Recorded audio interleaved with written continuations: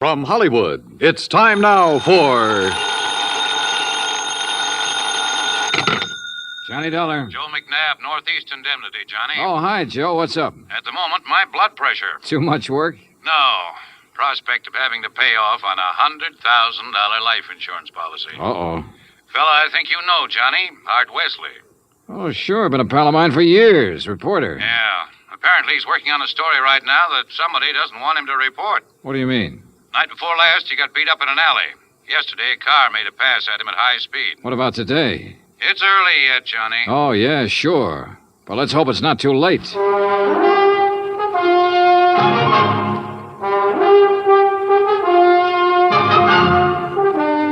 Bob Bailey in the exciting adventures of the man with the action-packed expense account. America's fabulous freelance insurance investigator. Yours truly, Johnny Dollar.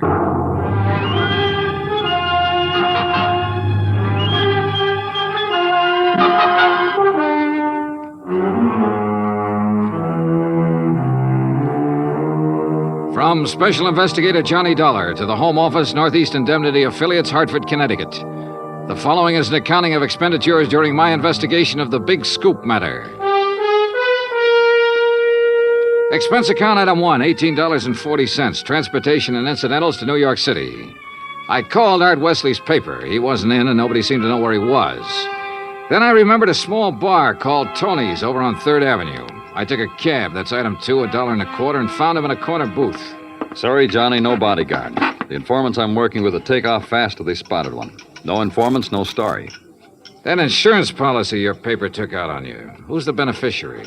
A dear departed wife, Joan. Departed? I We thought... split up a couple of months ago. Oh, I'm sorry to hear that, Art. We were living in 2 different worlds. I wanted a home and family. She wanted a trip to the moon every night. Where is she now? Who knows? On her way to the moon, I guess. Hey, look, this story you're working on, Art. It's hot, Johnny. And big, real big. A national gambling syndicate. And run by a guy right here in New York. Who? I'm getting close, but I'm not sure yet. When I am, then out come my articles. What's this guy gonna do when you push him into a corner? Look, I'm worried about you. You look, Johnny, I'm not as foolish as you think. I've got his name written down and put in a safe deposit box with what evidence I got. That's my real insurance. Oh, Art, look, we've been friends a long time. I'm not gonna let you do this alone. Sorry, Johnny. I gotta go it alone.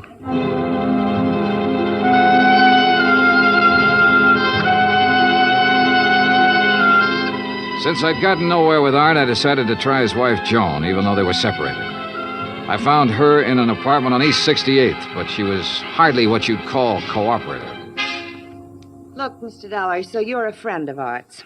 At the moment, I'm not. Mrs. Wesley, your marriage with Art is none of my business. But that insurance policy his paper took out on him is. And incidentally, you're still the beneficiary. So? So he could be in danger, those articles he's writing. Why doesn't he drop it? Oh, look, you know Art better than that. Then what am I supposed to do about it? That story is his business. How I feel about things is my business. And come to think of it, I can't see that either of those things is your business. Item 3, $1.80 cab fare to police headquarters in the office of my old friend, Detective Lieutenant Rostelli. Sure. I know about those attempts on Art's life. So I talked to him and got nowhere. He told me the stories about a national gambling syndicate. It's more than he told me. Supposedly the big boss is here in New York. Now, what are you going to do about it? Look, the minute Art quits thinking he's got to hit the jackpot all by himself and lets us in on it, we'll give him all the protection he... Lieutenant Rostelli. Yeah, just a minute. It's for you, Johnny. Oh, thanks. Hello? Art Wesley, Johnny. They told me at your hotel where to reach you. Anything new, Art? I'm leaving town for a few hours. This could be it, Johnny. Tonight could be the jackpot. Well, listen, let me go with you. Sorry, I gotta go alone. It's part of the deal. Art, it could be a trap. I can take care of myself. Call you when I get back. Wish me luck. Well, look, wait. Art! Art!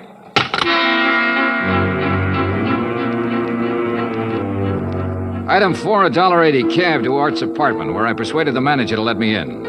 I was looking for anything that would give me a lead. Then, near the phone on a scratch pad, I found where he'd written the word Watika several times. Sure, Lake Watika, upstate. Art had a lodge there. Item 5, $25 even for a rented car. It was a 3-hour drive to Lake Watika, which was bad enough. But to top it off, it started to rain, and rain hard.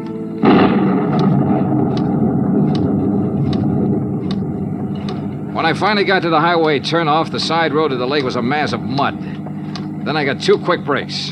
It stopped raining, and I spotted the 6-mile road into Art's place. Half an hour further on, I saw a light.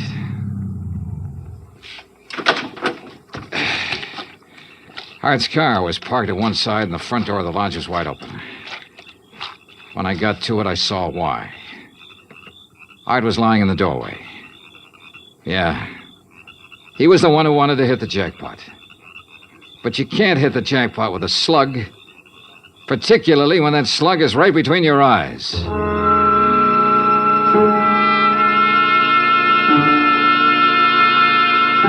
I drove to the sheriff's office and reported it. Sheriff Tompkins and his boys took over. But in the darkness and the mud, they could only make a routine check. He asked me to meet him at the lodge the next morning, so I did. Buddy was right here in the doorway, huh, son? Yeah, Sheriff, I didn't move it. And Wesley probably got shot when he answered the door by somebody standing out there on the ground. Because of that bullet hole in the roof? Yeah. Right over that shelf that's stocked with canned goods, sugar, salt, and the like. Apparently, he used this place regular. Yeah, he used to do some of his writing here. Were you able to determine time of death? Coroner says between 10:30 and 11 last night. What time did you arrive? About half an hour after the rain stopped. I'd say 11:45. Means it was still raining a good half hour after the killing. No wonder we found no tracks. Hey, look, Sheriff. Art was working on a hot story about a national gambling syndicate. Could be that he found out who the boss was last night, the hard way. Oh? Then you think the killer was from out of town? Maybe New York? Yeah. Now, where would he stay? Is there a hotel around here? Lake Watika Inn, just outside the village, about 6 miles from here. Sheriff, I'll check it out. The guests here at the inn, Mr. Dollar? Well, we have only 2 who checked in yesterday. It's the off-season, of course. Yeah, clerk, who are they? Well, Mr. Cooper yesterday afternoon and Mr. Buckley around dark. Uh-huh. They still here? Mr. Cooper is sitting right out there on the terrace, but Mr. Buckley paid in advance and left quite early this morning. I see. Did Buckley give any reason for stopping here? He said he was a traveling man and didn't like to drive in the rain. Okay. I'd like you to write down a description of him. I'll pick it up on the way out. Oh, I'll be glad to, sir.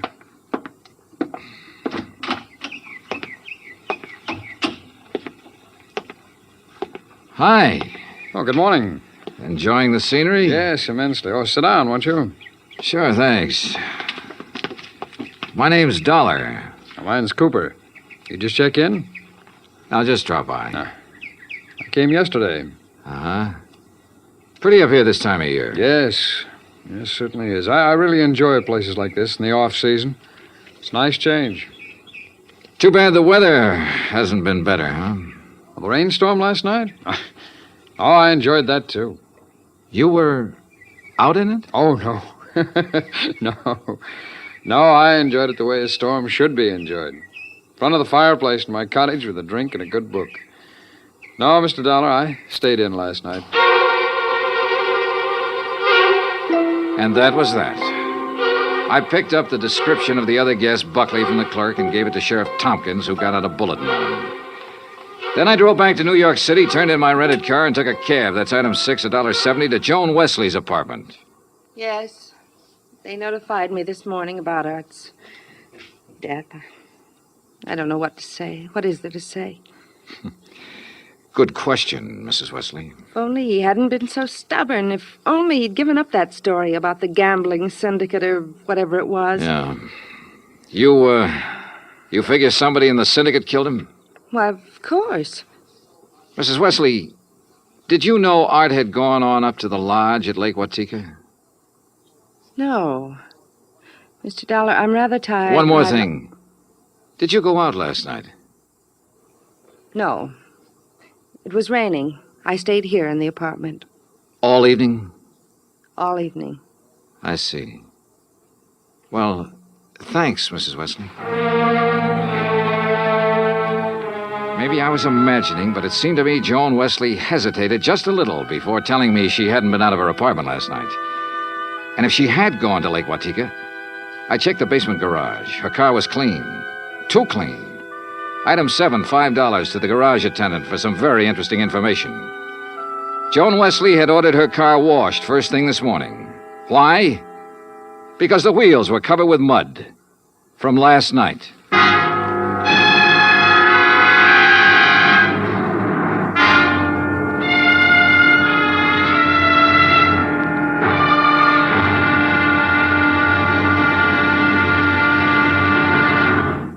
Act Two of yours truly, Johnny Dollar, in just a moment. Better schools mean better citizens, better neighbors, better families. But we can't expect our children to respond, to learn and grow, if we ourselves are indifferent to their school environment. CBS Radio urges that you write to Better Schools, 9 East 40th Street, New York 16, New York, for information about how citizens can spark community action to improve their schools. That address again is Better Schools, 9 East 40th Street, New York 16, New York. Now, Act Two of yours truly, Johnny Dollar, and the Big Scoop Matter.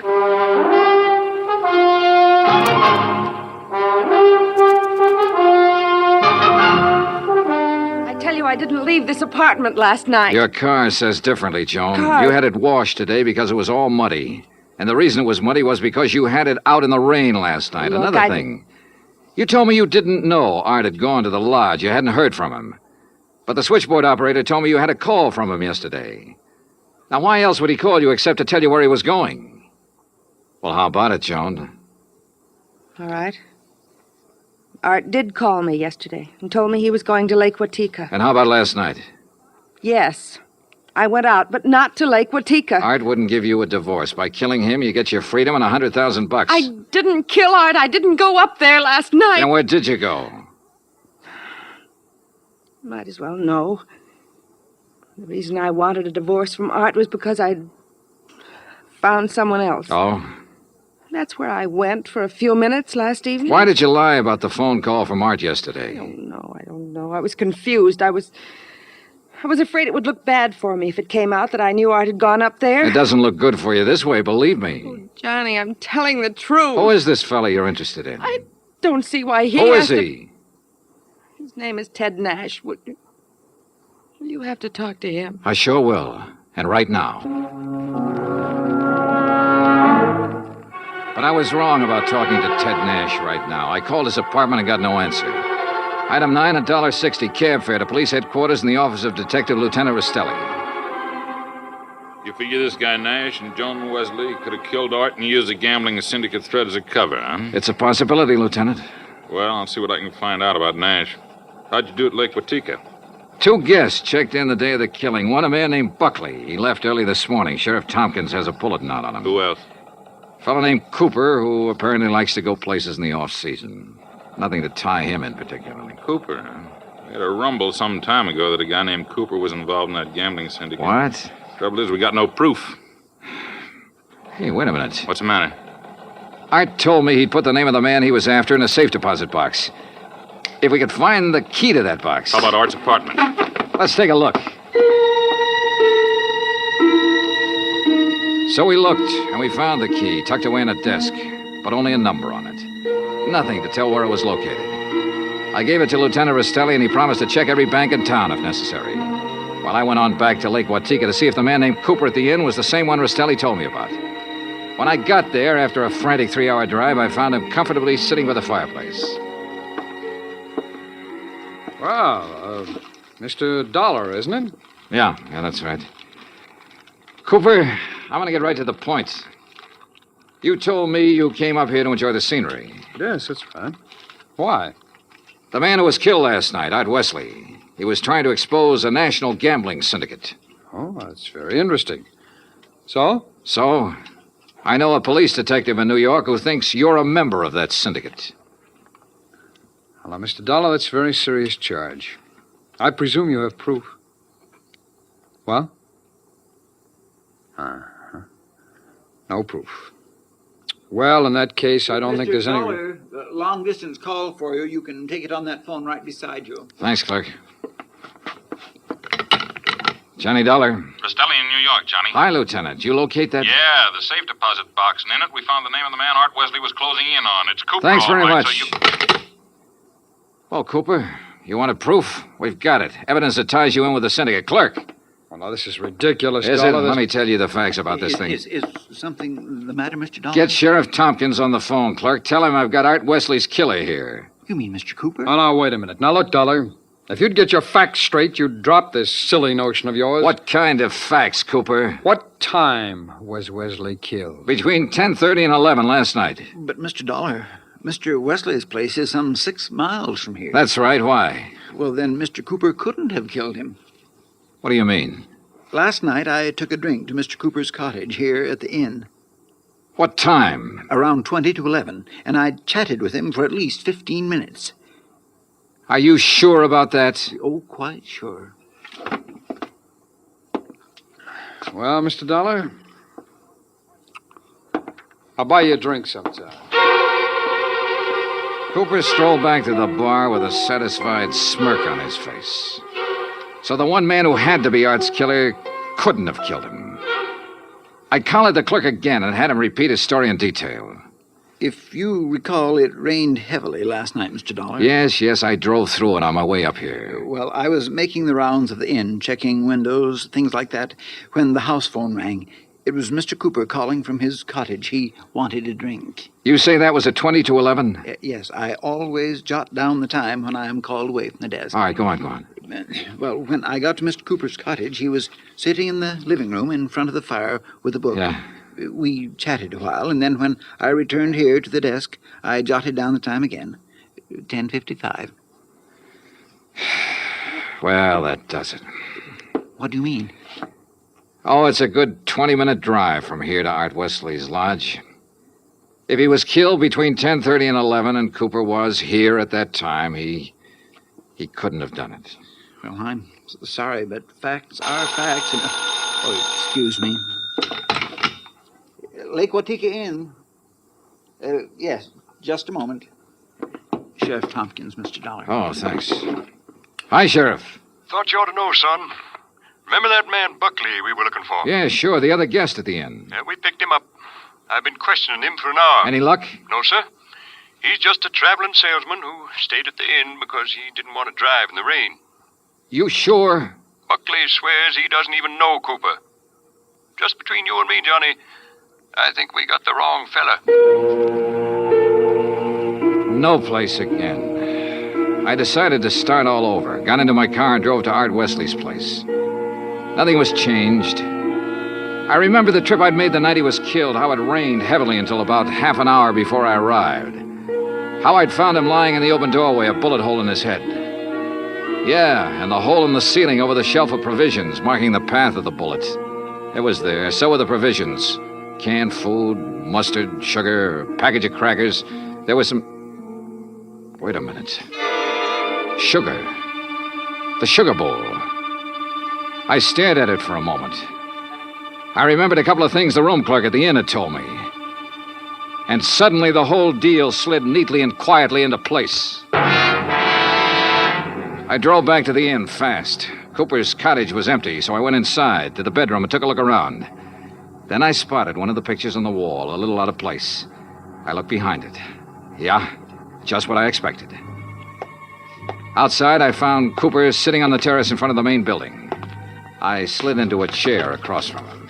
Well, Mr. Dollar, what fantastic crime are you going to accuse me of today? Cooper, I got a one-track mind, and it's still stuck on murder. Oh, now look, Dollar. We've been over this before, and personally, I find it quite boring. So much so that it's interfering with my vacation here. That's too bad. Yes, it is. So I'm leaving this evening. I don't think so, Cooper. Oh, come now. Art Wesley was trying to expose a figure in a gambling syndicate. You. Well, that's a matter of conjecture. You had to stop him, for keeps. Oh, now look, Dollar. The time of Art Wesley's death has been established as between 10:30 and 11 last night. That's right, between 10:30 and 11 last night. And I'm sure you remember the room clerk telling you he was with me in my cottage living room from 10:40 to 10:55. I sure do. So that I certainly couldn't have killed your friend Wesley 6 miles from here during that time. Except that Art Wesley wasn't killed at his lodge. What are you talking about? You see, I remembered something else the clerk had told me. The night of the killing, it stopped raining a little after 11. All right, what difference does that make? All the difference in the world, believe me. Here's what really happened, Cooper. You killed Art Wesley in the bedroom of your cottage here at the inn. Oh, don't be ridiculous. You immediately called the room clerk over and chatted with him in your living room for about 15 minutes. He didn't know there was a corpse in the next room. Oh, really? After he left, you took Wesley's body the 6 miles to his place and planted it in the doorway. Oh, now look, Dollar... Your problem was to make it look like he'd been killed there. Then you remembered. The slug that had killed him hit the wall in your bedroom. That gave you an idea. You figured out the right angle at the lodge and fired a shot upwards from the outside the door. It went through the ceiling at the back. All right, Dollar, I've had enough of your half-baked theories with no proof whatsoever to back them up. Correction, Cooper. This time I've got proof. There was a shelf of food under the bullet hole and a bowl of sugar directly under it. A bullet? So what? When sugar gets wet, it gets crusty, and it stays that way. But the sugar in that bowl was dry. Now, if the killing was between 10:30 and 11, and it rained heavily until after 11, then some rain would have dropped through the bullet hole into the sugar. I see. But, Cooper, the sugar was dry. So the bullet hole was made after the time of the murder, when you planted Wesley's body there. Just a little detail, Cooper, but it nails you. That, and of course, the fact I found the slug that really killed Wesley just a couple of minutes ago. Oh? Buried in the wall of your bedroom behind a picture you'd moved slightly to cover it.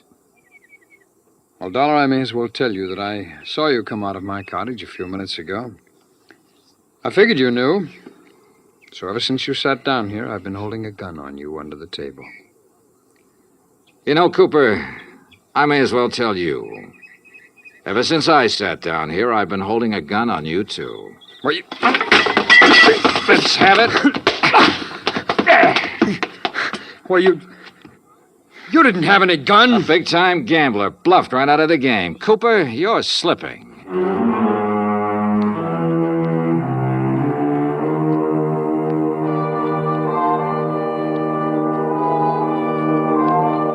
Item 10, $37.50. Transportation and incidentals back to Hartford. Expense account total $187.40. Remarks? Cooper's awaiting trial. About Art Wesley? Well, I guess that sugar bowl was a dead man's revenge. And come to think of it, that revenge was pretty sweet.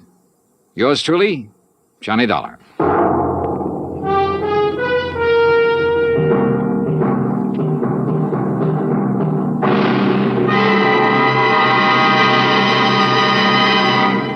Our star will return in just a moment. In days long since gone by, one had to go out in search of daring do. But in a fast-moving world, exciting things are happening right around the clock. Things you can be in on no matter what else you're doing, as long as your radio is nearby. With CBS newsmen on the job, you can make CBS Radio your listening post for world events. Stay tuned now for 5 minutes of CBS News, to be followed over most of these same stations by the FBI in peace and war. Now, here is our star to tell you about next week's story. Next week, colorful New Orleans, from nightlife in the Latin Quarter to the dismal, deadly swamps. Join us, won't you? Yours truly, Johnny Dollar. Yours truly, Johnny Dollar, starring Bob Bailey, originates in Hollywood. Written by Robert Reif, it is produced and directed by Jack Johnstone. Heard in tonight's cast were Virginia Gregg, Russell Thorson, Barney Phillips, Stacey Harris, Larry Thor, Parley Bear, and Les Tremaine. Musical supervision is by Amerigo Marino. Be sure to join us next week, same time and station, for another exciting story of yours truly, Johnny Dollar. Dan Cubberly speaking.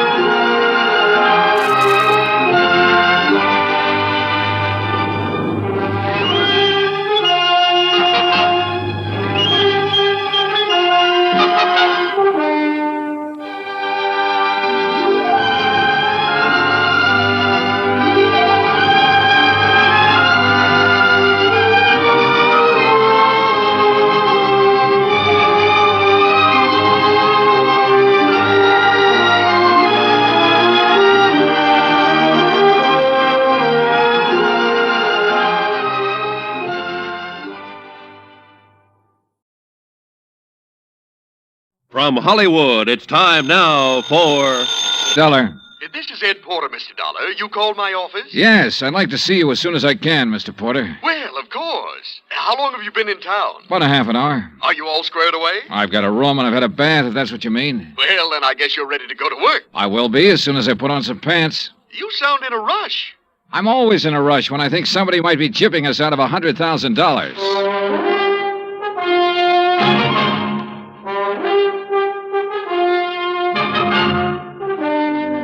Bob Bailey in the transcribed adventures of the man with the action-packed expense account, America's fabulous freelance insurance investigator. Yours truly, Johnny Dollar.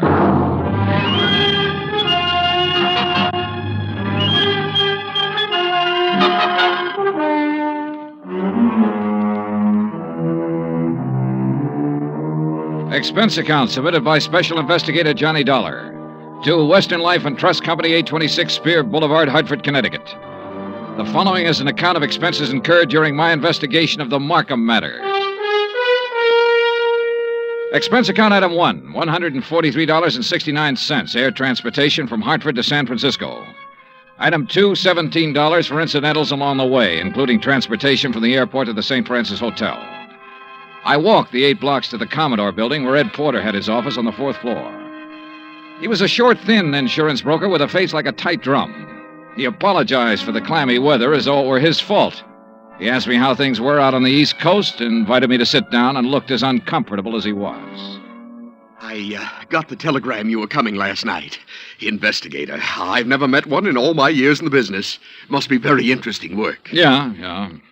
Look, I don't want to take up too much of your time, Mr. Porter, but I would like to get some information from you. Oh, certainly, Mr. Dollar.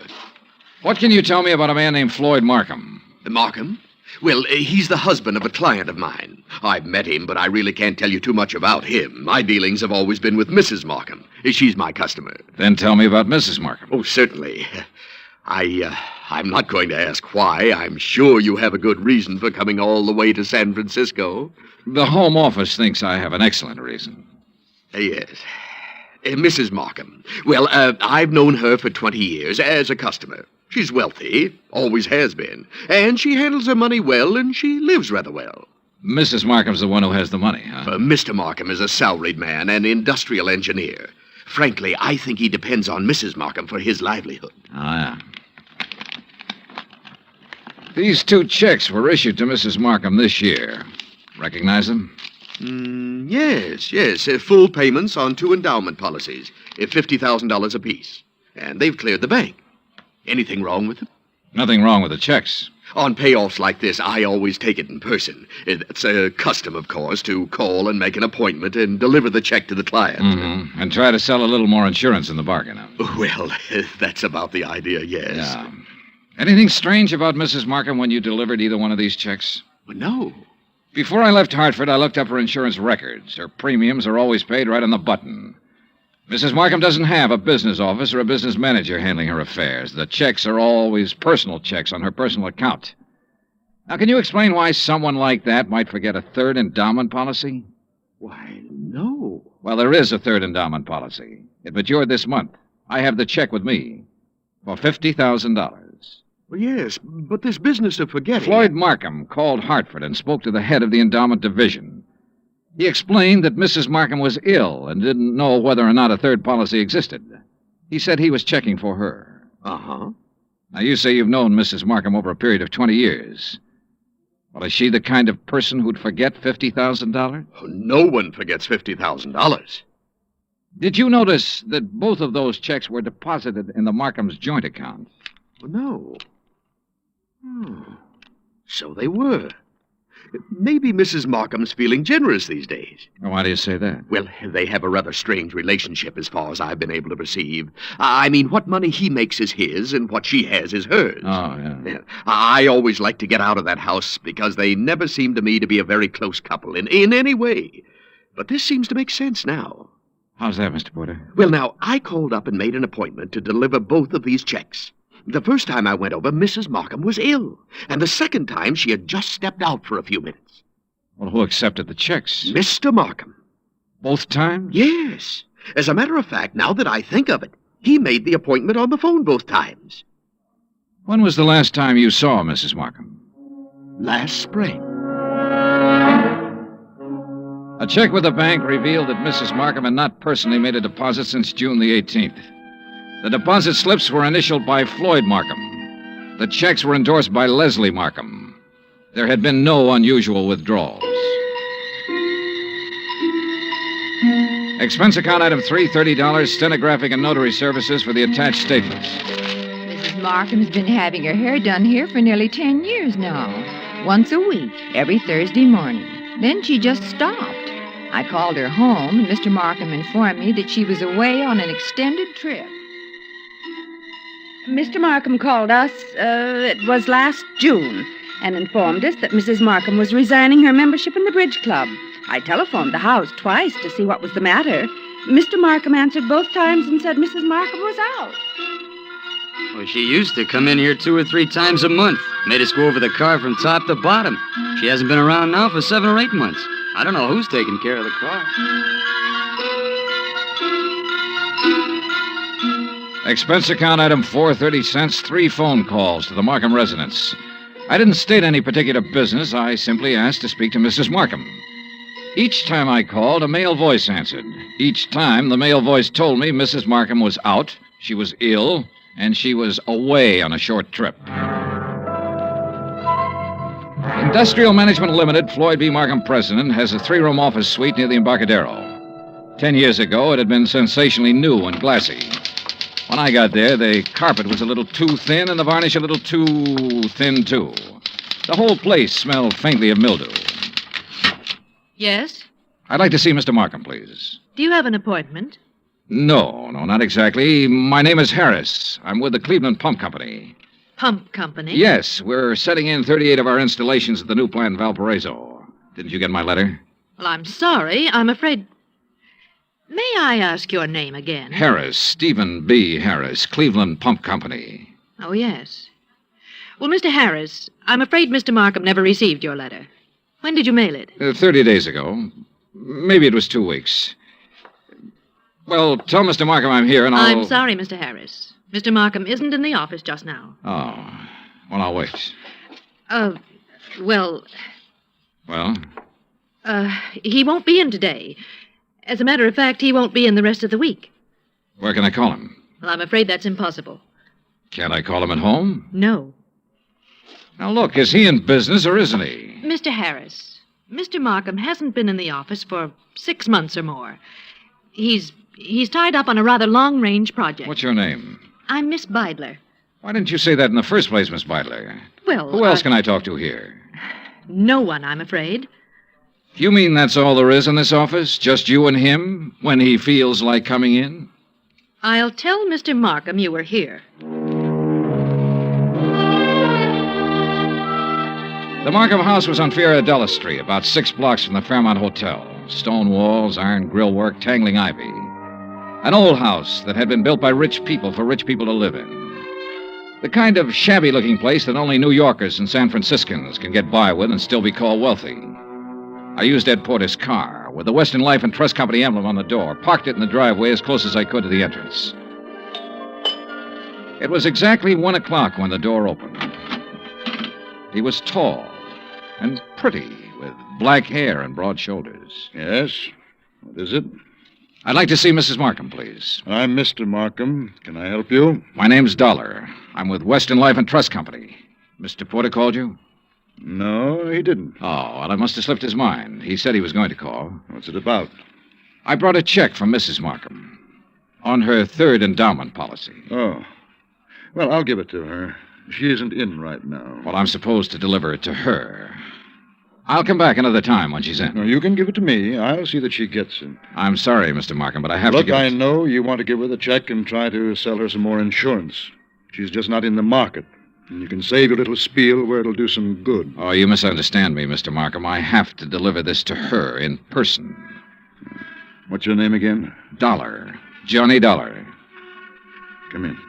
I'll wait till she comes back and make an appointment. Mr. Porter told me he'd made it for 3 today. She's here. Just come in. Why the runaround, then? Mrs. Markham is desperately ill. I don't want to disturb her with things like this. Well, I'm sorry to hear that. What's the trouble? Very serious anemia. So if you'll just give me the I have check, a report to make out when I deliver this. I just Only take a told- minute to hand her the check. Then it'll be off my mind and off your mind. Now, look here, Mr. Didn't you call the company's home office about this check? I called because Mrs. Markham requested me to call. Oh, yes. Just wait here. In the little swirl of his exit, I smelled shaving lotion and guessed at the brand name. I also guessed that his suit cost $300, even if I didn't know what San Francisco tailor had made it. The shirt, the tie, the shoes were expensive, too. Yeah, Mr. Floyd Markham liked expensive things. I wondered if he dyed his hair to keep it all black. I wondered if he was 45 or 50. I also wondered why, in a house of that size, on that kind of street, a servant hadn't answered the door. This way, Mr. Dollar. He led me up a flight of stairs and finally into a high-ceiling room with a fireplace at one end. A gray-haired woman with a sharp, angular face was seated near the window, looking out over the city and the bay. She didn't turn her head when we came into the room, but I could see that her eyes were watery and slightly glazed. Please don't take too long and don't upset her. Leslie. Leslie, dear. Yes, Floyd. This is Mr. Dollar from the insurance company. He has something for you. Be a good girl, Leslie. Speak to Mr. Dollar. How do you do? And ask him... Yes. How is Mr. Porter? Oh, he's fine, Mrs. Markham, fine. He'll be sorry to hear that you've been ill. I really would rather that you didn't tell Mr. Porter. Oh. I'm satisfied to make my own slow recovery and not worry any of my friends. We'd like some sherry, Floyd. Now, you know what the doctor said, Leslie. Mr. Dollar, you'd like some sherry, wouldn't you? Why, yes, I'd like that very much. Floyd? No, I'm sorry, Mr. Dollar. It's absolutely forbidden, and you know that, dear. Do you have the check, Mr. Dollar? Yes, right here. Here you are, Mrs. Markham. Thank you. Is there anything else, Mr. Dollar? Well, Mr. Dollar? Now, Leslie... Yes? What is it, Mrs. Markham? I'm very tired. Excuse me if I seem impolite. Good day. Good day, Mrs. Markham. Expense account item 5, 10 cents. Phone call to Ed Porter at his office. Yes, Mr. Dollar? Look, Mrs. Markham's 5'5", about 120, black hair, gray streak to the right of the part, blue eyes, looks about 40 years old, a good 40. Why, yes, that sounds like her. You mean you've seen her? I've seen what's left of her, Mr. Porter. Oh, good Lord, she's not dead. Almost. What? He's killing her, Mr. Porter. My guess is he's been at it for about 6 months.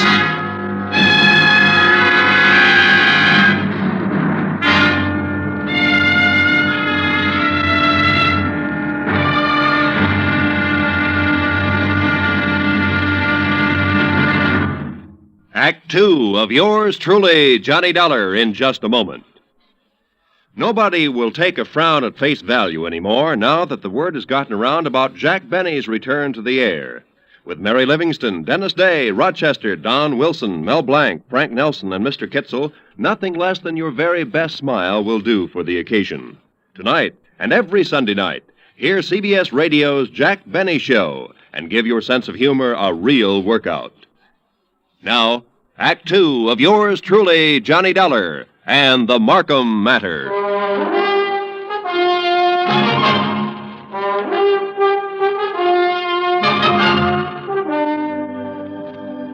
Take a rich old house on a rich old street in San Francisco.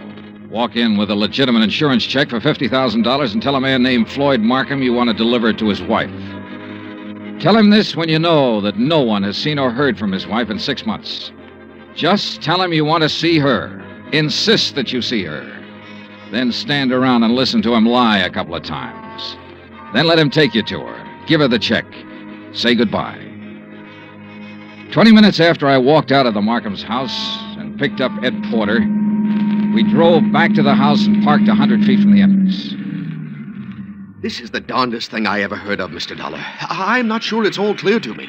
What's our position? Oh, I wouldn't know that, Mr. Porter. That's up to the legal department. This much I'm sure of right now.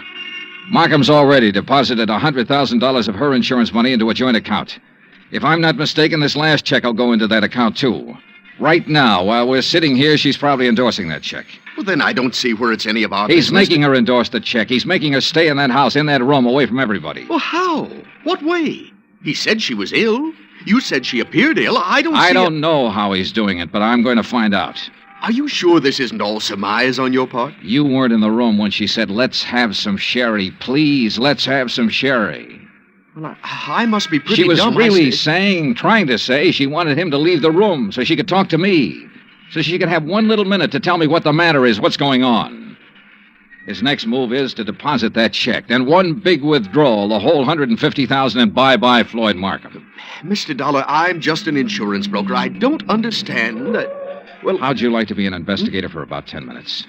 Me? Yeah. You see that car that just pulled up in the driveway? Well, yes, The girl driving it holds down that dummy office of Markham's. Her name's Beidler. She might be in on this with him. And that's Mr. Markham leaving the house. Good. Now, look, here's what you do. Follow them. I think I know where they're going, but you follow them and make sure. Well, where are they going? To the bank to deposit that check. Oh. Well, where are you going? To have that glass of sherry, Mr. Porter. Ed Porter pulled his hat down low over his face and put both hands on the wheel and took out after that '55 Cadillac sedan. I crossed the street, went back up on the porch of the house and knocked. I didn't expect her to answer. I didn't expect anyone to answer, but I wanted to make sure. I went around to the garden. There wasn't a sound in the big old house when I opened the garden door and went up the stairs again. The door to her room was closed. She wasn't by the window anymore. She was stretched out on the divan. I felt her wrist for a pulse. It was there, faint, but there. About 3 inches up her arm, there was a series of little marks. I lifted one eyelid and felt her neck muscles. She was doped to the ears. Mrs. Markham. Mrs. Markham, can you hear me? Look, I've come to help you. Me? Yes. Yes, I'm going to take you out of here. Now, don't be frightened. Mr. Dollar? That's right. That's right. That's the ticket. Insurance company. Yes. Now I remember. Yes, that's right. Thank you for bringing my check. I don't want Want what, Mrs. Markham? Want any of my friends to worry. Oh. I'm improving, but I don't want them to know I'm ill. Just say I'm out of town for a while. He told you to say that, didn't he? Yes. He told me to say exactly that. Mr. Dollar, don't fool me. Please don't fool me. What? You will help me get out of here. You aren't fooling me, are you? Are you? I carried her downstairs and put her in my car and drove her to the St. Regis Emergency Hospital. Expense account item $100, deposit with the hospital office. I explained as much as necessary to the intern who promised to advise me when Mrs. Markham became rational. After that, I drove back to the house. Ed Porter's blue coupe was parked across the street. I didn't know what to do but come back here. And when I got back, I didn't know what to do either. Slow down. You're doing fine. Oh, you were right. You were absolutely right. They went straight to the Bank of America to deposit that money. I kind of thought they might be back here by now. No, they're over at Angelo's having a drink and some dinner. I followed them there. You're getting to be quite a sleuth, Mr. Porter. Well, I try to do my best and use my head. Mr. Dollar, did you talk to Mrs. Markham? As much as I could. She was doped. I took her out and put her in the hospital. Oh. Well, should you have done that, Mr. Dollar? I could have left her up in that room to die, Mr. Porter. Oh, yes. Well, what's our next move? Ours? Well, certainly. I can't quit now, Mr. Johnny. Well, let's go to Angelo's, Eddie.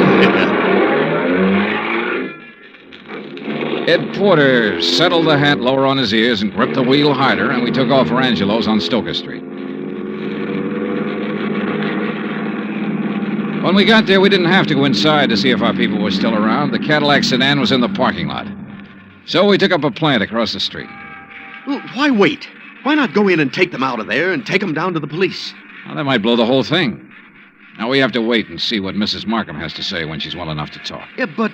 I'm sure she'll have some charges to prefer. In the meantime, we wait and see what's what. Yeah, what do you think he'll do when he goes home and finds her gone? Well, that'll be pretty interesting. What do you think he'll do? Well, I imagine he'll think she got up and walked out. No, he knows better than that. He's had her doped up for 6 months. He knows he can go out of the house and she'll stay right where he left her while he's gone. No, that isn't it. Oh. Well, then he'll know that she had help. That's more like it, Mr. Porter. I liked Eddie. It gives me kind of a feeling. Okay, Eddie. Now answer the question. Oh, what'll he do? Well, he'll try to get out of town. That's it. He'll try to leave town. He'll know that he's had it. Come on. Huh? They're pulling out. We followed them to a cocktail lounge near the Presidio. We waited around outside the place for 2 hours. Expense account item 7.25 cents. I called the St. Regis Receiving Hospital. Mrs. Markham's condition was unchanged. Item 8, $2, 2 hamburgers, 2 Cokes, and cigarettes for Mr. Porter and myself. We had just finished eating when Floyd Markham's Cadillac turned out onto the street. We followed it for 10 minutes. When Markham parked on a dark hill, we cut our lights and came to a stop. Mr. Dollar. Yeah, Eddie. Can you see what they're doing? Yeah.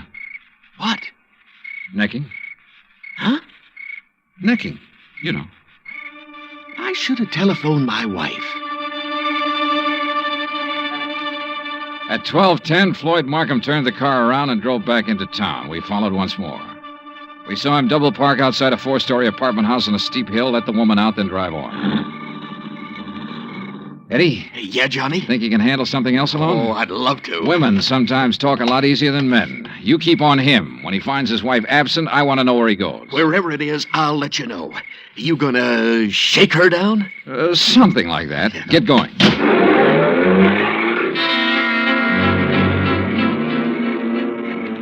I watched my new assistant investigator follow out after Markham's Cadillac. Then I went inside the apartment house. I, Beidler, was on the mailbox of apartment 104. I walked down the hall, listened a minute, and gave it a try.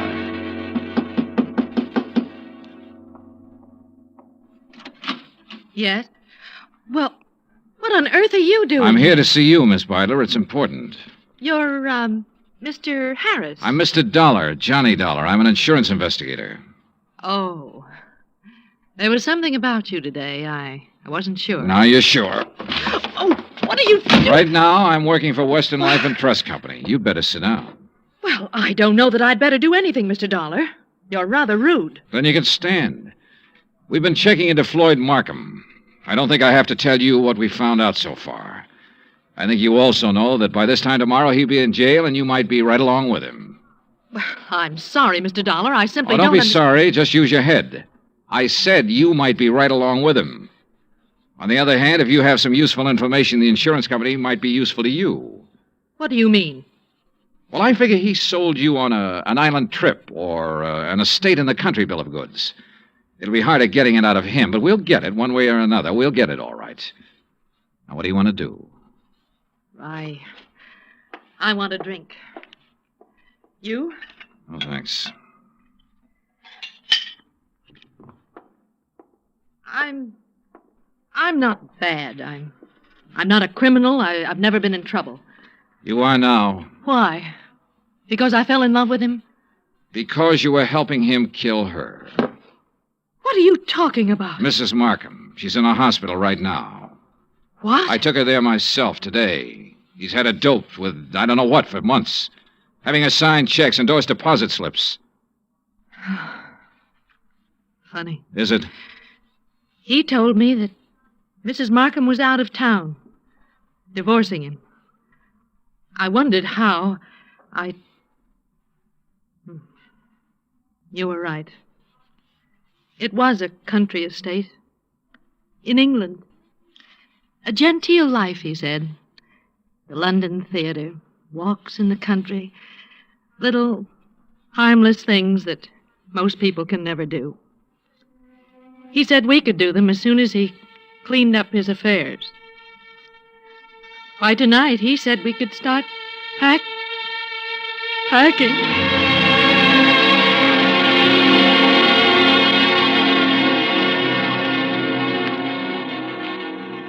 I took Iris Beidler with me back to the Markham house. The Cadillac was in the garage, and Ed Porter's blue coupe was pulled up across the street. When he saw us in the cab, he walked up. Hi. Hi. How's he doing? You can talk in front of her. Well, he hasn't done anything. No, I mean, I saw the light go on upstairs in Mrs. Markham's room, then it went out again. He's downstairs now, sitting in the living room. Okay. Wait here.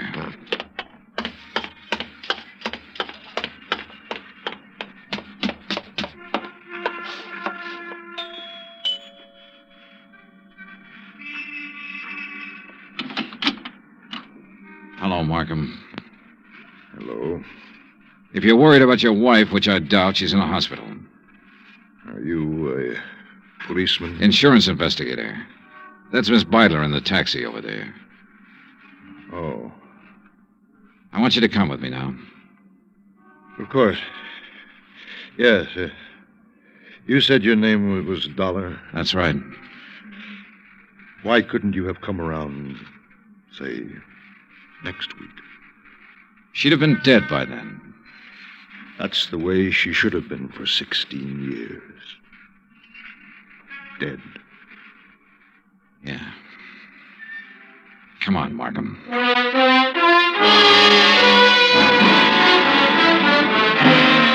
Expense account, item 9, $102, hotel and board in San Francisco. Item 10, $116, airfare back to Hartford. Item 11, $42.16 miscellaneous. Remarks? This one will wind up in court. Mrs. Markham's charges will include attempted homicide, attempt to defraud, attempt to... In the end, it was his attempt to run away, and it didn't work. It never works. Even if you get away, you find something new to run from. Total expenses, $968.20. Yours truly, Johnny Dollar.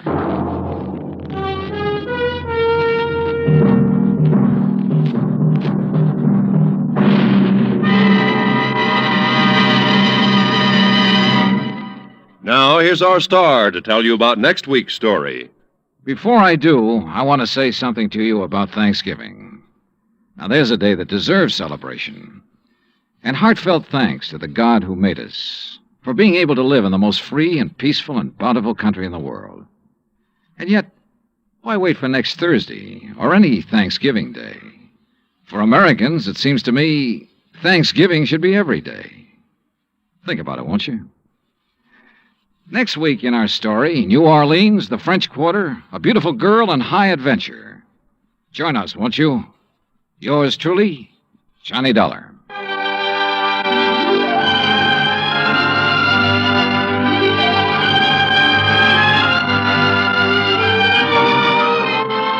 Yours truly, Johnny Dollar, starring Bob Bailey, is transcribed in Hollywood.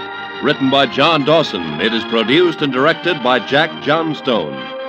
Heard in tonight's cast were Lois Corbett, Frank Nelson, Virginia Gregg, Bert Holland, Paula Winslow, and John Daner. Musical supervision by Amerigo Marino. Be sure to join us next week, same time and station, for another exciting story of yours truly, Johnny Dollar. Roy Rowan speaking.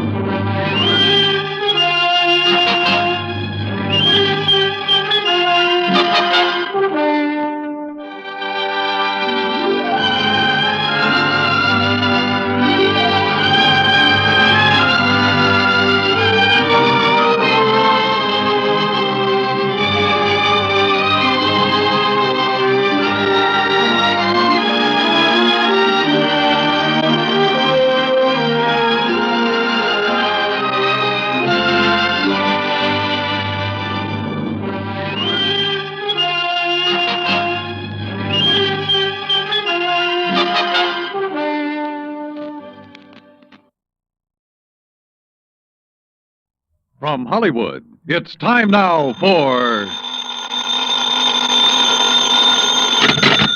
Johnny Dollar. Oh, hi, man. How's your stomach, Johnny? What? Rich food give you any trouble? Who is this? Why, your old buddy, Angie Orsatti. Oh, hi, Angie. Glad you got my message. Yeah. How about dinner tonight at Antoine's, Johnny? Shrimp gumbo, oysters, Rockefeller. Yeah, sounds fine. Only I've got to do some work first. Man, I thought you was here in New Orleans on vacation. Nope, little matter of fire insurance and the company's check for $16,000. Somebody trying to cheat him out of it, huh? You won't believe this, Angie. Somebody turned it down. What?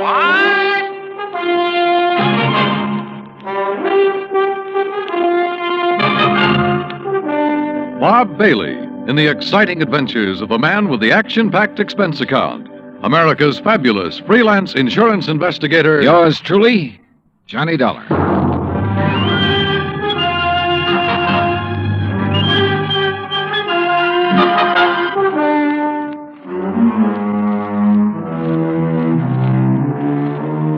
Expense account submitted by Special Investigator Johnny Dollar to Providential Fire and Marine, 787 Greenleaf Avenue, Hartford, Connecticut. The following is an account of expenses incurred during my investigation of the Royal Street matter.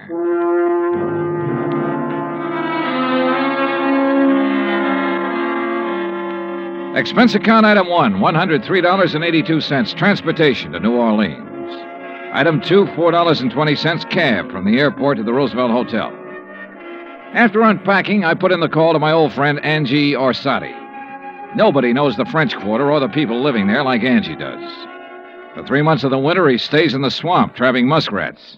The rest of the year, he lives with his mother near the Cabildo. Angie wasn't in, but his mother said she knew where to reach him, and 5 minutes later, he returned my call. We arranged to meet for dinner, then I phoned the agent who had sold the policy in question. His name's Binford, and naturally, he was anxious to see me. C.D. Binford's office is on the 3rd floor of the Hibernia Bank building. He's a stocky, red-faced man, probably in his late 50s. Come in, Mr. Dollar. Come in. Thanks. Help yourself to the chair. Say, you fellas sure don't waste any time, do you?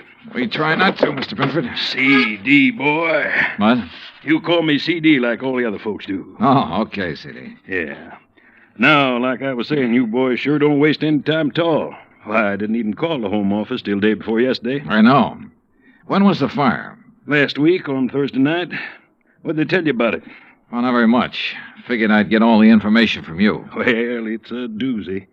First time I've ever run across a policyholder who wasn't yelling for us to pay him yesterday for his loss today. You know what I mean? Yeah. Who is the insured, Mr. C.D.? Man named Dupas, Henry Dupas. Took out a policy for $48,000. That's full coverage on his antique shop down on Royal Street. How long ago? August, just 3 months back. I've been after him for, maybe 5-6 months to buy some protection, but he kept saying didn't have the money. Didn't have the money? And one day I dropped in to see him about his car insurance, and right off he told me to write a policy giving him full fire coverage on the shop. Well, how do you arrange to pay it? Cash, in full, the day I delivered the policy. He tell you why he changed his mind? Yeah, not exactly. Bet he mentioned something about times being better. I reckon there must have been. Why'd he say that? Well, a few days later, he had the back part of his shop all painted and fixed up. And that's the part that burned. And he hired himself a girl to work in the office. A real good looker, too. Well, what caused the fire? You know? I sure do. Antique kerosene lamp got knocked over accidental. According to what Dupas told the fireman, he was in the back of the shop with a customer showing him the lamp. Uh-huh. When it fell, the fire started. The two of them tried to put it out. Reckon that's why they didn't call the fire department right off. Uh-huh. And did Dupas tell you the same thing? Dupas? He didn't tell me nothing. Well, he reported the fire to you, didn't he? He did not. And that's what's got me so riled up. I wouldn't know about it now if I hadn't dropped in there the other day. Was Dupas there when you stopped in? Yes, sirree. And when I saw how the place looked, the whole back of the store gutted out and a slew of his antiques destroyed, I let him have both barrels, I tell you. Oh, what'd he say to that? Yeah, nothing too much. Just acted like he wasn't interested in whether we paid for it or not. Didn't even ask for a claim for him. That's funny. Sure is. I thought maybe he was so upset over losing some of his valuable antiques, he didn't know what he was doing. So, after I checked with the fire department, got a copy of their report, I typed up a claim for him. You figured the damage at $16,000, right? Mm-hmm. I knew how much he spent fixing up the back. When I'd issued the policy, I'd gotten an estimate on most of the antiques. So what happened when you gave him the claim? He signed it? He did not. Said to forget about the fire. Huh? And when I kept after him, he called me a busybody and told me to get out of his shop and stay out. What do you think, C.D.? You have any idea why he didn't report it or sign that claim? If I had, boy, I wouldn't have sent for you. I left Binford's office and walked over to Canal Street. The sun had gone down and a cool breeze was coming in off the river, bringing with it the smell of coffee beans and fruit from the banana boats. I crossed Canal and turned onto Royal, heading into the French Quarter. When I reached Henry Dupin's antique shop, I stopped. There are a lot of antique shops on Royal. All of them look pretty much the same.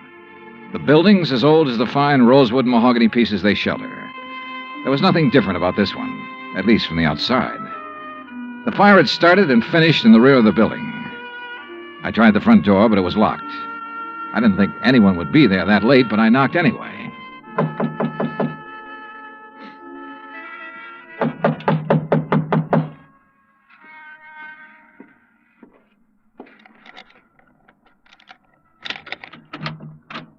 Yes, who is it? Mr. Dupin? Who is it? My name's Dollar, Mr. Dupin. I represent the Providential Fire and Marine. Why do you people persist in annoying me? Well, we wouldn't if you'd tell us about the fire. There's nothing special about that fire, Mr. Dollar. It was an accident. Well, then why didn't you file a claim? You're entitled to enough money to cover your loss. Mr. Binford explained that to me quite carefully. If you haven't talked to him, Mr. Dollar, you should. Oh, I've talked to him. Well, then go away. Well, not until you answer a few questions. No, leave me alone, please. I'd noticed an alley next to the shop that ended where the rear door had been. I started back along it, not quite sure what I was looking for or what I expected to find. But I was sure of one thing. Dupin was a frightened man. It was too dark to see anything at the end of the alley, so I returned to the street. Item 3, $30.50, phone call, taxi, and dinner for two at Antoine's. Oh, man. Kind of nice, ain't it, Johnny? Oh, the way it never changes. Same waiter, same chef, same clientele. Yeah. Like another Cafe Royale, Ashy? No, thanks. Well, Johnny? Yeah? Well, when you gonna ask me? Ask you what? Oh, don't kid me, John. You had that old bloodhound look in your eye ever since we sat down. What's the question? Okay, Angie. What do you know about a man named Henry Dupin? Dupin's antique shop? That's right. Oh, not much. Seen him around some's all. Yeah, where? Oh, you know what kind of places I like, Johnny. Yeah, but I can't picture Dupin liking them. Well, maybe he don't, but maybe that little old blonde he's been carrying with him does. Blonde? Yeah, you know. Female, girl, bleached hair. I know. Yeah. How old? Oh, 24, 5. Yeah, real nice for an old coot like him. Real winter and spring, huh? Yeah. You seen them together often? Oh, a few times. Saw him about 2 weeks ago at Butch's place. Hey, you know something? I walked in there that night with a 5 and I walked out with 200. How about that? Great.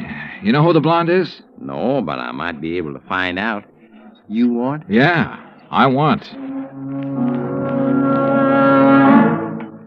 I left Angie and started back toward Royal Street. On the way, I ran up item 4, $1.85 for one flashlight and batteries.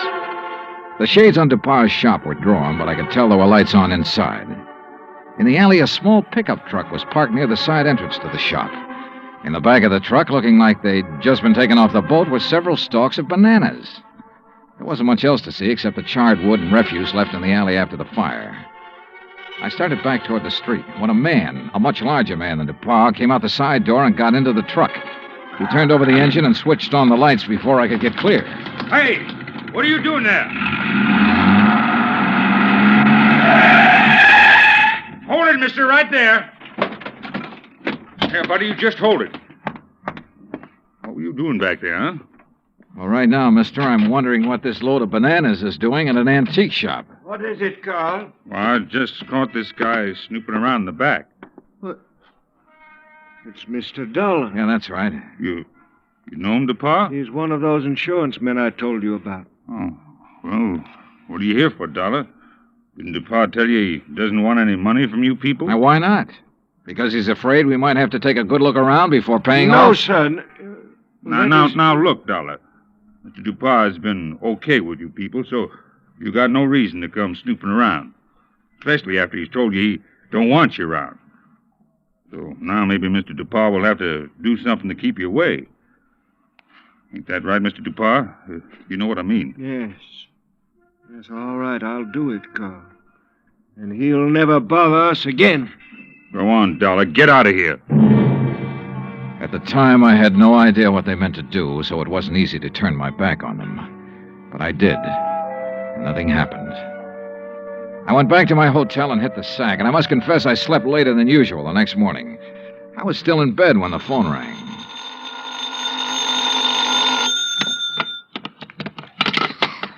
Johnny Dollar.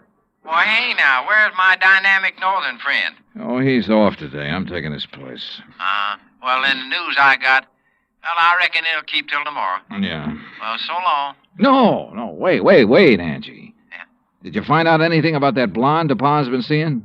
Sure, everybody around the French Market coffee shop used to know her. Used to, meaning up till she went to work for Mr. DuPont. She worked for DuPont? Yeah, in the office at his store. Started in there about 3 months ago.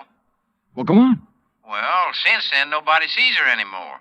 At least none of her old gang. You know where she lives? Yep. The Pont Alba Apartments. That is, unless she has moved. What's her name? Rose Ellen. What? Yeah, she used to be a dancer. That enough for you to go on? Yeah, Angie, thanks. That's plenty. Expense account item 5, $1.40 cab fare from my hotel to the Pontalba Apartments. The list of names on the register near the manager's office told me Rose Ellen's apartment was number 215. But when I got up there, the girl who opened the door wasn't a blonde. Yes? Oh, I'm looking for Miss Rose Ellen. She isn't in. Oh, she at work? Who are you? I mean, are you a friend of hers? My name's Dollar, Johnny Dollar. I'm an insurance investigator. Well, she hasn't done anything, has she? Well, not that I know of. Look, Miss... Garbo. Garbo? May Garbo. You're a dancer, aren't you? How'd you guess? Oh, I'm good at recognizing talent. Oh? Would you like to come in? I've got some coffee on. Well, that'll be just fine. Say, you've certainly got a nice view of the square from here. I suppose. Don't you think so? Oh, sure, if you like that sort of thing. Me, I just think the square's kind of square. Oh, that's good. That's very I brought good. it up the day we moved here. You and Rose move in here together? Uh-huh.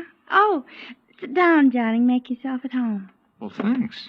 Gee, you're so polite. You wait to be asked. Yeah. Look, tell me, what time do you think Rose will be home? Oh, I couldn't say. May, this is important. What time does she usually get home? Well, I don't know. I mean, after all, she's got her own life to live, you know, and I'm not her keeper. Okay.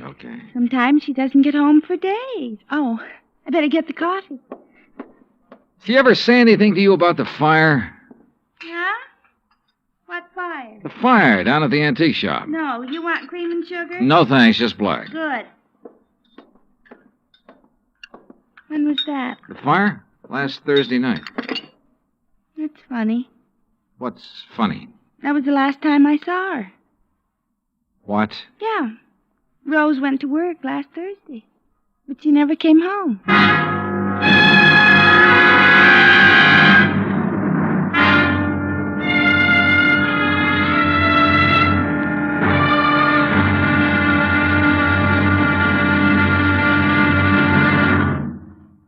Act Two of yours truly, Johnny Dollar, in just a moment. You don't have to be a special investigator to know that Americans don't take their civic responsibilities lightly. The Election Day turnout proved that, beyond any shadow of doubt.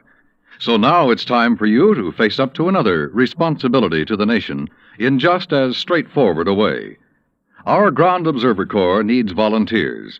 We at CBS Radio urge you to write or telephone your nearest Civil Defense Center to learn how you can help in this vast program that patrols our skies. Now, Act Two of Yours Truly, Johnny Dollar, and the Royal Street Matter.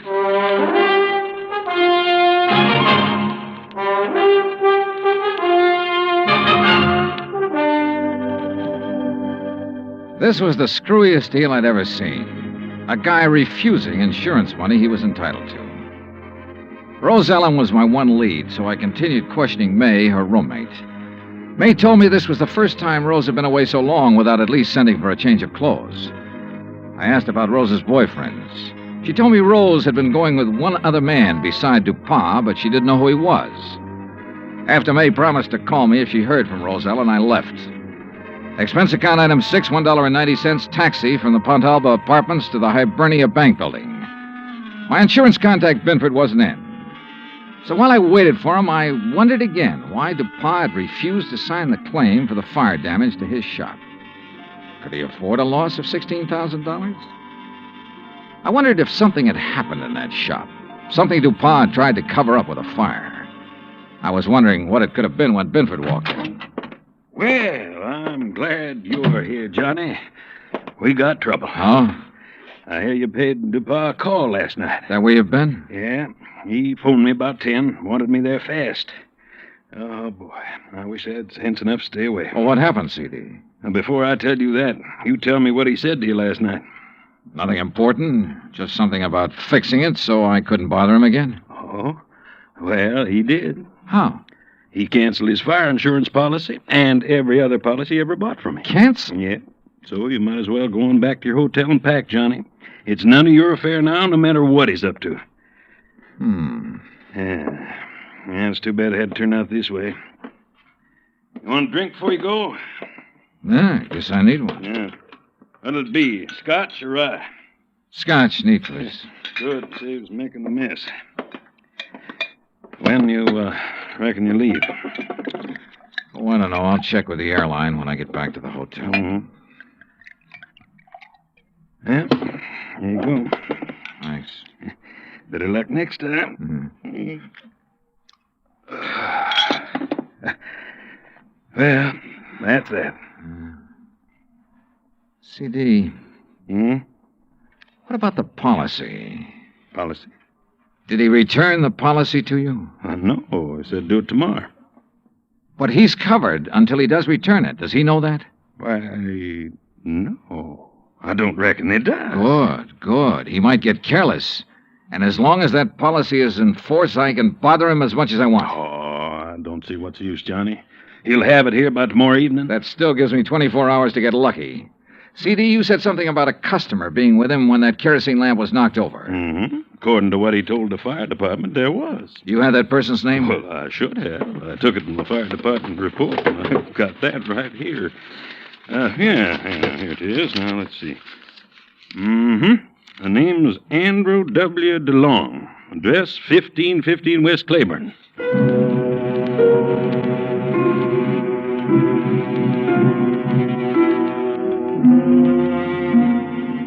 There wasn't any Andrew DeLong at that address. We checked the telephone book and the city directory, and the only Andrew W. DeLong we found was out in Metairie, in a mausoleum. So we drove back towards C.D.'s office. Well, now what, Johnny? Dupont. What? Find out everything we can about Dupont and everybody who works for him. But ain't nobody but his secretary and his assistant. Fellow named Carl. Yeah, how long has Carl been working for him? Oh, about as long as she has. Does this Carl own a fruit stand? Well, not I know about. Why? Oh, I just wondered. Hey, what time is it, C.D.? 2:15. Say, if we're going to check on Dupont's credit, we better get to the bank before they close. You're driving. Let's move. Expense account item 7, $22.80. Telephone calls and a couple of gratuities to obtain a lot of information about Dupont. I learned, among other things, that he'd banked almost $11,000 in the past 3 months. Before that, almost nothing. But there's no law against making money, so I still had nothing concrete to go on. At 5:30, I left Binford, went back to my hotel, and there found a message from May, Rose Ellen's roommate, asking me to go to her apartment immediately. So I did. Oh, Johnny. Yeah, hi, May. Oh, well, come in. Johnny, you know what you made me promise. Yeah?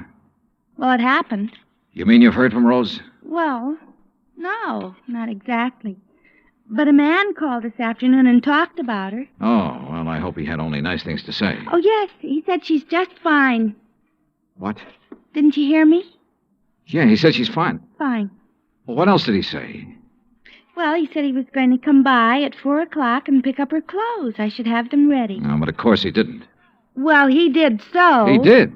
Oh, what man? You know him? You get his name? Mr. Dollar, you don't think I'd let Rose's things go out of here with a complete stranger, do you? Of course he told me his name. Well? You aren't nearly as polite as you were this morning. All right, I'm sorry. What's the man's name, darling? Oh, well, that's much better. It's Grant. Grant? That's right. That doesn't register.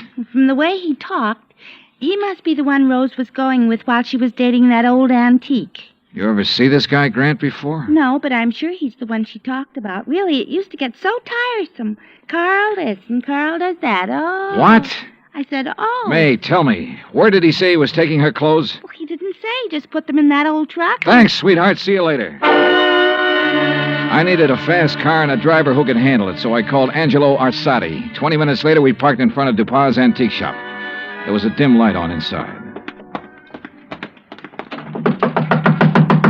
Now, look, brother, there's really no reason for you to get mixed up in this thing. Oh, you kidding, son?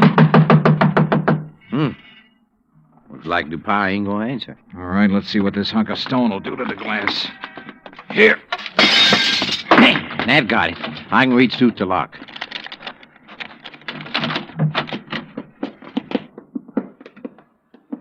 Looks like nobody here. Well. Hey, wait a minute. Yeah, I see him. Carl, what happened to you? Dollar. Angie, call an ambulance. Tell him a man's been stabbed here. Yeah, right, Johnny. Dollar. Get to her before he can. Dupas? Gonna kill Rose. You got to help her. Dupas wants to kill her? Why? She found out. Smuggling. Is that what Dupas been up to? Smuggling in banana shipments. Rose found out. Where is she? He thought I'd killed her, but I love her. Yeah, well, look, tell me. You gotta get to her before he does. Where is she? Old Spanish fortress. Yeah? Out on Bayou Slidell. Old Spanish fortress on the Bayou Slidell. Yeah. You know where that is, Angie? Oh, sure. An old ruin out in the swamps north of town near the highway bridge that goes over to the Gulf Coast. Carl, how long ago did Dupas leave? 10 or 15 minutes. Yeah, well, we could beat him, Johnny, by cutting across the swamps. That is, if you could take it. What do you mean by that? Well, it's rugged. Like what? Johnny, did you ever ride a swamp buggy?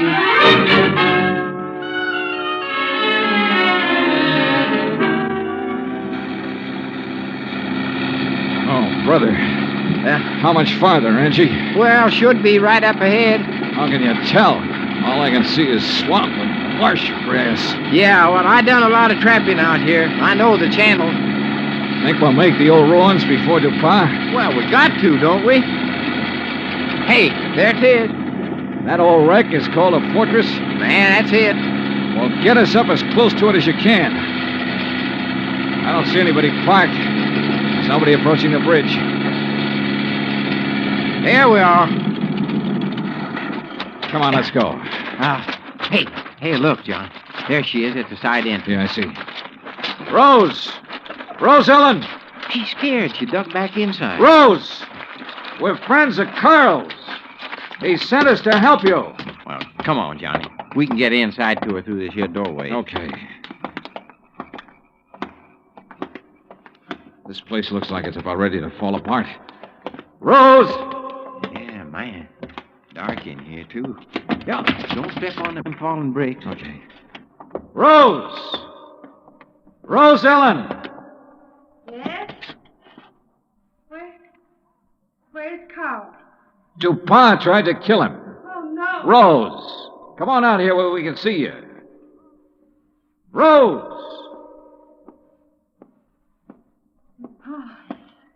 You found out that Carl didn't kill me, is that it? Yeah, but Carl's all right now. Look, Rose, I want you to tell me all you know about the fire at DePauw's shop.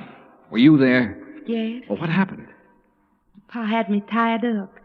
Told Carl I'd found out what they were doing. Smuggling, I mean. He told Carl to kill me.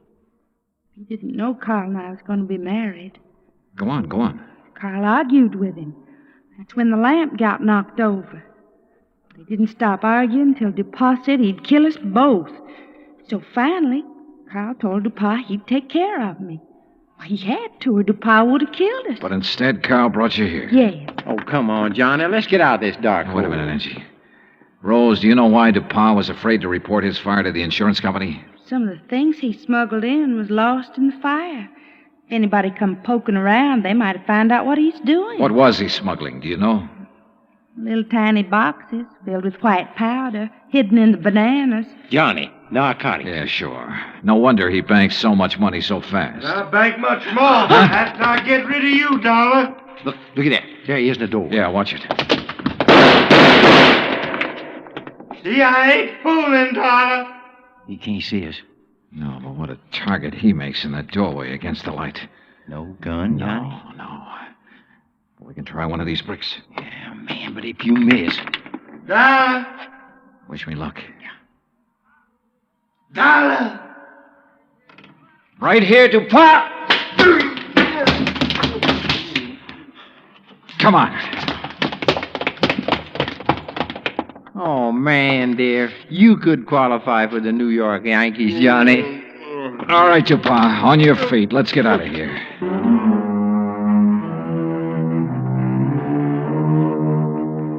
Expense account total, including rental on the swamp buggy, incidentals and transportation back to Hartford, $517.20. Remarks?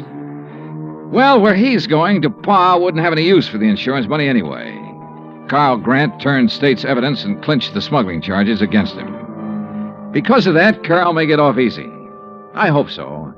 He and Rose could make a very happy couple. And to remarks and a report. Yours truly, Johnny Dollar.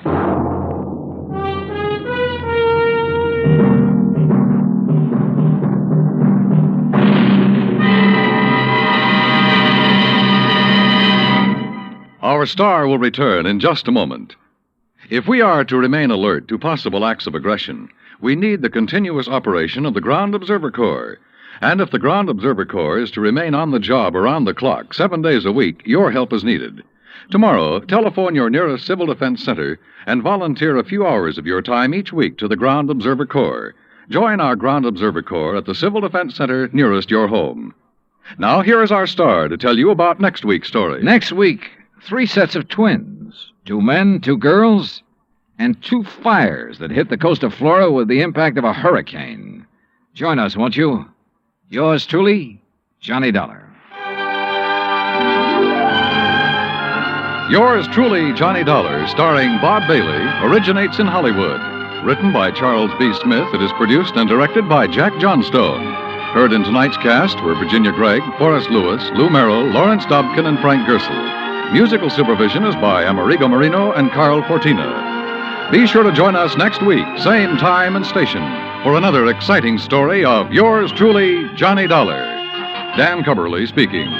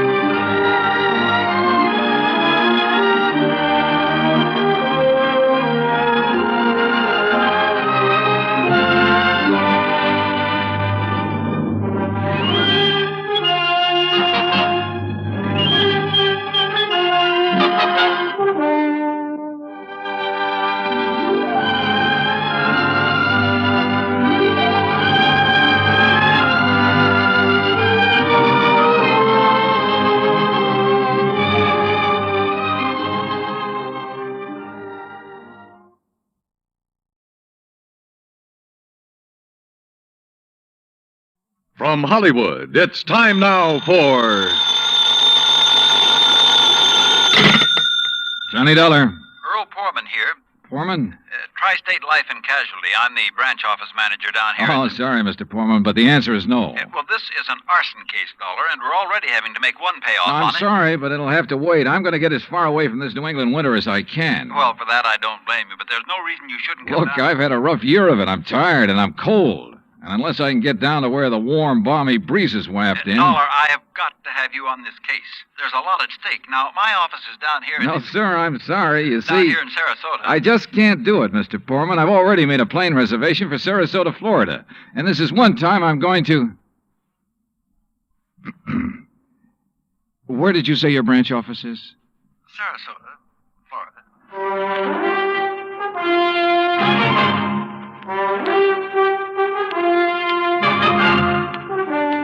Bob Bailey in the exciting adventures of the man with the action-packed expense account, America's fabulous freelance insurance investigator. Yours truly, Johnny Dollar.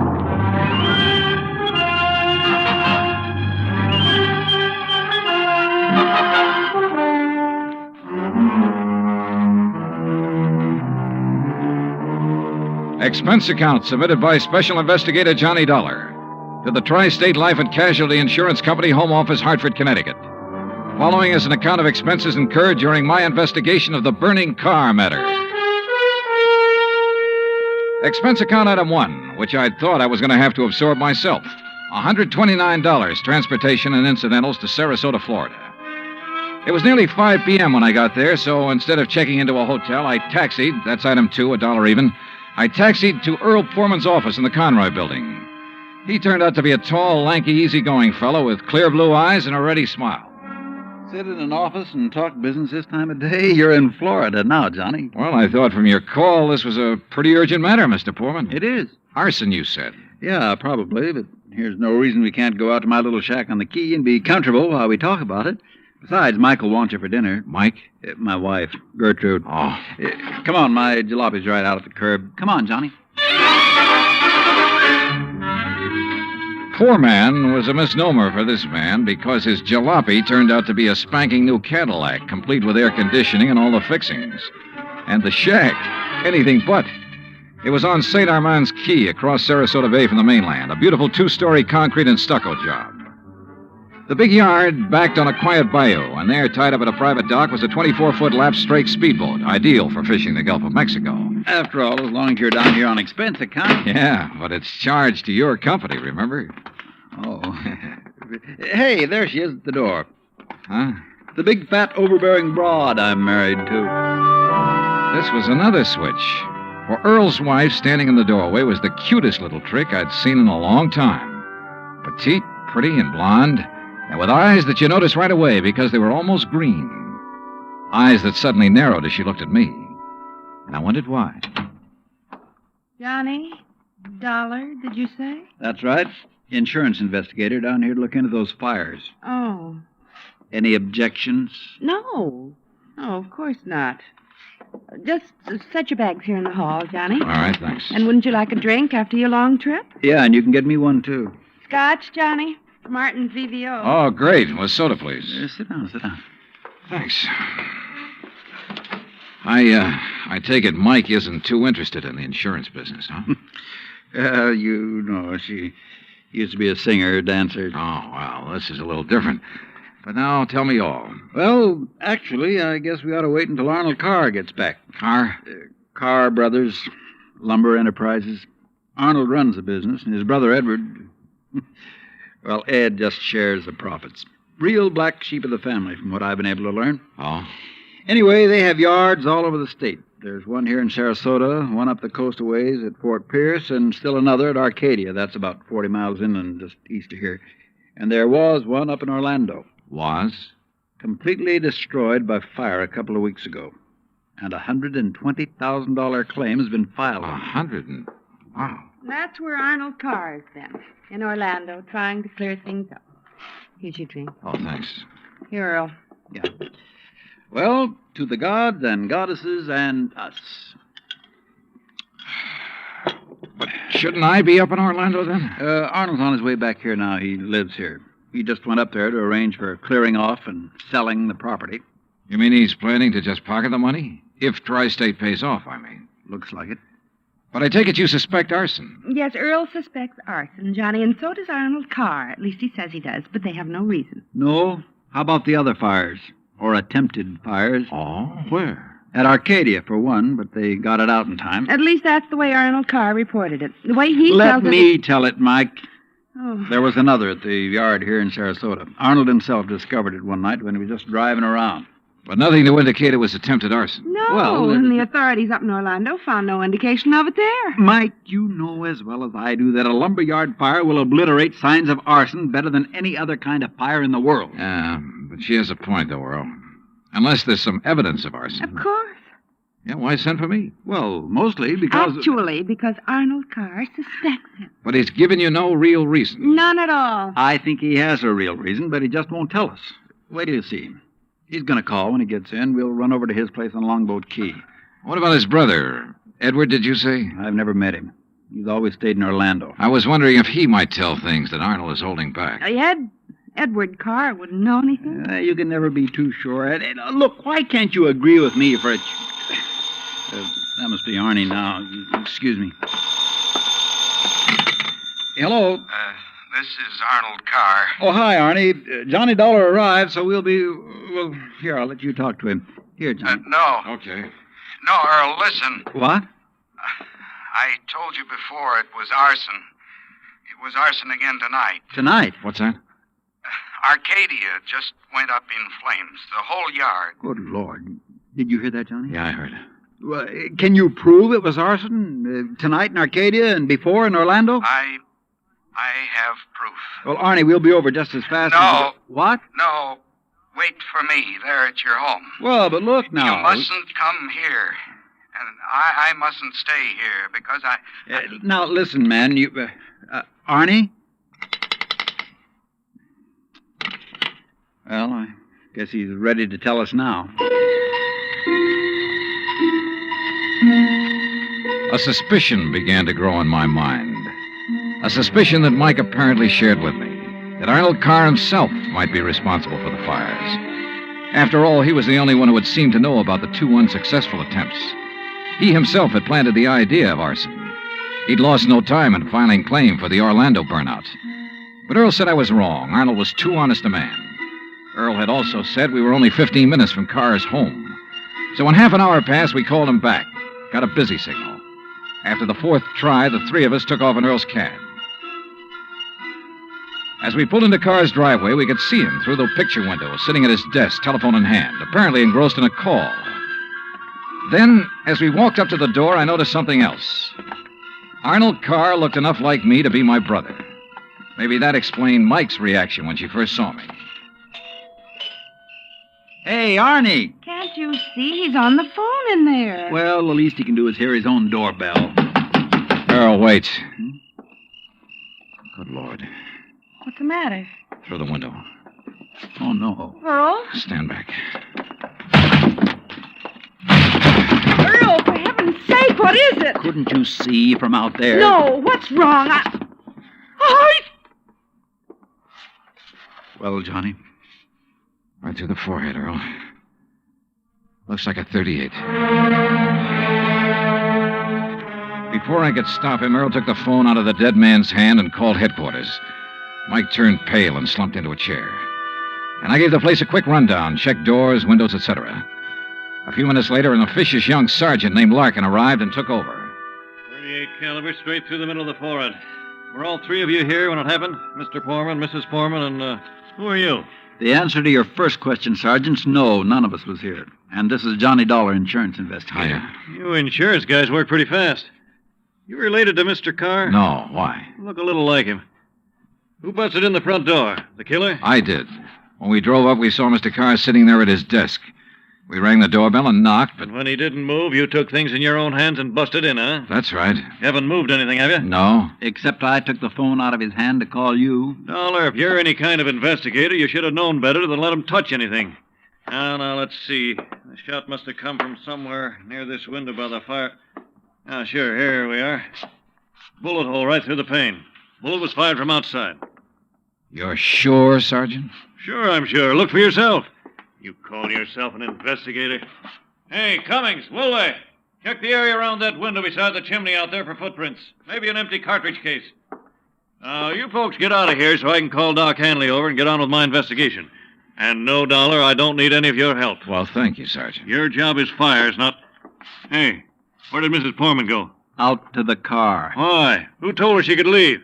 Who told her she had to sit here looking at a corpse? All right, Dollar, all right. Just be sure the three of you stick around town in case I decide to question you further. Oh, of course, Sergeant. Yeah.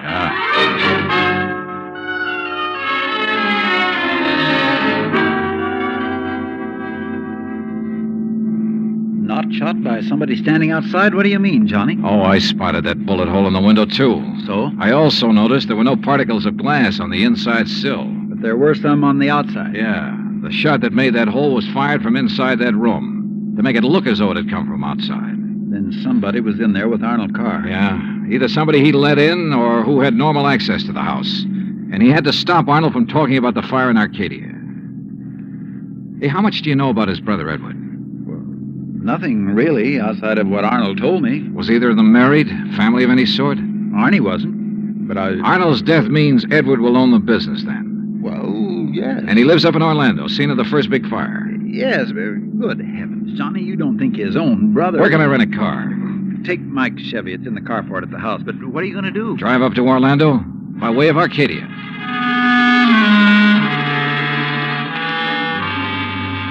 When I got to Arcadia, only a few people were standing around the remains of the fire. One hose company was still working on it, and a couple of police were poking about in the embers. Walking toward it, I almost stumbled over a little old man sitting alone in the darkness beside a palm tree, hunched over, his head in his hands, sobbing. He didn't even look up when I stopped beside him. It's like losing part of my own life, it is. You lost someone in the fire, sir? No, son. Only part of my life. I helped build up that yard, me and Mr. Arnie. Arnold Carr. All along, he's been worried about it. And last week, when him and me smelled smoke and come over here and put out the barrel of trash that was smoldering, he knew. Knew what? That somebody was trying to burn him out? That's why he stopped by tonight on his way home. That's why we drove over here, him and me. And I brought my gun just in case. Yeah. Well, we got here too late. It was already blazing. And when he seen the automobile pulling away... What auto? Yes, Frank, he said to me. I knowed he was the one trying to burn me out, he said. Who, old-timer? Who do you mean? He didn't say. Then he called the fire department. That car that pulled away, what was it? Just a auto, big white Buick. But he tied it in with whoever set the fire. All he said was, I knowed he was the one. Do you know who it was he meant? Well, he told me even if I did know, I should never tell. Even the police. Well, who do you think it was? Break my word to Mr. Arnie? Never, son. All right, look, old man, I'm sorry to have to tell you this. Mr. Arnie's dead. What? But he can't be. He was... You. Huh? Maybe you thought in the darkness I would know you. But I do know you. Oh, now, just a minute, old-timer. If Mr. Arnie's dead, it's because you killed him. What? Just like you set the fires. No, I'm not who you and think I am. I'll kill you. That's what I'll do. Put down that gun. I'll kill you.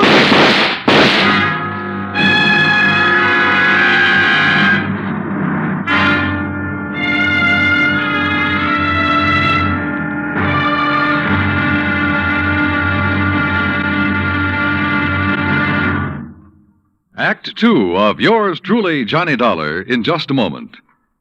Back in the old days, the very old days, that is, a girl named Cassandra had a corner on the oracle market. But nowadays, you can do some foretelling yourself.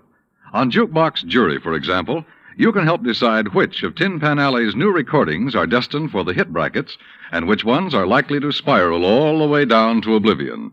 Remember, Jukebox Jury is yours to hear on most of these same stations every Sunday. Now, Act Two of yours truly, Johnny Dollar, and the burning car matter.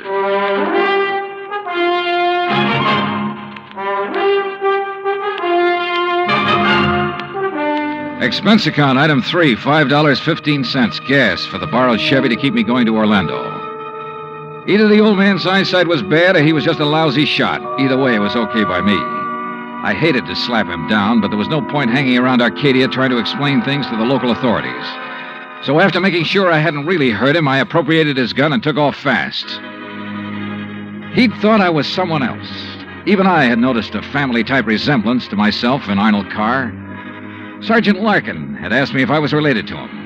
And now the old man at the fire had apparently thought I was the one who... Oh, well, I'm afraid I made the rest of the trip to Orlando in somewhat less than legal time. And at police headquarters, I barged into the office of Lieutenant Cal Hudson without bothering to be announced. So early in the morning? Sit down while I finish up a report, Mr. Carr. Thanks. I was trying to reach you, but we got no answer to the phone at your house. Well, that's very interesting, Lieutenant. I'm afraid I have the painful duty of notifying you that your brother Arnold down in Sarasota last night... Why did you say very interesting, Mr. Carr? Or had you already learned... I'll be doggone. Yeah. You're not the first one. Who are you? Johnny Dollar, insurance investigator. I can't believe it. Dollar, you look enough like Edward Carr to be his twin. You even sound a lot like him. I take it you haven't located Edward yet? Well, no. Lieutenant, I think Edward Carr is the firebug we're after. And the killer. Wait a minute. Briefly as possible, I told him of Arnold Carr's phone call to Earl Poorman, his emotional upset just before he was killed. I told him Arnold had been murdered by someone inside the house, someone close to him, and that everything indicated that someone could very well be Edward Carr. That's still all just theory, Dollar, without any proof. Well, I will admit that Edward is a pretty worthless playboy living off the profits of the lumberyard. In any event, the lieutenant promised to put out an APB on Edward Carr. That was at breakfast for the two of us, item 4, $3.25. Before I left him, he gave me Ed Carr's address, 1726 Allen Place. As I expected, there was no answer to the doorbell at 1726, so I tried visiting up the street. It quickly became clear that Ed Carr wasn't very popular in this otherwise quiet, well-ordered neighborhood. Those big, noisy parties at all hours of the night, cars parked up and down the street, blocking respectable people's driveways. Yes, ma'am. You know, well, once in a while you expect a person to have callers and such. Me, I have the ladies' bridge club every third Wednesday, for instance. Well, that's nice. But these are all ladies, not like some of the trash that man and his friends have, dancing and drinking and carrying on at all hours. Yes, you mentioned cars, Mrs. You Harper. know, people like Mrs. Hereford Robin. She's awfully nice. And Janet Osterworthy. Now, she's a widow. Well- And, you know, she could have her pick of anybody she liked. But does she ever look at another man? No, sir. And then there's Mrs. Harper, Yes. you mentioned cars. Do you know what kind Mr. Carr drove? Why, yes. It was a big white one. And the make? Well, no. My husband, when he was alive, always drove a Maxwell, and I guess that's the only kind I ever got to know by name. But Mr. Carr's is white. Only I guess that isn't much help to you, is it? All the white cars here in Florida, I mean. Look. Now, even that blonde hussy who's around him all the time drives a white car. Oh, I really shouldn't use a word like that, though, should I? But it fits. Wait a minute. What blonde, Mrs. Harper? Mr. Dollar, I don't pay any attention to people like that. Why, you'd think she owned that house of his. The way she keeps popping in and out all hours as if she belonged there. Mrs. Harper. And drives all the way up from Sarasota, too. Do you know who she is? I do not. I refuse to pay any attention to people like... And the way she dresses, too, like a newly rich chorus girl with all her fancy clothes and furs and things. How do you know she comes from Sarasota? By the license on her car, of course. Every city has its own number. You know that very well. And hers is 12WW something. And you don't know her name? Of course not. Flaunting all those expensive furs as though she bought and paid for them herself. And if there's anything I hate to see, it's a little shrimp loaded down with furs. Now, a tall person I like see. me... And Well, her thanks. eyes... Oh, if there's anyone I don't trust, it's a person with green eyes. Why, Thank you, Mrs. Harper. Her description of Carr's girlfriend stopped me in my tracks. That description could fit Mike Poorman to the letter. Petite, blonde, green eyes, and she came from Sarasota. And then I remembered Mike's reaction when she first saw me. Her dismissal of Edward as a possible suspect. There was obvious friction between Earl and Mike, too. I figured it was just normal in a couple who'd been married for a while. But now... Item 5, $1.30 phone call from the nearest booth I could find to Earl Poorman at his office in Sarasota. No, she isn't, Johnny. Why? Well, do you know where Mike is? When I woke up this morning, I could hear her talking to her girlfriend, Betty, on the phone downstairs. Betty? Betty lives here in Sarasota. They used to be on the stage together, sister act, you know. Yeah, well, Well, then when I went down for breakfast, she was gone. Took my car, too. I had to come here to the office in a taxi. Yeah, well, okay, Earl. Thanks a lot. Hey, now, wait a minute. How are you doing? You found out anything I ought to know about this arson and murder business? No, Earl. Nothing that you need to worry about. Liar. I sat down at a corner drugstore. That's item 5, 80 cents, over a sandwich and a Coke to try to think things out. But I'm afraid I didn't like anything that I thought. Finally, I drove over to Allen Place again. I parked a couple of blocks away and walked to 1726. I rang the front doorbell, knocked a couple of times. Then I slipped around to the back door, finagled a lock on it with a little celluloid pocket calendar, finally got it open. I left it open for the sake of a quick exit if such became necessary. But I guess that was a mistake. For a couple of minutes later, as I rounded a corner from the den into the living room, I felt the barrel of a gun poked into my back. Out of town, huh? Now, wait a minute. Don't move, Eddie boy. Trying to stall off pay me the $5,000 by saying you're going to be out of town, huh? Okay, so you think I'm Edward Carr? You kidding? Don't you know what happens when somebody tries to stall me? I don't know exactly how long I was out, but when I came to, it was dark. Except for the glow from a streetlight outside. And what roused me was the sound of footsteps, feminine steps, cautiously entering the back door. Then, briefly, silhouetted against a window, I saw a trim, petite figure that was all too familiar coming toward me. Then she saw me, too. Darling, you're hurt. What happened? What do you think? Who did this? Who struck you? You don't know? Yes, of course, it was Tony. Because you didn't pay him soon enough for the Arcadia job. Here, Eddie, let me help you. No, just let me rest for a minute. I thought that was Tony I passed on the road in from Sarasota. Why'd you come over from Sarasota? To see you. I knew you'd be here. Oh, why? Why, so the police could surprise you with the news of your poor dear brother's death. But why did you come to the house? Because I hoped you'd come here, I guess. Eddie, you should have waited until I could raise the money to pay off Tony. You mean for killing Arnold, too? Of course. No. Are you trying to say you didn't kill Arnold? But I saw you from outside in the Buick. You'd swear to that, wouldn't you? I don't know what you... Eddie, you sound like you don't trust me. We're in this thing together. Yeah, you sure of that? What are you talking about? Whose idea was it to knock off Arnold? But you had to. When he saw you at Arcadia, he knew that you were having the yards burned up. That's the way you figured it from the beginning, wasn't it? Now, look, baby. First burn up the lumber yards and collect the insurance on them. Then convince me that you and I should have it all by putting Arnold out of the way. But you had to kill Arnold. I don't understand you, Eddie. Yeah. And I wish I didn't understand you, Mike. Mike? Come on. Let's turn on a light. No. No, if somebody sees us. Eddie, you... Who are you? Are you kidding, Mike? Wait a minute. Who are you? You're that insurance investigator, Johnny Dollar, that Mike told me. Let me out of here. Oh, no, you don't. You're staying right here. Mike Poorman's sister, aren't you? Well? Oh, sister. So we went to the sister act before she married that Poorman guy. Now, let me go. Not by a long shot. You may as well, Dollar. What? Eddie. Don't move, Dollar. Get his gun, Betty. Get it. Yeah, sure. Here, Ed. Good. Ed Carr, huh? That's right. You know we do look alike, you and me. Yeah, sure. Enough for Betty here to have told me all I need to know. Don't believe him, Eddie. He's lying. I heard, No, baby. Eddie, I thought it was you. Don't you see? Sure. Why'd you come up here anyway? Because Mike told me that Dollar was coming up here. You been shooting off your mouth to her, too? She knew about us. She thought you might have something to do with the fire. She was my friend. She was trying to get me out of this whole mess, and I wish I'd listened to her. Well, it's too late now, baby. Eddie, what are you going to do? Now I gotta get rid of both of them. No! And figure some way to shut up Tony's mouth. Ed, please! Betty! You know you'd never get away with it, Carr. Oh, no, I'll call him. That's what I'll do. Yeah, Betty, and he'll come here to get his money. Then I'll call the police, see?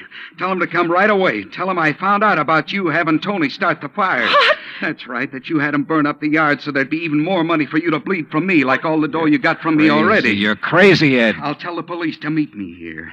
And when they come in, it'll just be in time to see me kill Tony in self-defense. After getting here too late to save you, I'll tell them. You're out of your mind. They'll check that gun of yours so fast. And that'll prove it. Because the only shot out of my gun will be the one that gets Tony. This gun of yours is the one that's going to knock you two off. And they'll think it's Tony. Oh, Eddie, please, you're drunk. Are you crazy? Crazy? To save my own life? To keep you and Tony and Dollar from putting a noose around my neck? If you think that harebrained scheme of yours will ever work, you're off your rocker. It's gotta work, because it's my only chance, so it's gonna work now.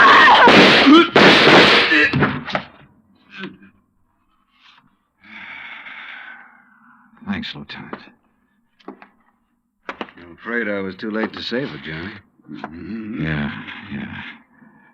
But Eddie Carr will live to face a jury. What brought you here, anyhow? I did, Johnny. Mike, stay there.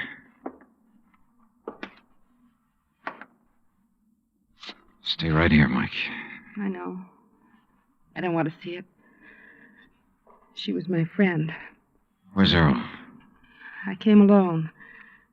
When I talked to Betty this morning, I knew your suspicions about Ed were right because, you see, I knew Betty and Ed were going together. Earl didn't know. Yeah. Maybe you better call him.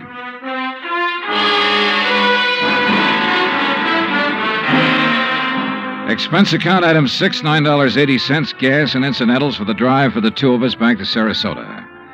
Remarks? Betty, of course, has already paid for her part in the deal, and I guess it's pretty obvious what'll happen to Ed Carr and Tony Ricardo. The insurance money in the Carr estates will be distributed according to Florida law. Further remarks? The apparent friction between Earl and Mike was only part of a normal married life. They're a pretty nice pair. Oh, and I thoroughly enjoyed 3 days of fishing in the Gulf, thanks to Earl. Expense account total, including all the incidentals I could think of, $385.26. Yours truly, Johnny Dollar.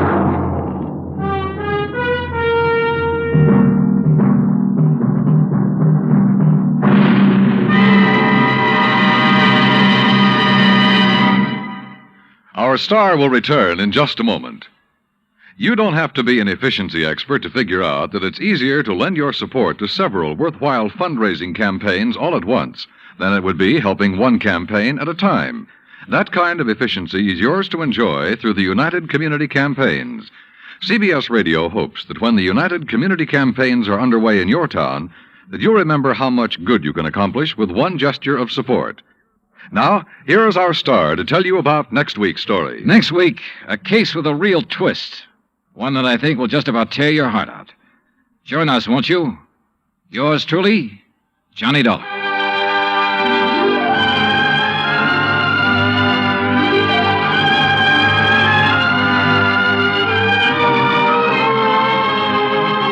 Yours truly, Johnny Dollar, starring Bob Bailey, originates in Hollywood. It is produced and directed by Jack Johnstone, who also wrote tonight's story. Heard in our cast were Virginia Gregg, Harley Bear, Victor Perrin, Bob Bruce, Harry Bartell, Vivi Janis, Tony Barrett, and Junius Matthews. Musical supervision is by Amerigo Marino. Be sure to join us next week, same time and station, for another exciting story of yours truly, Johnny Dollar. Dan Cubberly speaking.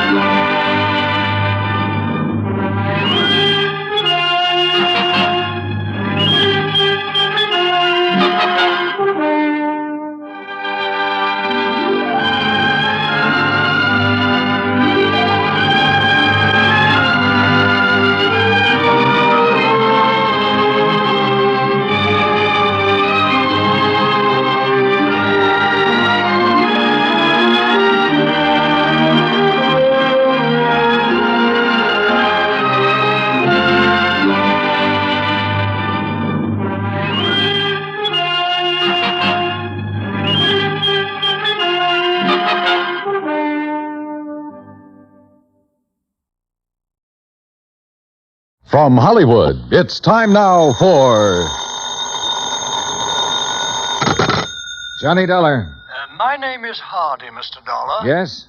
I'm returning the call you made to Mr. Ellis Rasmussen. If you will state your business, I shall be glad to transmit it to him. You tell Mr. Rasmussen I'm an insurance investigator from Hartford, and the matter involves a member of his own family. Young Mr. Rasmussen? Yes. Could you hold on a moment, sir? I could. Mr. Rasmussen will send a car for you at 6 o'clock. Look, I can take a cab. Oh, well.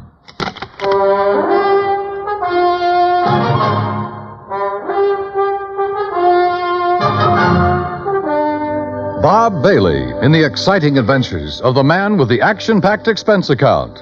America's fabulous freelance insurance investigator. Yours truly, Johnny Dollar.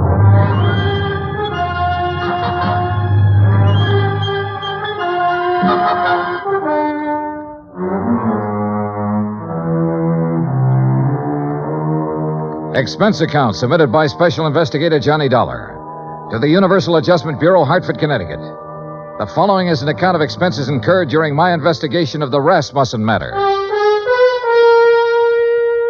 Expense account item 1, $204.35, airfare from Hartford to San Francisco to Los Angeles. Trying to compile the details of the Rasmussen case. I'd been on it 3 days when I was stonewalled in Los Angeles with a Holmby Hills address and the phone number of Ellis Rasmussen. At 6 o'clock, a liveried chauffeur in immaculate uniform stepped up to me at the desk. Mr. Dollar? Yes? My name is Stauffer, sir. I have Mr. Rasmussen's car outside. Well, gee whiz, Stauffer. Ain't it the truth, sir?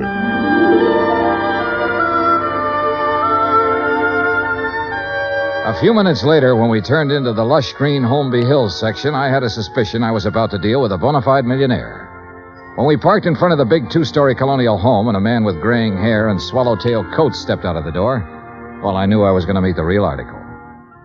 I'm Hardy, sir. Hello, Hardy. Mr. Rasmussen is waiting for you. This way, please. We stopped in front of a huge paneled door. Hardy tapped on it once, then pulled on the knob. As we entered, a tall man with a shock of pure white hair rose from his chair and turned toward us. This is Mr. Dollar, Mr. Rasmussen. I want about 4 fingers of sour mash. What do you want? You took the words right out of my mouth, Mr. Rasmussen. Very good, sir. He's a pretty nice fellow. We're all pretty nice fellows around here, Mr. Dollar. Sit down. Thanks. Could you hand me that lighter? Oh, sure. Here. Thank you.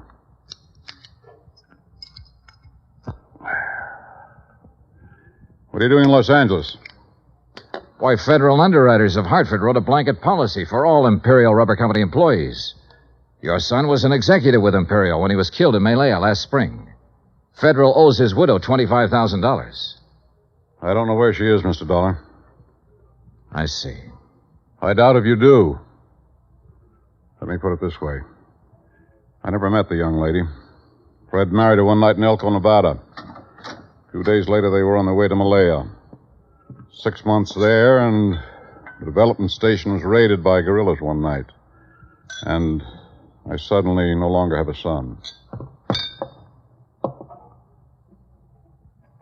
Have you eaten your dinner, Mr. Dollar? Oh, I wouldn't want to trouble you. Hardy, set a place for Mr. Dollar. Very good, sir. Well? Well, I thought she might phone me when she got back to the States. She never did. Never a letter, nothing. I'm old and sick, but I still want to see the girl my son married. It's not an easy thing to lose a son, Mr. Dollar. And I lost a good one. I lost the best son a man ever had. I'm sure you did, sir. To your son. To Fred. During dinner and afterward over coffee and liqueurs, I listened to the story of Ellis Rasmussen's life. It came from the lips of an old man who was dying, but in whose eyes I could see reflected the memories of a brawling, bustling life that started in an Oklahoma oil field and moved to Alaska and Arabia and Africa. More and more during the talk, I began to know his lost son.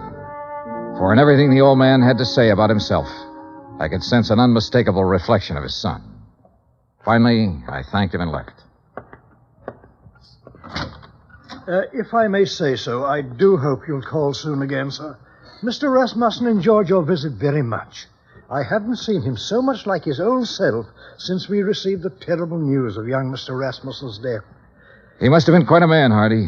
Young Fred Rasmussen. He was, sir. All of us miss him dreadfully. None of us ever met Mrs. Rasmussen, and we were most anxious to receive her, especially after young Mr. Fred's death. I imagine so. The car's all ready, Mr. Dollar. Good night, sir. Good night, Hardy.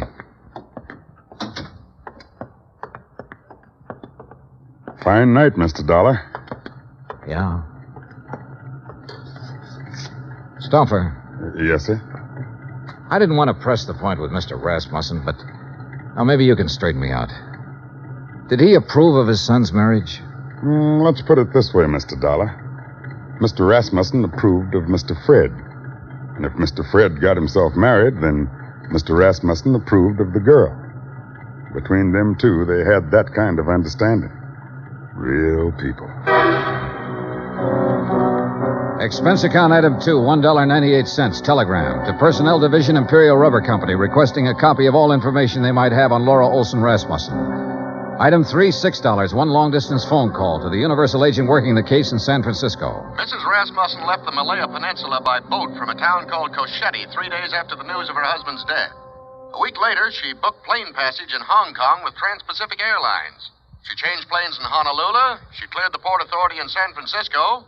From there on, we lost her. Get a list of all the passengers who were on that plane. Okay. Get someone checking the hotels in the Bay Area. She might have checked into one when she hit Frisco. Okay. Now listen, we're looking for a woman whose husband was brutally murdered about 2 weeks before she got back to the States. If she's anything like I think, she was probably about at the end of a rope. Now start asking questions at places where people like that go. Right. On Wednesday morning, I rented a car. That's item 4, $25, and made the rounds. First stop, Los Angeles Board of Education. By 4 o'clock in the afternoon, I had found 35 Laura Olsons who had attended public school in Los Angeles and were more or less in the proper age bracket. The next day, the folder arrived from Imperial Rubber Company. Among other things, it contained a passport picture and a complete description of Laura Olson Rasmussen. She was a blonde girl with a pouting, sultry kind of mouth and wide, dark eyes.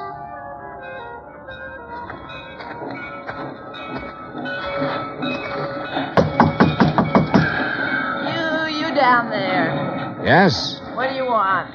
I'm looking for Mrs. Frances Olson. Are you Mrs. Olson? I don't want to buy nothing.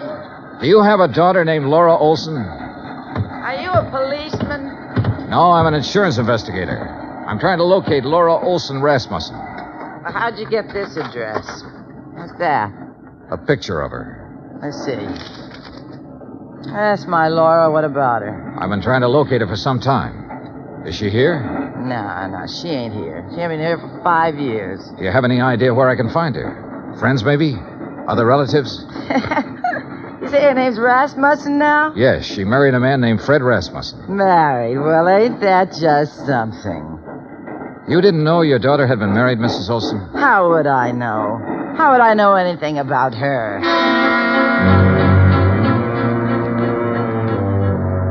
Saturday at noon, a registered letter arrived from the agent in San Francisco containing the list of passengers who had been on the plane with her. 3 of the names were in the Los Angeles area, including a Mr. Oberlin who lived in Pasadena. Well, sure I remember her. Real pretty. We sat together all the way from Honolulu. What's up? We're trying to locate her, Mr. Oberlin. Did she happen to mention her plans when she returned to the States? Plans? You know, what hotel she might be staying at in San Francisco? Or if she was going on to another city? No, not her. You say that very emphatically. Yeah, I guess I do. You didn't have to show me a picture. You know, a guy always prays he'll meet someone like her on a plane, you know what I mean? Yeah, live it up. Yesterday's gone, she said tomorrow ain't here, and the only thing we got is today. Yeah, we had a swell time. You're sure about this? We were pretty chummy, pal, if you want the truth of it. Mr. Oberlin, did she mention anything about being in Malaya before she boarded that plane? Then she didn't tell you that her husband had been killed a week before. Killed? How? He was murdered by guerrillas in Malaya. Oh, no, she didn't mention that. She didn't mention that at all, Mr. Dollar.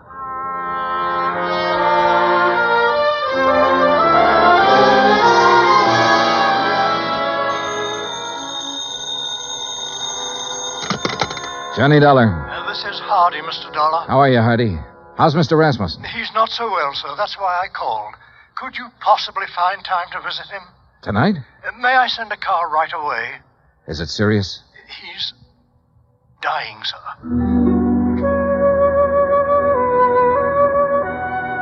I knew why he wanted to see me. Have you located my daughter-in-law yet? No, I haven't located her, Mr. Rasmussen. But I know something about her. I know she drank whiskey and flirted with a fat salesman on an airplane all the way from Honolulu to San Francisco. I know her mother's a drunk. I know she didn't think enough of you or your son to contact you or anybody else when she got back. Mr. Rasmussen, it looks to me like your daughter-in-law is a first-class bum.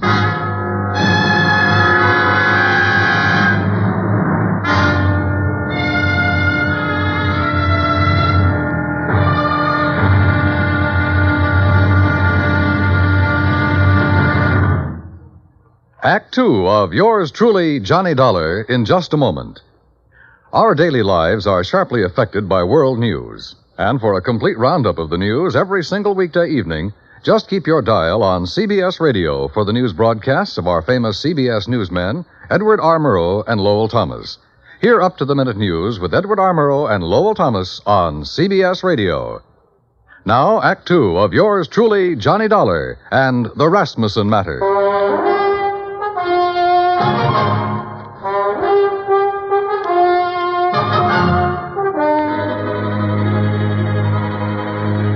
There was a black coupe with MD on the license parked in the driveway of the Rasmussen house when we pulled up. In the bedroom, a silvery-haired man in a black suit was sitting beside the bed that held Ellis Rasmussen. He was introduced as Dr. Butler. Then I shook the hand of Mr. Rasmussen. Someone suggested that Dr. Butler might like to use the library for his calls. And I was alone with the old man. If you want some whiskey, I keep it in the sideboard over there. Not now, thanks. I wish I had some news for you, Mr. Rasmussen. We're finding out things, but we haven't found her yet. What things? Oh, things. Nothing important. Dollar, if I judge you right, you know your business. And if you haven't found my daughter-in-law by now, you've certainly found out what kind of person she is. So tell me. I haven't met her. I don't know. You're being evasive. I don't work for you, Mr. Rasmussen. I'm an insurance investigator trying to locate a woman and pay off a claim.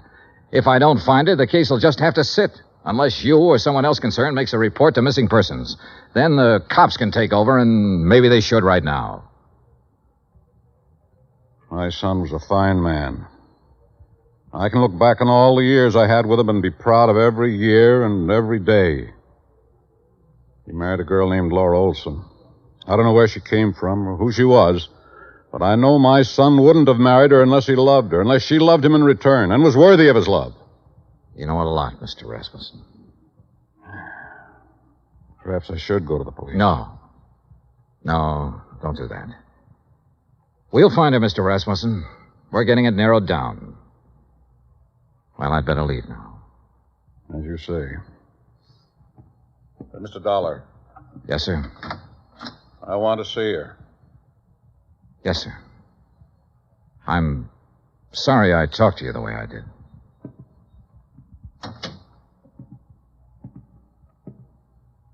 Phone call for you, Mr. Dollar. Would you like to take it in there? Oh, yeah, sure. Keep an eye on him, Hardy. Trust me, sir.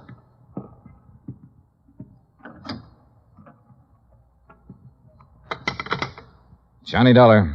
This is Officer Daly, Los Angeles Police. Oh, yeah. You the insurance guy looking for a Laura Olson Rasmussen? Yeah, have you got anything? We got her. Huh? She's here with the rest of the girls in the drunk tank.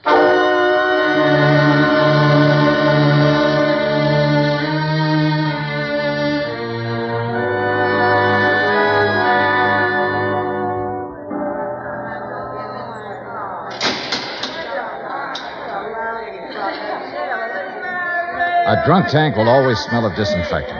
This one was no different. There are no bunks, no chairs, no blankets, no nothing. So you stand or sit on a concrete floor and wait for something to happen. The legal period is 24 hours. You get rebooked or you get released. It all depends. What's the story on her, Dollar? I've got a check for $25,000 for her. Gee, insurance money? Yeah. Quiet! Quiet in there! All right, quiet down! You girls better learn to get along. Which one? Back there, sitting on the floor. Oh, brother. What's the situation? If somebody comes up with bail, they can have her. Expense account item 7, $100 bail. While I was waiting around, Officer Daly broke open a file on her. A dozen aliases, a dozen charges, and one conviction for shoplifting. A career of petty thievery that began at the age of 16 and ran up into a 22nd year. Expense account item 8, $35 telegrams. I sent wires to all parties concerned, all parties except Ellis Rasmussen, ordering a stop on their activities since Laura Olson Rasmussen had been found.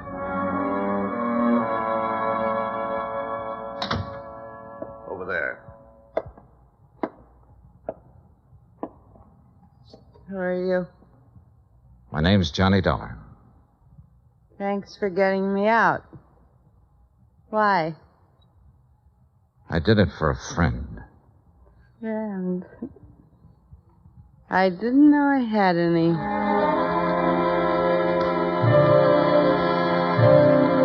Expense account item 9, 20 cents, 2 cups of coffee. We had it in a diner across from the women's section of the main jail. I looked at Laura Olson Rasmussen while she drank the coffee. Looked at the blonde hair and the wide eyes and the pouting mouth. Looked at the woman who had once been the wife of Fred Rasmussen. What's the catch, mister? No catch. You put up $100 for me. I don't know you from a load of coal. No, you don't. Where do you live? I've been staying at the Piedmont Hotel. You know where it is? No. Well, not many people do. Especially people with clean shirts. What have you been doing since you got back from Malaya? I've been getting along. You got something to do with Fred? You know about Malaya? I know about a lot of things. I've been looking for you for a month. So what? Why didn't you contact your father-in-law when you got back? Why should I? What would he care about me? He never met me. What do I mean to him? Right now, since he no longer has a son, you mean everything to him. You're kidding me, mister. I wish I was kidding you. I wish to heaven I was kidding you. Well, what now? Oh. I want you to come over to my hotel with me. Oh, now look. To sign some papers. I have a check for $25,000 for you. What was that? Your husband was insured. You're his beneficiary. All you have to do is fill out an application. I'll give you the check. I don't believe it. It's true. Come on. Expense account item 10, $2, cab fare to my hotel. I took her upstairs with me, stood over her while she filled out the necessary papers. Outside of that, we didn't say a word. Johnny Dollar. This is Stauffer, Mr. Dollar. Hardy asked me to phone you to see if there's any word. Oh, yes. Well, what'll I tell him, Mr. Dollar? Tell him no luck yet, Stauffer. How's the old man? About the same, sir. Counting on you, I think. I'll talk to you later. Yes, sir. Here you are.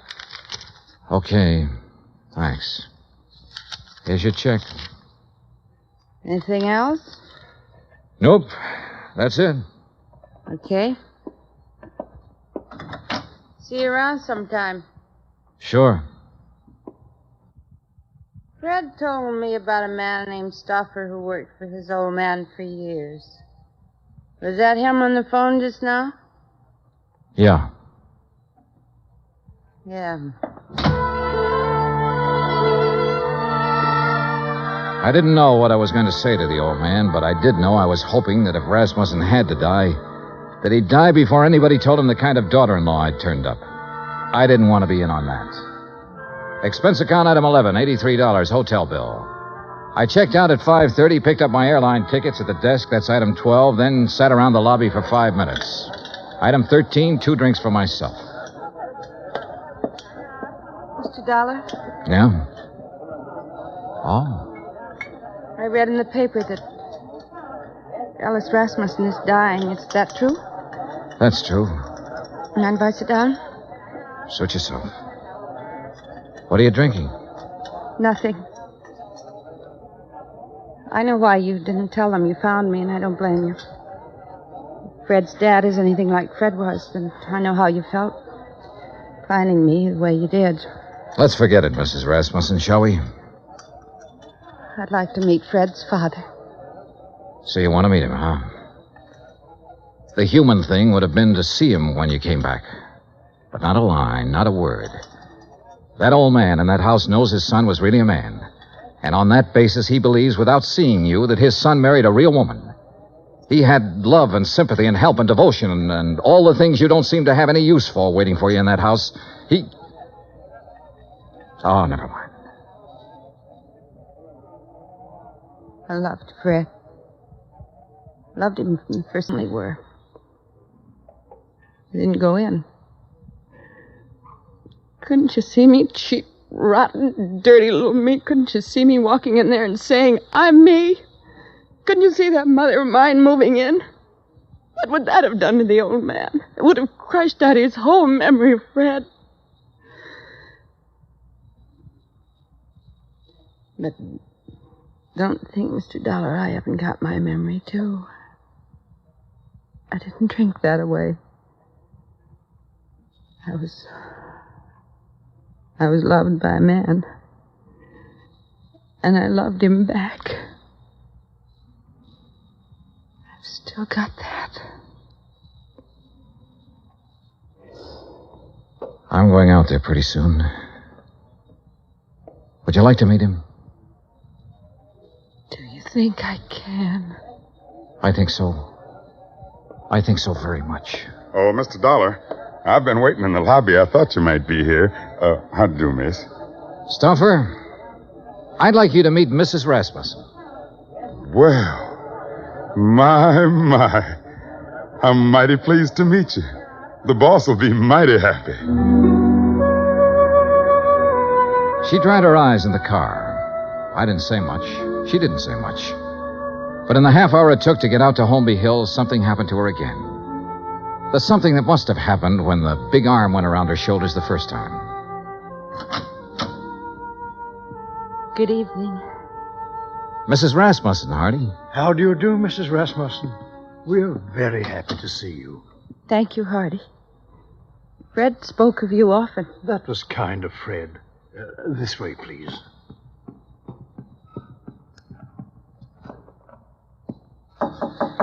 Come in.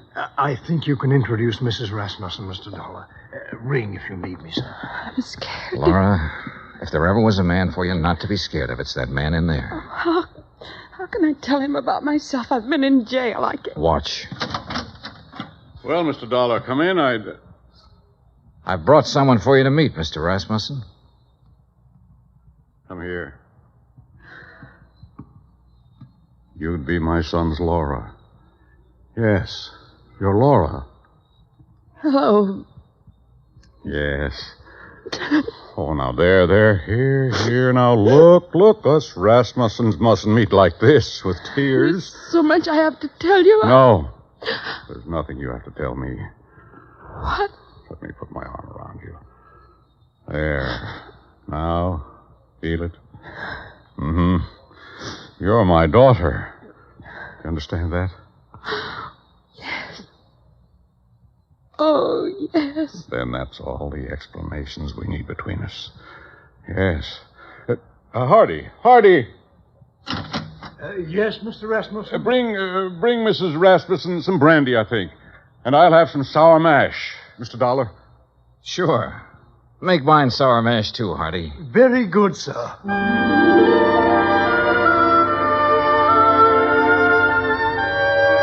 Expense account item 14, $40. Miscellaneous. Item 15, $35, stenographic. Expense account total $1,965. Remarks? The old man's got a few weeks more. Laura's moving into the house with him to take care of him. She won't be telling him a lot of things about herself. She doesn't have to. You should have stood there like I did and seen that big arm go around her shoulder when he said, "You're my daughter." Yeah. Yours truly, Johnny Dollar.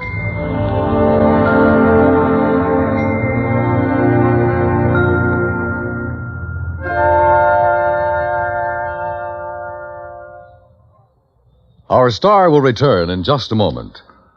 Folks abroad want to know more about us Americans, how we live, how we eat, what we do in our leisure time. You know something? You can help promote international goodwill by corresponding with someone abroad. For the name of a correspondent, write to Letters Abroad, 45 East 65th Street, New York. That's Letters Abroad, 45 East 65th Street, New York. Stay tuned for 5 minutes of CBS News to be followed over most of these same stations by the FBI in Peace and War. Now here is our star to tell you about next week's story. Next week, one cute, tiny little mouse, that's right, mouse, almost scares a big insurance company out of business. Join us, won't you? Yours truly, Johnny Dollar.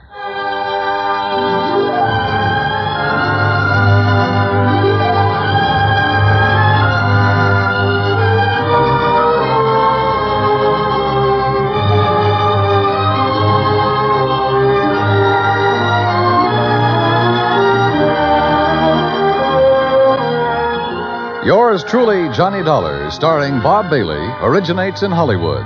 Written by John Dawson, it is produced and directed by Jack Johnstone. Heard in tonight's cast were Virginia Gregg, Gene Tatum, Eric Snowden, Roy Glenn, Will Wright, Frank Nelson, and Jack Crucian. Musical supervision is by Amerigo Marino.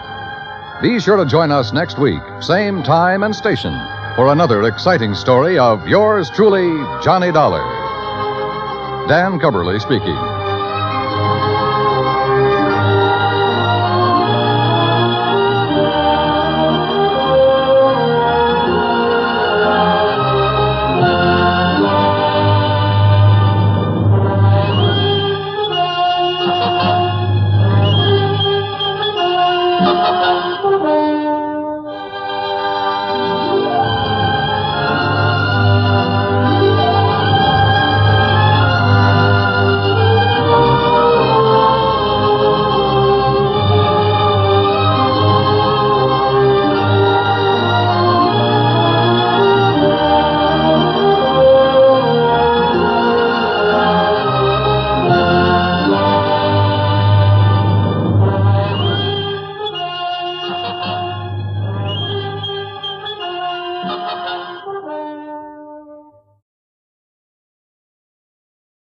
From Hollywood, it's time now for Johnny Dollar. Hi, Johnny. Who dat? George Reed. Well, Merry Christmas, George. Is it? Oh, what's the matter? You ever hear of Jediah Gillis? Eccentric? Owns about half of Rhode Island? That's the boy. A couple of weeks ago, he wrote a special policy on an item he wanted insured. And it's up and disappeared, huh? How'd you know? Oh, just a wild guess. What did he lose? I hope you're sitting down, Johnny. Yeah? Why? Because the insured item is a mouse. House? Mouse. What?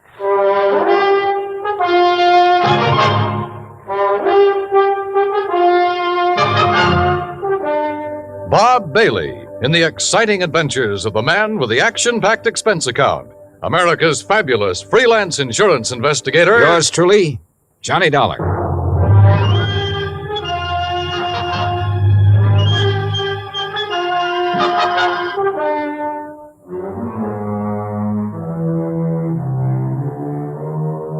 Expense account submitted by Special Investigator Johnny Dollar to Floyd's of England, American Branch Office, 443 North 15th Street, Hartford, Connecticut. The following is an account of expenses incurred during my investigation of the missing mouse matter.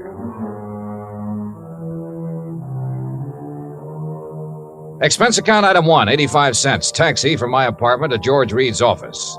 He was on his feet waiting for me. His Ivy League suit looked as though it had been slept in, and he needed to shave. Close the door, Johnny. Yeah, sure. Johnny, I'm going to level with you. This thing has me going. Well, it serves you right. Anybody who'd insure a mouse deserves what he gets. Yeah, but it isn't an ordinary mouse, Johnny. No? Not according to Mr. Gillis's original application. Yeah, take a look.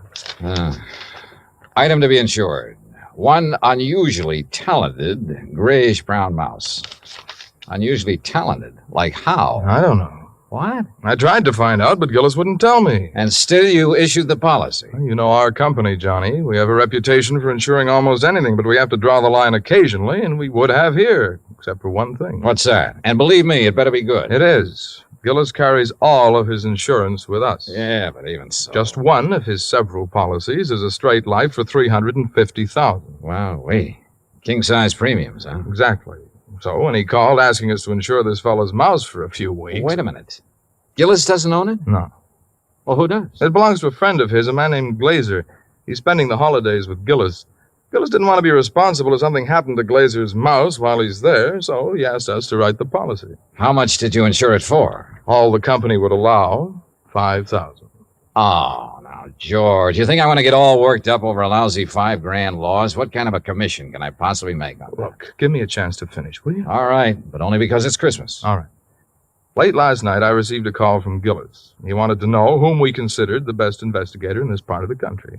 When I told him, he told me about the mouse and insisted I send you up to help look for it. No, George, I'm sorry, but I'm going to pass. I've handled some screwy cases in my time, but this is... Please, wait till I finish, will you? I told Gillis you wouldn't be interested. That's when he started putting on the squeeze. Squeeze? How do you mean? He said if I didn't get you, he'd cancel his policy. Oh, come on. You don't believe that, do you? I don't know what to believe. Gillis is a screwball of the first water. We've known that for a long time, and frankly, I'd rather not take a chance. Well, you've got to. Maybe not. I've received an okay from upstairs. On this one, you can write your own ticket.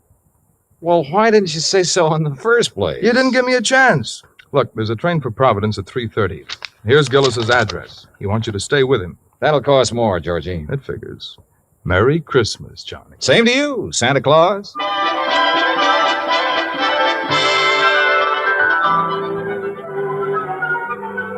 Expense account item 285 cents, cab fare, back to my apartment. I was intrigued by what George had told me and by what his company was going to add to my bank account, so I didn't really mind changing my plans for the holidays. Expense account item $318.90, transportation, including a round-trip ticket, Hartford to Providence, and cab fare out to the Gillis residence. Palace would be a better word for it.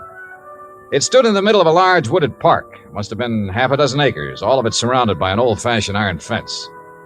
I dismissed the cab and had started toward the front door when it opened. And standing against the light, watching me, was a tall, beautiful girl. Careful of the steps. Why? The steps, they're icy. Oh, thanks. We've been expecting you, Mr. Dollar. Hi. Well, hi. Mr. Glazer and Father are in the library. Would you like to meet them now or wait till after you're settled? I'm afraid I'd better see them right away, Miss Gillis. Marion, Johnny. Well, come along. You know, for the first time, I'm glad I came home for the holidays. Home from where? New York. Here we are. You'll have to come visit me, Johnny. Maybe I'll do something drastic, like losing a mouse to guarantee it. Marion, I told you to keep that door closed. Oh, Mr. Dollar's here, Father. Oh, well, have him come in. Yes, by all means, have him come in. See you later, Johnny. Well, Dollar, glad you finally got here. Yes, indeed. Thank you, sir. This is my friend and associate, Bert Glazer. Hi, Mr. Glazer. Bertie and his pals, Mr. Dollar. Beg pardon? My dog act. You investigators are supposed to have good memories. I hoped you might have caught us at some time or other. No, I'm afraid not. Oh, would you like to have a drink, Mr. Dollar? No, thanks. Now, suppose I got anything you want to drink. I got an eggnog, hot buttered rum. Well, maybe later. Right now, I'd like to hear the details of your loss.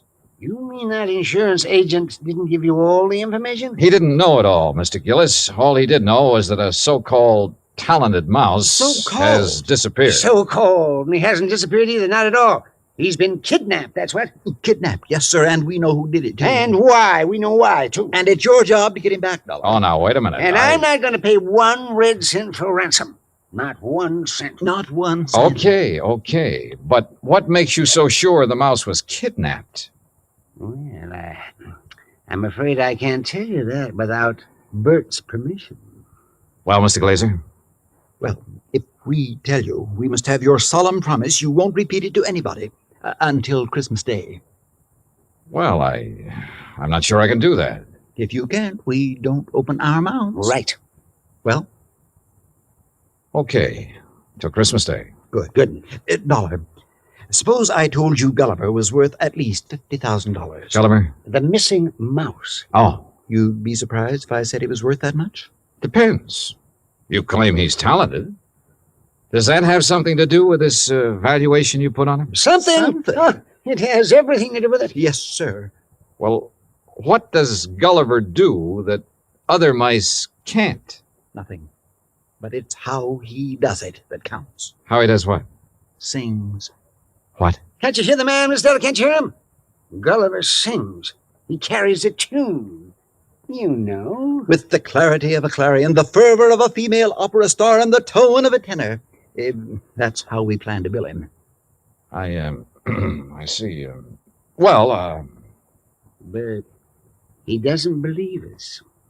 Oh, no, wait. I didn't say that. There's no need to. We can tell by your face.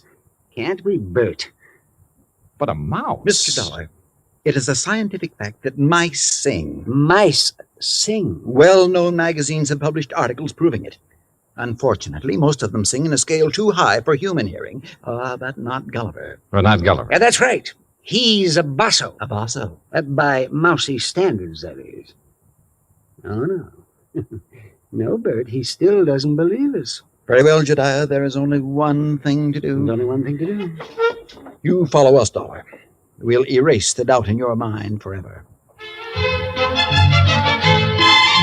I took a good look at Bert Glazer, then reluctantly followed the two of them out of the library and down a long hall. At the moment, this thing had all the earmarks of a good old-fashioned con game. Or better still, a benefit on behalf of Bert Glazer with Jodiah Gillis and Floyd's of England as the sole cash contributors. We wandered for what seemed like blocks through the old mansion and finally reached a large playroom. On top of one of the billiard tables was a small brass cage. In it were two small grayish-brown mice. Glazer opened the cage and let them out. Mr. Dollar, allow me to present Hecuba and Esmeralda. Oh, how do you do? I suppose they sing, too. Oh, they certainly do. But not nearly as well as Gulliver. Just don't have the instrument, you know. Instrument? The voice, Dollar, the voice, the vocal cords. Oh, yeah, I see. But, now, where did you keep Gulliver? In here with the others. Bert didn't want to separate them. That's right. I originally started to make the three of them into a singing, trio, like the Andrews sisters. But Gulliver advanced so rapidly, I decided he should be a soloist. Oh, sure. You aren't afraid of mice, Mr. Dollar? No. No, well, that's fine. They sense it if you are, you know. It upsets them. Upsets them. All right, now, Hecuba, move over a bit. Give Esmeralda some room. That's it. Now, up on your haunches. Up, Esmeralda. There we are. Now, what would you like to hear, Mr. Dollar? Oh, anything at all. Oh, Bert, how about my favorite, Over the Waves. Good. You got it, Esmeralda? Over the Waves. That's it, Hecuba. All ready then? Good. That'll be fine. Ready now? 1, 2, 3. 1, 2, 3. Oh, that's it. Oh, beautiful, Esmeralda. Beautiful. Yeah.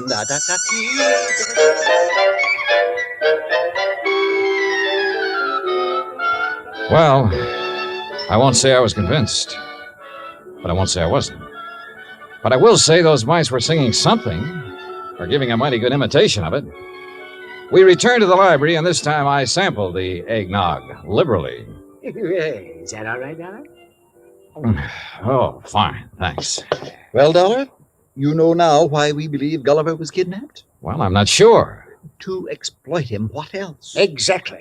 You have any idea who did it? Harry McQueen, that's who. McQueen. Who's McQueen? Used to be my agent. Theatrical agent? Uh-huh. He's been snooping around here lately, Johnny.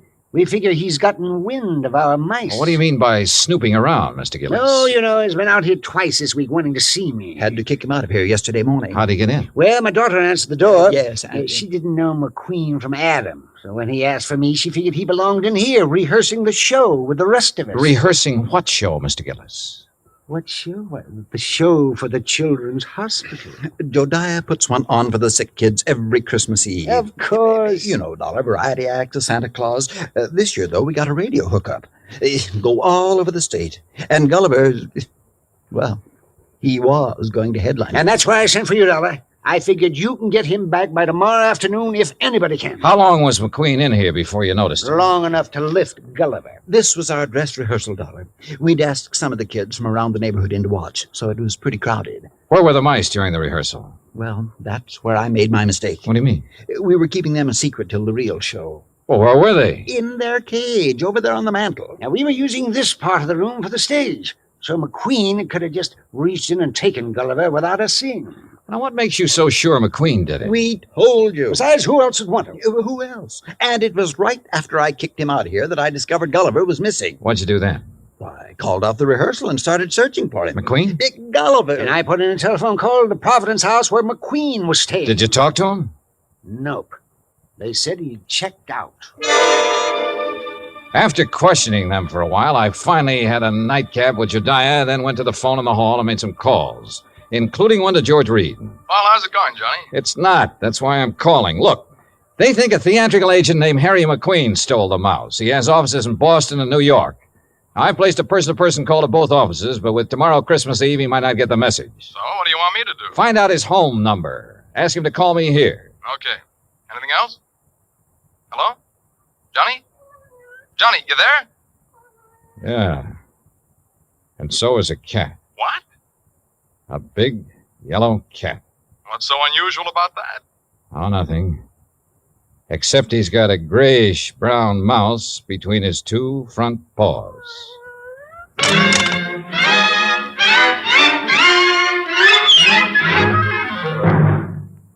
Act Two of Yours Truly, Johnny Dollar, in just a moment.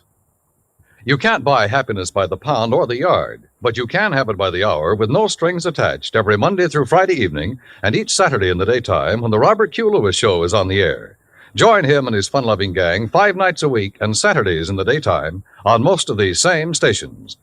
Now, Act Two of Yours Truly, Johnny Dollar, and the Missing Mouse Matter.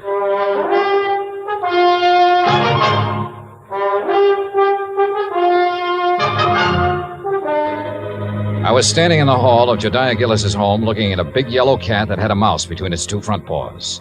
As far as I was concerned, a mouse is a mouse, and this one could be Gulliver. I cut short my phone conversation with George Reed, then started toward the cat. Here, kitty. Here, kitty, kitty. Nice, kitty. Pretty kitty. Mama, Here, kitty. Mama, where are you? Here, kitty, kitty. That's a good kitty. Now, kitty, let me have the little mouse. Mama, you naughty cat, where... Oh, This cannibal belonged to you, Marion? yes, I promised Father I'd... What do you mean, cannibal? Take a look. Oh, no. Oh, yes. And he's very, very dead. Oh, you don't think it's Gulliver, do you? Well, Mr. Glazer will have to identify him. And if he is, well, that's that. Oh, no, Johnny. What do you mean? Oh, Johnny, please, you don't have to tell him, do you? Well, sure. If it's Gulliver, this thing's cleared up. If it's not, your Rama gets a reward for being a good mouser. Oh, Johnny, please. Dad almost had a fit when I arrived here with Rama. He made me promise to keep him in my room. This the only time he's been out? Well, no. Oh. He was out for a little while yesterday while they were rehearsing. I didn't notice he was gone till after lunch. Then the corpse could be Gulliver's. Oh, Johnny, if it is, there's nothing we can do about it now. And if you tell my father, besides making him angry, it'll break his heart. All right. I won't say anything until tomorrow night. Thanks, Johnny. Night. Good night.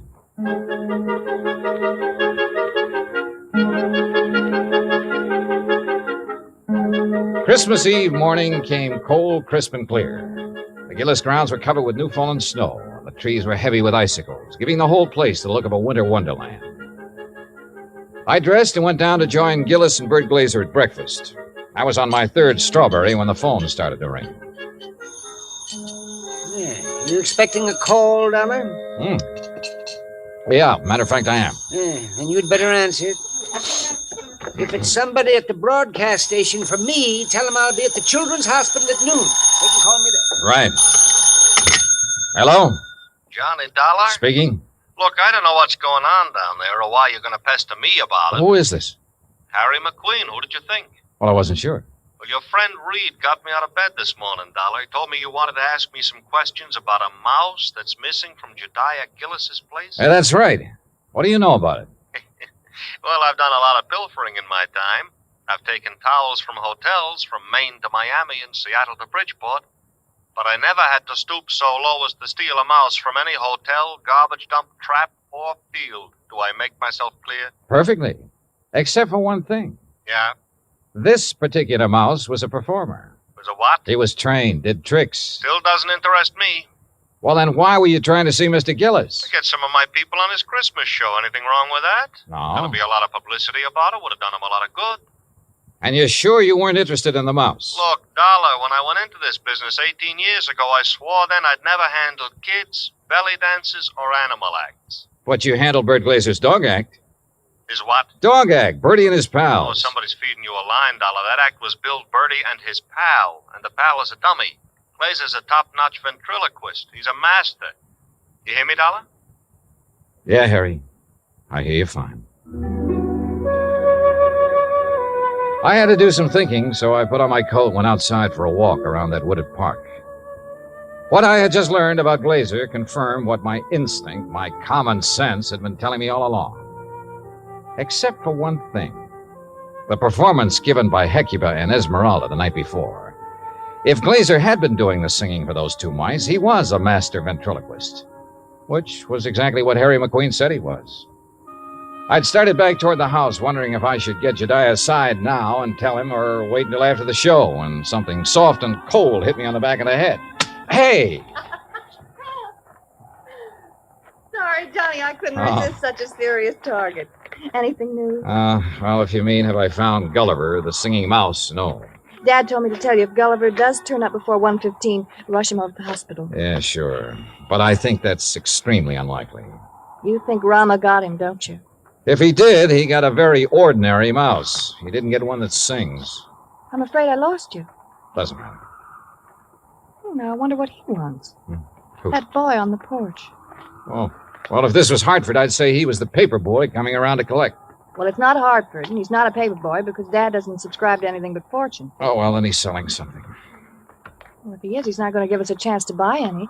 Johnny, looks like we scared him off. That's funny. Hey! Hey, come back! He sure tore out of here when he saw us. Wonder what he wanted. Do you suppose he was one of the kids they invited in to see the dress rehearsal? Well, if he was, what would he be doing back here today? I don't know. Let's take a look around. We found it in the playroom, near where Gulliver's cage had been.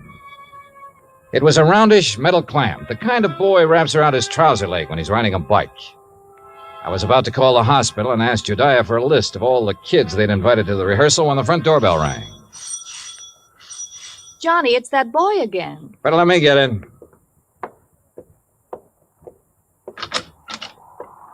Hi. Hi. I was over here to see the show the other day. Oh? Yeah. You see it? No, I wasn't here then. Oh. Jeez. Sure is cold, ain't it? Yeah, sure is. Oh, why don't you come in and get warm? Oh, no, that's okay. No, come on. Nobody's here. No? Oh, okay. Yeah, sure, come on. I don't want to bother nobody, you know. I was just riding by and I thought I'd stop and tell old man Gillis what a swell show they put on. You really liked it, huh? Yeah. All except for that Santa Claus. Oh? What was wrong with him? Nothing. Just that, well, who believes in all that smushy kid stuff? Kids, I guess. How old are you, Bobby Neves. How old are you, Bobby? Almost 11. Well, being that old, I can understand why you weren't impressed with the Santa Claus. All that other stuff, too. You know, like giving presents and singing those hymns and junk like that. You gotta cut it out when you start growing up. You sure do, boy. Yeah. You know, you and my mom, you get along just fine. Oh? Yeah. She feels about Christmas.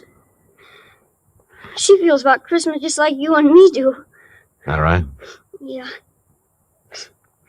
Boy, this log fire sure makes your eyes smart, don't it? Yeah, it sure does. Where do you live, Bobby? Crosstown, Scully Avenue. Well, how'd you happen to be over here the other day? Well, I was riding my bike when I I saw this dog. Well, gee, he was... Anyhow, when I tried to catch him, he ran from me. I followed the silly mutt clear over here. Uh-huh. You ever catch him? No. I was about to when this man hollered and asked me if I wanted to see a free show. So I came in. I see. Well, you must like dogs a lot, huh? Sure. You got one? Used to have one. When my pop was with us, but we can't have no pets where we're living now. Oh, that's rough. Yeah. You know that poem? Which one? You know, about all through the house not a creature was stirring, not even a mouse? Yeah? Well, that fits our place. Especially now. How do you mean? Well, I didn't think he'd miss it, you know. Man with a house as big as this one and all. So when I saw this cute little fella up in that cage, well, I didn't really mean to take him on holding me, but when he got under my sweater and was real quiet, like he liked me, well, you know what I mean. Yeah, Bobby. I know. But I got to thinking and decided to bring him back. So would you give me the old man to Mr. Gillis for me, please? No? I think you'd better do that yourself. Oh, no, please. He might be awful mad at me by now. No, Bobby. In fact, you're going to get a reward. Yeah? Word of honor. Now, what do you say we go down where Mr. Gillis is putting on that Christmas show and see it? Okay? Oh, sure. Bobby, Yeah? did you notice anything unusual about this mouse? Yeah, I sure did. What was it? He got some white on his right hind foot.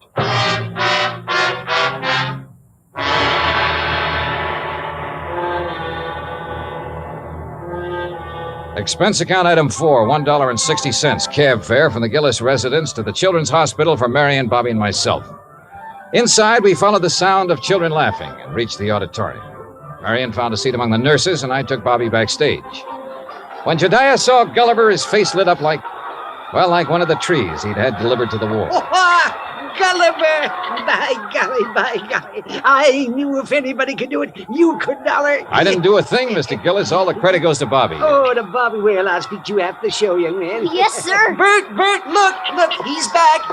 So glad to go, my stout Gulliver. Oh, I do declare I have never been so glad to see a person before. You better hurry, Bert. He's scheduled to go on in just a minute. Oh, he will. Well, I'll go check on the microphone when everything be just so. Don't go away, Dollar. No, he won't. Bobby, why don't you sit over there where you can see the stage? Yes, sir. Bert, you think Gulliver will sing today? I know he will. Oh, get ready, Gulliver. But that boy had Gulliver all day and all night, and he didn't sing once. Did the boy ask him to? Ladies and gentlemen, boys and girls, for the first time in a while, one of the wonders of the world, Gulliver, the singing mouse. Hey, Mr. Dollar, can that mouse really sing? That is what we're going to find out, Bobby. Exciting, isn't it, Dollar? Sure is, Mr. Gillis. All right, thank you, folks. Thank you. And now for Gulliver's first number, he'd like to sing with... what's that, Gulliver? I see. He's going to sing Jingle Bells. But he wants me to get off stage so everybody will know it's really him doing it and not me. Thank you. Is he all right, Bert? Oh, fine. Just feeling his out. Well, why doesn't he start? He's going to. Listen.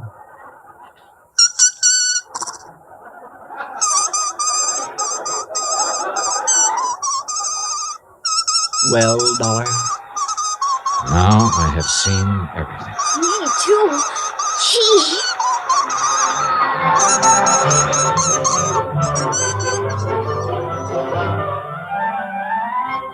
Bert Glazer had a logical answer for having lied about his old vaudeville act.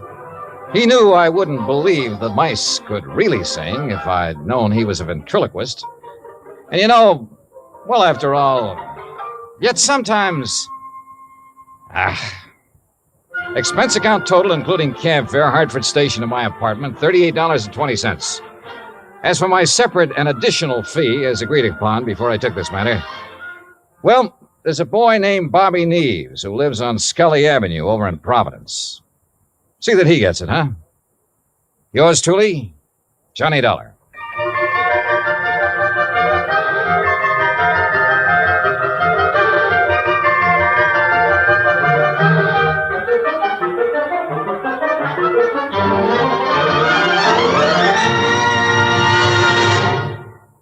Our star will tell you about next week's story in just a moment.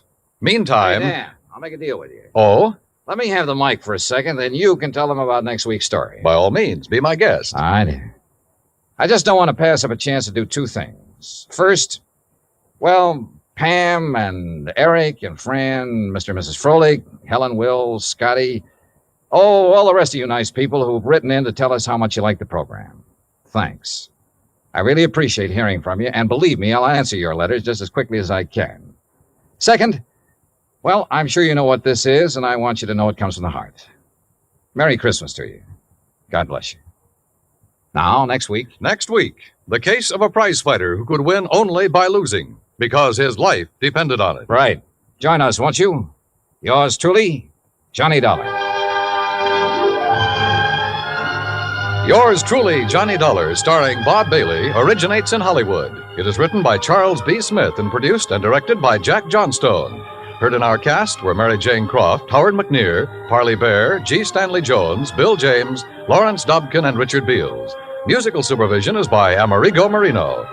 Be sure to join us next week, same time and station, for another exciting story of yours truly, Johnny Dollar. Dan Cubberly speaking.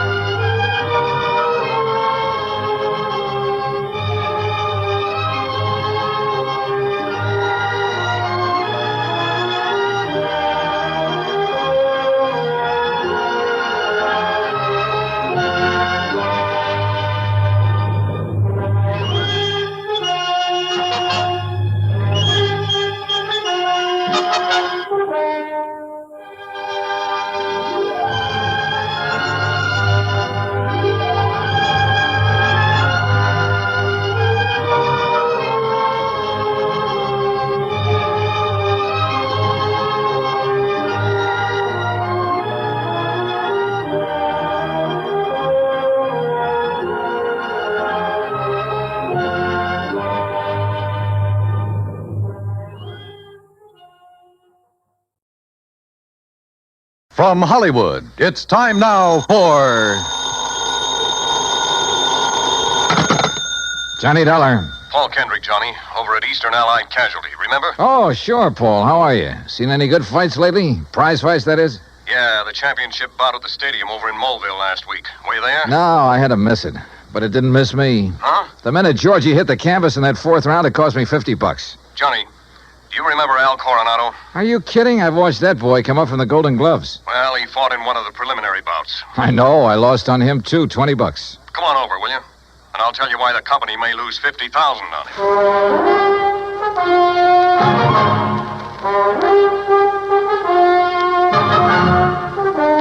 it. Bob Bailey in the exciting adventures of the man with the action-packed expense account. America's fabulous freelance insurance investigator. Yours truly, Johnny Dollar.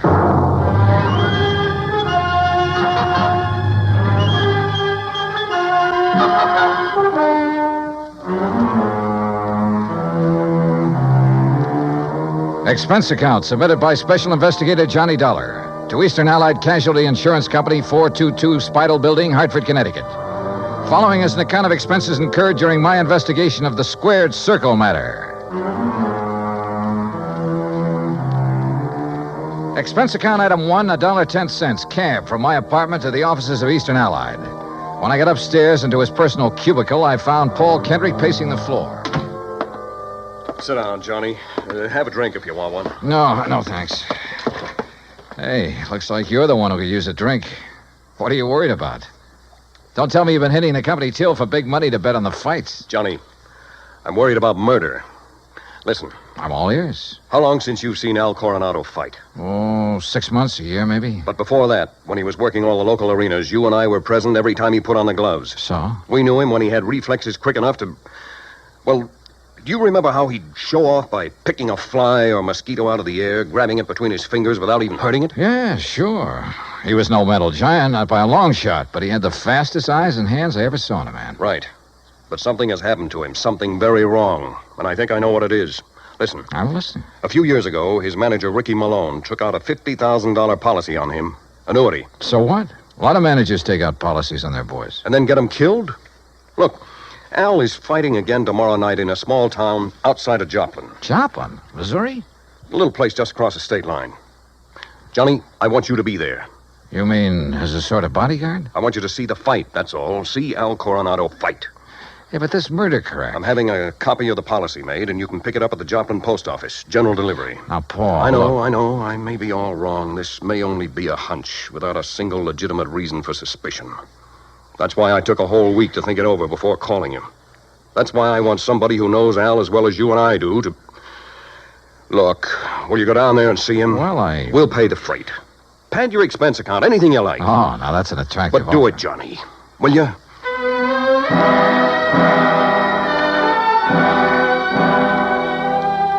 Item 2, another $1.10 back to my apartment to pack.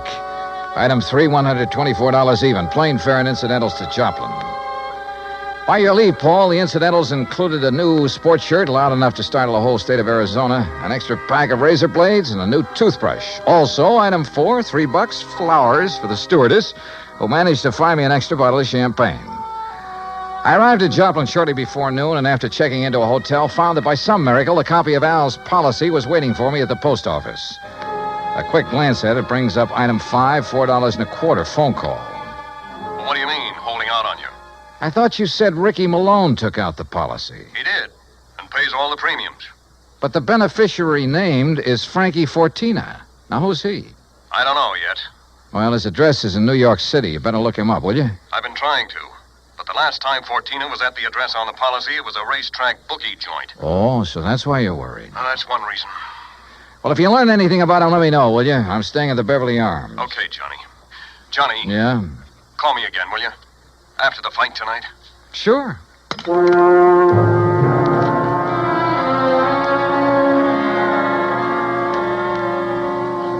I was tired, so I had a big lunch. That's item 6. Went up to my room and slept. I overslept. It was nearly 9 o'clock when I woke up, so I grabbed a cab. That's item 7, and went out to the arena in the nearby town of Mount Elba. For $5, item 8, I managed to get a seat at ringside in time to catch the end of the last preliminary. The winner in 1 minute, 10 The program seconds told me of the third Al was round, scheduled for the main event against some local boy named Rafe Cummings. I never heard of him, and I doubt if anybody outside of Tucson ever had. I understood why when he stepped into the ring. This kid looked like the rankest kind of amateur. Strong, sure, and in good condition, but clumsy. He almost tripped over his own size 15 feet. And it was no act to fool an opponent either. Al, when he came in, looked as good as ever. He gave me a quick glance of recognition, though I'm sure he knew nothing about me except possibly my name. At the opening bell, he came out fast. All the old speed and timing were there. Faint weave and flick out that light but punishing left. Same old pattern, same old... Oh, wait a minute. Those quick left jabs were only landing about 1 and 4. As though he touched Cummings only when the clumsy ox happened to walk into him. But because of his speed, Al took nothing but a few light ones on the body. He kept his face well out of reach. Oh, yeah, his timing was perfect, but his aim was terrible. Every time he shot out his fist, he was 3-4 inches wide. Then a funny thing happened. At the end of the round, when Al went back to his corner, and remember, Rafe had only tapped him a few times on the body. When he went back to his corner and started to sit down, he almost missed the stool. Would have if one of the seconds hadn't aimed it under him. Funny. The second round got underway the same as the first. Al was all speed, dodging, weaving, keeping his face out of the way. But again, he wasn't hitting his mark. And then it happened. He missed Cummings wide, then practically ran into his glove, catching it hard in the cheek, and down he went. Why, there wasn't enough steam behind Cummings' glove to hurt it. But Al took the count. He'd been hurt by that tap on the face. Then another thing. The second he was counted out, his handlers practically hauled him out of the ring and back to his dressing room. And believe me, Al looked terrible. His eyes had a strange, almost far-away look. As though that little smack had knocked his brains loose. My seat was on the far side of the ring, but I elbowed my way through the crowd and back to the row of dressing rooms in a hallway built onto one end of the building. Al Coronado. I told you on the way up the aisle, Doc. Huh? We don't need you. The boy's all right. Go on, Doc. Beat it. You hear me, Doc? Listen, this is Johnny Dollar. Huh? Old fan of Al's from Hartford. I want to see him. Some other time. No, now, right away. Come on, open up. I said some other time, don't you understand? We're pulling out of this, Berg, and we ain't got time to stand around and talk. Now, look, buddy. Malone's the name. I'm Al's manager, see? And when I say get out, I mean vamoose. Al, are you okay, boy? This is Johnny Dollar. Oh, no, you don't. Brother, that's where you're wrong. Hey, Al. Al. Good Lord, Al, what's the matter with you? Oh, hello, Johnny. Hey, Al, look at me. No, I mean straight at me. Here. Al. I'm all right, Johnny. You're in bad shape. You should never have fought tonight. Oh, that's all right. Where are your seconds, your trainer? Ricky, he don't let nobody in after the fight. Look, Al, can you get up off that table, stand up and walk? Oh, sure, Johnny. Then come on, I'm taking you out of here to No, a doctor. Johnny. Easy, Al. No, look behind Al, you, Rick. please, He's come on. up, he's got it. You bet I am, Dollar.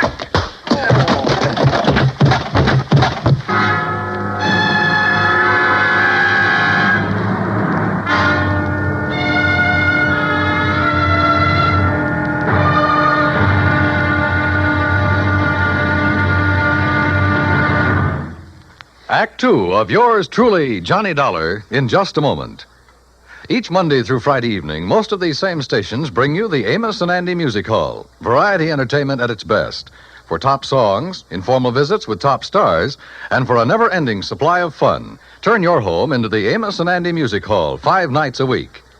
Now, Act Two of yours truly, Johnny Dollar, and the Squared Circle Matter.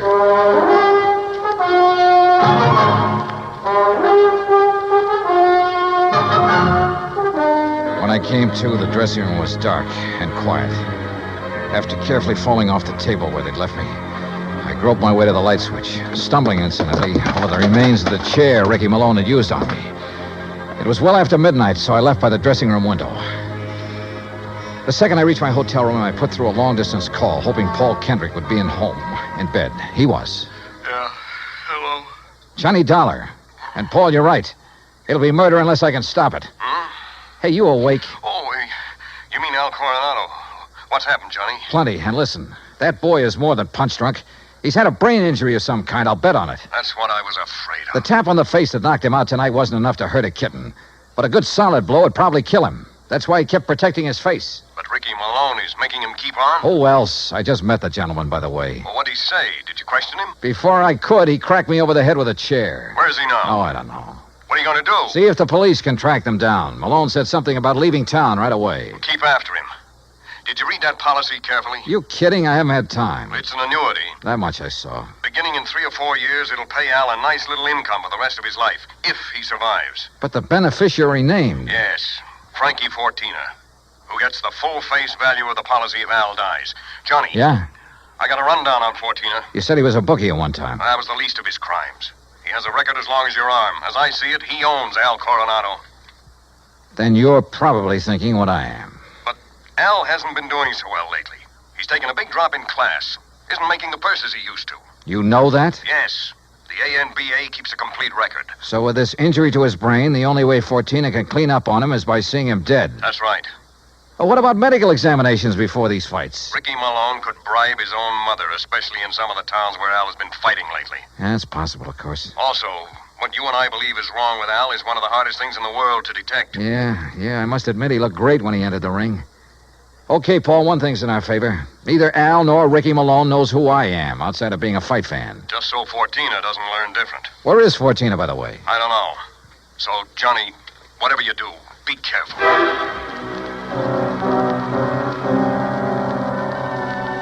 Expense account item 9370 for a couple of phone calls, some breakfast, and a taxi to police headquarters. I'll say this for the Joplin police. When they go into action, they really get things done.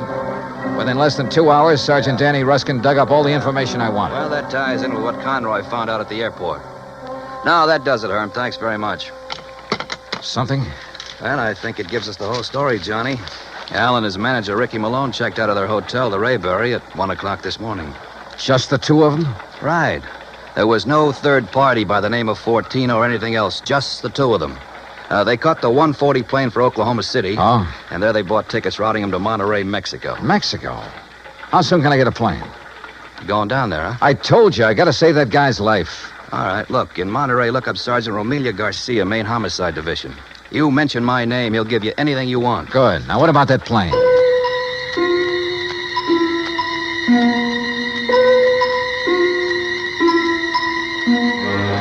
The deal on plane connections turned out to be bad. The best time I could make was by way of El Paso. That's item 10, $127, including incidentals.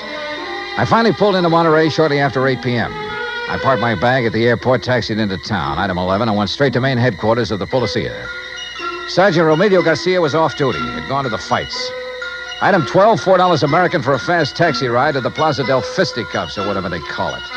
There, for item 13, $5, I had the sergeant paged over the PA system. After 2 or 3 minutes, a short, stocky, important-looking figure in police uniform strode up to the door. Senor Johnny Dollar? Yeah, that's right, Sergeant. How are you? You Americanos. Now, what is so important I must leave the excellent fights to talk with you, huh?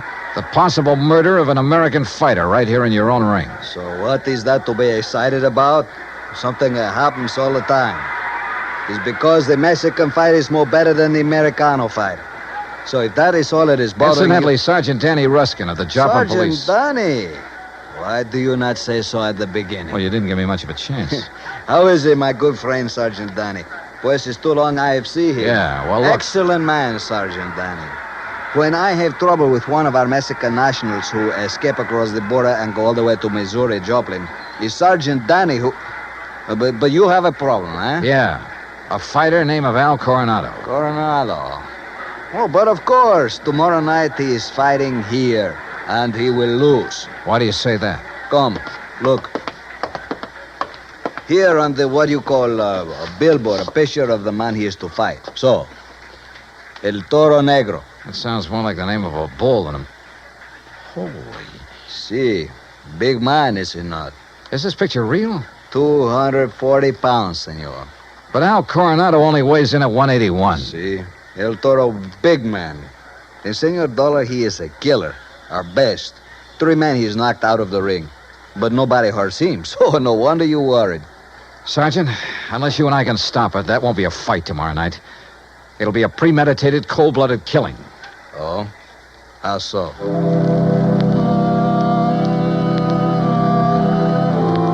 I showed Garcia my credentials, then told him what I knew and what I suspected. But until we have proof of this, senor, to start what you call an international situation, you are not now in your own country, you know. Still, he agreed to cooperate. First thing, of course, was to locate Al and his manager. In this city of nearly 200,000, that could be pretty rough. But he said he'd try. He drove me by the airport to pick up my bag, then to a hotel. And there, as the bellhop unlocked the door of my room, I got a real break. The next door down the hall opened. Hey, kid, how'd you like to bring me up a glass of warm milk, huh? Al Coronado. Huh? Oh, hi. Here, boy. Just put in my bags inside and leave the door open. Gracias, senor. Hey, Al, are you alone? Oh, sure. Hey, you're Johnny, ain't you? Yeah, that's right, Johnny, and I want to talk to you. I used to see your rig side all the time up in Hartford, huh? You saw me in Joplin, too. Only you don't remember.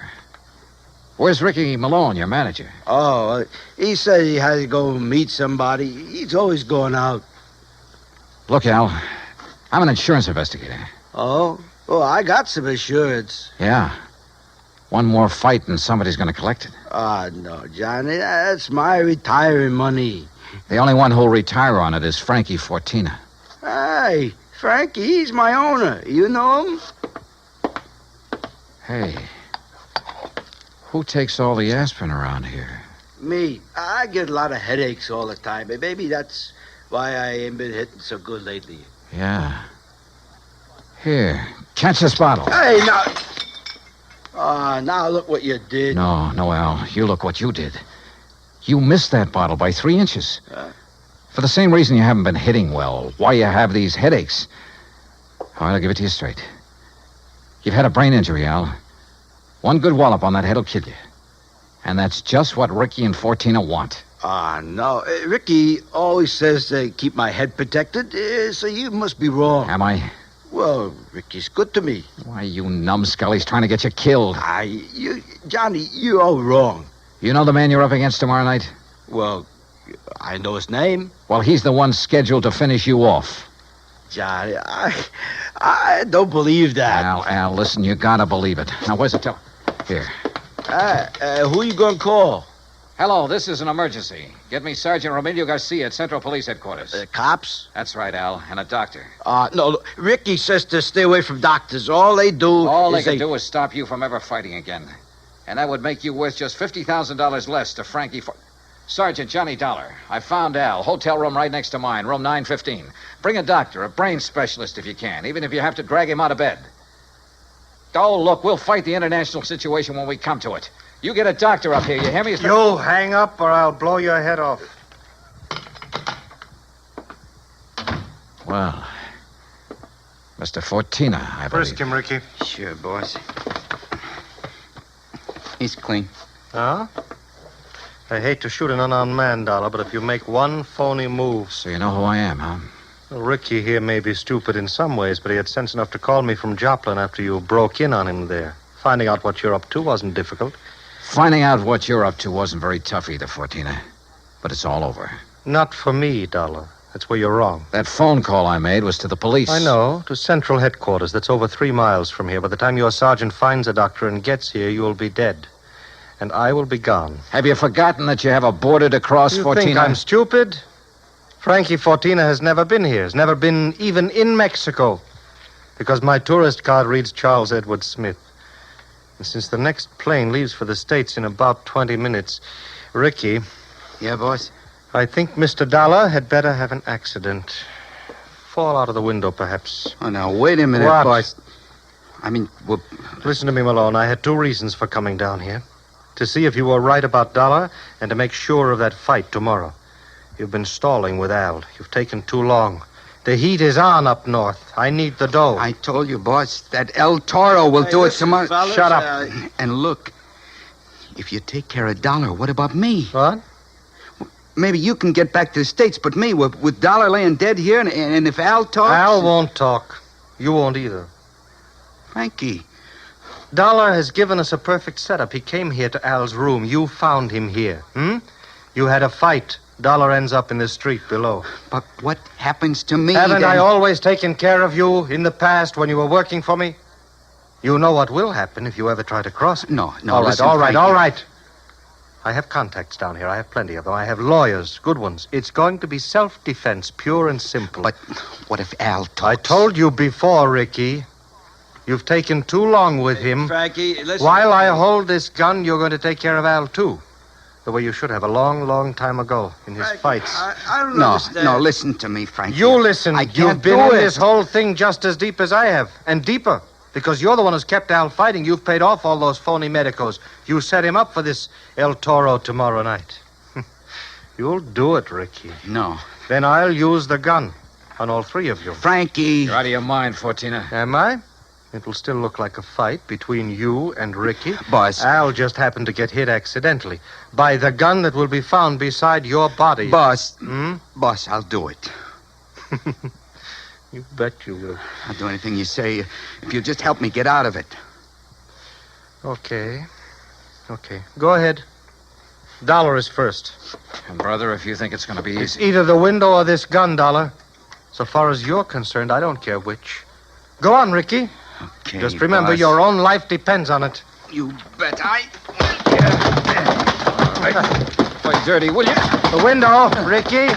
The window, I said. Remember, it's your own life, Ricky.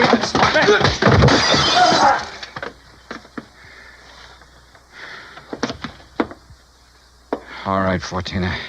So you have got a gun? Al. Yeah, Johnny, I hit him. Well, don't be. Si, Senor Dollar, with one very fine, clean left hook. While Fortina was watching you and the unfortunate Ricky. Yeah. You got here a little late, Garcia. You see, but tell me, senor, What makes you think this El Coronado has lost his punch? Expense account item 13, $100. Legal expense, mainly a deposition for a lawyer to take to court. Just how Garcia got me out of having to stay in Monterey for a hearing, I will never know, but he did. As for Al Coronado, I suggest the company make some adjustment in his policy that'll permit paying his annuities immediately. And why not? The company should have investigated more thoroughly before issuing this policy anyway. And if it doesn't show a little heart, but I'm sure it will. Item 14, $224.50, hotel and incidentals and transportation back to Hartford. Expense account total, $491.20. Yours truly, Johnny Dollar.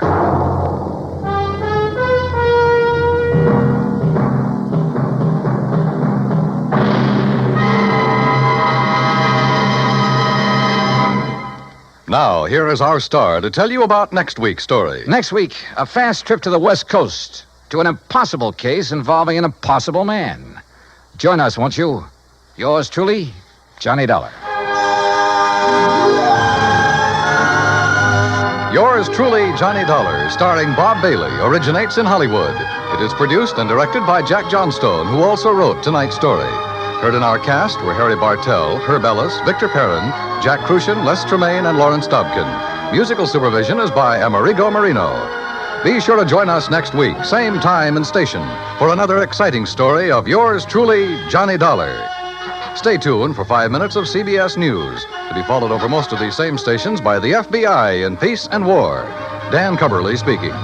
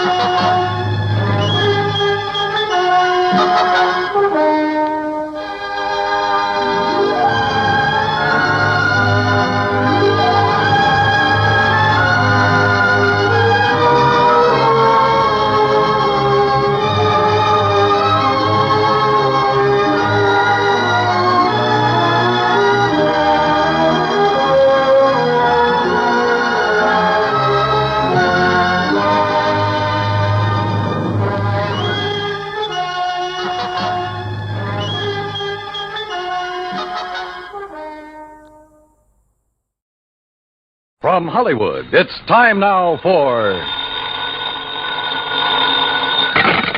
Johnny Dollar. Pat McCracken, Johnny, Universal Adjustment. Oh, hi, Pat. What's on your mind? The sleek, lovely, beautiful Ellen Deere. On the strength of that description, I'll take her. And she's loaded. $325,000 worth of jewelry. Hey, that girl needs a bodyguard. Sleep. Yeah, Johnny, needs a guard of some kind, only she isn't a girl. She's a boat. I've just lost my enthusiasm. What's the matter with the old tub? That's what I want you to find out, Johnny. That last crack suddenly got me interested again. Okay, Pat, I'll be right over.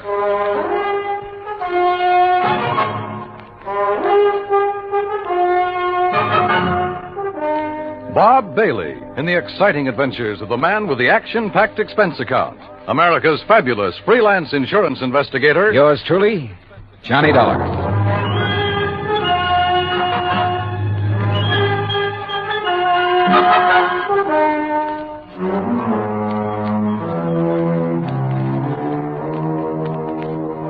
Expense account submitted by Special Investigator Johnny Dollar to the Western Maritime and Property Insurance Company, Los Angeles, California. Following is an account of expenses incurred during my investigation of the Ellen Deere matter. Expense account item 190 taxi from my apartment to the offices of Universal Adjustment Bureau in Hartford. Pat McCracken's usual smile was noticeably missing when I walked in on him. Come in, Johnny, and sit down. Thanks. Oh, and you're to bill Western Maritime and Property on this one instead of us. Okay, but how are you involved? We handle all their claims that are of any size. Story. You ever hear of Randolph Berman? I know of a jeweler down in New York. That's the one. And if you know him, Johnny, you've been putting too much gravy in your expense account. I said no of him. Didn't he bring in the Star of Cape Town and the Kathmandu Emeralds? That's right. Everybody seems to think he's a crook, and yet somehow he manages to handle some of the finest jewels in the world. How can an honest man afford it? This time it's the Bettenhaus collection. It's out of Hungary. Oh, yeah, I read about that.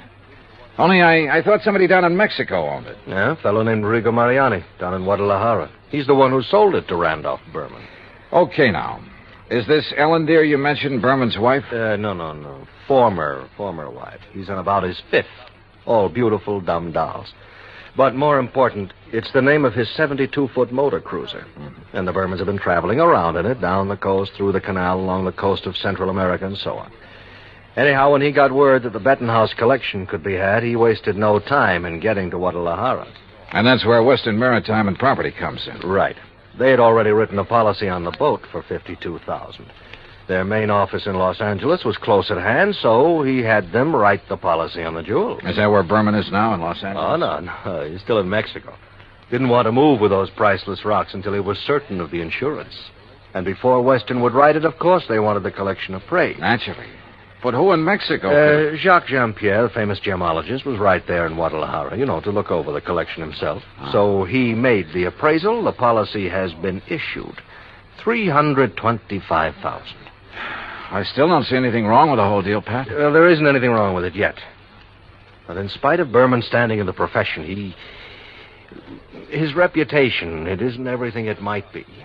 Yeah, come to think of it, wasn't there a killing or two involved in this acquisition of the Star of Cape Town? There have been several things like that. He's been involved in attempts to smuggle in some valuable pieces. He always managed somehow to come out smelling like a rose. Legally, perfectly clean, you understand? But you still don't trust him? Oh, no. And with his planning to carry that load of stuff around in his yacht. Yeah, I see what you mean. If anything happened to those rocks or the boat, over $300,000 right out the window. Exactly. Now, belatedly, Western is worried about it. And they'll pay good money to have you assuage their worries. You have a Mexican tourist card? Sure, from my last fishing trip down there. And I think you better go down and guard that collection until Berman gets it safely up into the States.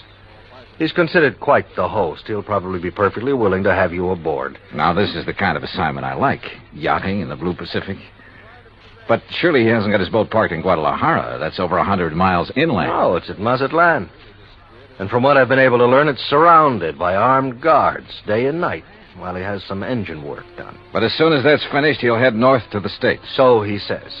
Got a branch office in Los Angeles. He'll probably deliver the collection there. I just want to be sure he gets there, Johnny.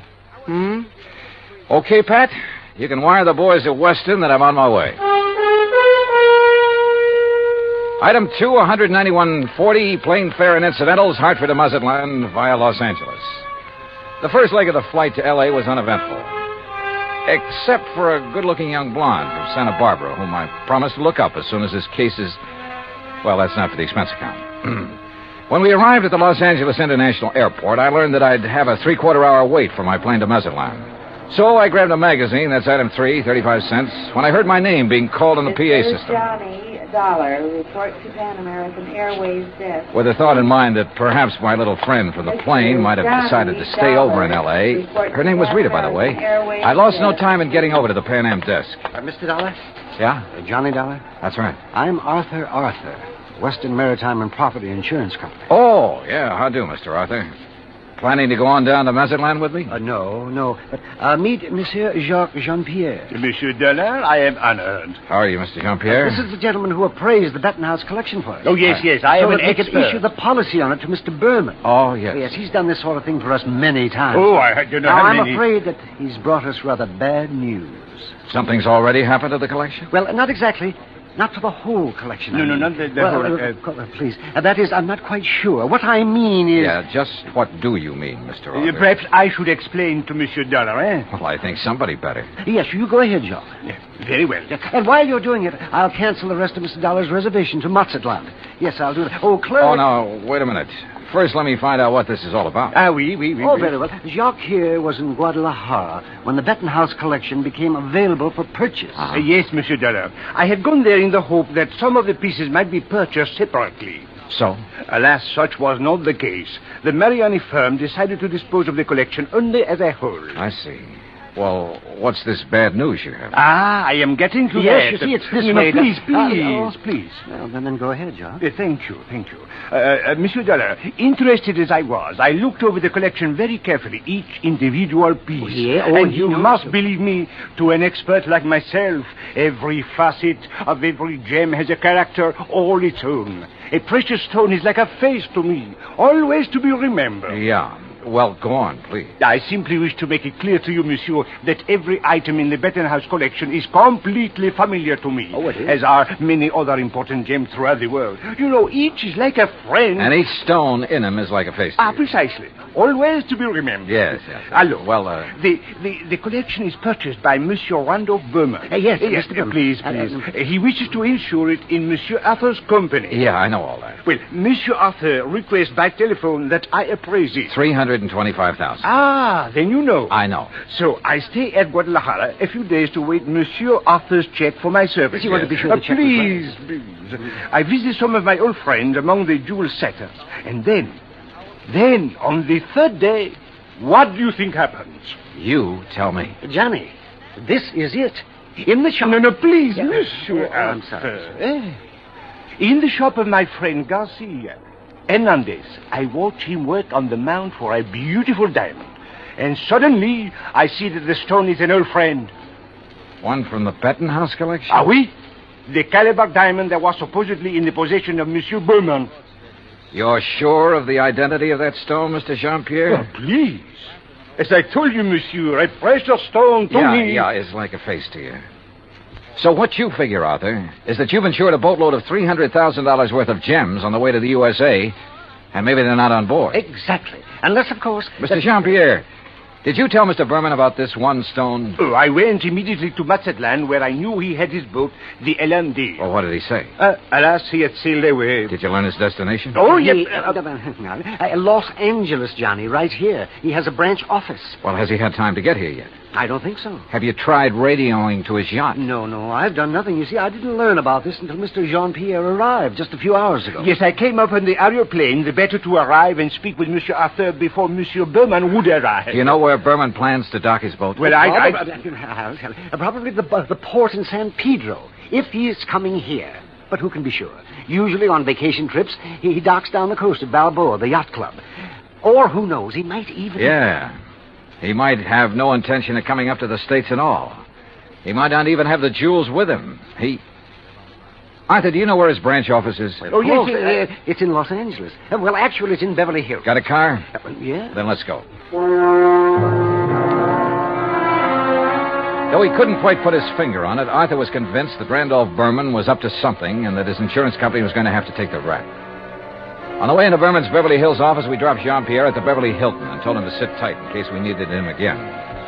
Berman's office was in a nice modern building on South Beverly Drive, tastefully furnished with pictures of various famous jewels on the walls, but with nothing of particular value in evidence. However, I did notice that one wall held a built-in vault big enough for a reasonably sized bank. We were approached by a hand-rubbing, obsequious little character dressed in striped pants and cutaway coat and wearing thick glasses. Good morning, gentlemen. Is there any way I may be of service to you? Yeah, I think there is. Are you the... Mr. Arthur, forgive me. I didn't recognize you for a moment. Mr. Corello, this is Mr. Johnny Dollar. Hi. How do you do? Is there something I may show you, Mr. Dollar? Some little bauble, perhaps, for a charming lady? Well, not at the moment, Mr. Corello. Oh, Mr. Arthur, there's no reason to mail this to you. Let me see now. Oh, yes, here it is. Here is a request for slight revision of the policy on the Bettenhouse collection. Oh? What's this? Well, the wire was sent by Mr. Berman just before he embarked for Mazatlan.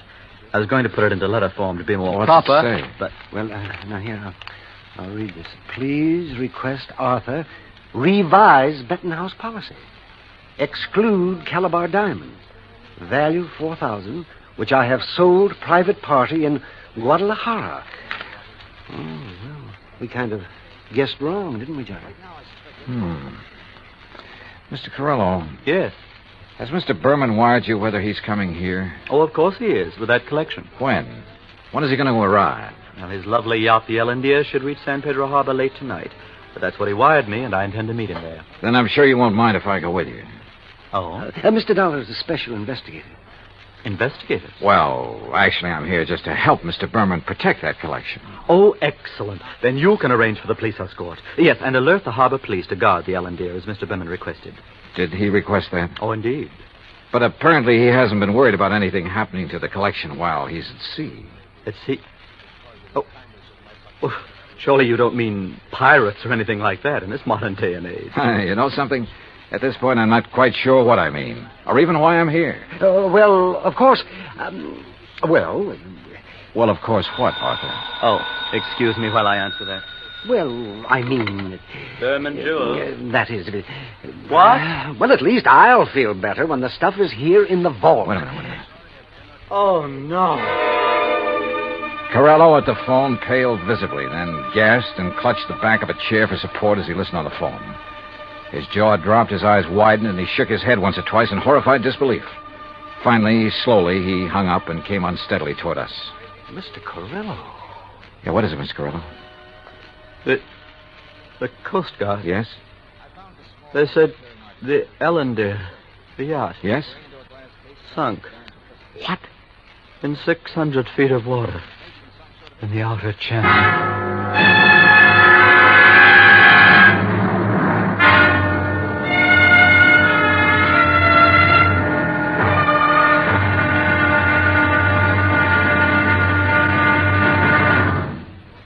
Act Two of yours truly, Johnny Dollar, in just a moment. Democracy.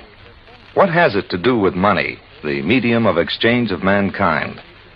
A couple of thousand years ago, it was said that money alone sets the world in motion. That's one way of saying that money and economy are virtually one and the same thing. The economy of a nation depends on its commerce. Commerce depends on manufacturing and services. It has been proven that those nations which practice democracy have the greatest economics. That means money, more money for more people, and a greater freedom of opportunity to earn a higher standard of living. That's why democracy provides mankind with its richest legacy of freedom. Now, Act Two of yours truly, Johnny Dollar, and the Ellen Deer matter.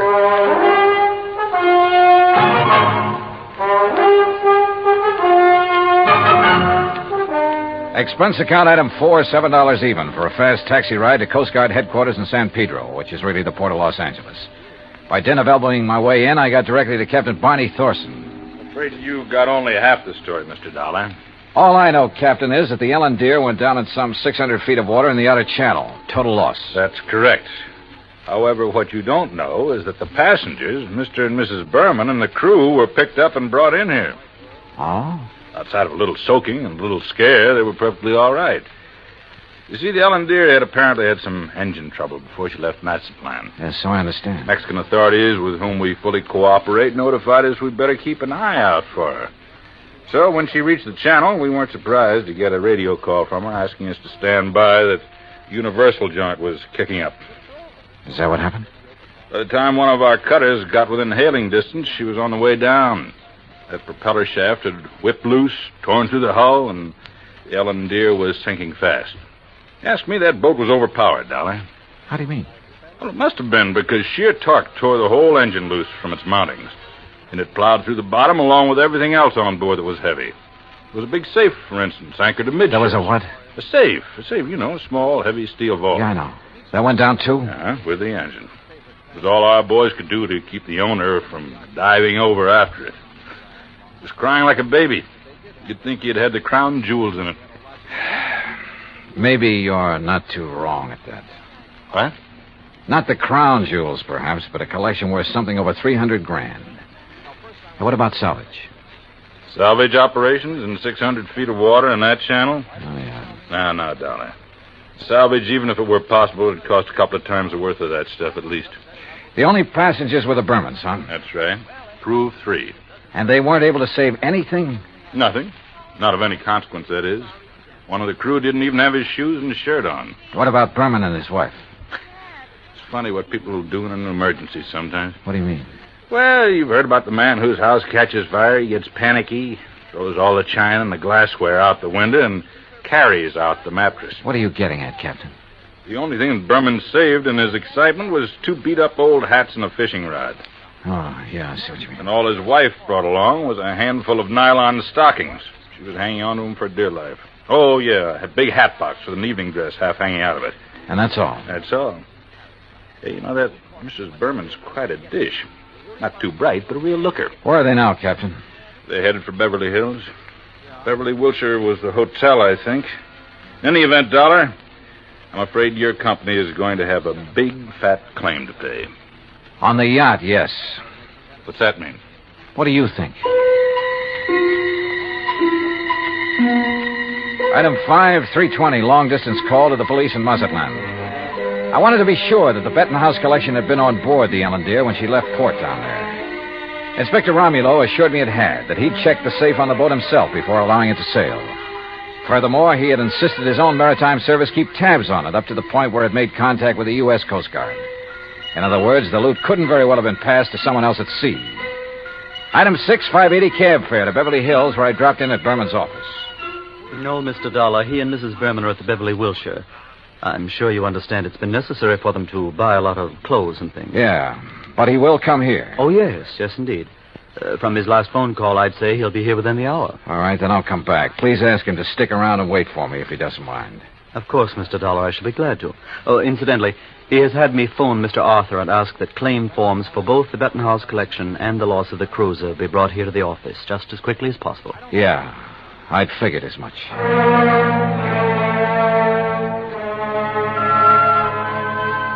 Berman wasn't wasting any time. Oh, I know there still wasn't any concrete evidence that Berman was trying to pull a fast one. Ostensibly, the only reason for my trip out here was to watch over that fabulous jewel collection. A lot of good I'd been. He'd lost the collection and his boat, and the company'd have to pay. Then a wild idea hit me. I suddenly remembered something that had happened months ago. Last July, to be exact, when a big passenger liner, the Andrea Doria, had sunk off the Atlantic coast. According to the papers, when the survivors were brought into the port, the usual customs inspection was waived. And it occurred to me at the time that every one of those people could have easily smuggled in anything he could carry or conceal in his clothing. I'm not saying it did happen. I'm sure it didn't. But it could have. And if such an idea occurred to me, why not to a man like Berman, who was already pretty well known for his tricks to evade customs? Item 6, 20 cents, phone call to the Coast Guard and Captain Thorson. Thorson speaking. Johnny Dollar, Captain. Answer me just one question, will you? Sure, what? When you brought them in, were the Bermans required to pass through customs? Well, no, of course not. There'd hardly be any reason to... Thank you very much.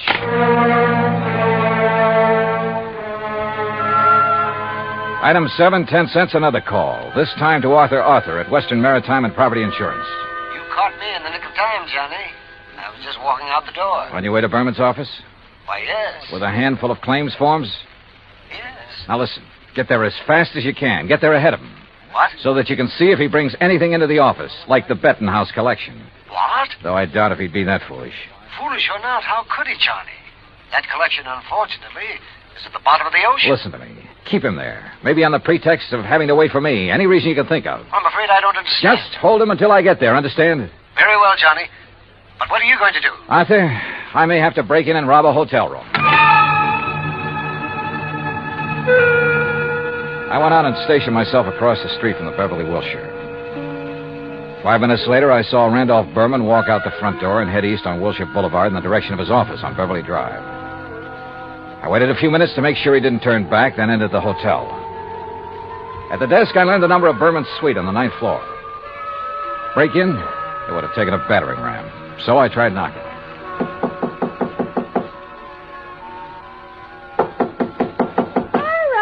All right. You don't have to bust down the door. What's the matter? You forget your key and... No. Get out of here, buddy. Randy said not to let anybody in. He's out buying us clothes. Oh, he'd tell you to let me in, baby.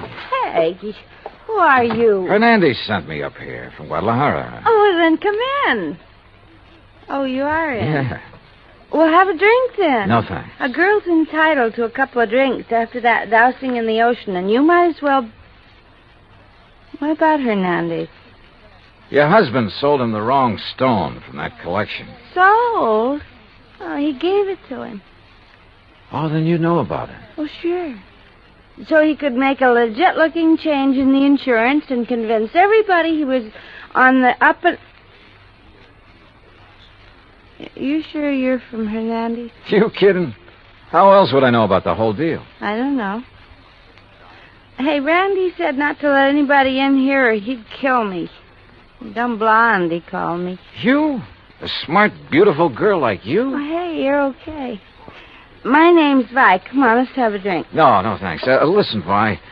I've got to get the right stone from that collection, the caliber diamond. Then I'll leave this one I've got in my pocket here. Which one you got? Let me see it. Oh, no, only Mr. Berman. And only when he gives me the caliber. Well, which one you got there, huh? Well, never mind. I'll show it to Mr. Berman. I just want to see it. Not until I get the caliber from the collection.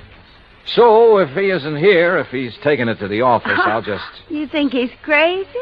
Let everybody know he... Let me see the one you have, huh? Look, I just told you. Anyway, how do I know I can trust you? I didn't even see you in Guadalajara. Oh, now you sound like Randy. Dumb blonde, he says. Keep the door locked. But I let the bellboy in with the drinks, and I let you in, didn't I? Well, let me see the one you got. Will you, if I get you the other one? From the hat box that didn't have to go through customs? How did you know? Hey, you're a cutie. I'll bet you read about the Andrew Dorsey, just like Randy did. Come on, now let's have Where a is the look. hat box, Vi? Now, wait a minute. Maybe I am dumb. Who did you say you are? Where's the hat box? No, I won't tell you. You get out of here. Now, without the collection, Vi. No, you can't. Randy would kill me. He'd kill me if he even knew I let you in here.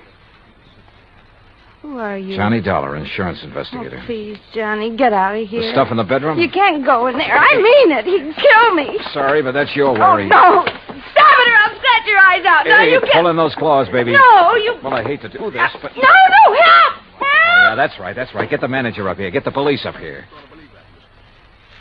Police? Oh, no. Oh, yes. Then you'd really be in trouble. You'd be better off if Berman tried to kill you. Now, where's the stuff?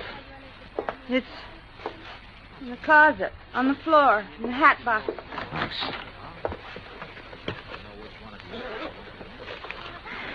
Well. Just a handful, but worth a fortune.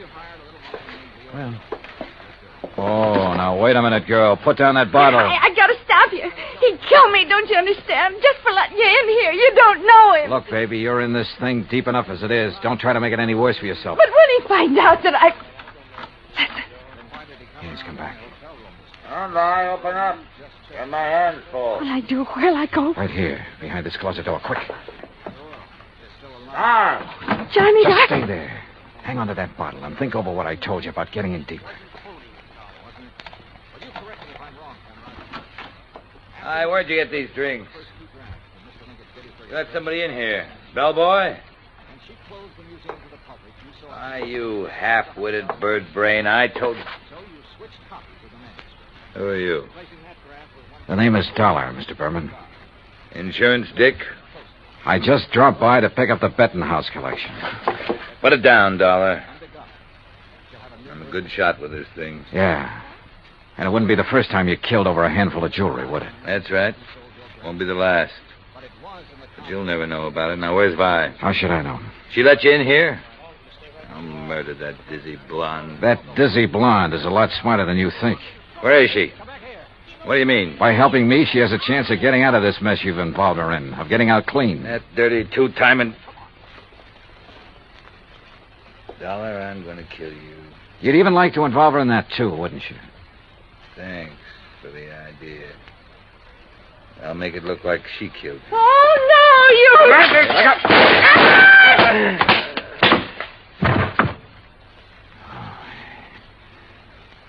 Nice work with that bottle, Vi.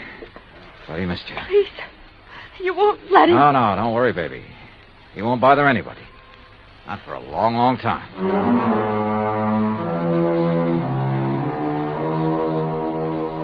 Item 8, $245 even. Incidentals during a couple of days of relaxation under the California sun and transportation back to Hartford.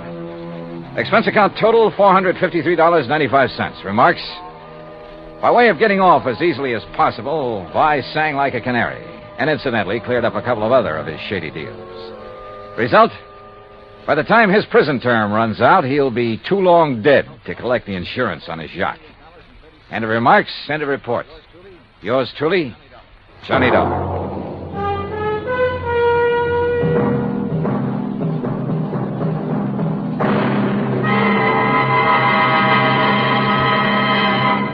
Now, here is our star to tell you about next week's story. Next week, the DeSalle matter, and I promise you a double-barrel thrill in it. Join us, won't you? Yours truly, Johnny Dollar. Yours truly, Johnny Dollar, starring Bob Bailey, originates in Hollywood. It is produced and directed by Jack Johnstone, who also wrote tonight's story. Heard in our cast were Virginia Gregg, Lawrence Dobkin, Howard McNear, Jay Novello, Jack Edwards, Barney Phillips, and Raymond Burr. Musical supervision is by Amerigo Marino. Be sure to join us next week, same time and station, for another exciting story of yours truly, Johnny Dollar. Dan Coverly speaking.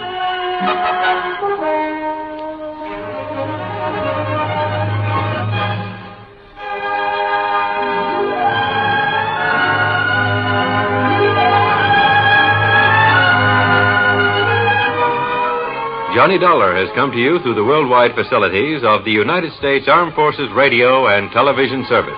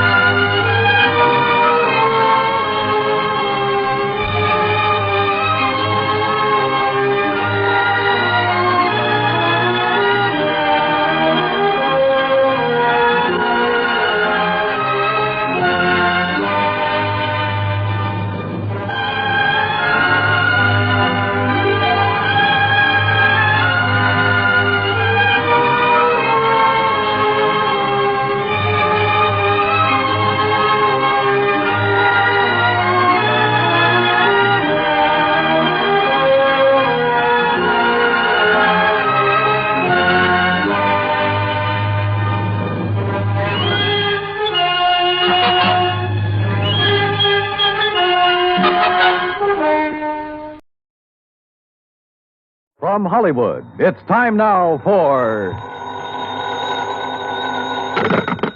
Johnny Dollar. Hillary Fuchs, Johnny. How's your time these days? Time to live, time to die, you know. What's up? A claim on a $100,000 policy. I want it investigated. 100,000? What kind of policy? Straight life. You sound worried. I am. I think we're going to be taken this time, Johnny.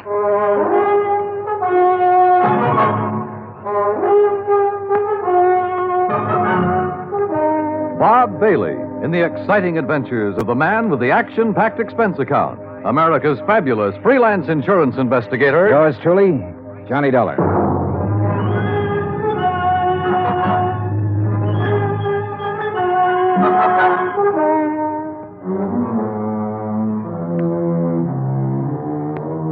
Expense account submitted by Special Investigator Johnny Dollar to Continental Insurance and Trust Company, 657 North Spear Boulevard, Hartford, Connecticut.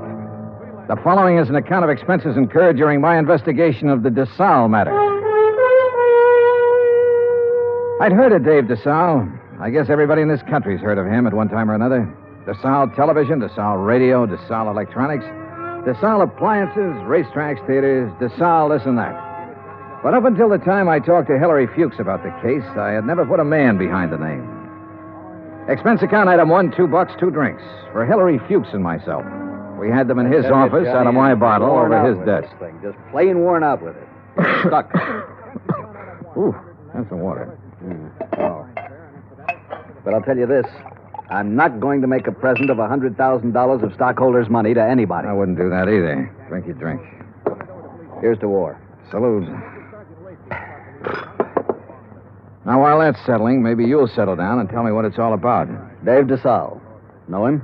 I've heard the name, yeah. Well, he's dead. Drowned 4 days ago out on the coast. So? Did you ever see our K policy series? I've heard of it. Well, the premium's about triple a normal life policy. It's designed only for people with big money. Sure.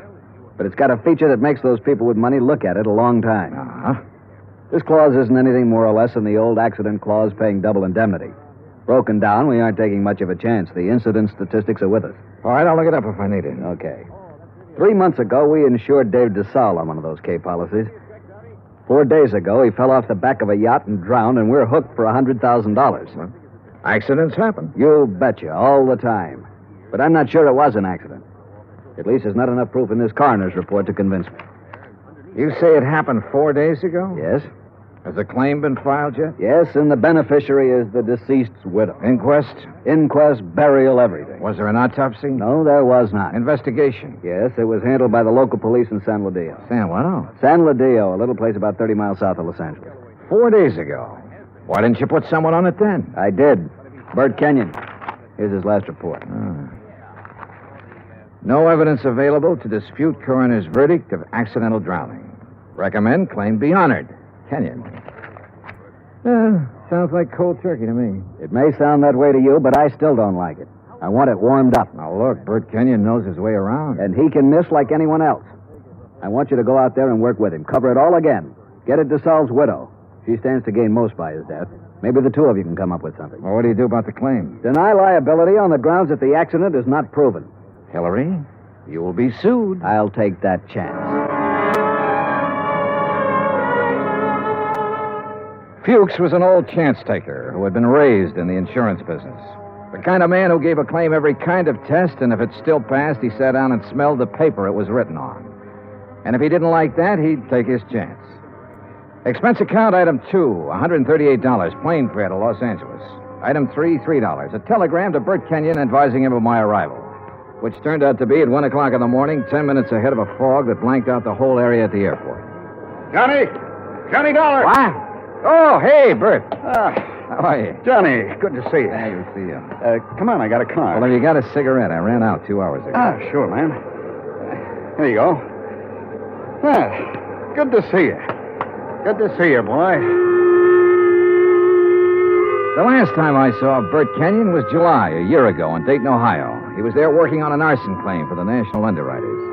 Before that, I'd run into him in Denver, Portland, and Chicago. And we'd worked together for 2 weeks in New Orleans on the San Antonio case. He sent me a Christmas card every year. I sent him one. We were as close and as far apart as two friends can be. When I saw him this time, he looked tired and thinner. And he lit one cigarette after the other. You'll like San Ladillo, Johnny. Yeah? How's the hotel? Oh, old Spanish job. Big rooms, fireplaces, smells kind of damp all the time. You get used to it. Are you tired? Yeah. Well, tell me about the claim, Bert. Nothing to tell. Routine so far. Oh, Fuchs was pretty worried about it. He doesn't like the coroner's report. You know, Fuchs, worry. That's what he gets paid for. Oh, that's what we get paid for, too. Okay. On the face of it, I'd question the claim right away. Just on the 3 months period alone, I'd question it. You still think it was an accident? I think we should pay up and shut up. I'd like to have met this DeSalle guy, Johnny. Stocks and bonds and pretty blondes. He sure had 'em all. Wait till you meet Mrs. DeSalle. Wait till you see the layup. Boy. And Fuchs worrying about $100,000 claim. Do you know how much DeSalle's widow is worth? $8 million. $100,000 means about that much to her. Not that much. Peanuts. You want to hear something funny? Real funny? Go on. DeSalle bought that policy one day at the racetrack at Del Mar. Yeah, because an insurance broker gave him a tip on a horse. Yeah. I can just see Fuchs worrying about his $100,000 and finding out about that part. How did you find out about it? Mrs. DeSalle, she told me the story. What about her? Now, what about her? She's the beneficiary. Well, I told you, $100,000 doesn't mean a thing to her. Why would she kill him for $100,000? Why not? Fuchs sent you out here to take over because he thinks I lost stuff, didn't he, Johnny? He sent me out to see if I could give you a hand. He wants us to cover the whole thing again. Wouldn't kid an old pal, would you? I'd never try, Bert. I bet you wouldn't. I just bet you wouldn't. In another 10 minutes, we were in San Ladillo, a sprawling little town built around a natural harbor. The houses looked expensive, the boats even more expensive. Kenyon pointed out one house on a hill, a 3-story affair with an acre or so of lawns around it. He explained it was the DeSalle home. I checked into the San Ladillo Hotel and got a good night's sleep. Next morning, Bert Kenyon and I went over to the statements of everyone who had been on the yacht the night DeSalle went overboard. Then we went out and interviewed everybody again, including Mrs. DeSalle. It's getting awfully dull. You understand we have to do this. All right. Dave and I were having drinks with a few friends. He said he felt like getting a little air. He went up on deck. A few minutes later, someone was looking for him. Mr. Burke. It might have been. Well, that's what's on your statement. All right. Mr. Burke. We couldn't find Dave, and then I remembered he was on deck. We went up there and saw his hat floating on the water. We looked around. We didn't see him. I sent one of the crew to call for help. They fished him out an hour or so later. You were never on deck until then? No, I wasn't. Who were they? You said they fished him out. The police. Someone. I don't know. There were a lot of men. They tried to give him artificial respiration. Well, what did you do? I watched. What else was there to do? Hard thing to watch, Mrs. DeSalle. Your husband just drowned? Yes. Yes, it was. Is that all? Yeah. That's all.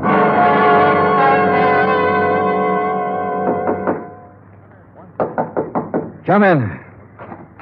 Hi.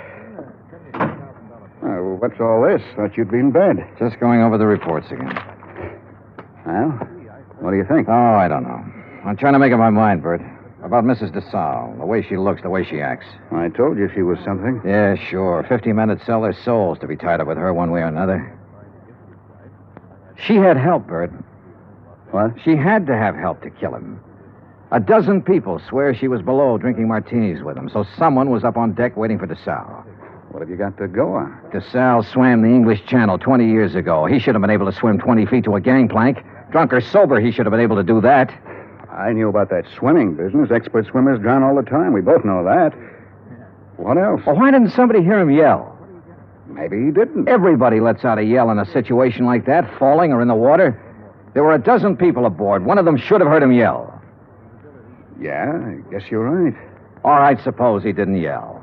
But suppose this coroner made a mistake about the bruises on the side of his head. Suppose they happened before he went over the side. It'd be hard to prove now, Johnny. Oh, look, she's got a boyfriend somewhere, Bert. She had to have one. The servants can be gone over. Somebody at the house has seen him. He's called her, sent her messages. He's our boy. We can bring him out in the open. We'll get help from Los Angeles. We'll call the legal department and get them busy. Get permission to exhume the body and have an autopsy. We'll bring... What? Let this one go, huh? What? Drop it. It's just lousy enough to get by, Fuchs.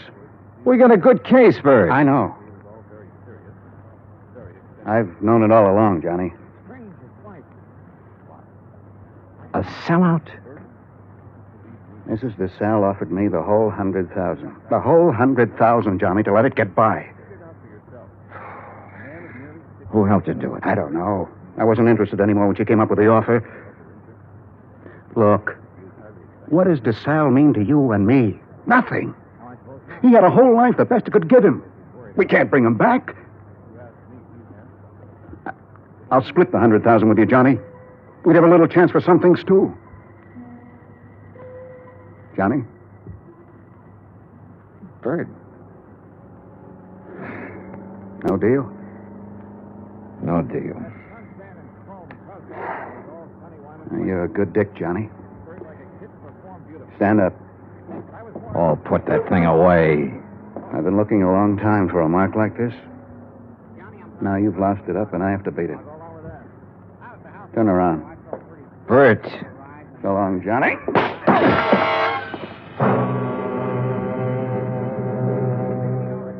I went down to my knees trying to hold onto the desk.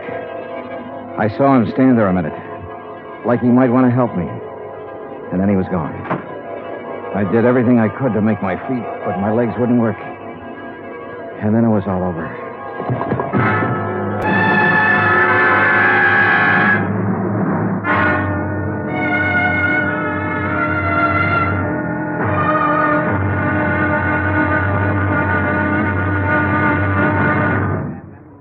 Act two of yours truly, Johnny Dollar, in just a moment. Democracy. What does it mean? The word itself is of Greek origin. Demos meaning the people, and kratos meaning authority. Thus, in a democracy, the people have the authority to rule themselves. But where does the authority come from? The authority comes from the people themselves. They put it in their constitution, and the constitution can't be changed by anyone except the people. That puts the supreme power of the government of a democratic country right in the hands of the people, and the people elect their representatives to run the government. In that manner, democracy gives everyone equal representation in the government. Democracy provides mankind with its greatest legacy of freedom. Now, Act two of yours truly, Johnny Dollar, and the DeSalle matter.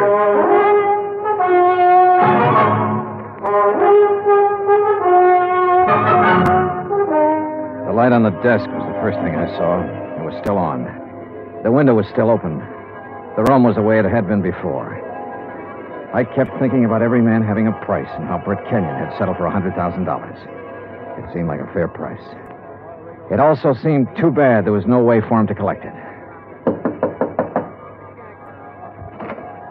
There were two of them, a heavy-set man about 50 years old and a tall, lean-faced man with dark eyes. They looked me over. Your name, Dollar? Yeah. Police. We want to talk to you. My name's Blair. This is Sergeant LaFrida. You sick or something? I bumped my head. How? Never mind. Well, what do you want? We'll ask the questions. What are you doing in San Ladillo? I'm standing around in a hotel room talking to a couple of cops. Just answer up. Don't be funny, fella. I don't feel even a little bit funny. You got a license to carry this gun? Hey, what is this? Have you? Yes. Your meat-handed friend ought to put it down or it might go off. Been fired, Tom? Meat-handed, huh? That's what I said. I'll remember that. Okay. Tell us about it. Tell us what you're doing here. And don't waste a lot of time doing it. I'm an insurance investigator. Tell this goon to back away and undouble his fist or I'll break a chair over his head. Are you going to try to be tough, baby? I'm going to try to find out what this is all about. You want me to pop him open and see if he's as tough as he sounds? Behave yourself, Tom. Let's see something that says you're an insurance dick. Top of the dresser. Bring it over, Tom. Sure.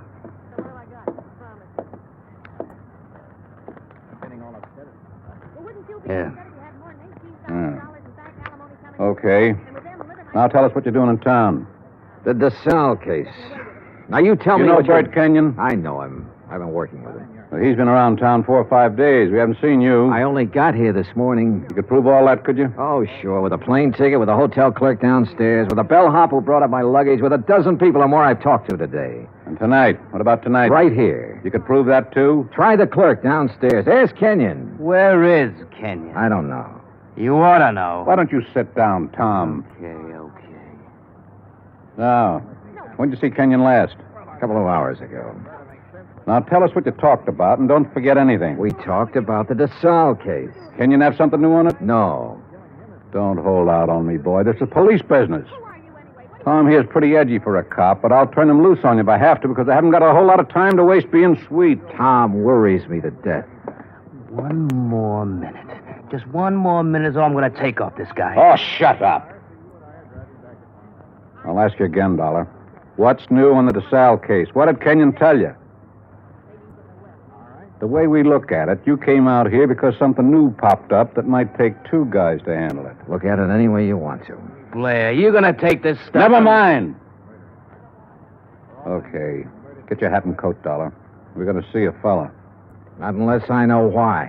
And I mean that. Dollar, your buddy's been killed. What? Kenyon. Somebody shot him up an hour ago.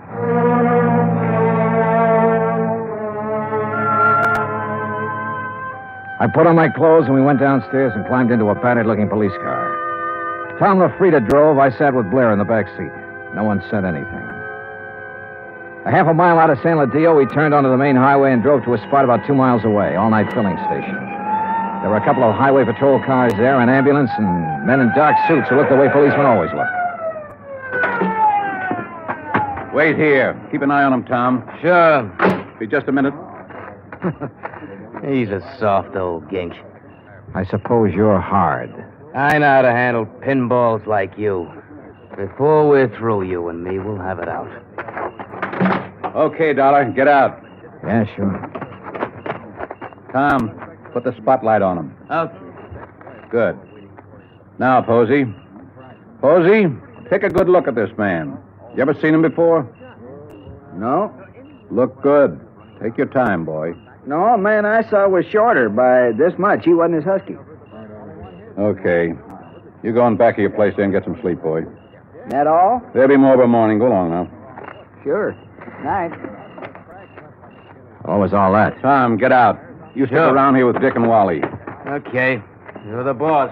You get in the front, Dollar.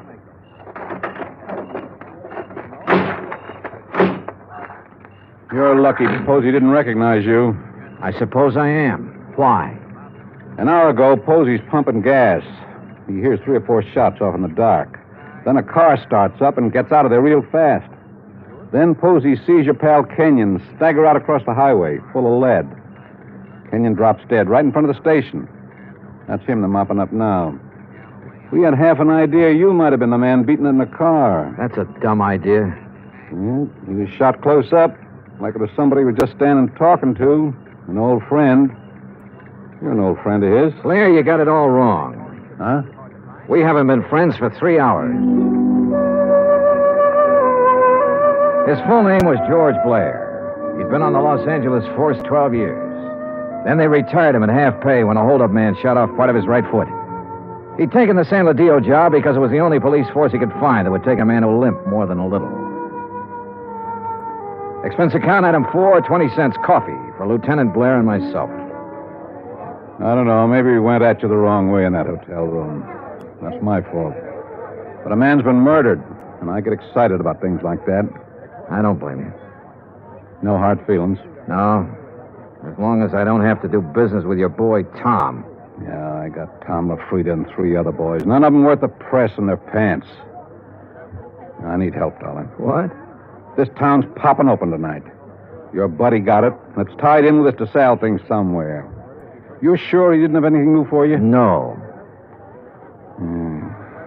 You wouldn't want to tell me about that bump in your head, would you? Not right now, no. My boys are so green, they tromped all over the boat the night DeSalle drowned. They loused up anything that might have helped me to find out how he went over the side. They banged his head against the dock a few times, bringing him in. I couldn't tell if the bruises were there before or after he was in the water. You don't think DeSalle was accidental? I was murdered. She had somebody do it. But why didn't any of that come out in the coroner's report? My coroner runs a drugstore when he isn't being a coroner. If you feed him enough scotch, he'll tell you whether somebody's dead or not. He don't know from nothing. You know, the thing that kind of got me was this Kenyon. He went along with that coroner's report. I know that. We both know that. All right, I'll lay it on the line. I need help, Dollar. If I'm going to get anything done, find out who killed Kenyon, and get at this DeSalle thing, I need help. All right, I'll help you. I was hoping you'd say that. More coffee? No. Dollar. What? You can start by telling me about that bruise in your head. Kenyon. He sold out, did he? Yeah. To Mrs. DeSalle. He covered up for her in the reports he sent in. A man back in Hartford got suspicious and sent me out to make a recheck. Yeah, I guess something like that. No dummies, those claims men. Look, who'd he say was in on it? He didn't say. I don't think he really knew. At least not any more than you and me. No wonder you didn't want to talk up that kind of news. Kind of hurts, doesn't it? Like having a bad cop around. You should know. I know. Well, how do you feel? Mister, I feel lousy. A friend of mine's been shot. What's more, he died a bum. Well, I'm talking about dropping in on people while the smoke's still hanging around. Mrs. DeSalle? Yeah. Let's go. It was about 6:45 in the morning when we left the diner. By 7:30, we were winding up the driveway to the DeSalle mansion overlooking the ocean. Blair mumbled things about the fog lifting and what a nice day it would be. I smoked cigarettes and looked and watched the contented smile he kept on his face. Well, what do you know? Tommy LaFrida's car. Well, what does that mean? Well, let's find out. Tom's off duty at 6 o'clock, as far as I know. I told you it was going to be a nice day. Yeah, you did it then.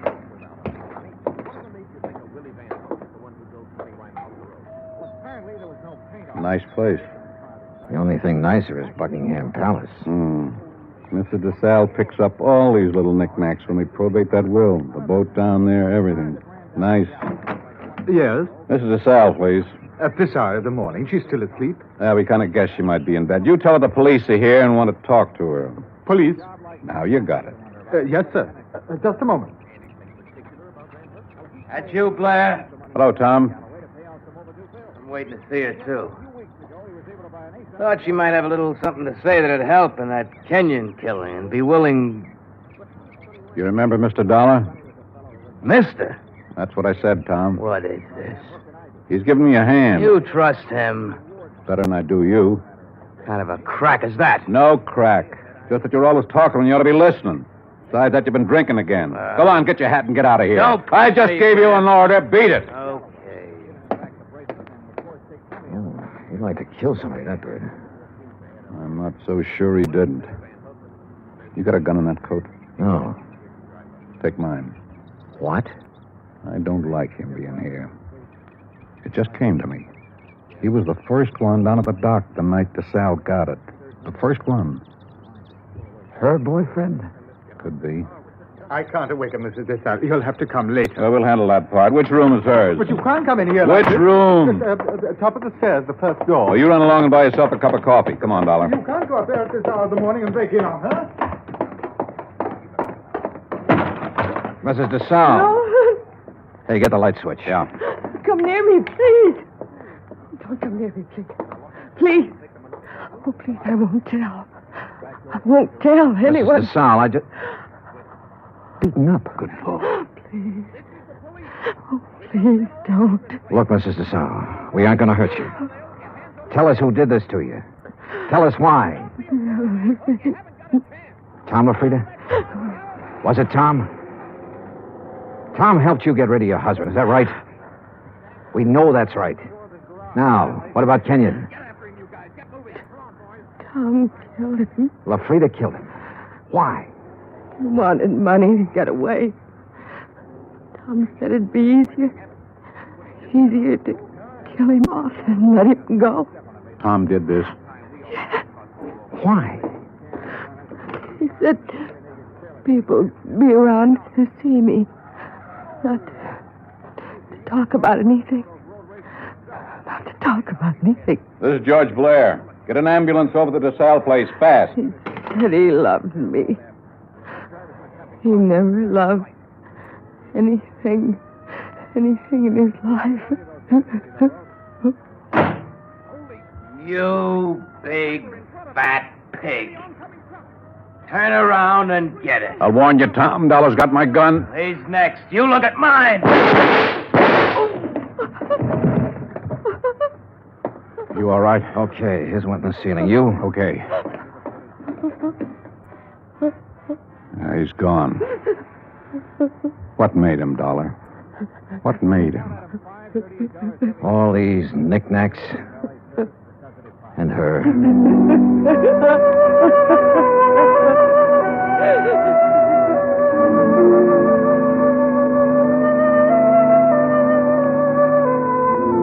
Expense account item 5, $25. One phone call to Hartford. I told Hilary Fuchs the whole story, and he promised to send out the necessary legal aid. Item 6, $10. Flowers for Bert Kenyon. Item 7, $2. One drink.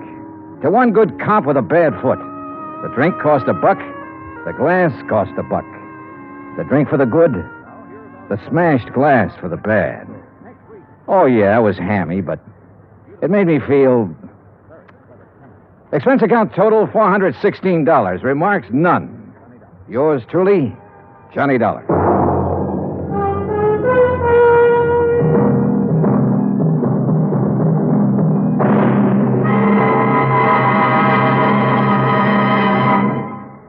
here is our star to tell you about next week's story. Next week, one of the sweetest old characters I ever met. And with him, one of the cleverest killers. Join us, won't you? Yours truly, Johnny Dollar.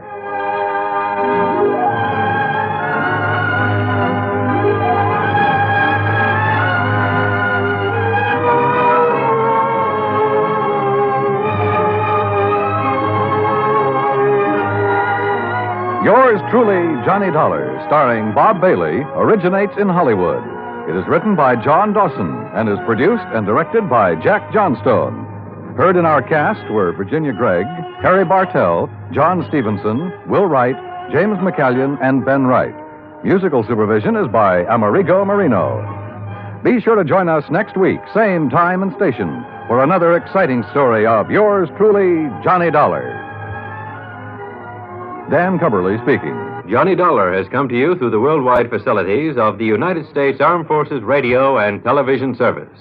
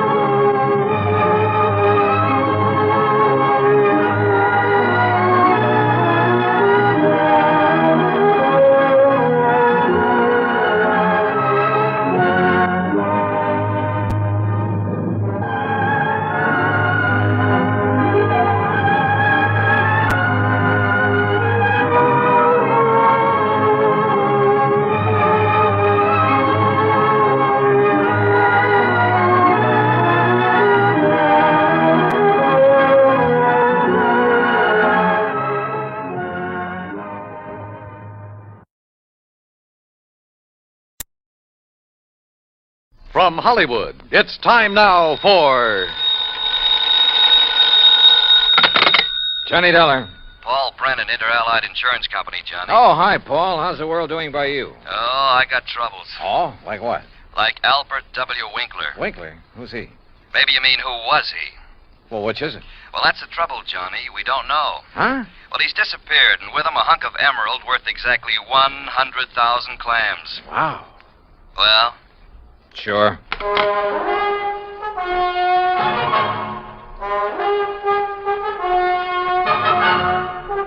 Bob Bailey in the exciting adventures of the man with the action-packed expense account. America's fabulous freelance insurance investigator. Yours truly, Johnny Dollar.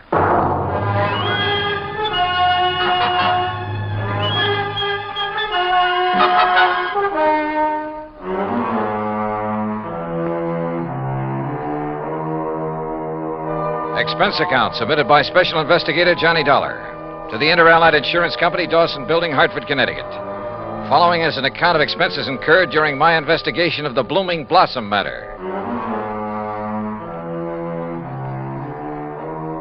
Expense account item 1, $1 even. Taxi from my apartment to the offices of Inter-Allied, where Paul Brennan wasted no time in getting to the point. Albert Winkler was a partner in a small jewelry firm down in New York. Real exclusive type place. Fluid and Winkler? Yeah, that's the outfit. Well, a few days ago, they got hold of an emerald. It's called the Green Eye of Calcutta. And, Johnny, the darn thing's big enough to choke a horse. Okay, Paul, okay. I don't think you need go any further. No, wait.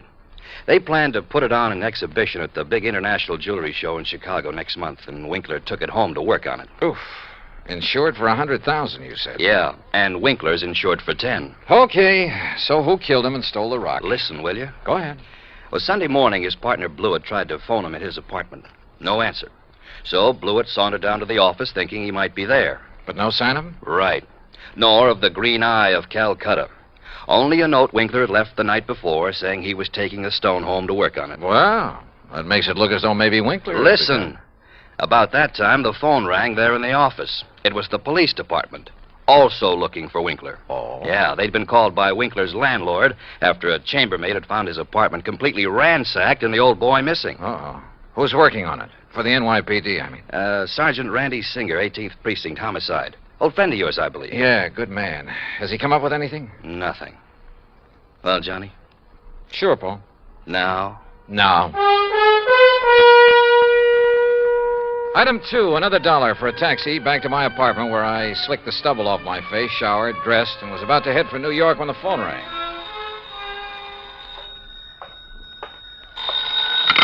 Johnny Dollar. Johnny Dollar? That's right. Oh, good. Well, who's that? Oh, yes, of course, Mr. Dollar. Huh? I must talk with you, sir. It's important, very important. Well, who are you? Me? Well, this is Wilbert Kenworthy Blossom. Yes, and I must see you right away. Well, what's this all about, Mr. Blossom, did you say? Oh, why, that's right. How did you know that? Oh, is this some kind of a gag? Certainly is not.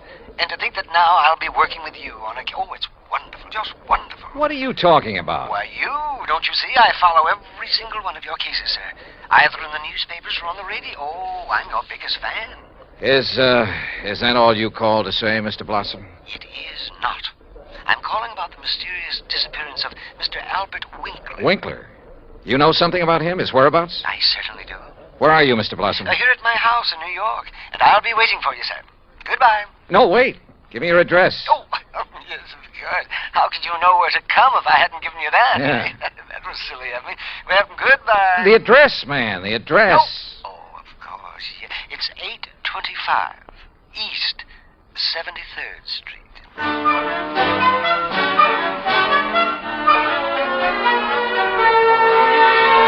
Item 3, $9.20, transportation and incidentals to New York City and 825 East 73rd Street.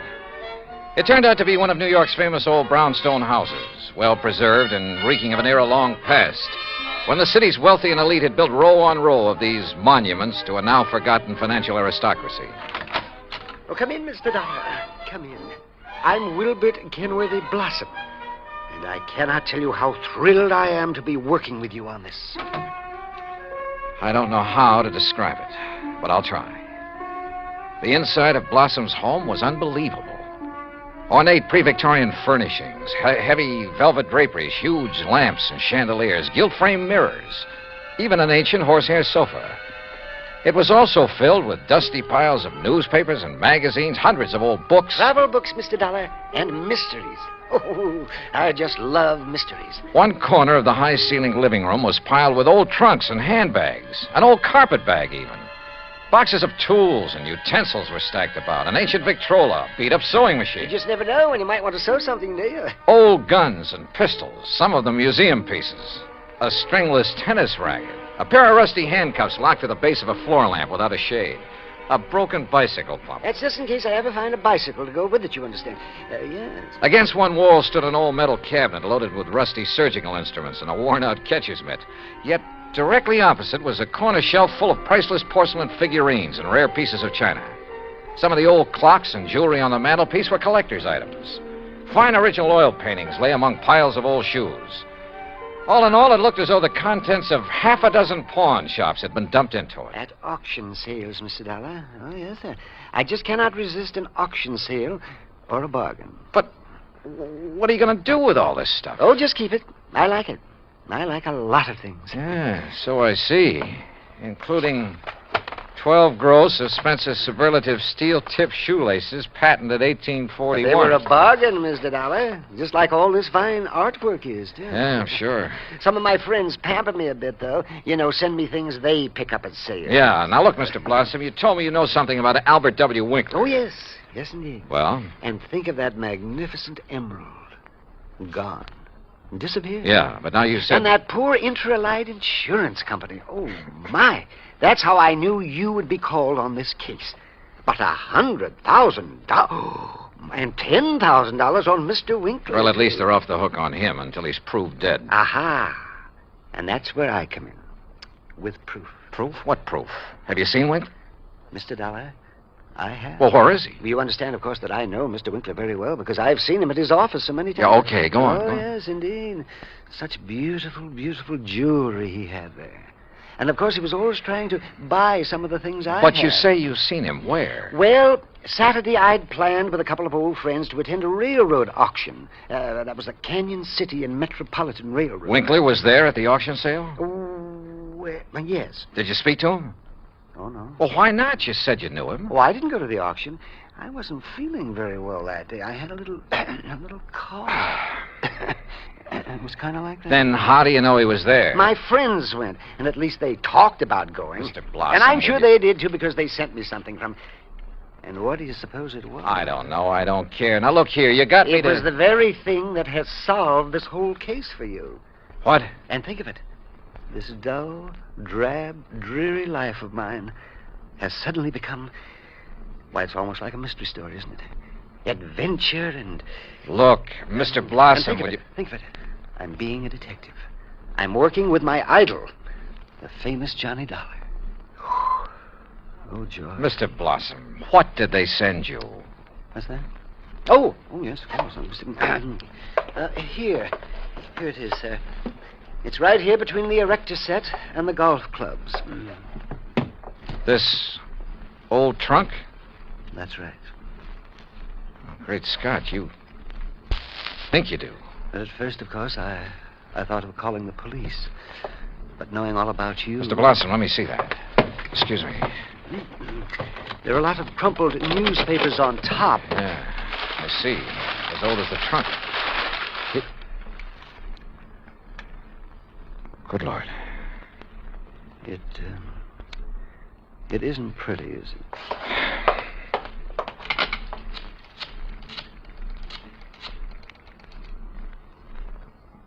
Sergeant Randy Singer, homicide. Randy, Johnny Dollar, get somebody over to 825 East 73rd Street right away, will you? Body of Albert Winkler. Randy got there in a matter of minutes. Got the same story from Blossom that I had, then called for the lab crew to come and take over. Now, who delivered this trunk, Mr. Blossom? But it was just a delivery man. Can you describe him? Would you know him if you saw him? Yeah, well, he was big and strong. He was very strong. Distinguishing features, scars or a limp or a beard or Well, I something? told you, Johnny, he was big and strong. How old? Well, I would say he was somewhere between 25 and, Yeah? 50. Yes, I'm sure. Well, that's a lot of help. Yeah, you better have those thick spectacles changed. But he was big. Yes, we know, and strong. What about his truck? Oh, I didn't see that. He left it outside. No. Now, look, these friends of yours who did attend the auction, who were they? Oh, yes. Now the investigation proceeds. Now the excitement. Who were they, Mr. Blossom? Well, there's Randolph Harrison and Percival.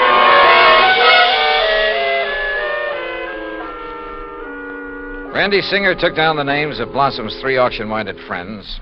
The lab crew arrived. Randy took off to dig up Blossom's friends, and I took a cab. That's item 480 cents. To the apartment of Elwood Blewett, Winkler's partner in the jewelry business. Blewett lived alone in a modest but tastefully furnished 5 or 6 rooms on East 52nd Street. Of course, Mr. Dollar. I'll be glad to help you all I can. Albert's death has been a terrible blow. Yes. Well, tell me this, please. Yes? Did Mr. Winkler make a habit of taking valuable pieces of jewelry to his residence? Yes, Albert often took pieces home with him to work on them, clean, polish, and so on. Wasn't that a rather dangerous practice? Frankly, I always thought so, but he felt there was far more chance of being robbed if he were alone at the office than at his flat, where he wouldn't be expected to have anything of great value. Well, who has seen the Green Eye of Calcutta besides you and Mr. Winkler? I'm not sure. Of course, almost anyone would have been able to recognize it. Because of the publicity and pictures when you brought it over here? Yes. Come to think of it, Blossom indicated he'd been much impressed with it. Wilbert Blossom? Yeah. You know him? He's been in the office many times. He and Albert were always bickering over pieces that either of Bickering? us had. Well, it was really something of a joke. Albert always wanted some of Blossom's heirloom pieces, and Blossom wanted some of the finer things we had. Did he ever buy? Never. He always wanted us to put them up at auction or at a bargain price. Hardly our way of doing things, needless to say. When did you last see Blossom? Why, last Friday. I was busy with an important client, and from the back room where Albert worked, I remember hearing Blossom insist that Albert show him the emerald. What did he? I don't know. The silly argument got so noisy that I closed the door on them. Oh, now wait. Certainly you aren't thinking that perhaps Wilbert Blossom... I'm not quite certain what I'm thinking, Mr. Blewett. Item 5, 10 cents, phone call to Randy Singer. No, not a thing, Johnny. One of the three names on Blossom's list is in Europe. The other two did go to the railroad auction, but purchased nothing. Randy, do a couple of things for me, will you? Like what? Phone whoever is stationed at Winkler's place that I want to look it over. Sure, everything is just as it was, including the poker that was used to kill him. Also, I want a copy of the picture of the trunk your lab boys took and the list of Blossom's friends. I'll have them waiting for you. And post a man at Blossom's place. Keep an eye on him. Yes, right away. Johnny, have you learned something that... No, just, just for his protection, say. I'll talk to you later. Yeah, but...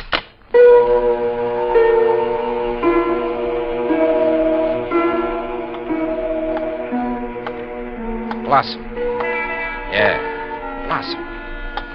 Maybe I hadn't given enough thought to the strange little character. Or to why the trunk with Winkler's body had been at his place. But if he were involved, why call me in? Cover up? Possibility.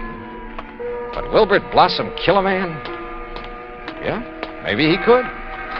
Maybe he did. I'd better see him as soon as I get through with the inspection of Winkler's apartment. Mr. Dollar? Oh, hi, officer. Did Sergeant Singer call and tell you that... He's on the phone here in the Winkler apartment now. Wants to talk to you. Says it's very urgent, sir. Okay, thanks. Johnny Dollar. Johnny, how did you know? Huh? The man I sent to cover Blossom's house for you got there too late. What? Whoever got in and attacked the poor old coot got away. Attacked? Blossom? Yeah, really did a job on him. Johnny? Okay, Randy. Thanks.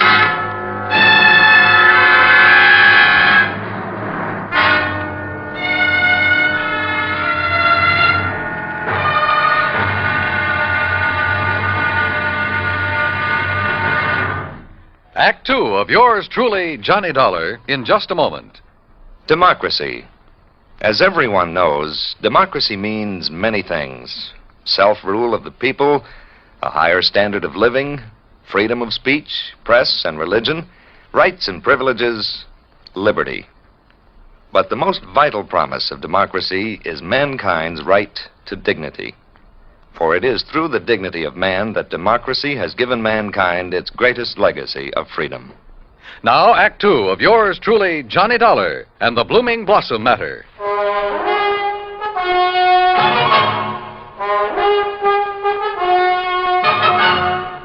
Expense account item 6, $2.25 for a fast taxi ride to 18th Precinct Police Headquarters. All right. As soon as I got your call, Johnny, I sent a uniformed man over to Blossom's house. From the way you talked, I thought maybe you suspected him.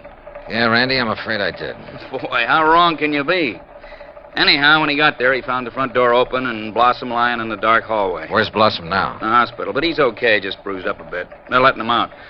Fingerprints? Anything to go on? The lab's checking on the prints right now. Uh-huh. Let me know. Yeah. Anything else? Nope. So, now let's find out who tried to put Blossom out of the way, and we'll have the guy who killed Winkler. And stole the $100,000 worth of emerald, then shipped Winkler's body to Blossom. Oh, and by the way, here's the picture of the trunk you asked for and the three names Blossom gave me. Harrison, Norton, and Scatterday. What are you going to do with them? Randy, suppose the man who attacked Blossom is the one who did all the rest. You got a better suppose?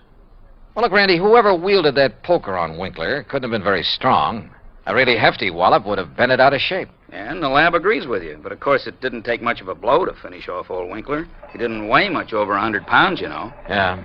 Any strong arm could have finished him off easily and without messing up the whole apartment. And don't forget, whoever did him in also put him in the trunk and delivered it to Blossom's house. But why? Yeah. Yeah, and where's the emerald? That's what you should be worried about. $100,000 worth of worry for your insurance company. Now, what are you going to do with that picture of the trunk and the list of Blossom's friends? Oh, yeah, sure. I'll see you later.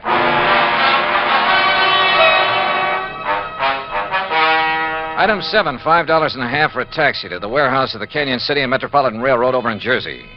There I finally managed to track down a man who knew something about their occasional auction sales of unclaimed baggage and stuff. Insurance investigator, eh? That's right, Mr. McKinney. One of those boys with a fancy expense account, eh? Well, that's a matter of opinion. Look, you had an auction sale here last Saturday, didn't you? That's right. Handled it myself. Want to know something about something we sold off? Exactly. Then I'm your man. Always remember all about every single item I sell and who bought it and all about them. That's fine. Because I want to know if any of the names on this list bought from you on Saturday. Yeah? Randolph Harrison. Man by the name of Harrison buy anything? Nope. How about Percival Wentworth Scatterday? Nope. Ellsworth Norton? Nope. You sure, Mr. McKinney? I'm sure. How about Blossom? That a man's name? Yes, Wilbert Blossom. Well? No, sir. Nope, never heard of him. And like I told you, I never forget the stuff I sell or the fellas I sell it to. Wait. This picture of a trunk. Huh? Have you ever seen this trunk? Well, yes. Did you sell this trunk on Saturday? Yes, I did. To whom? Come on, man, it's important. Well, I was real early in the sale. Yeah, before most of the people got here. Bought this trunk and had it sent to his apartment in New York. And his name? Well, it was a funny kind of name. Blinky or Winky or... Oh, no. Winkler. Winkler. That was it. Albert Winkler. Item 8, $2, 2 drinks for myself at the nearest bar. But they didn't help to kill my feeling of utter frustration. Item 9, $5.50 taxi back to 18th Precinct headquarters in New York for want of a better place to go. Oh, it's about time you got here, Johnny. Oh? We matched up the prints we found after Blossom was attacked. You know who made them? Yeah, here's his card. Carlo Bernasconi. Any reckon? Couple of a dozen arrests, only one conviction. Anything to do with jewelry? Better. Accessory to a hijack operation a couple of years ago. He drove the truck. Hey. Sure. Got a mugshot of him? We got him. Downstairs. Come on, I'll take you down. Randy, what's he look like? Like you'd expect the truck driver to look. Big husky brute. Has he admitted anything? Well, the threat of a murder charge made him talk all right, but none of it makes any sense. Of course it doesn't. But he's our boy, all right. He killed Winkler, beat up Blossom. I thought your lab decided whoever killed Winkler was a small fella. Yeah, So the theory about the same man killing Winkler and beating up Blossom doesn't work. But, Johnny, holy... Come on down. Let's talk to this Bernasconi. After I make a phone call. Huh? Who to? Yeah? Get me a man named McKinney, Canyon City and Metropolitan Railroad Warehouse over in Jersey. Make it fast, please. Yes, sir. Hey, you been over there, Johnny? Just before I got here. Did you find out anything? No, but I'm going to now. Like what? Randy, for the first time, this whole thing is beginning to make sense. Here's your party. Mr. McKinney? That's me. This is Johnny Dollar, remember? Sure do. Good. And say, Now... I've been reading in the paper since you left here about that body found in the trunk over there in New York. Yeah, well, look. Is that the same trunk you was over here asking about? Yes. Now, you told me that trunk was bought by a man who gave his name as Winkler. That's right. Do you remember what he looked like? Sure do. Why, I can give it to you as accurate as if it was in the police files. Well? Height, 5'9", maybe 9.5. Go on. Weight, between 155 and 58. You see, when I was young, I worked with a carny show guessing weight and height, and if I didn't guess it right... Yeah, okay. Now, how about the color of the eyes? Well, I noticed them because of the way he squinted through them thick, old-fashioned steel glasses. Thanks, Mac. I'm sending you a 10 spot on the next mail. Well, now... Well, Johnny? Come on, Randy. Let's go down and see this Bernasconi. You find something out new? Yeah, and I don't like it. I don't like it.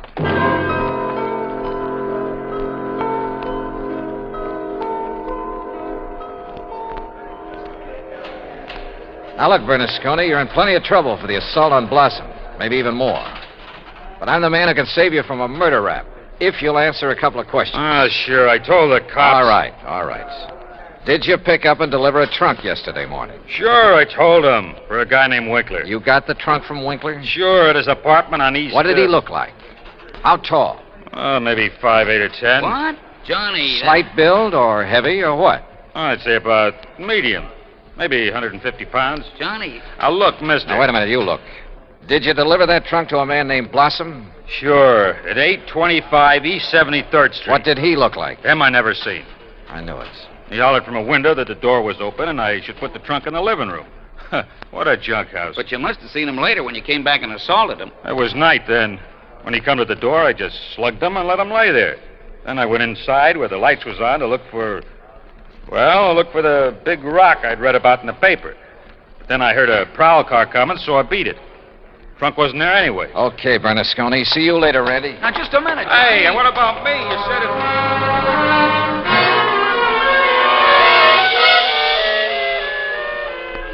Item 10, 90 cents, taxi to Wilbert Blossom's old brownstone house on East 73rd. Come in, Johnny. Thanks, Mr. Blossom. All recovered from your beating? Oh, of course I am. Here, sit down. You said you wanted to help me on this case. Oh, yes, indeed. Why, this chance to work with a man I consider the finest insurance investigator in the world. Yeah. That's why I called you when I got the trunk with Mr. Winkler's body in it. Mr. Blossom, why don't you All tell the my truth? drab, dull life, I wanted to be a detective, an investigator. And this was my chance. My chance. Tell the truth, did you say? Mr. Blossom, listen to some facts for a minute and see what conclusions you draw from them. Oh, deductions. Like a detective. To begin with, this house of yours is so full of, well, junk. I told you, Johnny, I like things. I like things. But it also has a lot of fine paintings, sculpture, china, jewelry. Oh, I like all sorts of things, especially if they're fine and rare. And bargains. Like the Green Eye of Calcutta? Oh, the most beautiful emerald in the world. And I would conclude that you'd do just about anything to have that stone. Yes, sir, Johnny. I'd reach the same conclusion. Okay. Now, when Albert Winkler and the emerald disappeared, it was in the papers that Inter Allied had written policies on them. Conclusion? Yes, sir. I would deduce that you would be called in. Wouldn't it be smart, then, if the killer was afraid I'd eventually get around to him anyway? Wouldn't it be smart for him to call me in and offer to help me? As a cover-up for what he'd done? Oh, yes. Yes, indeed. Or at least he'd think it would. Oh, yes, I guess he thought it would. Another thing, Mr. Blossom. Oh? What is it, Johnny? The body was packed in the trunk with old newspapers. Like these you keep piled around. Oh, why, yes. And I would deduce... So obvious that both Randy Singer and I overlooked them completely. Oh, well, there's so many things piled around it. You couldn't be expected as... Johnny. Yeah? What really made you decide that... Well, I'd like to know. All right. Albert Winkler was a frail little old man, about 4'11", not much over 100 pounds. Yes, he was. But the man who bought the trunk and had it sent to Winkler's apartment, who gave his name as Winkler, that man was about 5'9", 155 pounds. And he wore thick, old-fashioned steel-rimmed glasses. But, Johnny, I can't see without them. Then there's the truck driver. The man who ordered the trunk delivered to this house gave his name as Winkler, too. But Winkler was dead by then. Dead from a blow inflicted not by some big bruiser, but by somebody of, say, your build. Oh, that awful truck driver who thought the emerald would be in the trunk and came here to steal it and who beat me up. I suppose you want the emerald. Yeah.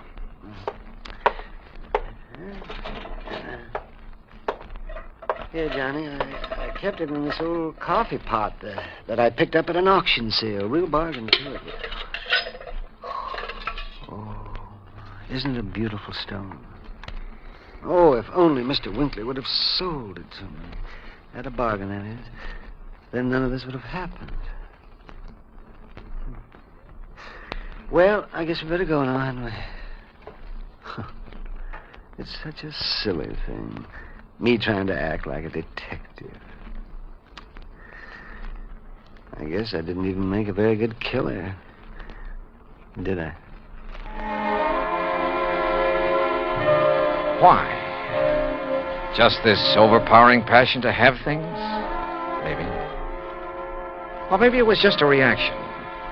A last desperate attempt to some way, any way, break from a lifetime of lonely, dull, drab idleness. I don't know. But for some crazy reason, I feel sorry for the funny little old character who turned killer. Expense account total, including incidentals and fare back to Hartford, $61.55. Yours truly, Johnny Dollar.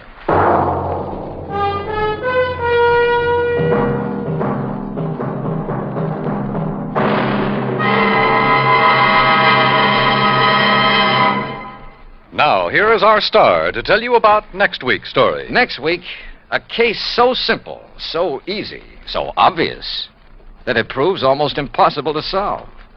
Join us, won't you? Yours truly, Johnny Dollar.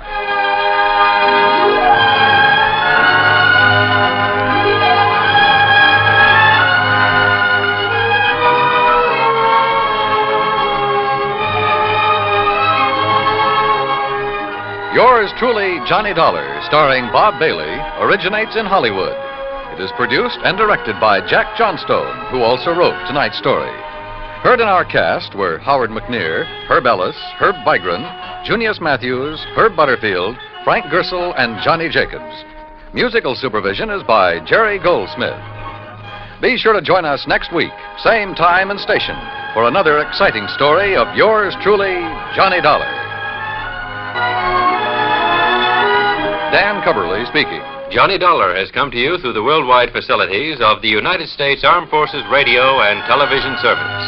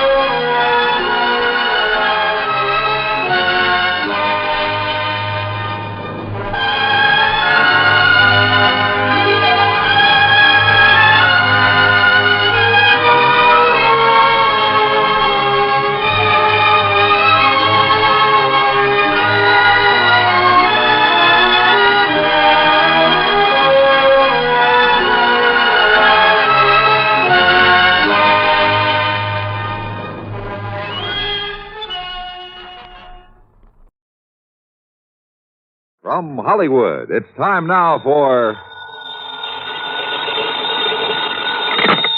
Johnny Dollar. Johnny, I've been trying to reach you for 2 days. Who's that? George Reed. Oh, well, I took off a couple of days, George. What's on your mind? A riddle. Riddle? Yeah, and a blonde photographer's model. That's better. How are you with riddles, Johnny? Not as good as I am with... But go ahead, try me. All right.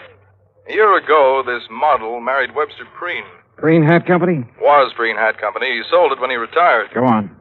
Well, last week, Preen reported his wife had disappeared. And according to him, when she left home, she didn't bother taking any of her clothes or car or jewelry. And she forgot to tell her friends she was leaving? Right. Not even him. You think Preen told the truth? Johnny, that's the riddle.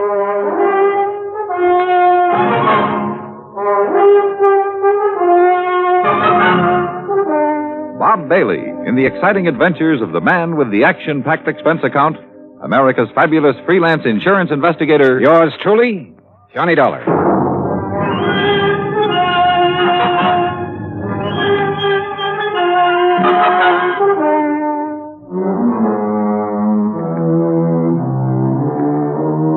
Expense account submitted by Special Investigator Johnny Dollar.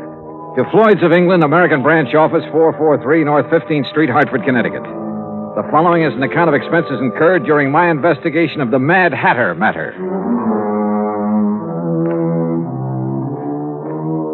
Expense account item 1, 85 cents, cab fare from my apartment to George Reed's office. He was seated behind his desk, his lily-white nose buried in a copy of Playmate magazine. He didn't look up until I was halfway across the room. Oh, Johnny, come in. Hiya, George. What you reading? I was just taking a look at Bridget Randall. Or Mrs. Preen, I suppose I should call her. Yeah, let's see. Yeah. Very nice. She look familiar to you? Oh, George, you're flattering me. No, really. She should. Oh, why? Well, up until she married Preen, she was a very popular model. Figures. Is that a pun? No. Anyhow, her picture was in everything from the Police Gazette to the Ladies' Home Journal. And after she married him? She retired. Hey, this is a new magazine, George, this month's issue. Well, the picture must have been taken before she was married.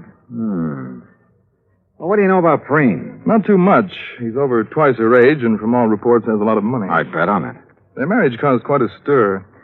You know, real winter and spring stuff. The newspapers played it up big. Where were they married? New York. She'd done some ad work for Preen's hat company. He liked her look. And she liked his bankroll. Cynical, aren't you? Yeah? Anyway, since then, they've been living at his place near Los Angeles. Here's the address. All right, thanks. I called Mr. Preen long distance day before yesterday. He knows you're coming out. What about the police, George? You know who's handling their end of it? According to Preen, it's a man named Steiner, detective lieutenant. I got the feeling Preen doesn't much care for Steiner. George, how much life insurance does he carry on his wife? None. None? Nope. Or if he does, it's not with us. Then would you mind explaining why you sent for me? Not at all. We're not interested in her life. Obviously. That's a pretty callous attitude. Let me finish.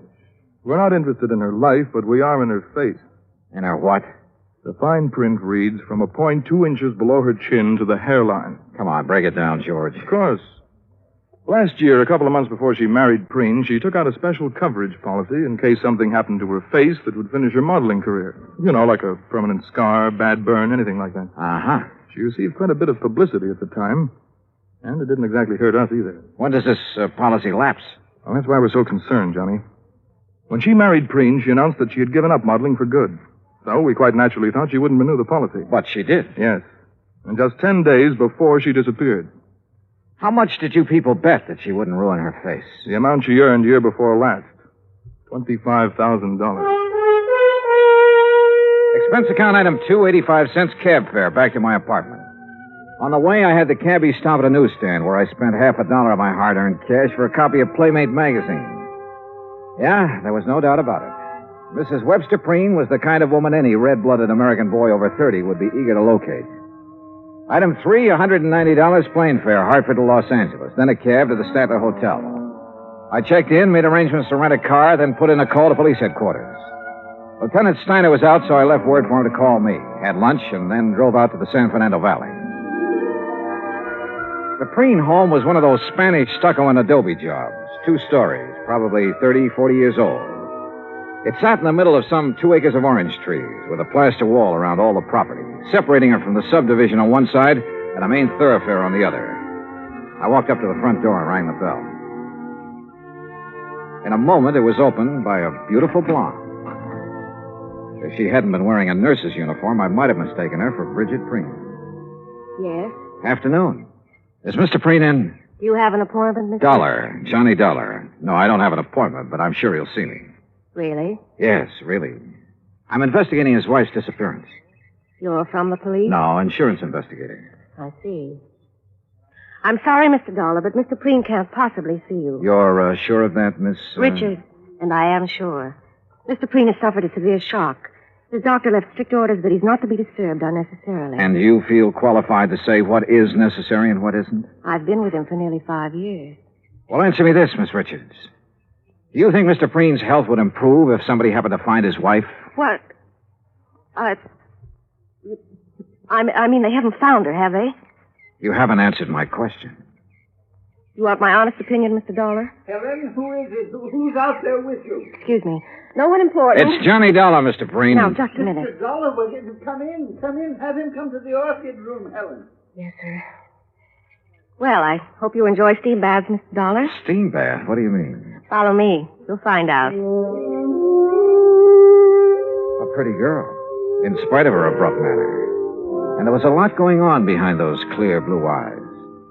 She led me into the house through a couple of large rooms, then up a winding staircase and down the hall to a door at the end of it. Miss Preen's waiting for you in there, Johnny. Thanks. Ouch! Hey, that doorknob's hot as... Oh, very funny. I warned you. Here, like this. Come here, Mr. Dollar. Hurry. I'll see you later, Johnny. Close the door. Close it. I don't want it to cool off in here. Well, you look surprised. Well, I didn't expect to meet you in a hothouse, Mr. Preen. I'm sorry if you're uncomfortable, but orchids must have plenty of heat and moisture. Now, me, I love it. I didn't used to, but since I am at the age where a man is nothing but stick and dried parchment, you can take off your jacket if you like, Mr. Dollar. Thanks. Do you know anything about orchids? Well, only that they're expensive. Aren't all beautiful things? Sit down, sir. Any place that's clean. We can talk while I do this. You know what I'm doing. I haven't the least idea. What the bees would normally do, that is, if these plants were in their native environment. Pollination? Yes, sir. Would you mind handing me those tweezers? Yes.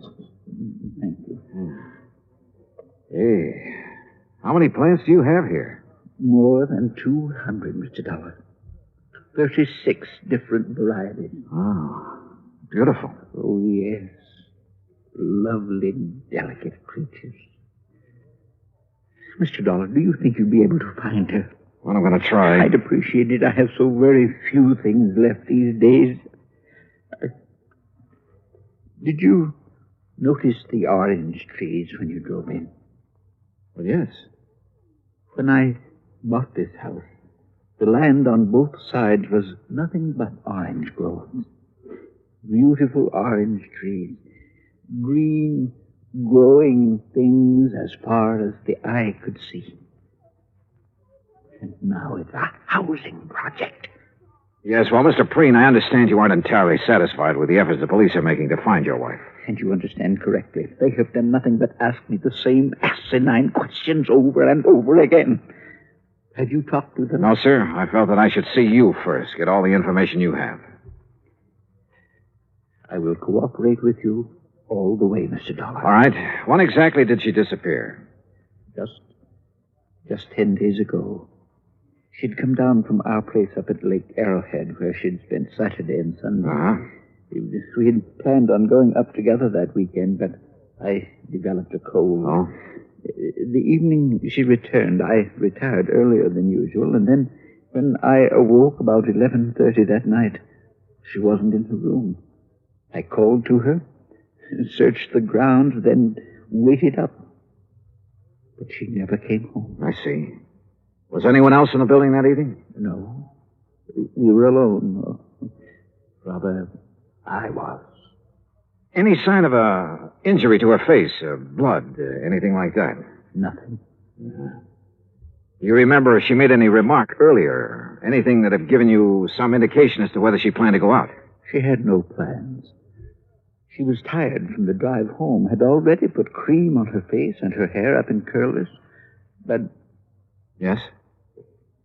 Well, she did say something about wanting to go back to Arrowhead the next day. And you're positive she didn't that night? Mr. Dollar, my wife is a very beautiful woman and an extremely vain woman. She would never leave this house with her hair in such a state. Oh? And even if it were brushed, she wouldn't leave on an overnight trip without taking along a complete wardrobe. All right. What do you think has happened to her? I don't know what to think. If I did, I wouldn't have gone to the police. A few minutes later, I left the lonely old man with his orchids and started toward the stairs. I was about halfway down when I suddenly felt as though I'd forgotten something. Only I was sure I hadn't. Still, something was wrong about this setup. I was trying to figure out what it was when Miss Richards called me. Johnny, Yeah. I'm in here. Better put your jacket on. You'll catch cold. Yeah, well, you better let me worry about that, huh, nurse? Helen, Johnny, I'm sorry I was so rude, but I thought you were just another detective who was going to upset Mr. Preen. Well, now, what makes you think I didn't? Because he didn't shout at you. Does he usually shout at detectives? He ripped into Lieutenant Steiner yesterday morning. Oh? You know why? Well, the police have a crazy idea that Mrs. Preen's body could be buried somewhere on the grounds or upstairs in the hothouse bed. Well, how do you know that? Well, they've been after him trying to get his permission to dig. If they were really serious about it, they wouldn't need his permission. They'd get a warrant. Johnny, you don't believe Mr. Preen killed his wife, do you? At this moment, I have no reason to. Well, everyone knows what a kind and gentle person he is. What about Mrs. Preen, Helen? Well? I hate her. Why? You, care for him? I don't like that. All right, sorry. He's a fine man, a gentleman. There aren't many left. No, I guess not. He called Mrs. Preen extremely vain. Would you go along with that description? It was made for her. Suppose something had happened to her that night. Suppose Well, something that scarred or burned her face.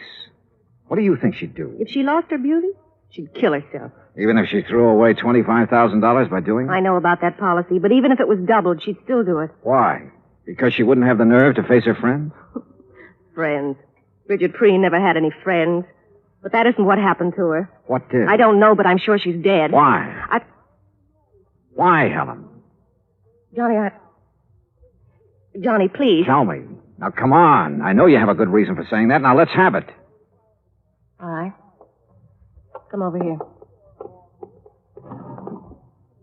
I put them away in this drawer. See? What are they? Caps. What? Plastic dental caps. Actresses, models wear them over their teeth to give a perfect appearance. Bridget wouldn't leave a bedroom without them. Where did you get them? I found them on the floor of the garage 2 days after she disappeared.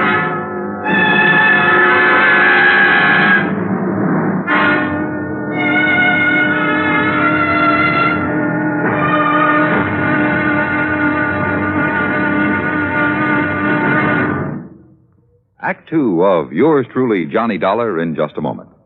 Democracy. What does it mean to the farmer? How can democracy benefit the farmer better than any other form of government? These are easy questions to answer because the facts are there. Only in a democracy can the farmer get the most aid from his government, own his own land, produce, and equipment, and still earn a standard of living that is comparable to workers in the manufacturing industries. That's because the people in a democracy tell their elected representatives they want it that way. Government subsidy, free enterprise, open markets, and the will to work and better himself enables the farmer in a democracy, such as the United States of America, to produce one of the world's finest diets. Scientific agricultural advancement and democratic government are the reasons why this can happen. This is a part of democracy. But whether it functions in agriculture or some other form of endeavor, democracy gives mankind its finest legacy of freedom. Now, Act two of yours truly, Johnny Dollar, and the Mad Hatter Matter.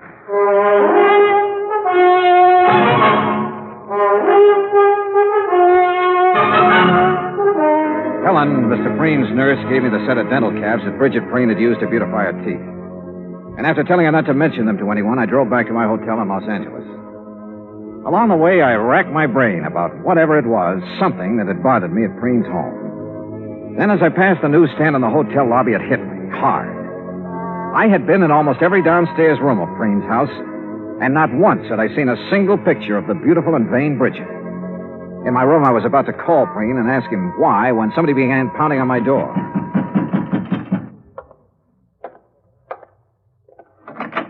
Well, Dollar, we seem to have had a hard time making connections, didn't we? I'm Steiner. Oh, how are you, Lieutenant? Fine, just fine. And I think I've got our little case all sewed up. That's so? Yep. You mind if I rest? No, go right ahead. Thank you. See, we've been checking back on Miss Preen's activities for the past few weeks. Uh-huh. Been making quite a few weekend trips, ain't she? I wouldn't know. We figure she found herself a new man, a young man, and took off for parts unknown. What about her clothes? Why didn't she take them? She didn't want to take what old Preen had given her. She's too proud. A little too proud to be true.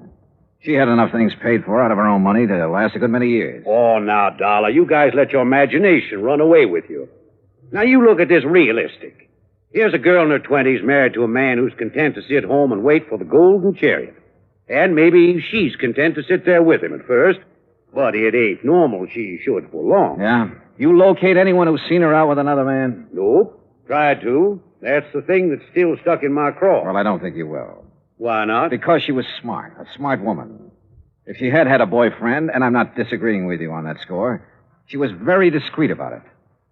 Mr. Dollar, I'm not sure you were aware of it, but each time you mentioned Mrs. Preen, you referred to her in the past tense. Why? Oh, no. Don't tell me I fell for the oldest trick in the business. Come on, Dollar. Stop playing games and answer me. Oh, you should talk about playing games, Steiner. Sorry, but I wanted to throw you off guard. Oh, you did, pal. You did. What did you learn bird-dogging around today, Dollar? Nothing, Steiner. Nothing. Look, really. You either let me have all the information you've received today, or tonight you'll be on your way back to Hartford. Now, which is it? Okay. Preen's nurse, Miss Richards, found these on the floor of the garage 2 days after Mrs. Preen disappeared. You know what they are, I suppose. They don't have to be Mrs. Preen. Take a look at this chart, Dollar. We got it from a dentist last week. Now look at the caps. Okay. What are you going to do? What do you think? Arrest Webster Preen for the murder of his wife.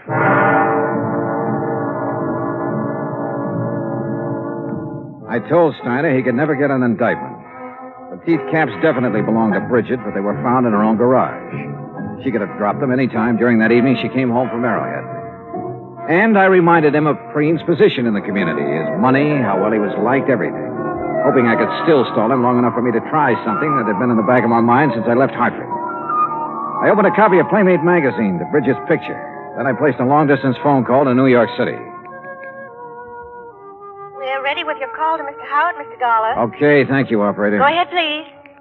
Hello? Hello, Mr. Howard. This is Johnny Dollar, insurance investigator. Yes, Dollar? A client of ours has her picture in the current issue of your Playmate magazine. Oh, yes. Yes, lovely, lovely girl, Mr. Howard, her name is Bridget Preen. Bridget Preen? Or Randall. Bridget Randall. Oh, yes, yes, I know her very well. Well, where is she? We aren't sure yet. Mr. Howard, I've got to know when that picture was made and the address of the photographer who shot it. Have you got that? Yes, yes, you just hold on. Now, I remember now I was surprised to see Bridget after all that talk about retiring. Yeah. Yeah. Yes, here it is. Photographer's a new one as far as we're concerned. What's his name? Tracy. Russell Tracy. Address? Box 17. Got it? Box 17. Lake Arrowhead, California. What? Lake Arrowhead. You ought to know where that is. Yeah. Yeah, I do. It took me a little less than 2 hours to drive up to Lake Arrowhead. When I reached the village, I stopped in at the post office. Yes, sir. What can I do for you? Well, I'm looking for an old friend of mine. He's got a place up here somewhere. What's his name? Tracy. Russell Tracy. Oh, yeah, sure. Nice little cabin on the lake, about a half a mile down toward the left. You just follow the road. Okay, thanks. The cabin just before you get to Russell's has a big mailbox out in front with the name Preen on it. Got it? Preen? Yeah, I sure have.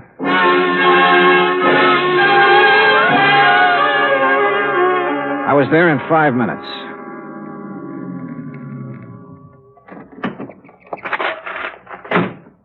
It was small, 2 rooms at the most. A dog came from the direction of Preen's cabin to bark at me, then went back into the woods again.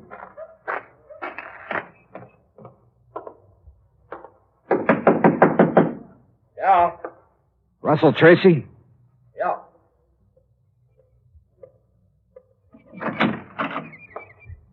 Who are you? Name's Dollar, insurance investigator. May I come in? Yeah, come on in. Thanks. Oh, Mr. Dollar, what's this all about? Bridget Preen. Oh, wait a minute. You wait, I'm friend. not... That's a very good picture of her in Playmate. You tell her you sold it? Yes, I did. When? The day you decided to submit it? Or after it was sold and too late to start publication? Or not until some other photographers started calling her home to see if she'd come out of retirement? Now, look, Mr. Dollar, I haven't done anything wrong. I didn't say you had. I mean it, Dollar. All I did was take some pictures of her. I didn't have any reason to kill her. Who said she was dead?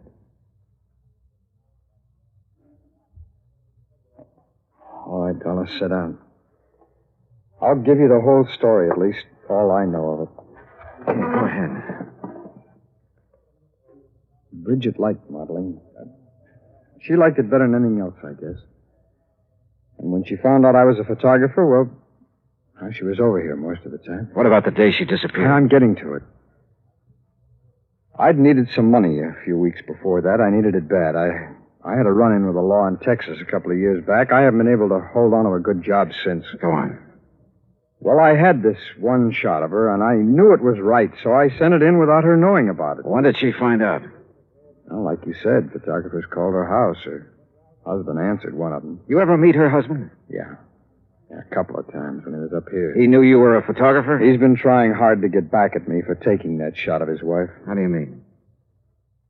There's a dry well out in the back, about 20 yards from the fence line.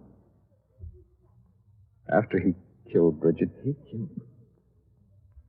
Yeah. Yeah, 'cause the next morning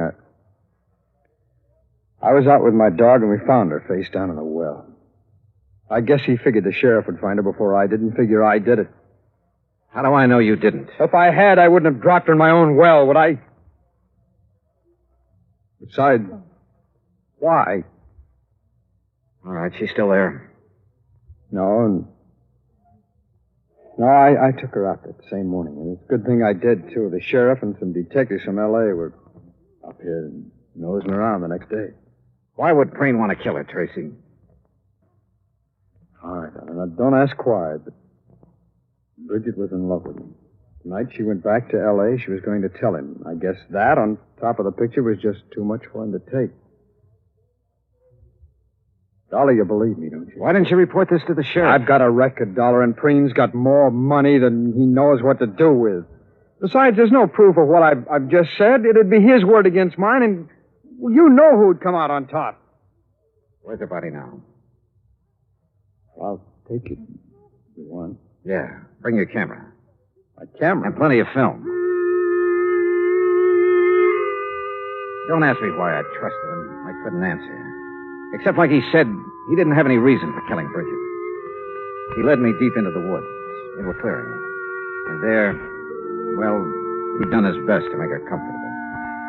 We removed the rocks, and Bridget she was very dead. Expense account item 4, $5.20. Assorted phone calls, Arrowhead Springs to Los Angeles. I've been hoping you'd call. Is Mr. Preen there? Yes, right now he's up with his orchid. Have you seen Steiner? Oh, yes, he was here this afternoon. He took Mr. Preen away with him.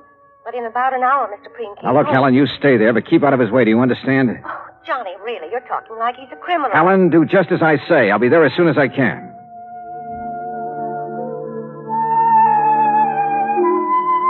After seeing that Russell Tracy was safe in the custody of Steiner, I took the freeway out to the San Fernando Valley.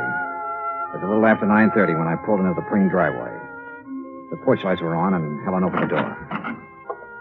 Johnny, you look awful. You had dinner? No, not yet. Well, let me fix you something. No, please, Helen, no. What's in the envelope? Nothing important. Where's Mr. Preen? Where do you suppose? Upstairs with his orchid. Would you mind if I went right Of up? course not, Johnny. You go ahead. When your dinner's ready, I'll call you. Yeah, okay, thanks. Careful of the doorknob. Yeah, I remember.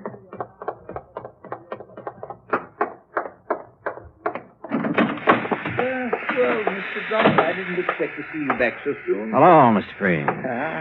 Didn't dress for it again, I see. You'd better take off your jacket, Mr. Dollar. Afraid I'm not going to stay long enough to bother. Oh, well, now that's too bad. Beauty such as this isn't often seen, Mr. Dollar. I disagree with you, sir. What? I think I have something here that's every bit as beautiful as any flower in this hothouse. Well, now, you have aroused my sporting instincts, son, and also my curiosity. What have you... Here. Oh, no. Oh, no. She was Please, beautiful, no. wasn't she, Mr. Preen? Here, she's very beautiful. But here... Oh, no. Look at this picture. Taken just a couple of hours ago.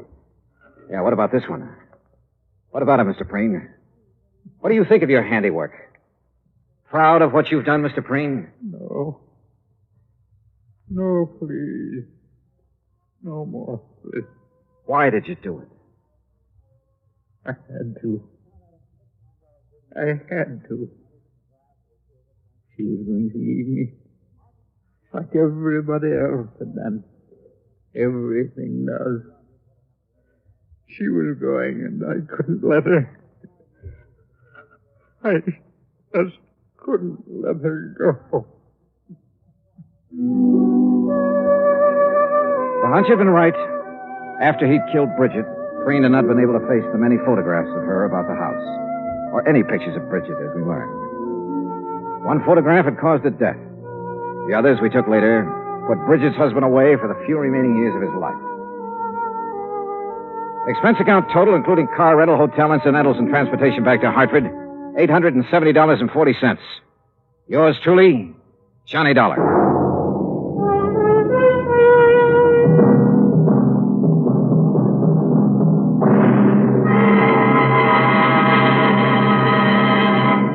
Now here is our star to tell you about next week's story. Next week, a fishing trip that could be very pleasant.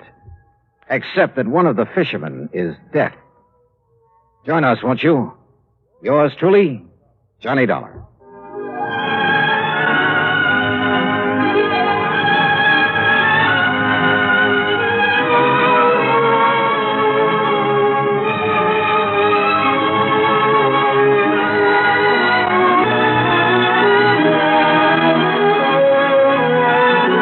Johnny Dollar has come to you through the worldwide facilities of the United States Armed Forces Radio and Television Service.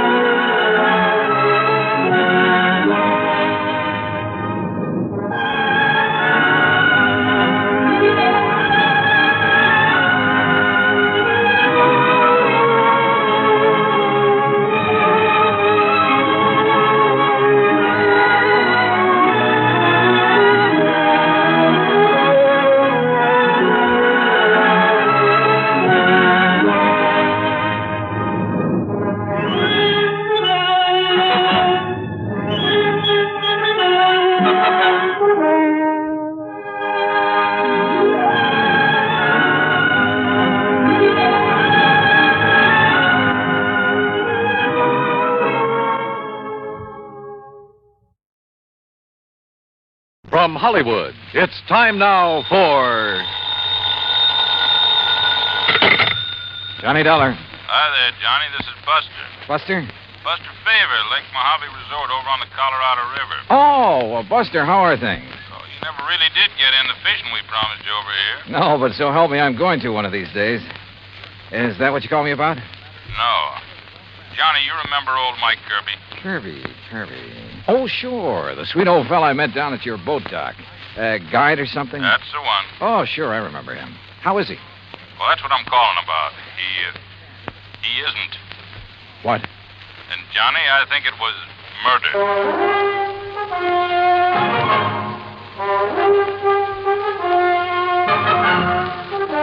Bob Bailey in the exciting adventures of the man with the action-packed expense account.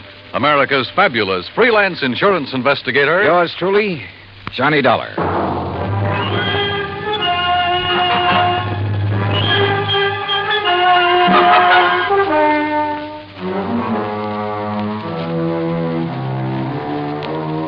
Expense account submitted by Special Investigator Johnny Dollar to the Tri-State Life and Casualty Insurance Company, Home Office, Hartford, Connecticut. Following is an account of expenses incurred during my investigation of the Kirby Will matter. As soon as I hung up on Buster, I lost no time in making the necessary plane reservation to Las Vegas and picking up a handful of American Express traveler's checks. That's item one on the expense account, a total of $320.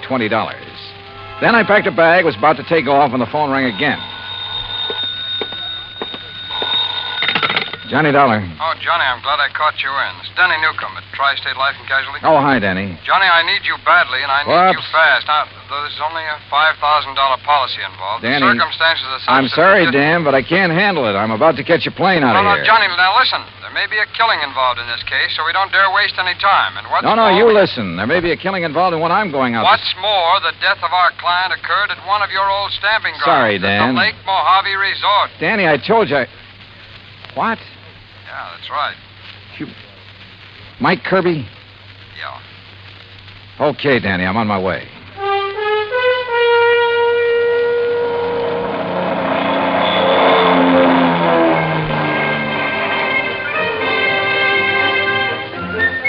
It was 7:30 a.m. when the plane dropped me off in Las Vegas, Nevada, smack in the middle of the Mojave Desert. Even at that hour of the morning, the otherwise clear, clean air was filled with the cacophony of this city of chance.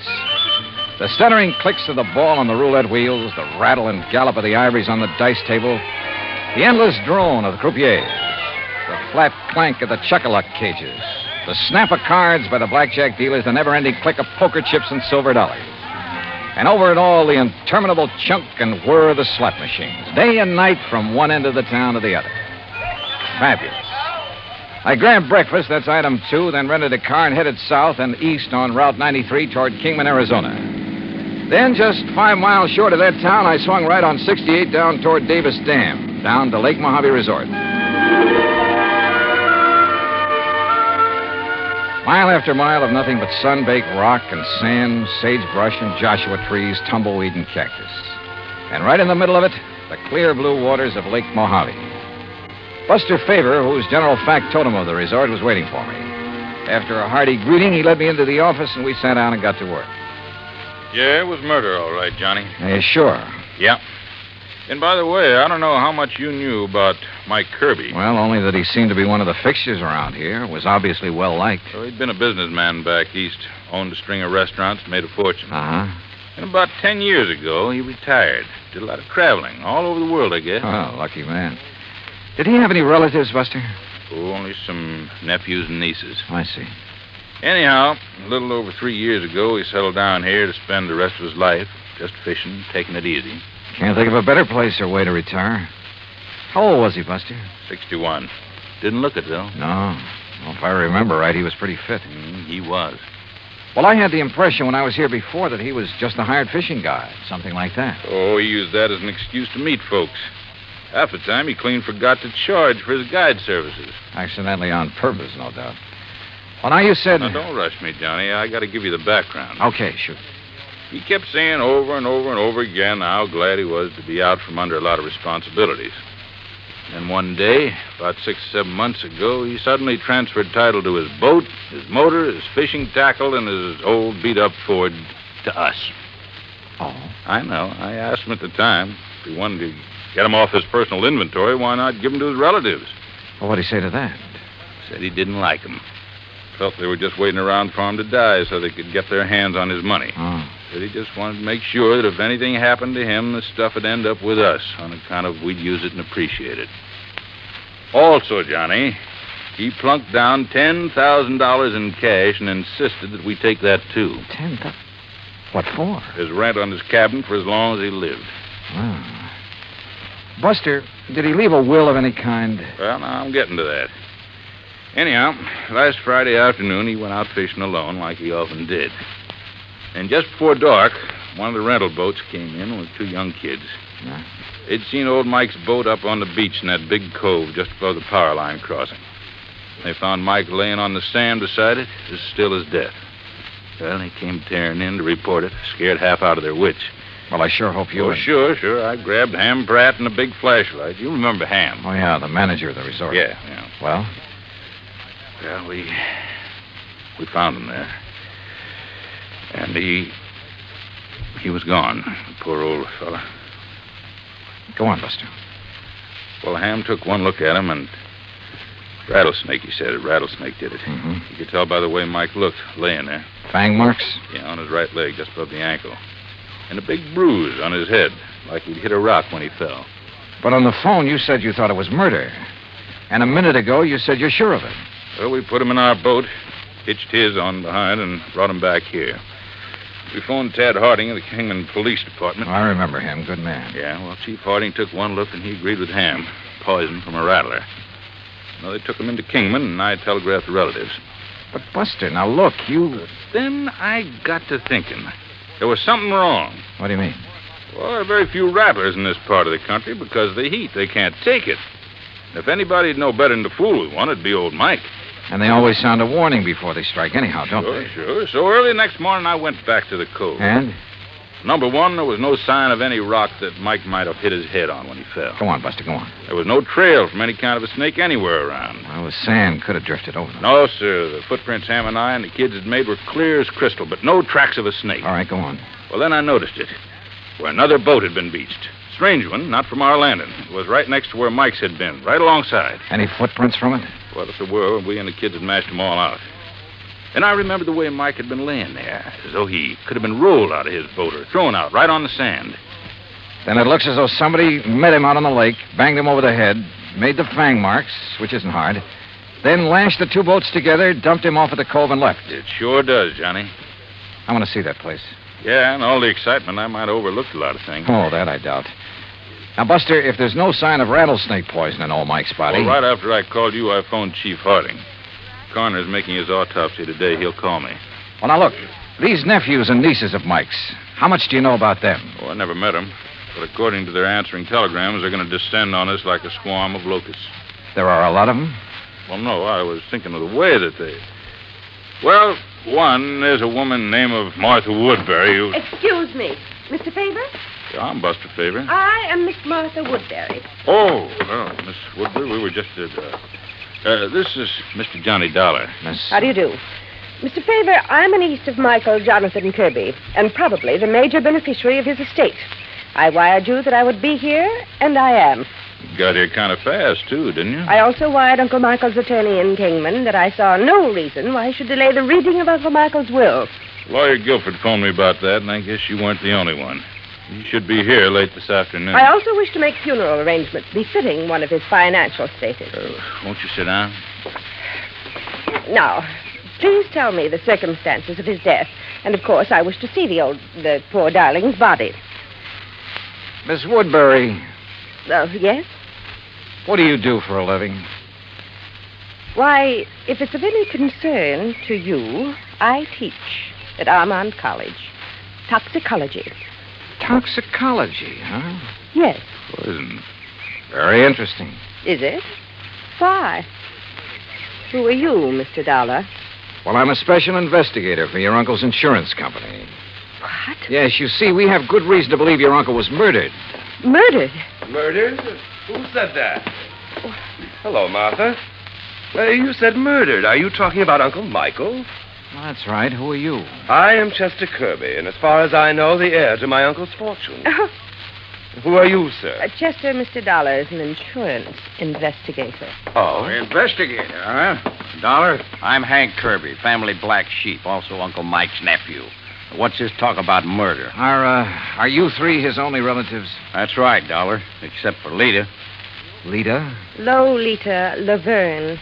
Though we sometimes try to forget that. Oh, come off of that. Why, Miss Woodbury? My sister is a cheap nightclub dancer. We prefer to forget it. And the silly stage name she uses. Now, take it easy, teacher. Of course, Martha. This is hardly the time or place. What do you do for a living, Mr. Kirby? Chester? Oh, play the stock market a bit, that sort of thing. He's a playboy, Mr. Dollar, and a gambler, and I suspect not a very honest one. Martha, my dear girl, I resent that. You've never done a lick of honest work in your life.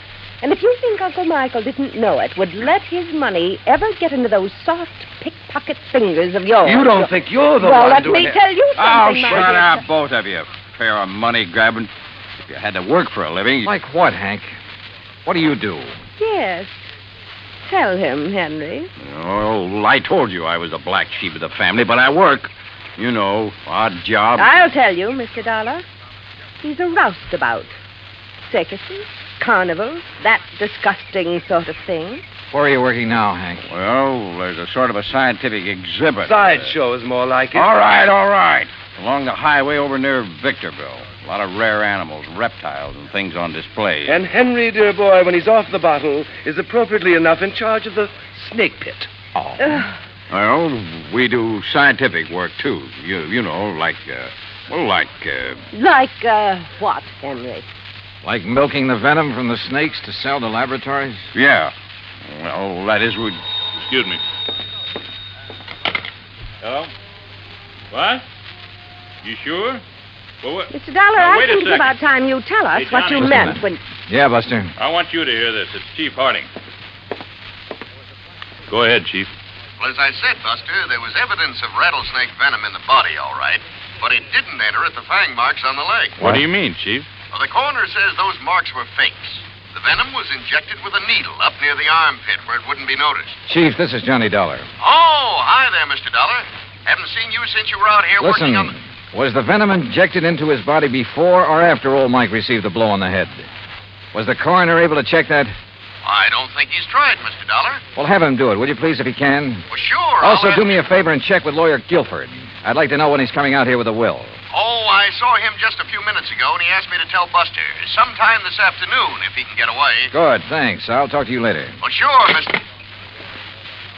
As I started to say, Mr. Look, Dollar, Miss Woodbury, there is nothing that you or any of us can do until we get the complete report from the coroner. Well, you can at least tell us what you meant. And when what you meant... about dear Uncle Michael's will, Mr. Dollar? That will have to wait for the attorney. He expects to be here sometime later today. Now, wait a minute. You said murdered. Incidentally, I suppose the will shouldn't be read until Lolita, or whatever her name is, gets here. According to her telegram, she ought to get here today. Well, she better.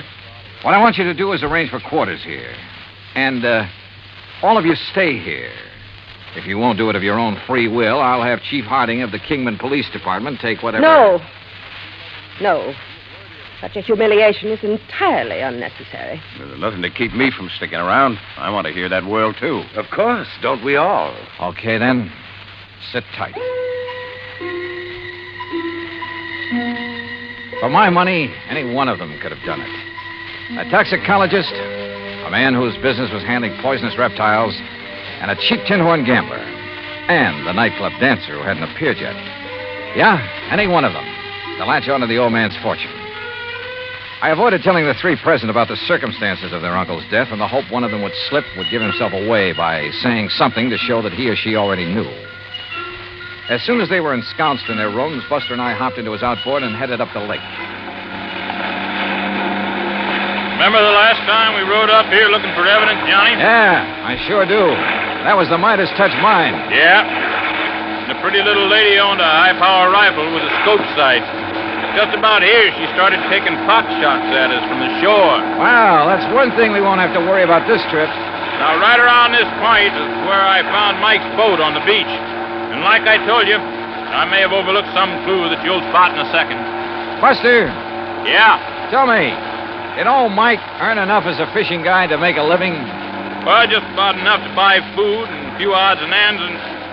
Well, like I told you, most of the time he deliberately forgot to charge, not needing the money and all. Hey, Johnny, there in the cove. What? A boat, right where Mike's was. Whose is it? Do you know? Isn't out of our landing by... Hey, that puff of smoke from behind the bush way up on the sand dune. Swing us around. That's somebody with a gun. And look, we're taking in water, those holes in the bottom. Grab that can, start bailing. There, that guy can shoot. Pull us around, Buster. We're like a pair of sitting ducks out here. Right.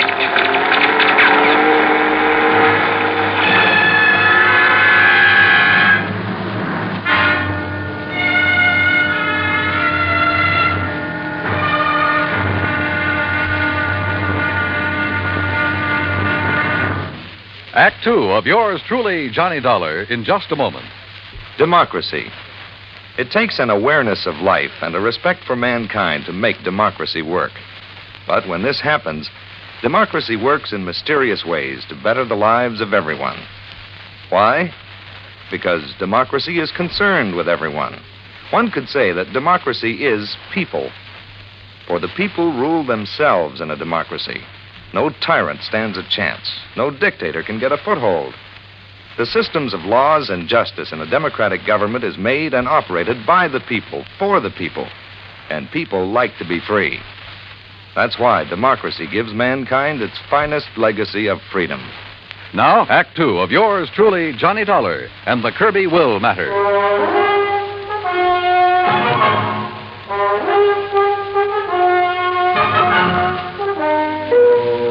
Whoever had been shooting at us from the shore there on Lake Mojave had a good eye. But a 30-mile-an-hour outboard at over 200 yards and swerving like mad can be a pretty tough target. With a hull full of holes, we had no choice but to go back to the landing. There, I made a quick check of the three I suspected of having killed old Mike Kirby.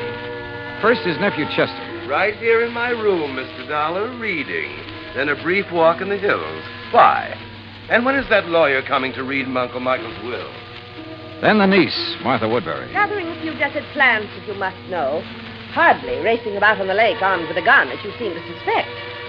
Why don't you question Henry? If anyone should know how to handle a gun, he should.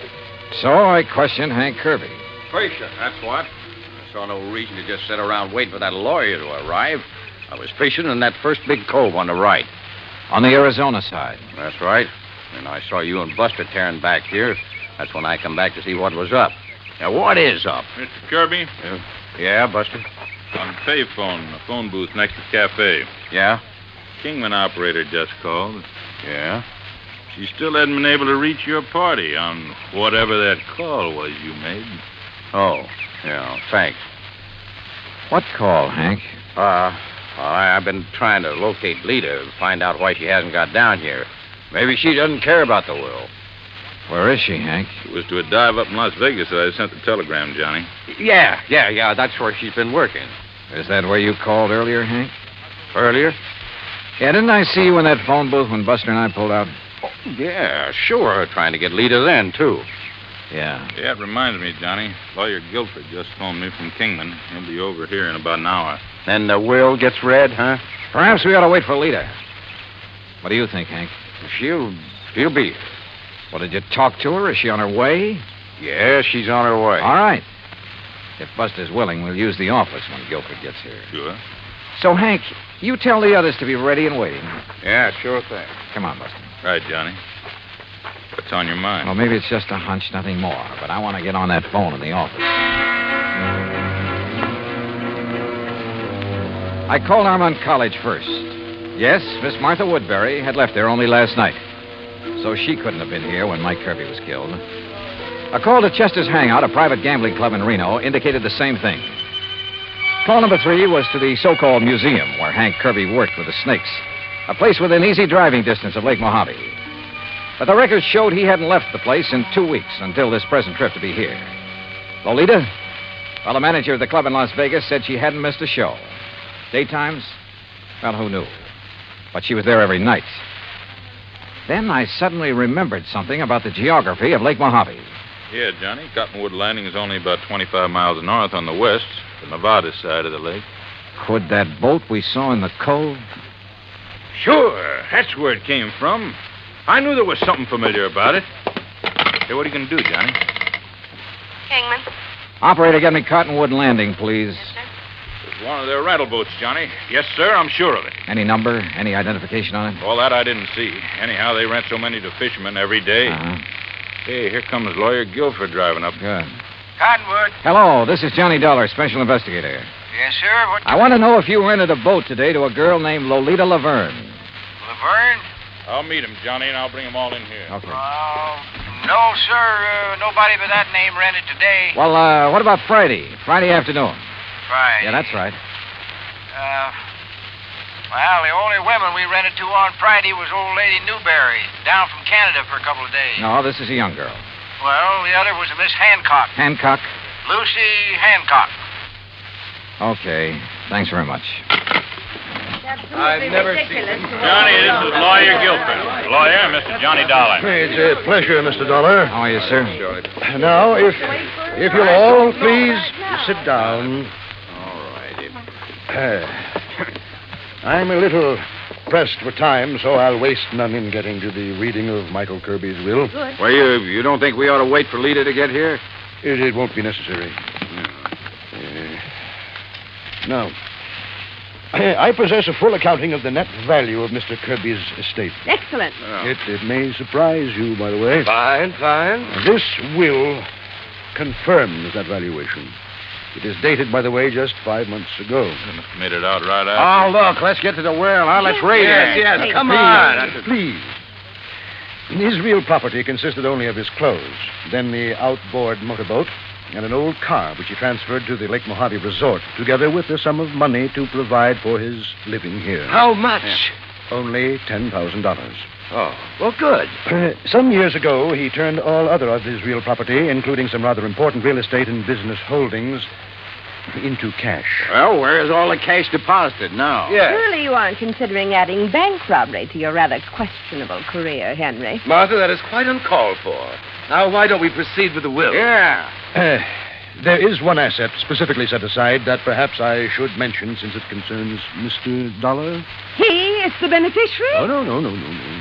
I refer to the insurance policy for $5,000. Well, don't worry about a piddling amount like that. Let's have the will, man. The insurance policy is to cover burial expenses and nothing else.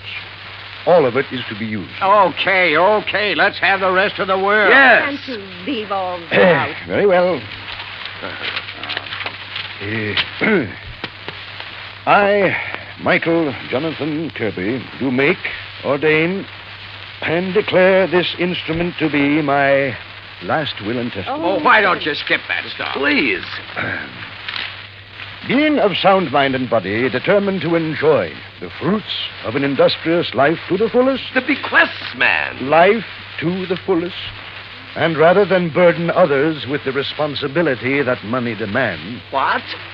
For these and other reasons, I have carefully spent every dollar I ever owned. What? No, he was out of his mind. He couldn't do that. That is the will of Michael Jonathan Kirby in its entirety. Good day. Good day. What fools we've made of ourselves. What fools. And it's no less than we deserve. I only wish that Lucy had been here. Wait a minute. Lucy? Yes, Lucy. Her real name, her proper name, not Lolita Laverne. It's Lucy Hancock Woodbury. But as I told you before... Now listen, all of you. You're to stay right here. Stay in your rooms. Oh? What's the point? Now we know the contents of that stupid will. Yeah. By Buster, what call right, you- Chief Harding? Tell him to stand by in case these people get itchy feet. Right. What little I'd done so far in this case was based on nothing but hunches. So when 10, then 11 p.m. came and Lolita, Lucy Hancock Woodbury, hadn't arrived, I acted on another hunch. Sure, Johnny. My room is right next door to the office, so if this leader arrives and signs in, I'll let you know right away. No, Buster, no. Huh? Just sign her into a room after you've done a little tampering with the register. What do you mean? Chester is in number 6, isn't he? That's right. All right. Change that on the register to number 8. That's this one, your room. That's right. And be sure that Lita sees the register. I don't understand. You don't have to, Buster. Let's just hope she gets here. Buster left. And with my door ajar, I turned off the light and lay on the bed and waited. It must have been after midnight when I heard the car pull in. Heard Buster admit someone to a room a couple of doors down the line and then go back to his own. Then, silence. Then the quiet click of feminine footsteps approaching my door. Quickly, in the darkness, I lit a cigarette, held the glowing end away from my face.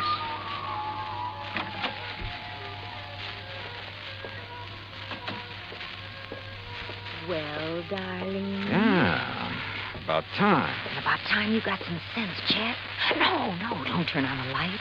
The others asleep. Their rooms are dark. Uh-huh. Listen, dear cousin, have you lost your mind? Hmm? Shooting at that boat from over the ridge between the two coves. What were they? Police? Detectives? You should have known you couldn't have hit them that far away, Chet. Should have waited till they got on shore looking for me. Well. Did they fall for the rattlesnake bite we made on the old man? Uh-huh. Well, they'll never find the needle I used. It's at the bottom of the lake. And look, if the cops question you, I hope you had sense enough to remind them what Martha and Hank do for a living. No chance. And what about the will? Would you be surprised? What? Say that again, Chet. Say anything. You sound like somebody else. Yeah, like Johnny Dollar. Let's have some light. Dollar? That's right, special investigator. Oh, no. Let me out of here! Now, where do you think you're going? No, let me go with me! Come on now.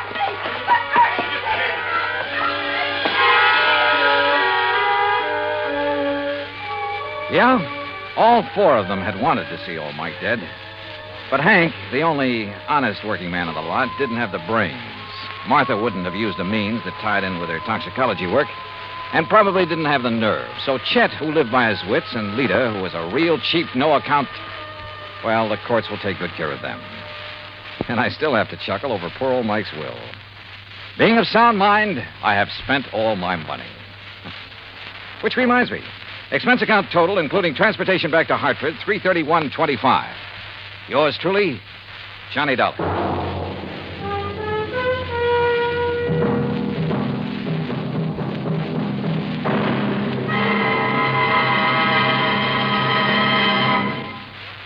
Now, here is our star to tell you about next week's story. Next week, the most complicated case in years comes up, but the simplest, most obvious solution. Join us, won't you? Yours truly, Johnny Dollar.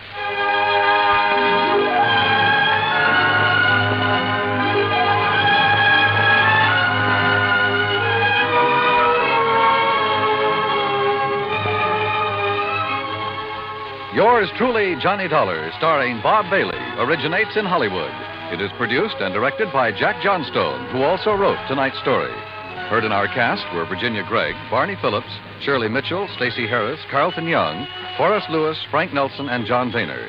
Musical supervision is by Amerigo Marino. Be sure to join us next week, same time and station, for another exciting story of yours truly, Johnny Dollar. Johnny Dollar has come to you through the worldwide facilities of the United States Armed Forces Radio and Television Service.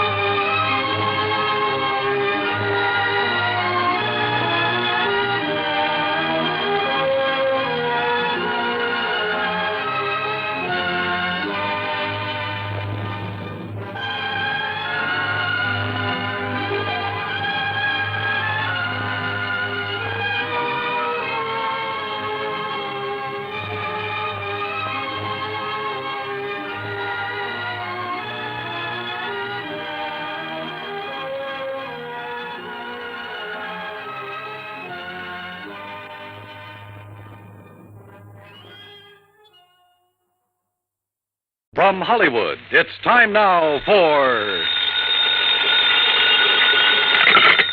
Johnny Dollar. Lud Barlow, Johnny. I'm on a spot. What's the matter? The Templeton house in Boston was knocked over sometime during the night. We have a $100,000 loss on our hands. Can you go over there right away? Well, I'll see what the plane situation is, Lud. And Never if I... mind the plane situation. Just pack up and get out to the airport. I'll meet you at Hangar 12. What? I'm chartering a plane for you.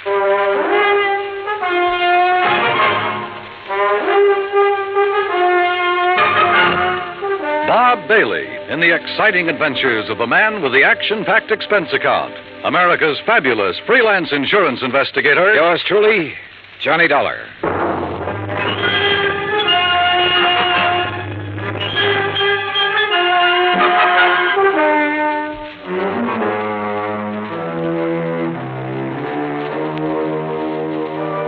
Expense account submitted by Special Investigator Johnny Dollar to the Mideastern Indemnity Corporation, Home Office, Hartford, Connecticut. Following is an account of expenses incurred during my investigation of the Templeton matter.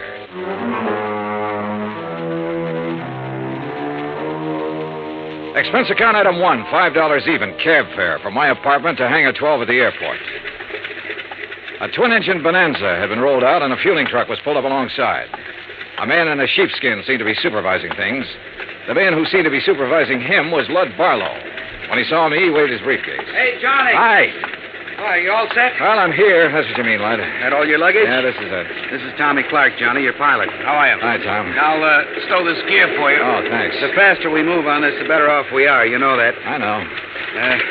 This is the blanket policy. This is the itemized list. This is the itemized list broken down. You'll have to check the itemized against the sales. Your authorization procedure. And a description of stock records, including shipments received by Templeton House up to and including the first day of last week. Okay? Swell. Now maybe you'll tell me what this is all about. And when you get there... What? What it's all about. Let's start with Templeton House, huh? It's the biggest jewelry firm in Boston. You said they were robbed last night. Burglarized, broken into somewhere between 5 and 7 o'clock in the morning. All set, Mr. Dollar. What'd they get away with? Well, that's for you to find out, Johnny. We carry a blanket policy on all their stock. Anything in the store in the way of merchandise is covered. On the phone, you said something about $100,000. It may be $200,000, Johnny. I take it you talked to somebody in Boston. Yeah. Did you talk to the police? Yes, for a minute. I told them I was sending a man. They're expecting you. Give you a hand, Mr. Dollar. Oh, thanks, Tom. Okay? Yeah. Thanks. Who's in charge, Lud? Lieutenant Roebuck. Roebuck? Yeah. Get your seatbelt, Mr. Dollar. Oh, sure. He'll want to see those contents records. You be sure and tell him they're up to date. Who's the man with the company? What? The man at the company. Templeton. Stand clear, Mr. Barlow. Remember, Johnny, a client can face a thing like this a lot better if a man from the insurance company standing by. I'll try to remember that. Good luck and keep me informed.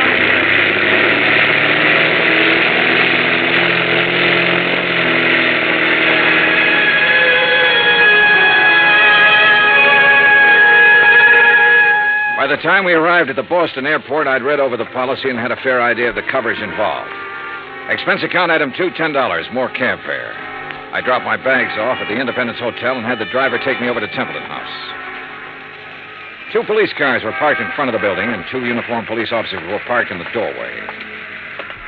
I'm sorry, mister. The store's not open today. Well, I'm from the insurance company. Oh. Lieutenant Roebuck's in the back. Go ahead. At the back of the store, a white-coated intern and an ambulance attendant were working over a blanket-wrapped figure laid out on the stretcher. One of them was operating a plasma tube. The other was checking the pulse. A group of men, some in uniform, were watching closely. The tall, thin one seemed to be in charge of things. Roebuck?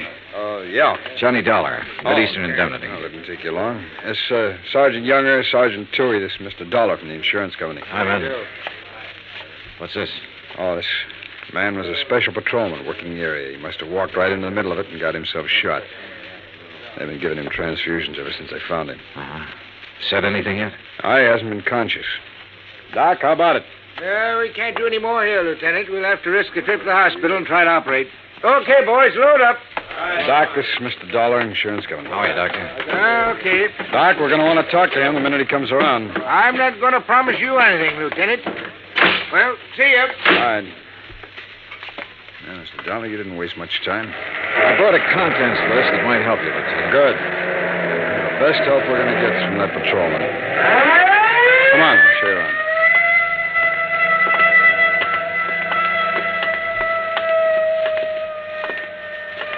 This is where they got in.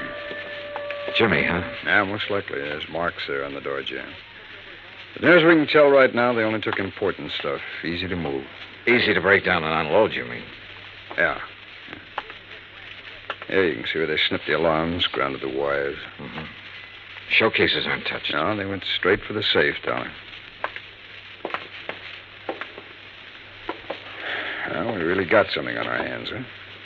You don't just break into a store and open one of these things very easy. Someone did.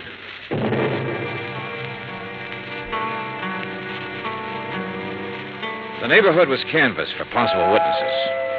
I spent the rest of the morning with Dorian Templeton, the owner of the company.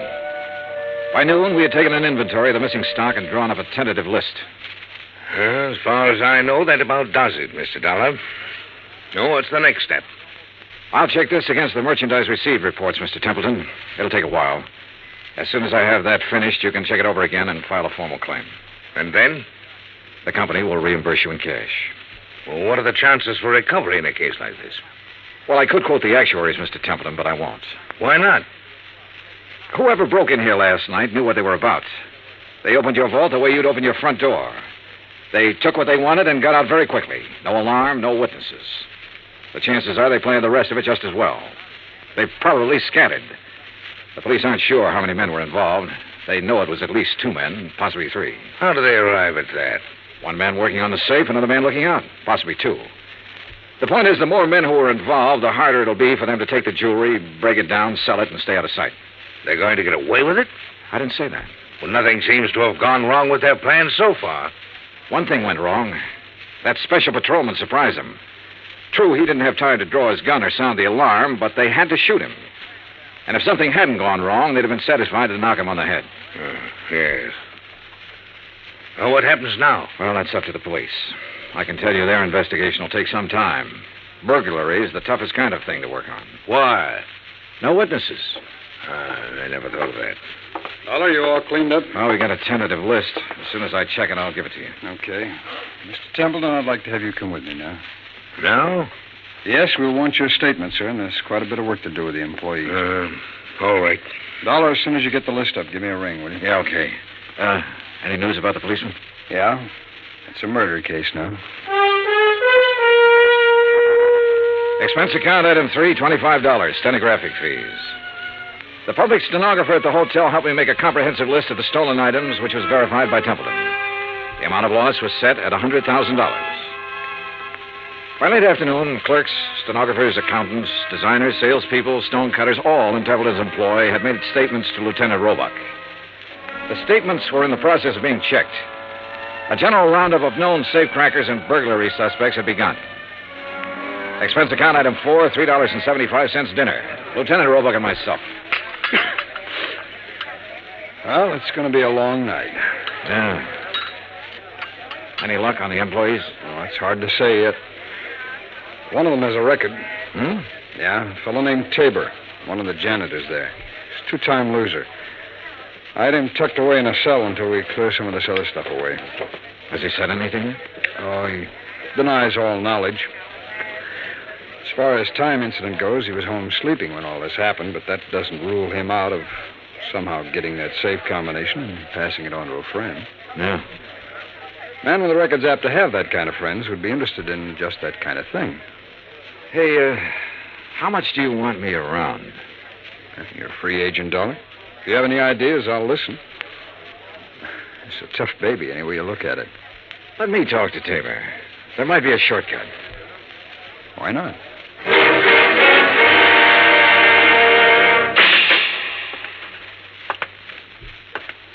Well? John Tabor? That's right. Who are you? Johnny Dollar. I'd like to talk to you a minute. Okay, talk. You might be in a lot of trouble, Tabor. That'd be too bad. They tell me you're a two-time loser. If you don't believe what they tell you just go look it up for yourself. It's right down there in the books. How did you get that job at Templeton's? I asked for it. They know about your record? No. You keep it from them? I didn't broadcast it, would you? No. Okay, what other dumb questions have you got? Do you have any ideas about this? I've got a lot of ideas. Do you know anything about it? No. Need anything? What? Cigarettes, anything? I'm all set. Okay. My company faces a big loss in this case. We'd like to avoid that loss. There's a standard offer I'm authorized to make in some instances. I'm going to make it to you. If you have any knowledge of this crime and can furnish any information that will lead to the arrest of the persons involved and recovery of the merchandise, my company will guarantee you the best possible legal assistance in the event that information should incriminate you. That's pretty generous. Well, I have to say it to you. You can use your own judgment. Hey, guard. It's a pretty good offer when you think about it, Tabor. You have a record. The police can't pass you up without a lot of scrutiny. You know that. That record makes me a real hot one. I swiped a couple of cars, and now they think I might have opened that vault. No, they don't think that. But they have to find out if you might have contact with somebody who did open it. I don't know anything about it. In that case, you'll be released. Oh, sure. Sure, I'll be released when every cop in town had a go at me twice. I'll be released when the guys who did the job walk into the station and say we didn't mean it, we want to give it back. They've always got to have somebody to throw to the newspapers. Maybe. You know it and I know it. Nothing better than to throw some old ex-con in a can and hold him for questioning.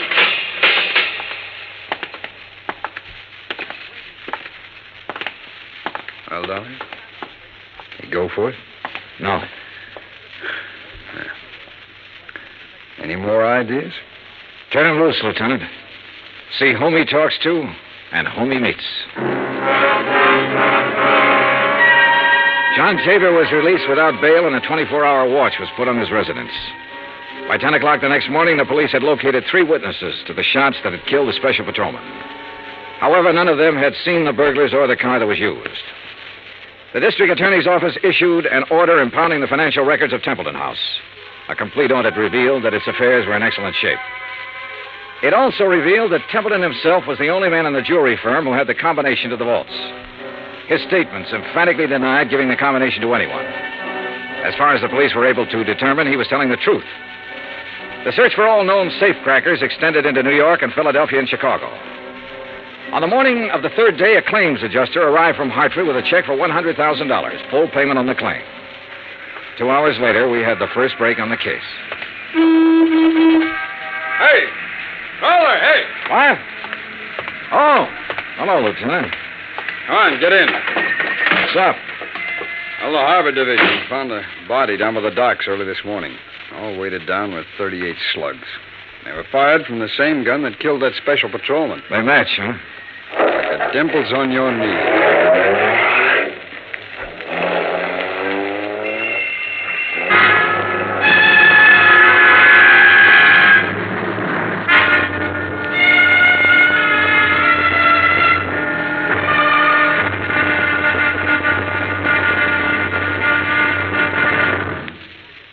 Act Two of yours truly, Johnny Dollar, in just a moment.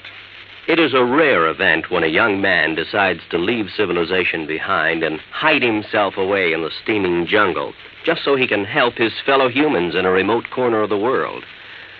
The late Dr. Tom Dooley did just that when he left the United States to help the sick and starving jungle people in the little kingdom of Laos in Southeast Asia.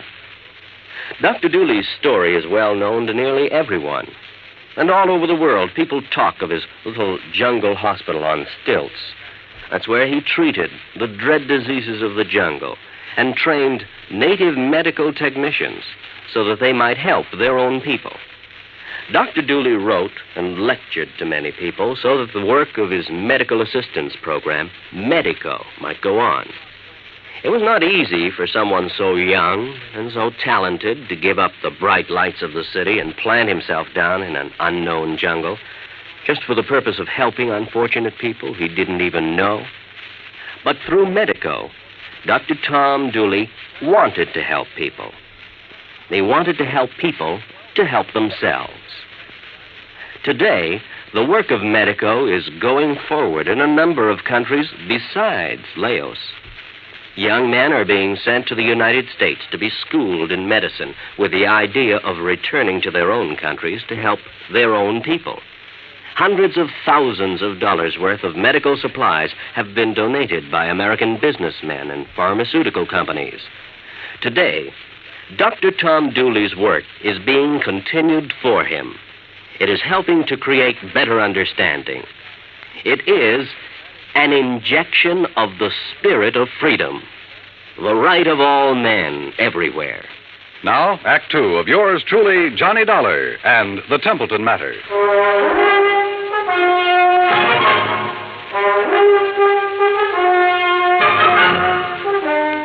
I spent the rest of the day with Lieutenant Roebuck at the morgue. The body that had been found in the harbor was a man about 35 to 40 years old, slim build, dark hair. The labels had been cut out of his clothes and the laundry marks torn off. His fingerprints didn't check with anything in the local files. Roebuck put them on the wire to Washington and requested an urgent identification. Johnny Dollar. Blood Barlow, Johnny. What's this in the paper? Well, the special patrolman and the unidentified man were killed by the same gun. As soon as we get an identification, we can go to work. Well, how about that ex-con that turned up working at Templeton's? Tabor? Well, they're still watching him. He might have been the case man. So far, it's just an idea. I'd like a recovery on this one, Johnny. So would I. What do you think is possible? Well, 2 days ago, I would have said no. Today, things look better. For one thing, none of the merchandise has shown up on the market. For another thing, there has to be some kind of connection with this unidentified man. I just read your report on Templeton himself. He's out of the question as a suspect? So far, yeah. He's the only one who had the combination to the safe. There's no apparent motive for him to rob himself. But he's the only one Don't who start yelling at me, Lud. I know what you're thinking. Find a motive. Well, give us time, boy. Give us time on everything. Lud? Oh, I guess I hate to pay off big claims. You may get it back. Keep your pants on. Expense account item 5, $50 deposit for rented car. That afternoon, I drove from Boston to Creeksdale, the home of the Grantland Safe Company, where I met a man who looked as formidable as the product he manufactured. I am Grantland, sir. I found him standing inside a shiny new vault, ready for shipment. Beautiful thing, eh? On its way to South America tonight. Well, I never thought of a safe exactly that way, Mr. Grantland. Ah, beauty, strength. Think for a moment, sir, the treasures it will someday hold. But I bore you, sir, with my enthusiasm. Now then, you say you are here on a matter of vaults? One vault, Mr. Grantland. No? The one your company sold and installed at the Templeton House in Boston 17 years ago. Yes? Have you read about the burglary? No, sir, I have not. Templeton House? Yes. The vault was opened. Blasted? Opened. Someone had a combination. I'm bewildered, sir. Indeed I am.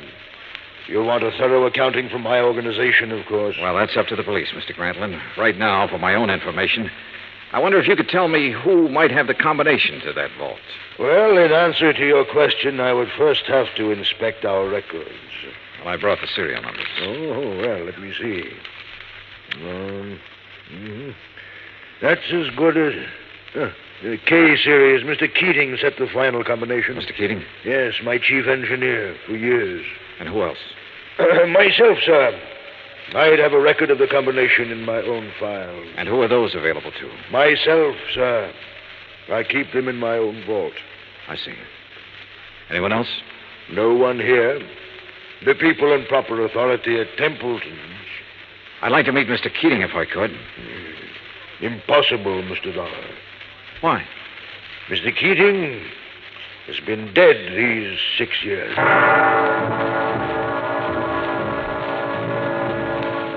I drove back to Boston, phoned Roebuck, and told him about my interview with Grantland. He said he'd already started looking into Grantland's background and expected to have a report within 36 hours. I was a little surprised when Dorian Templeton called half an hour later and asked me to have lunch with him.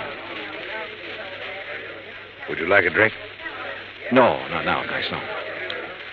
I didn't know whether to call you or the police, Mr. Dollar. I finally decided on you. Uh-huh. What's the matter?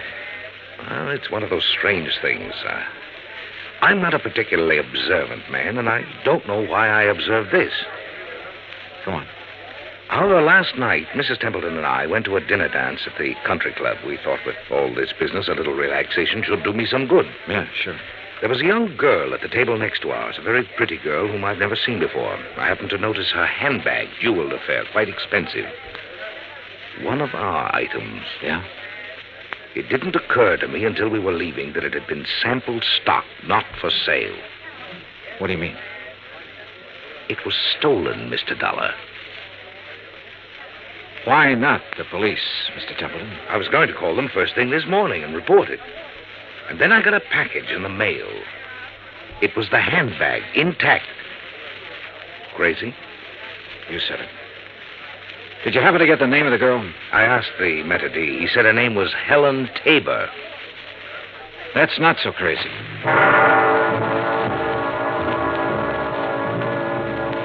Expense account item 6, 10 cents, one phone call. To Lieutenant Roebuck to see if John Tabor was still being watched.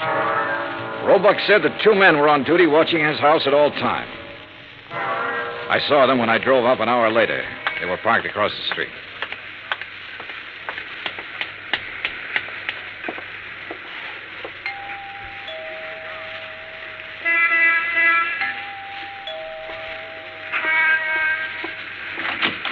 Yes? Miss Tabor? Yes, who are you? Johnny Dollar, is your father in? He's sleeping right now. May I help you? I don't know. Didn't I see you at the country club last night? Why, yes, were you there? Couldn't keep my eyes off of you. Or your handbag. Oh. I'll talk to him, honey.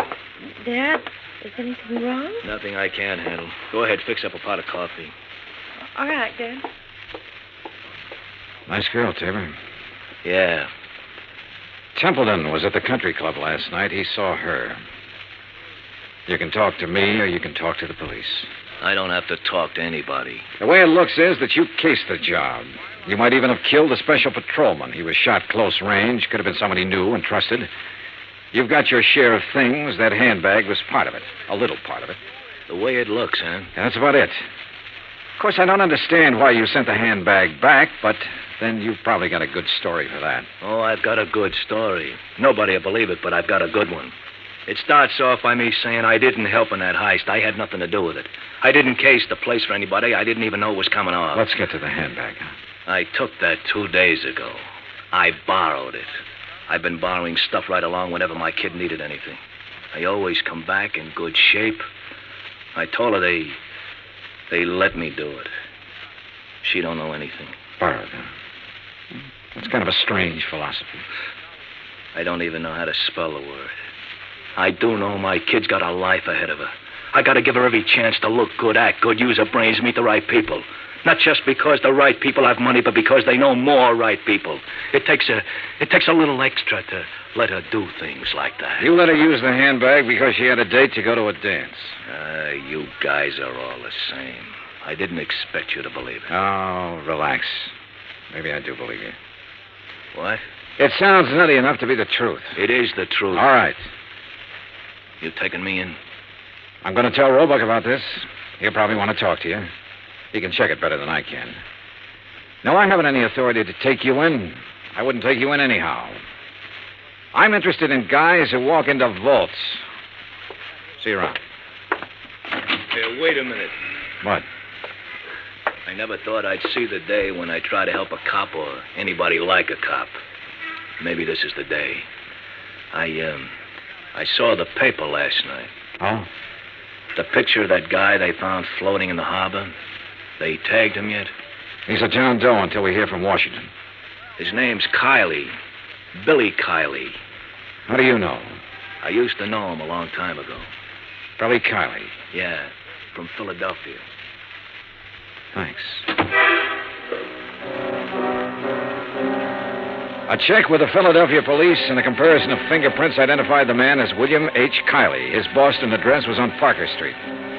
I drove out there with Lieutenant Roebuck. It was an ordinary, undistinguished apartment house. No one answered at apartment 12A, so we let ourselves in. The room had nothing to offer in the way of evidence. Well, did you find anything? No. Well, I'll have some men come out here and give it a good going over. Well, maybe the manager or the tenants says something that'll help us. Come on, let's go. Yeah. Now, be careful, Dollar. Yeah. Yeah. Tim?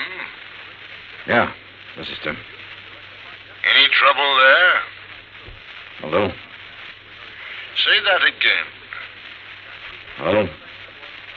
I don't know who you are, but I know you're not Tim. Well, it sounds like we're getting something. Here, let me have the phone. I'll see if I can trace it. Don't bother. I know where we can find him. What? I'd recognize his voice anywhere.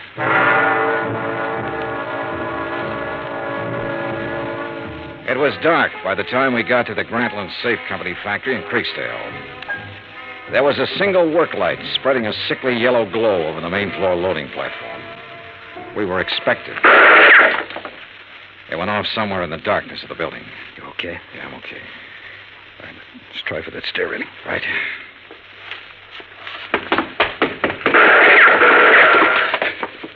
You see the flashes? There. All right. We'll have to try and make Mr. Dollar? I think you're alone. Answer him.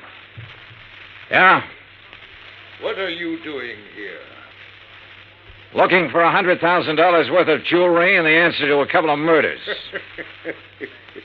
Funny? You're very foolhardy, but you're courageous. A man of your perception could do well with a part of that money. No, thanks. I'll take it all. You will take nothing, sir. Keep him talking. I'll try to get under the stairs. Are you alone? For a little while. But I've got people coming, though. Oh, people, eh? Mr. Dollar? Still alive and kicking, Mr. Grantland. You can't shoot around corners. No. But then I don't have to shoot around the corner.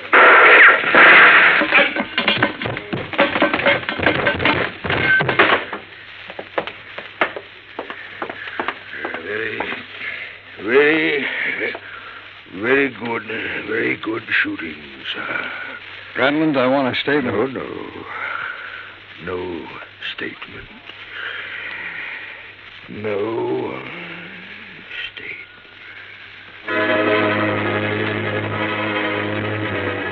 He was dead before the ambulance arrived, and there was no statement. There was never a statement. As nearly as it could be pieced together, Grantland himself opened the vaults at Templeton House. William Kiley and possibly a man named Tim helped him. Kiley, of course, was killed for his efforts. Tim never appeared, was never identified. My hotel bill ran up to $168. That's item 7. Item 8, $35, car rental. I got $50 deposit back. Item 9, $32.50, airfare and incidentals back to Hartford. Expense account total, $413.28. Remarks? Put that against the $100,000 the insurance company didn't have to pay off. Johnny Dollar. This is Barlow. I just talked to Roebuck in Boston. There's not one scrap of that jewelry anywhere in that whole safe factory. Not one piece. I know. What? Just about now, there's a safe at the port of New York being shipped to South America. It's a Grantland safe. And if you hurry over there, you can... Yours truly, Johnny Dollar.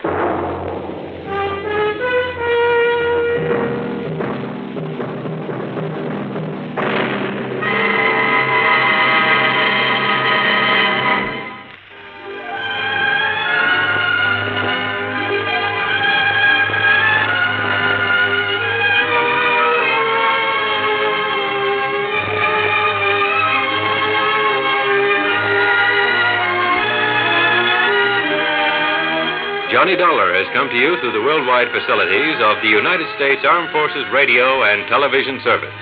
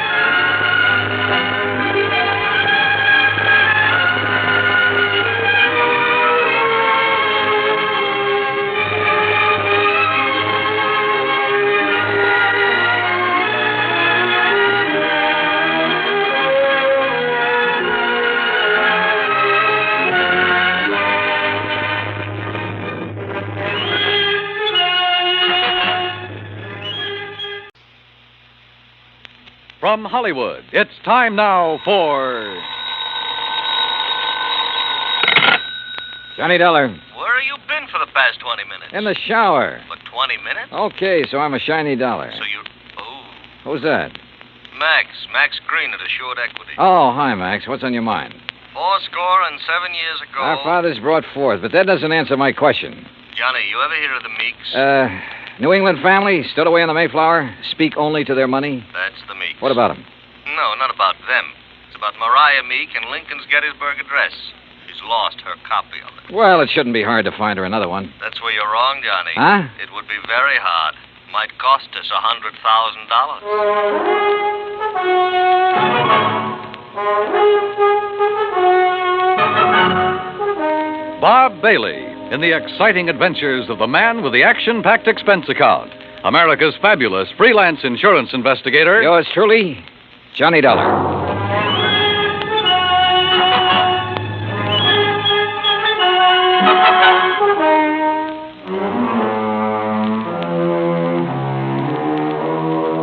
Expense account submitted by Special Investigator Johnny Dollar to the Assured Equity and Trust Company, 325 Scott Avenue, Hartford, Connecticut.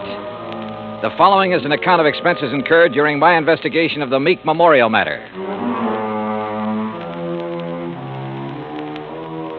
Expense account item 1, $1.90, cab from my apartment to Max Green's office.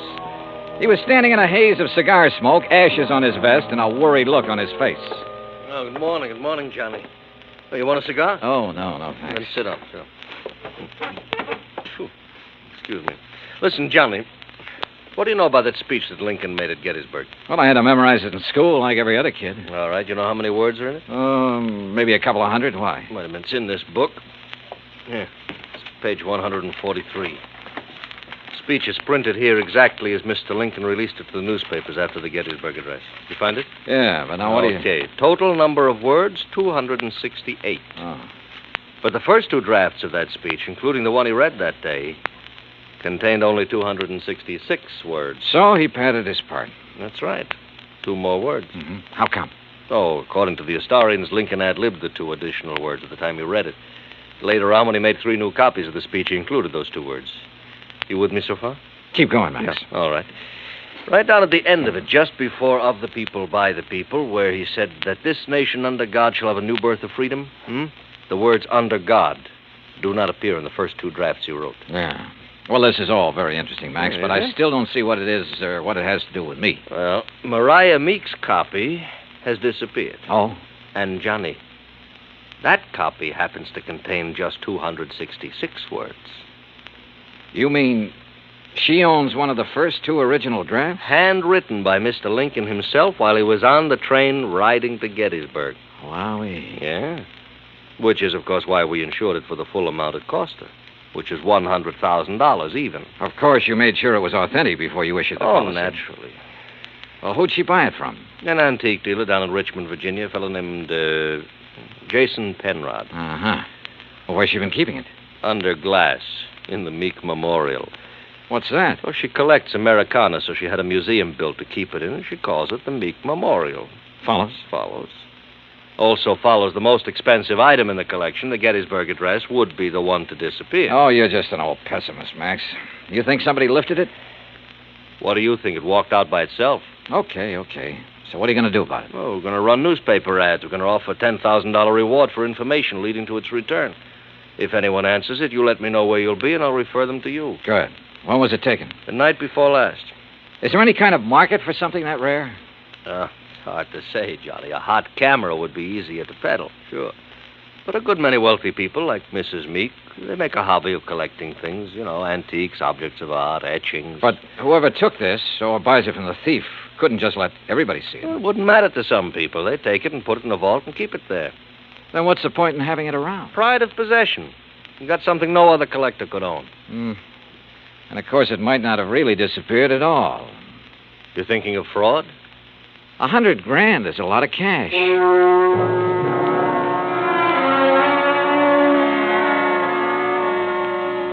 Expense account item 2, $1.90, cab fare back to my apartment. I wasn't particularly intrigued by this assignment. Rare documents, like anything else antique, have always seemed to be just one step from decay. And that sometimes goes for the people who collect such things.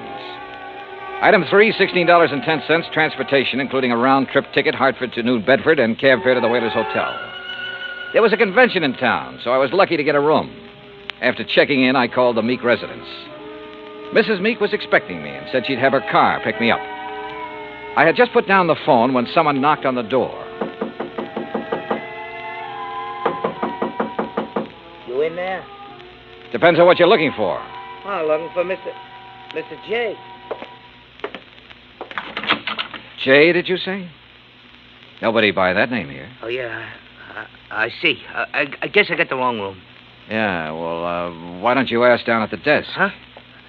Yeah. Oh, sure. Yeah. Funny. Or is it?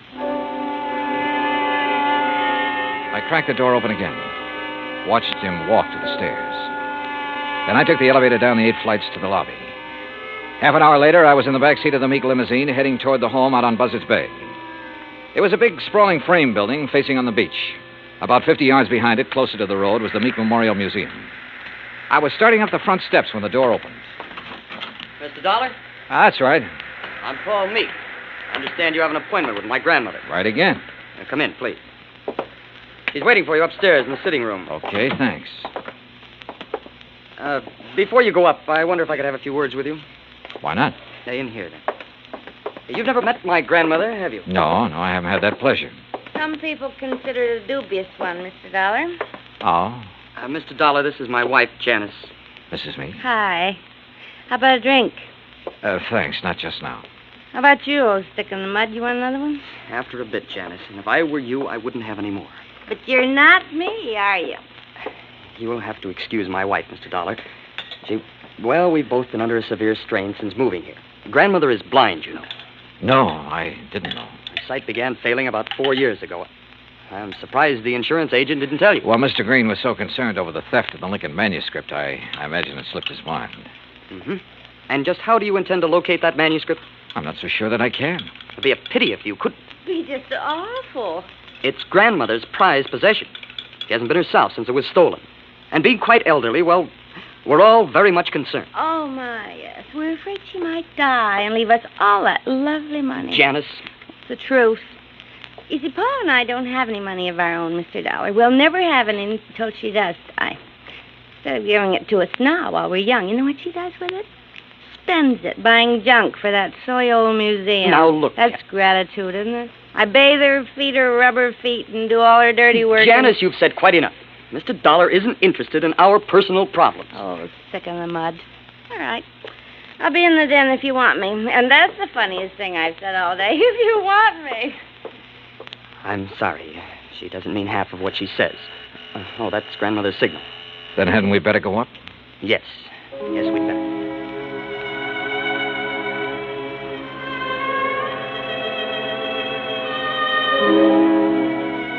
We went up the broad staircase, through a hall, and into a bright, sunny room. Wrapped in an old kimono and shawl, Martha Meek sat in an invalid chair, facing the ocean. Paul introduced us, then sat down quietly near the door. Oh? Paul, I know you're there. Now answer me. Yes, Grandmother. You go on downstairs. I want to talk with Mr. Dollar in private. Whatever you say. And close that door. Don't mind my back, Mr. Dollar. I couldn't see you if I looked into your face.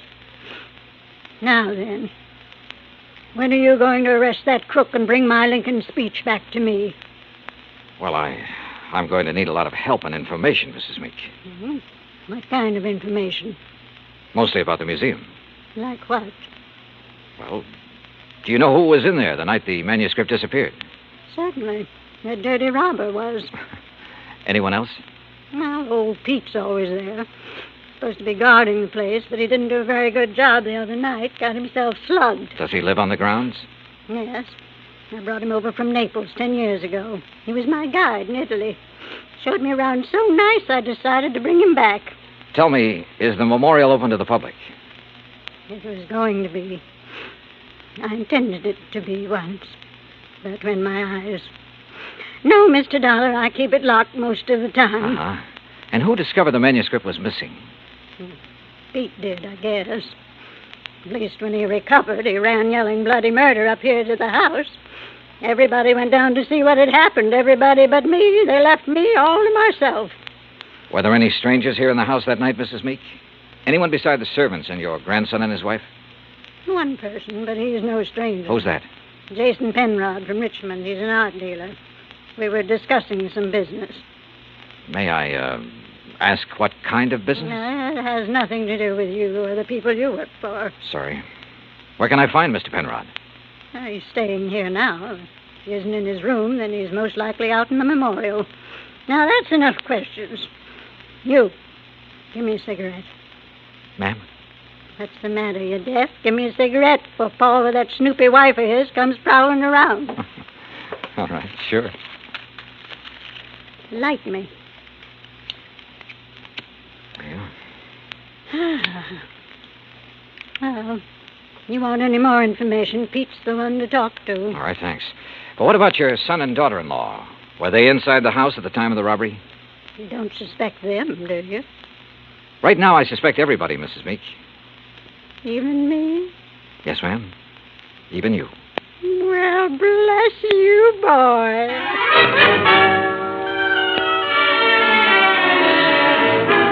I found Pete Vesuvio trimming the shrubbery just outside the memorial building.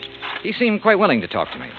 How you say what happened to me, mister? I'm hit out? Knocked out, Pete. Ah, si, senor. And because of this, I do not see anything. Nothing at all, huh? Please, mister, do not use the insult. I am American citizen, first papers. And because of the kindness of my patron, I will soon be second papers. I know by heart the Constitution, United States, Gettysburg Address, pledge allegiance to my flag. Yeah. You know how I know these things which help me be citizen? Because of my lady, she's letting me work in a place where great papers are for me to read.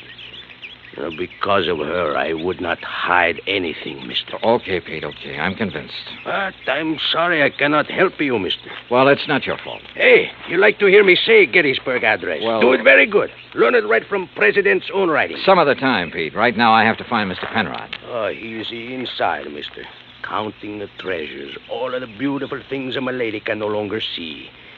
You'll find him in Section L, senor.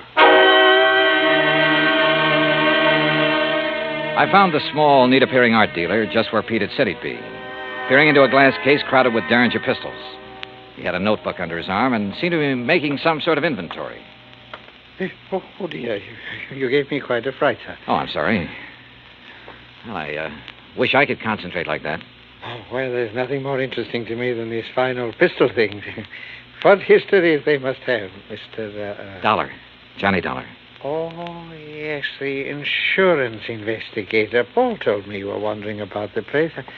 I suppose you'd like to ask me some questions, hmm? If you don't mind. Oh, no, goodness, no. I understand you were with Mrs. Meek the night of the robbery. That is correct, sir. We heard the shouting. We ran out here just as fast as we could. I was the one who discovered the manuscript was missing. You have any idea how the thief got in here? No, sir, no. Unless someone forgot to lock the front door or unless he had a key. Well, has Mrs. Meek given out many of the keys? Well, in my opinion, too many. Even I have one. What about Paul Meek and his wife? No, I don't think so. Well, they really aren't interested in the museum at all, Mr. Dollar. Oh. Mr. Penrod, I understand you're quite an authority on antique art and things like that. Well, Isn't taking inventory a little beneath your position? Well, I suppose it is, Mr. Dollar. But, last week when I received dear Mariah's wire asking me to do it, I simply couldn't refuse. She's been such a good customer of mine. Well, yes.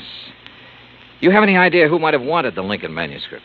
Well, I know several persons who'd love to have it. You can give most anything, but I don't know anyone with the nerve to break in here and take it by force. You remember where Paul Meek and his wife were when you heard Pete shouting? They were right in here when I arrived. I see. Well, thanks for... Oh, just one more thing. Oh, yes? If you'd stolen the manuscript... Mr. Dollar. A hypothetical question, Mr. Penrod.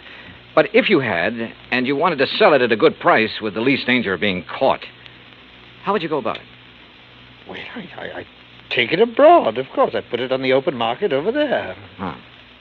You aren't planning on going abroad soon, are you, Mr. Penrod? Oh, gracious, no. You know anyone who is? Anyone who, Who didn't Paul and Janice tell you? Oh, they're flying to Paris Wednesday night.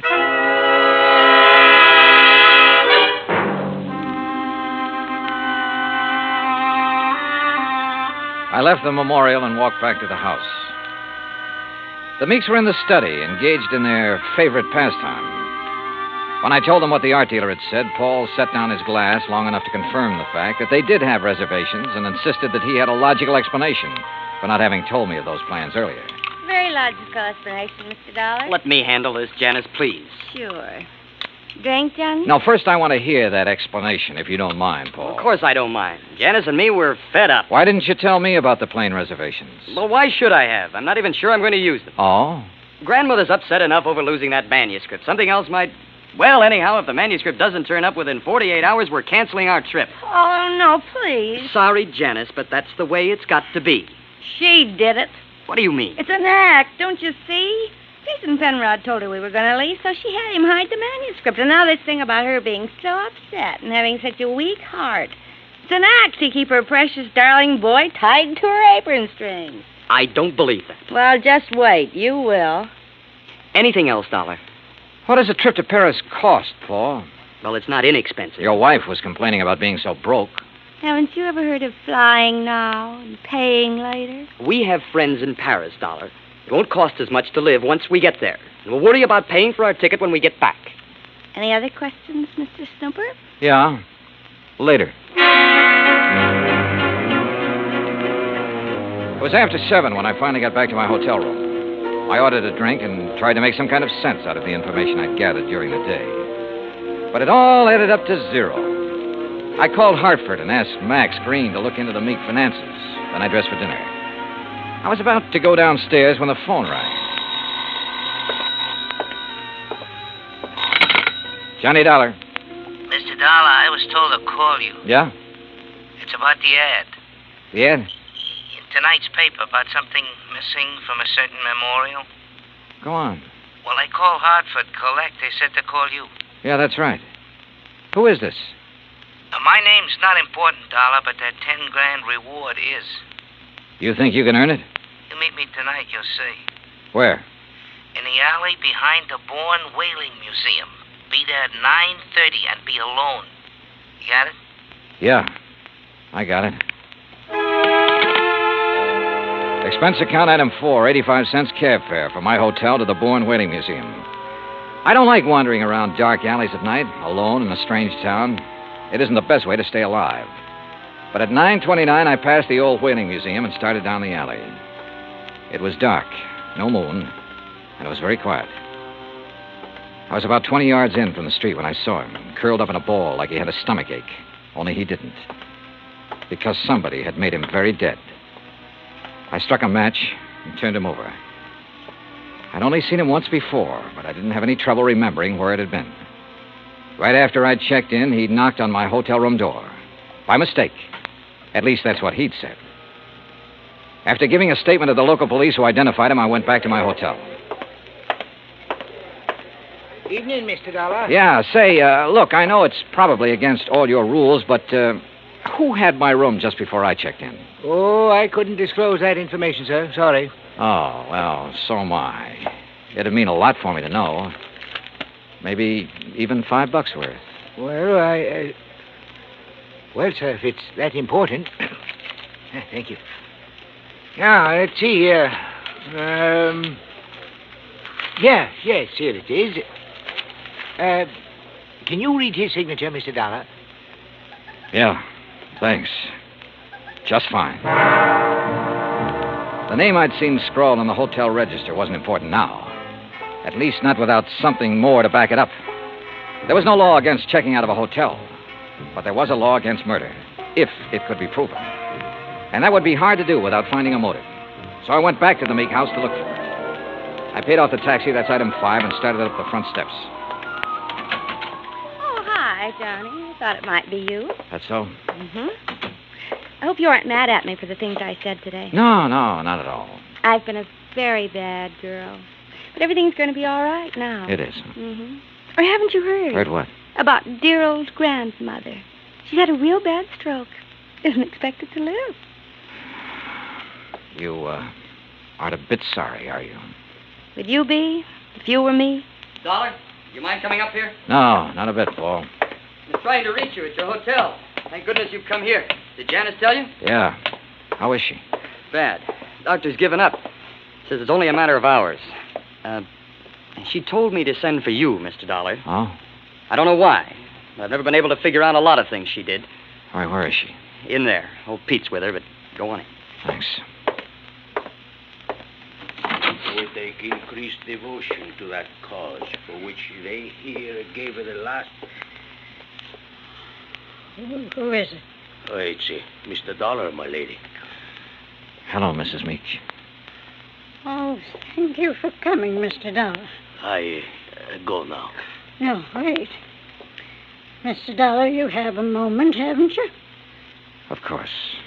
I promised Pete the last time I visited the museum. I promised I'd let him recite some of the things he's learned while working there. Haven't been able to keep that promise till now.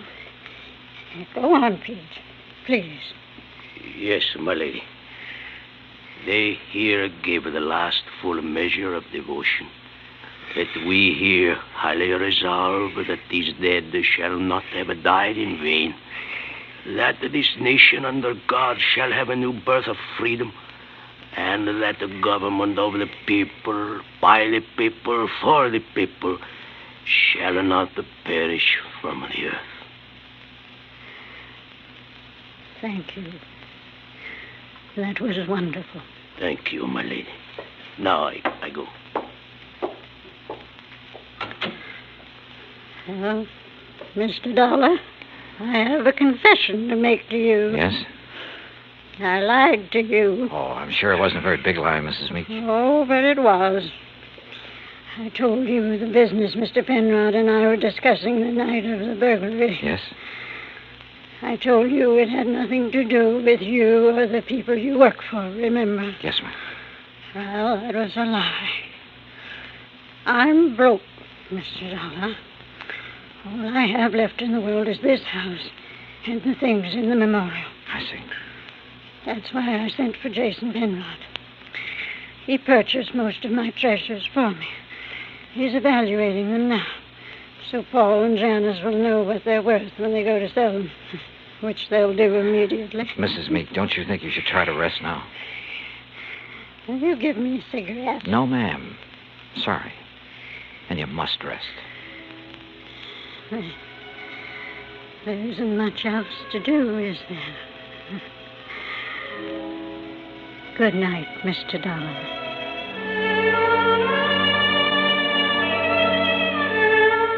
Outside in the hall, Paul and Janice Meek were talking quietly to Jason Penrod. Off in the corner, standing with his back to the others, was Pete Vesuvio. Mr. Dollar, is She's resting quietly. Oh, Dio grazie. Why did you lie to me, Pete? What? I never lied to nobody. Who say I did? I say you did. You're crazy, mister. What lie I tell you? You said you learned the Gettysburg Address right from Mr. Lincoln's own writing in the museum. That's no lie. What's the matter? You don't believe that, mister? I believe you, Pete.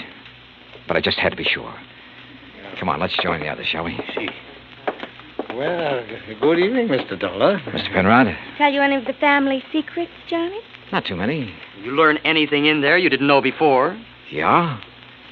I know which one of you stole the Lincoln manuscript. One of us? Why, you're crazy, Dollar. We were all in the house at the time it happened. That's right.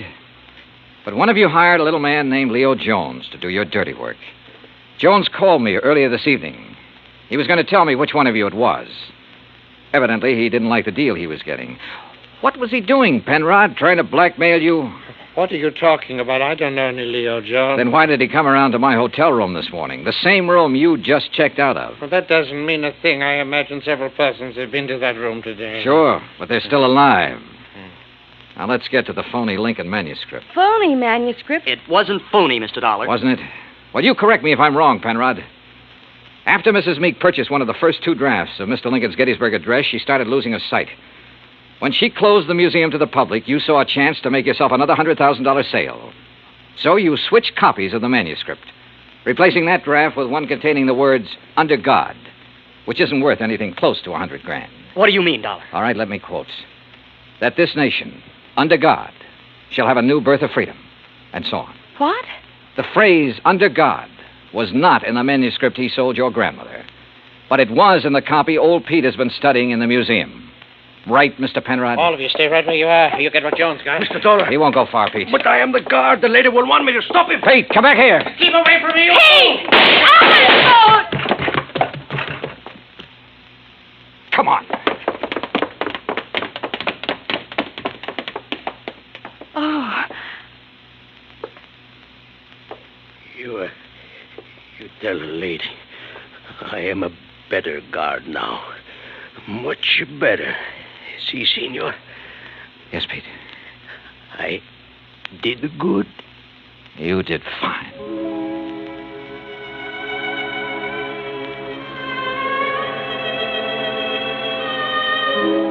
Pete Vesuvio will live to apply for his second papers.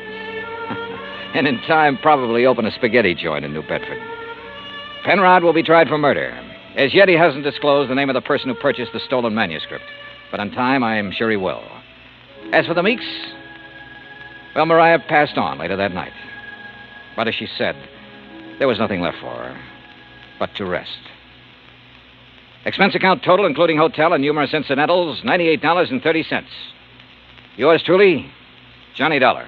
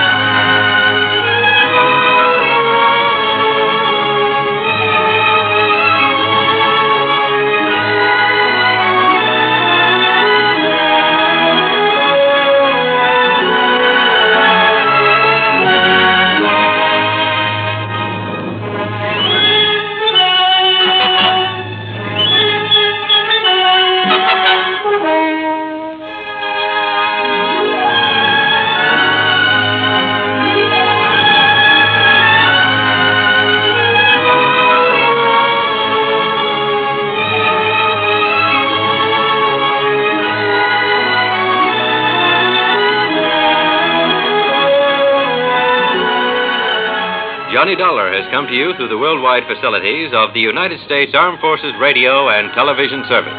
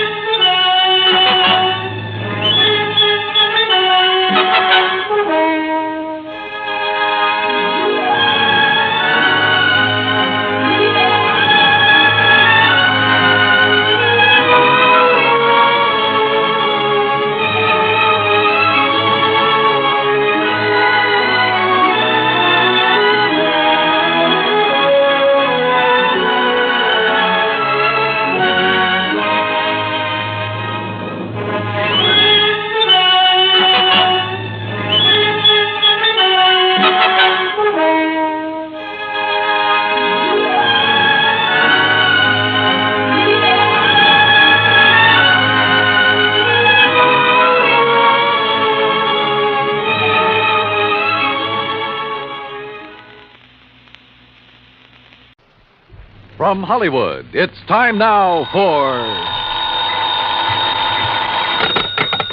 Johnny Dollar. Dave Lawler, Johnny, over at Surety Mutual and Trust Company. Oh, hi, Dave. Long time. Yeah, I know. Listen, do you own a pair of dark sunglasses and some real loud sports shirts? Mine are so loud I have to keep them in a soundproof drawer. Great. But where you'll be at this time tomorrow, nobody will give 'em a second look. Oh? Like where? Well, according to the travel folders, it's, quote, the land where the summer spends the winter, unquote.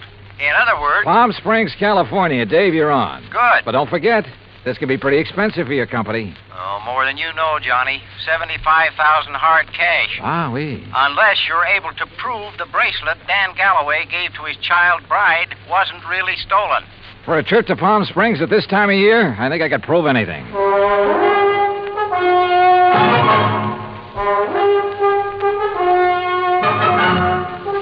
Bob Bailey in the exciting adventures of the man with the action-packed expense account.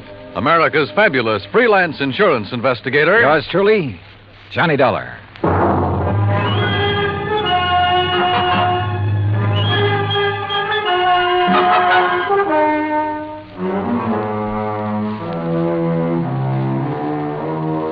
Expense account submitted by Special Investigator Johnny Dollar to the Home Office, Surety Mutual and Trust Company, Franklin Building, Hartford, Connecticut.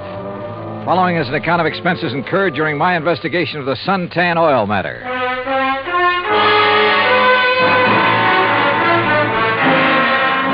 Expense account item 1, $197.40. Airline fare and incidentals, Hartford to Palm Springs, California. I registered at La Casa de Paz on South Palm Canyon Drive, changed into casual clothes, and sauntered over to police headquarters. Detective Sergeant Lacey was about to leave for lunch, so I went along with him. Yeah, Dollar. You'd be surprised at how much stuff is lost in this town during the course of just one season. The report we got says it was stolen, Sergeant. Oh, sure. But I doubt it. A $75,000 bracelet, just 5 days old? That'd be a little careless of the lady, wouldn't it? Well, if you were married to one of the biggest wildcatters in the oil business, maybe you could afford to be careless. What about Dan Galloway? Didn't you say he was drilling somewhere around here? About 80 miles south, in the middle of the desert, down by Salton Sea. Salton Sea. Oh, that's really a big inland lake that lies way down below sea level, isn't it? Want to bring me a check, Dottie? 245 feet below sea level, Dollar. There's oil there? Dan Galloway figures it this way. One of the most successful new fields that's been worked in years is deep under the Gulf of Mexico off the coast of Louisiana. There are a lot of salt domes down there, and underneath them are big pools of oil, millions of barrels. So, why not under the Salton Sea, which is all salt deposits? Who knows? Maybe he has something. Anybody else drilling down there? Just Galloway. Who else needs it? I mean, any more than he does. Well, does he? All yours, Dottie. How would I know if Galloway needs it? But there has been talk around. You know.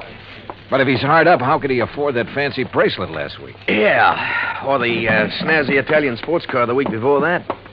I don't know either, Dollar. What about his wife? Oh, that Roberta. What a doll. And in 3D, if you know what I mean.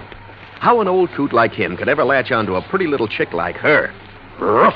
I take it Roberta's somewhat younger than her husband. Oh, not more than 35, 40 years. Oh, I see. How long have they been married? 2, maybe 3 years. Down in Dallas, I think it was. She's a Texas girl. Well, is it working out? I mean, are they happy? There's talk about that, too. What kind of talk? Oh, it's really just small-town gossip for the most part.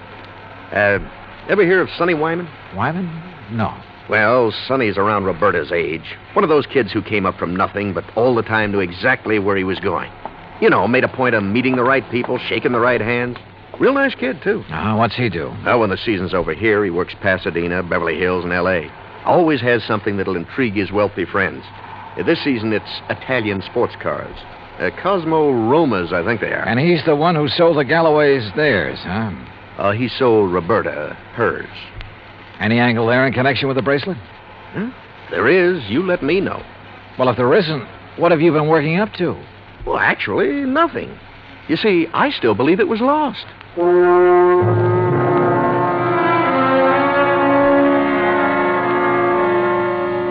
Expense account item 2, $35 for rental of a drive-your-own car.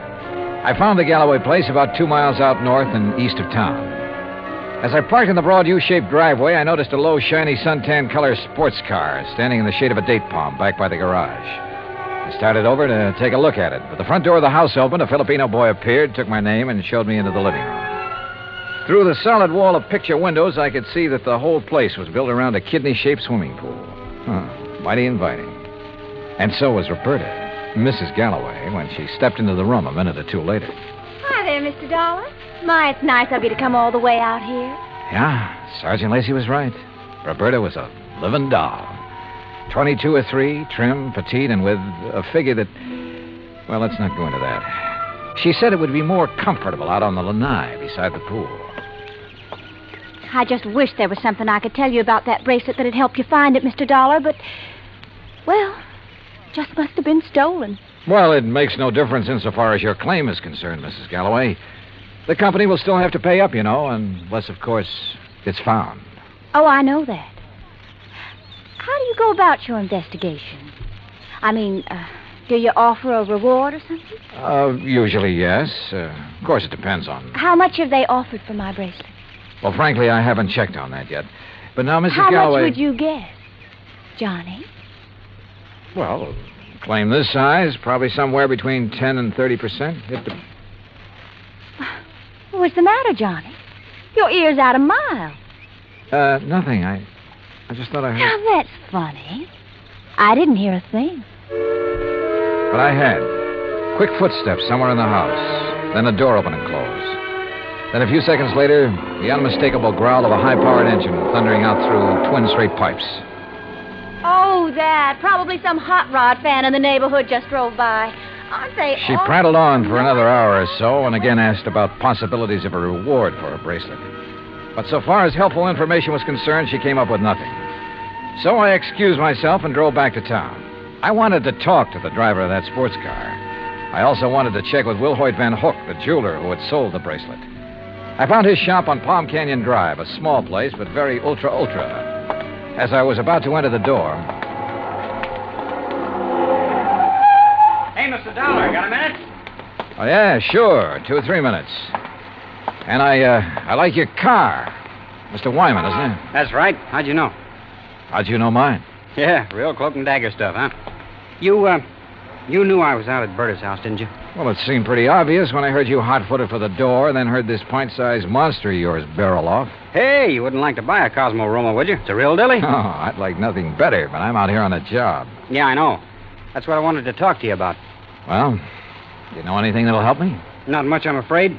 But I'll be glad to tell you anything I can. You going in to see Willie? Willie? Yeah, you know, Wilhoit Van Hook, the jeweler. I was, yeah. Why? Do you know him? Know him. I sold him one of these. One exactly like mine. And we're both going to be in the rally they're holding next Sunday. You ever see a good sports car race? No, I'm afraid not. Well, we'll soon fix that. And look, after you've talked to Willie, if you want to go down to where Dan Galloway is drilling his new well, I'll be glad to give you a lift. Good idea. But I don't want to take you out of your way. Oh, not at all. I was going that way anyhow. Besides, I thought it might give us a chance to talk a little. Sure, Wyman. Why not?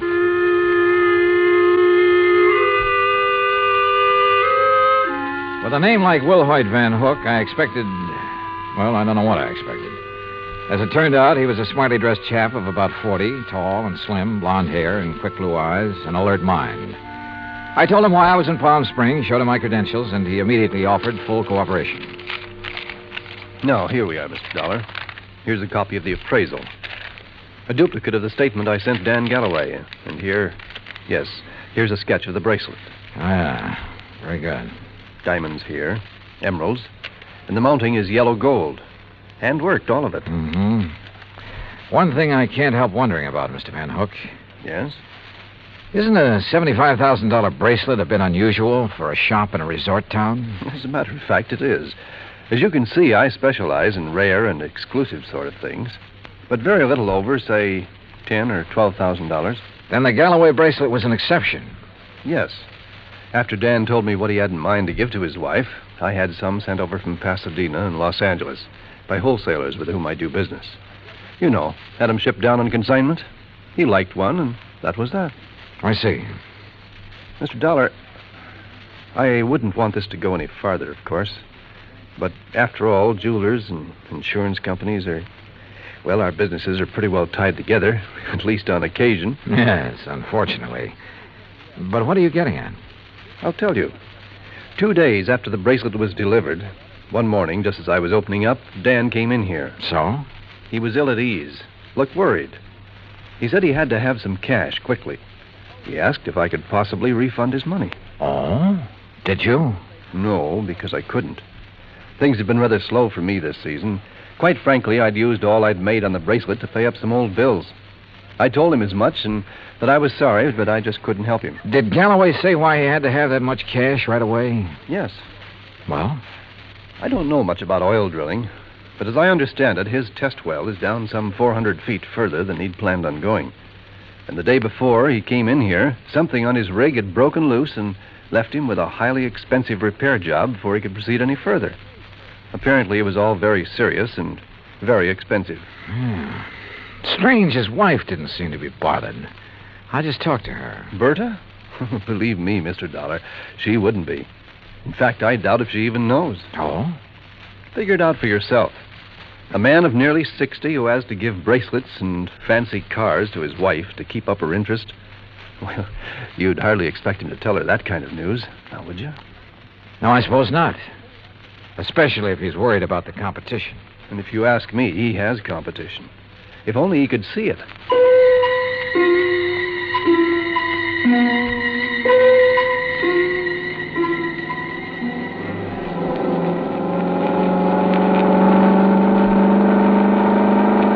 That suntan and chrome Cosmorama was all Sonny Wyman claimed it was.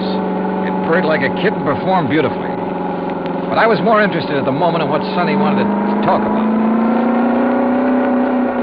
Johnny, I'm going to be perfectly blunt with you. I'll go along with that. Out at the house a while ago, I felt pretty foolish when you arrived, and Berta insisted I hide until she could get you out on the lanai. Did she have any particular reason? Well, you see, we know that... Well, there's some talk going around about Berta and me. Any truth in it, Sonny? A little, I guess. You saw her. Oh, yeah? I mean, there's nothing serious between us. It's just that, well, with Dan away so much of the time, we have fun together. Yeah, sure. Now, what about the bracelet? You mean who might have stolen it? That's the general idea. I don't know. I have no idea. That sound funny to you? Should it? Well, after all, Dan and Berta keeping their house open to everybody. People in to swim, play badminton, cocktails, barbecues. I guess half the population of Palm Springs has been there at one time or another.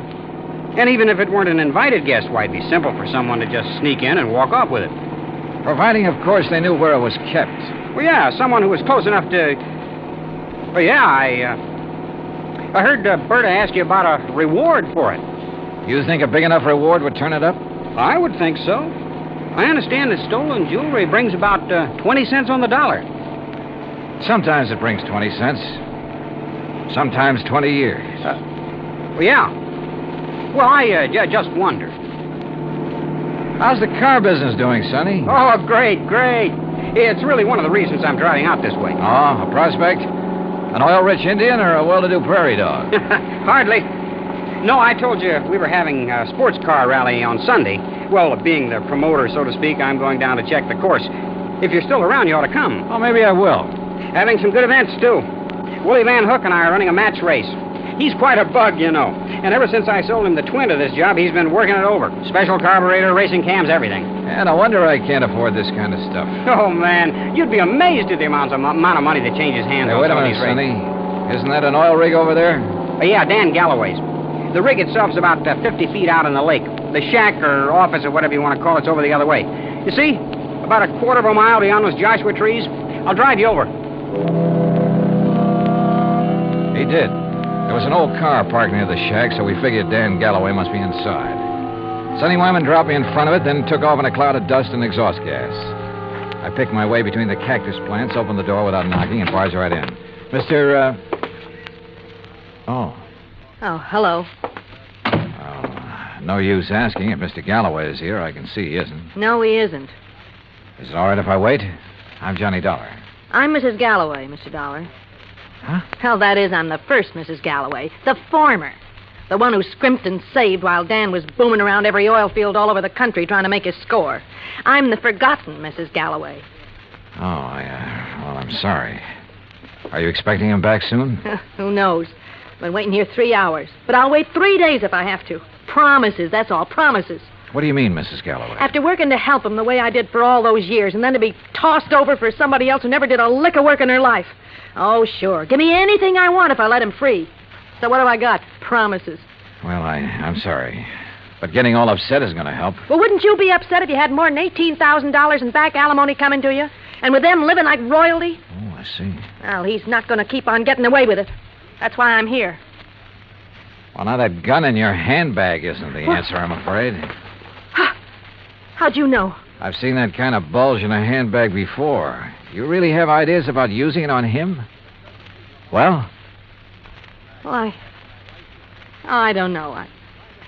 There are times when I feel as though killing would be too good for him. Then there are other times when... I don't know.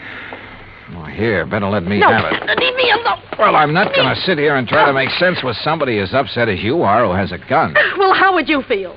What would you do if you were me? How should I know? But killing him isn't the answer. Isn't it? Or sitting here shouting at me. Who are you anyway? What are you doing here? I came out here to see your husband, your ex-husband, on business. What kind of business? A friend drove me out here and figured Dan would drive me back. But since he isn't around, there's no point in my staying here. Or you either. Well, maybe you aren't You going have to a stay... car, so you and I are driving back to Palm Springs. I'm not leaving here till I see Dan. Until I get some money from him. Or see him dead. Maybe he's at the well. All right. Maybe he is over there. Now, come on. Why I took this on, I didn't know. But I couldn't leave that slightly frantic woman sitting there, waiting, with murder in her heart. For all I knew, she'd murdered Dan already. Better inspect the gun later. The road down toward the oil rig was just a pair of ruts in the desert sand. Then, just as we cut in between some yucca plants and a wind-blown Joshua tree, I slammed on the brakes.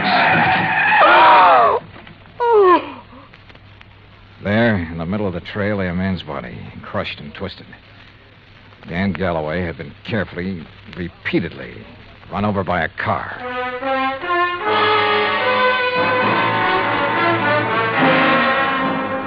Expense account item 3, $1.19 for a quick phone call to Sergeant Lacey in Palm Springs and smelling salts and a bromide for Florida, the ex-Mrs. Galloway. Then I dropped her off at the Galloway house. She and Roberta ended up consoling each other while I huddled with Lacey in his office at headquarters. Some of the boys are still out there, Dollar, checking tire prints, taking pictures, and so on. No clue as to who ran Galloway down? Not yet. Looked to me as though Galloway stepped out of his own car to see whoever had pulled up in the other and was run down for his trouble. The car that did it ran around in a circle over and over him. Any suspects, Sergeant? You found his ex-wife, Flora, waiting for him in the field office, you said. That's right. And she was pretty nervous, on edge, you said. So? Also, she was carrying a gun. Whoa, now, wait a minute. Any reason why she couldn't have run him down earlier, then gone back and just waited for somebody like you to come along? Somebody with whom she could then discover the body? Only one hitch. You told me yourself, Dollar, that she was pretty insistent about your going over there to look for Galloway. Yeah, I know. But, Sergeant, you're off on the wrong foot. Why? Because of the tracks left by the killer's car. They didn't match the tires on Flora's car. You checked? I checked. And if I were you, I'd have your boys find out whose car did make those tracks. I'm way ahead of you. Well, if you know, then what do you... Hey, wait a second. Yeah? Levine, Sergeant. I got news for you. Hey, listen to this, Dollar. About those tire tracks at the scene of the killing. Well, right on cue. They're the same make and size as the tires on Sonny Wyman's Cosmo Roma. You sure? Well, I told you at the scene I thought it was a sports car by the small size of the circle the tracks made. Yeah? And knowing the feeling between Wyman and Galloway, I went right over to his place. Nice, clean tracks all over. And they match. You holding Wyman? Oh, well, I don't know where he is, Sergeant. He wasn't at his place, and there was no answer to the phone at his showroom. Well, then get after him. Put out a flash on him. With that car, he shouldn't be too hard to find. Let me know when he's picked up. Yes, sir. What do you think, Sergeant? You know something, Dollar? I have a notion that when we find Sonny Wyman, we'll also find out what happened to that bracelet. Yeah, could be. One thing was certain. Dan Galloway could no longer be suspect in the case. But Roberta? Why not? Maybe she did know that Dan had run out of money. Maybe that's why she was so interested in the amount of reward for the bracelet. Now, what about Sonny Wyman? Well, it looked bad. A smart young opportunist out for the fast buck. And, of course, close to Galloway's wife. Anything he could do to hurt Galloway would help him. And now these tire tracks, the one solid clue to Galloway's killer. Sergeant Lacey and I drove out to the Galloway house. No, Johnny, I haven't seen Sonny since he left here this afternoon. That's when you were here. He didn't call up? Why should he call up? Why shouldn't he call, Roberta, if he'd heard that Dan was killed? Now, you listen here, Mr. Dollar. If you're trying to trick me into saying something about Sonny having anything to do with Dan's death, you're wasting your time. And what's more... Pardon me. Hello? Oh, yes. Just a minute. For you, Sergeant Lacey. Oh, thanks. Hello? Yes? Yes, when? Yeah, I see. Okay, Levine, thanks. Has he found Sonny Wyman? He sure has. And if you want to see him, you'll have to go to the coroner's office. What? Oh, no. Yeah, that souped-up car of his, a couple of miles out of town. Ran off a curve and over a 100-foot bank. Within minutes, Lacey and I were at the scene of the accident, looking things over with the help of flashlights. Yeah, he must have been really burning up the road to spin and roll this far off the highway. But surely he must have been familiar with that curve. Oh, sure. He knew these roads around here as well as anybody in the county. Tires still in one piece, too. And these sport cars usually corner pretty well. Well, this one didn't. Hey, Lacey, look here. Yeah? This left rear fender. Looks to me like this car was sideswiped. Hey, you're right. Rolling over'd never make a long crease like that. Uh-huh. No, wait. If another car sideswiped him, there'd be paint on this fender. Paint from the other car. Sergeant, you're absolutely right. And since there's none here... Sergeant, you're absolutely wrong. How far to the nearest filling station? What? I want to make a couple of calls to some wholesale jewelers in Pasadena and Los Angeles. Right now, in the middle of the night? Right now. Wholesale jewelers? Expense account item 4, $11.90, phone calls to Pasadena and L.A. The third call yielded Mr. Alfred Mencken of Mencken Imports Incorporated, who was pretty cheerful about having been gotten out of bed. It's quite all right, Mr. Dollar. Now that I'm up, I'm wide awake almost. Well, I hate to throw something like this at you in the middle of the night, Mr. Mencken, but tell me, please, did you ship a diamond and emerald bracelet to Will Hoyt Van Hook in Palm Springs within the past few weeks? Why, yes, Mr. Dollar. Oh? As a matter of fact, I sent him 3. That was 2 weeks ago, and he returned them all. Returned them? When? Well, 2 of them the day after he got them. But the third one he kept for a while. I got it back just last Thursday. Now, I don't know if that means anything to you. You bet it does. Thanks very much. Lacey and I piled into one squad car, 4 patrolmen in another. It was several miles out to the little ranch where Van Hook lived, and Lacey and I chewed it over as we drove along. Don't hold out on me, Johnny. Whatever made you think of Willie Van Hook is the one who drove Sonny Wyman off the road? Well, apparently there was no paint on that fender from the car that sideswiped him. Actually, there was. Holy... Of course. Van Hook's car is exactly the same color as Sonny's. Another thing. The car that ran down Galloway, like the one Sonny drove, even down to the tires, but not necessarily the same car.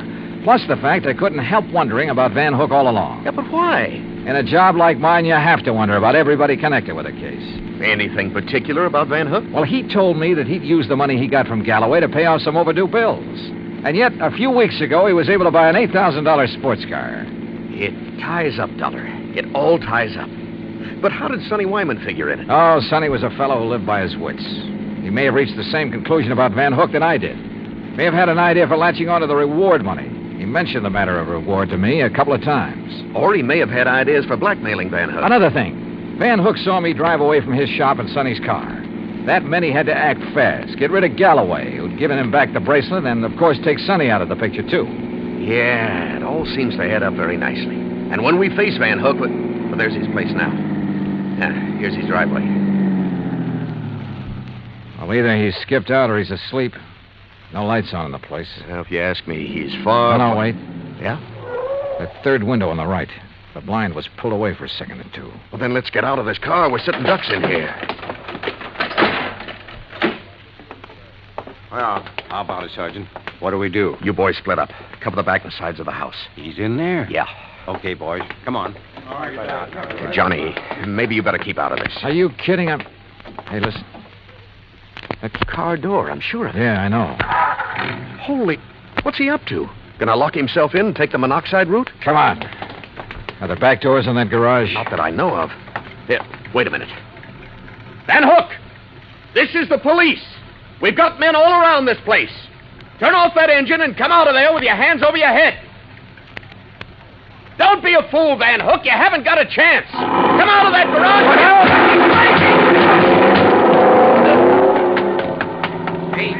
that? He drove right through the door of his garage. Come on, Lacey, the car. Get after him, you guys. Get moving. Yeah, come on, boys.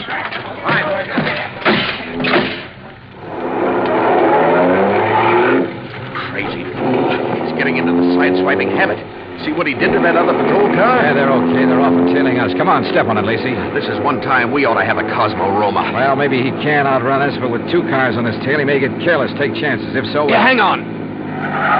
Oh! Lacey, you could qualify for some of those road races yourself. That guy's out of his head. Main highway like this full of trucks and trailers. Oh, don't worry about those guys. Those interstate truckers will give you a clear road after them. They're the best drivers in the country. Come on, hit your siren. You're right.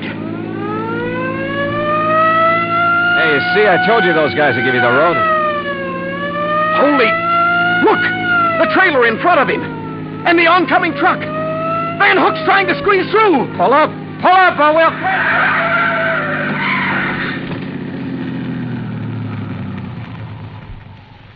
Well, he squeezed through all right.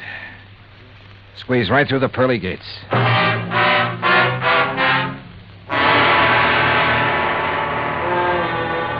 Expense account item 5, $38.75, room, 2 meals, and valet service at the Casa de Paz. Item 6, $191.60, airfare and incidentals, Palm Springs, California, back to Hartford. Expense account total, $474.84. Remarks? Well, justice is done in pretty strange ways sometimes. Kind of makes you think. Maybe it pays to tread the straight and narrow, doesn't it? Yours truly, Johnny Dollar.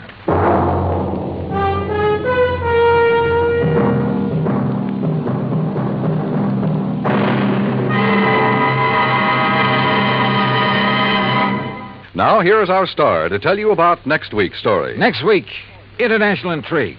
A beautiful girl and a very clever chemist. Join us, won't you?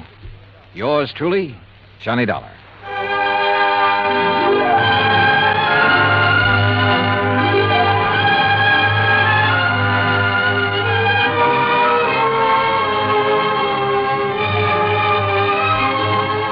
Yours truly, Johnny Dollar, starring Bob Bailey, originates in Hollywood. It is written by Paul Franklin and is produced and directed by Jack Johnstone. Heard in our cast were Barbara Eiler, Paula Winslow, Forrest Lewis, Frank Nelson, Sam Edwards, Austin Green, and Shep Minkin. Musical supervision is by Amerigo Marino. Be sure to join us next week, same time and station, for another exciting story of yours truly, Johnny Dollar.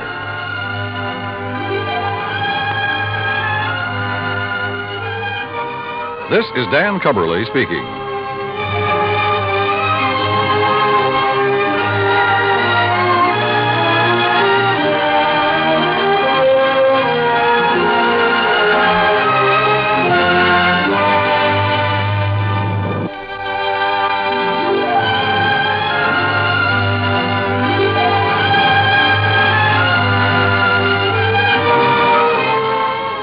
Johnny Dollar has come to you through the worldwide facilities of the United States Armed Forces Radio and Television Service.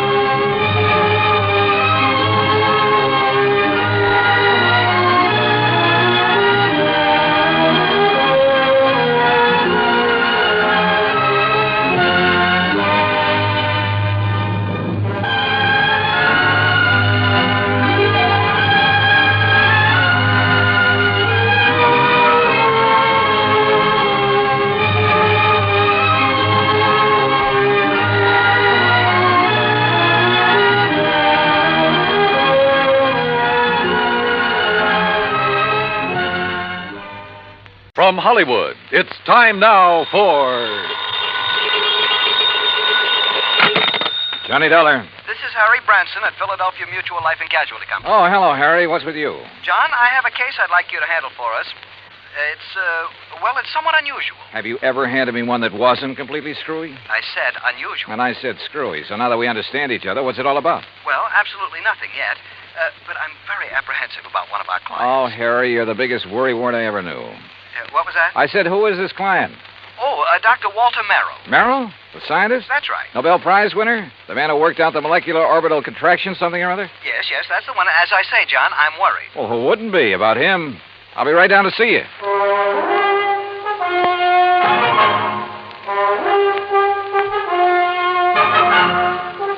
Bob Bailey in the exciting adventures of the man with the action-packed expense account. America's fabulous freelance insurance investigator. Yours truly, Johnny Dollar.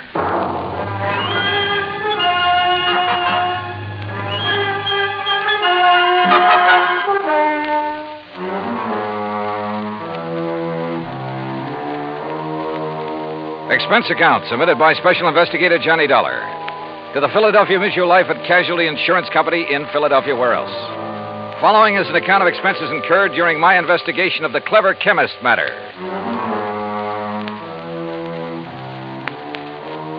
Expense of transportation and incidentals, Hartford to New York to Philadelphia. I didn't even stop to check my bag, but headed directly for the Philly Mutual building on Walnut Street. Harry Branson is a good insurance man, but a great worrier. Nonetheless, he'd given me some pretty important, too. And after all, what do we live for? There you are. Keep the change. Thanks, Doc. John, what took you so long? Oh, now, what's the matter, Harry? Forget to pay the rent on your office or just forgot the key? No, John, as a matter of fact, I have the key right... This is hardly the place for levity.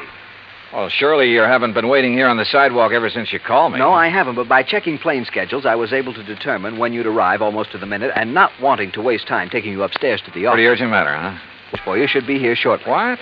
Well, now, usually I arrange these things myself, Harry. Yes, and how we pay of you. Oh, Harry, you touch me to the quick. Oh, now, please don't misunderstand me. I don't mean that there's ever anything really dishonest about you your don't? expense account. Well, It's only... you ought to. Believe me, I'll pad it to the hilt if I think I can get away with it. Anyway, the most important reason for engaging the car was so that you can leave immediate... Malaga? Yes, New Jersey. It's a... Oh, is that where Dr. Merrill is? Yes. As is his custom, he chooses to work in some isolated spot where he can't possibly be disturbed. He and his colleague, that is. Colleague? I always heard that he worked alone, freelance. And you heard right. However, he now has a Professor Theodore Nash with him. Nash? One of according to Dr. Merrill. Never heard of him. John, they're working together on what I'm sure is some top secret project. Oh? Oh, say, wait. Didn't Merrill have something to do with the early rocket experiments? Precisely. Which is why I suspect their present work may have something to do with the space satellite or intercontinental missiles or something of the sort. Yeah, possible. But what has all this got to do with you? Their insurance. Dr. Merrill has had a policy with us for some years. $25,000. Oh, and he took out a policy for $10,000. Beneficiary? Nash made Dr. Merrill his beneficiary. Oh, well, that sort of thing is often done between men working together. Harry, you know that. Yes, so that if anything happens to one, the other will be financially able to carry on what they've started. Sure, right. Which is no doubt why Dr. Merrill changed the beneficiary of his policy to Theodore Nash. So, what's the worry? No sooner was the change made than I received a letter of protest from Dr. Merrill's daughter. Who's she? Mrs. Howard Harding. She and her husband live in West Philadelphia. He's a welder for an aviation company, I think. Well, what did she base her protest on, Harry? She claims her father must have been coerced into changing the policy. Oh, now, wait a minute. That sounds like the hungry relative who complains about being cut out of the will. It might. If Mrs. Harding weren't a perfectly well-balanced, intelligent, and I'm sure quite unselfish person, a completely... Is she good-looking? Well, yes. And real sweet to you? Yes, she is. Well, now, John, I don't know what you're trying to imply. They do it every time. John. Particularly when there's a bit of money involved. Good-looking insurance broker like you. And you're a bachelor, too, aren't you, Harry? Oh, John, you're pulling my leg. Oh, Harry. But then I guess we're all suckers for someone like that. That has nothing to do with it. I've had these hunches before, John, and they've always been right. Even you will have to admit that. Yeah, I'll confess that in the cases I've handled for you so far. Why don't you call up Dr. Merrill? I think the quaint old fellow would die rather than have a phone near enough to disturb him in his work. Oh, there's your rental car waiting at the curb. So off you go, John, and see what you can find out. Okay, Harry. It all sounds like a lot of nothing you're worried about, but as long as you're willing to pay for it. And I always did like South Jersey this time of year. I drove across the Delaware River Bridge into Jersey and headed for Route 45 to Westville, Woodbury, and finally Pittman, where I picked up Route 47. What Harriet said was true. These hunches of his had a remarkable way of panning out. And yet, who was I to complain? After a pleasant hour's drive through cranberry bog and farm country, through miles of orchards and the intoxicating odor of the peach blossoms, I pulled into the quiet little town of Malaga. Population, I'd say around 500. First stop, the post office. Dr. Merrill? Yeah, sure. You go back the way you came, about a mile, till you see the name Wampus Bung. Wampus what? Wampus means cat. Bung, bungalow. Wampus Bung. Yeah. Yeah, the doctor and the professor got the fourth cottage beyond it. White one with a fence around it. Yeah, good, thanks. And if you don't mind, you can take their mail out to them. They haven't been in to pick it up 4 or 5 days now. Oh? Nothing wrong, is there? Well, who'd know? The way those two keep to themselves. Well, you'd think whatever they're working on was the atomic bomb. Yeah, well... Just to be sure, you let them know that you're at the gate now before you try to go through the fence. Oh, what's that supposed to mean? The professor sees you prowling around, he's liable to take a shot at you.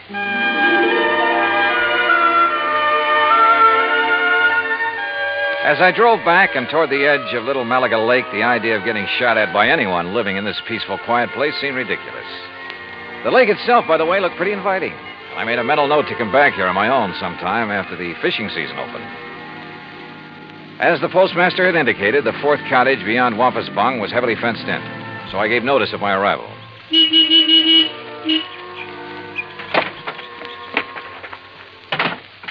I'd barely left the car when the door of the little cottage opened. Yes? Who is it? Dr. Merrill? Oh, yes. My name is Dollar, sir. Johnny Dollar, insurance investigator. Harry Branson? Yes, sir, that's right. Harry Branson sent me down here to see you. Oh, come in. I'm most glad to see you. Please, come into the house. All right, thank you. Is, Professor Nash here? In the laboratory. But please, As come he spoke, into the sliding door on the garage at the side of the house opened. A rather swarthy man stepped out, quickly closed the door, and threw a heavy bolt on it. Then looked over toward us suspiciously. Yes, because it's better that you and I talk in private, alone. Doctor, who is that? Oh, yes, Professor. If we have a visitor, why do you not bring him here where we can both speak to him? Oh, yes, of course. This is Mr. Johnny Dollar, Professor Theodore Nash. Mr. Dollar? How do, Professor? I'm from your insurance company. Just making a little routine checkup. Oh, fine. I'm very glad to see you. As a matter of fact, I wish to talk with you. How do you do? Now, come into the laboratory. Professor, do you think it wise? Oh, of course, Doctor. Since he is not a man of science, I'm sure there is no harm in his seeing it. And you have an experiment going, remember? But I wish to Mr. speak Dollar, to him alone. within these four walls, the genius of Dr. Merrill and my own poor efforts are creating things that will startle the world. Outside, the small building looked like an ordinary two-car garage, someone in need of paint and repair. But inside, it was immaculate and loaded with scientific equipment of all shapes and sorts and sizes. There were racks of test tubes, bottles of chemicals, beakers, a centrifuge, machines and apparatus I'd never seen before, that I imagine much of the world never dreamed of. And all of it as neat as a pin, not so much as a stirring rod out of place. Look, Doctor. The polymerization step is almost complete. Yeah? Now, you must continue with the molecular balance check immediately. Oh, yes. And you must both leave me. This must not be seen by anyone. Yeah, we understand, Doctor. We understand. I hope you will pardon me, Mr. Dollar. Yes, of course, Doctor. Oh, come, Mr. Dollar. Yes, I will lock the door. Yes. He does require privacy, doesn't he? Yes. Oh, hey, you're not going to bolt that door, are Oh, of course not. Force of habit, I guess. Oh, it is he who keeps things locked so tightly when he is working, unnecessarily so. But then genius is permitted his idiosyncrasies, huh? Harry Branson seems to think you two may be working on something to do with guided missiles. Very perceptive man. But that is something we must not speak about. Now, why have you come here, Mr. Dollar? Well, like I said, just a routine checkup. We usually do this when a sizable policy has changed. Oh, there is something unusual about two men working together on important things, ensuring in each other's favor? Well, no. But when his daughter perhaps objects. You know Dr. Merrill's daughter? Oh, I know about her and about her unfortunate marriage to that day laborer. Nothing wrong with day labor, Professor. Yeah, but one who waits for a great man like the doctor to die so that he can get his hands on the insurance money. You think that's why his daughter objected to the change? Of course. But his money will be used to further his work by me. And, of course, for the good of humanity. I see. Well, how soon do you think the doctor will be through with his experiment? An hour, perhaps two. And then he will call me in to assist him with the next, the crucial step. But now, about this look, why don't I insurance- run in town, arrange for a place to stay, grab a bite to eat, and then come back here, huh? If you like. I'm sorry we have no room in the cottage. No, to don't put give it you a second up. thought. I'll see you later. Something of Harry Branson's hunch had passed on to me. A strange feeling about the whole setup. There was something wrong about both Merrill and Nash, particularly the latter. Something I couldn't quite put my finger on. Was Dr. Merrill afraid of Nash? I don't know. Item 2, $1 even for a quick bite in a little cafe along the highway after I'd made arrangements for a room for the night in a private home. It was not much over an hour later when I drove back to the little cottage by the lake.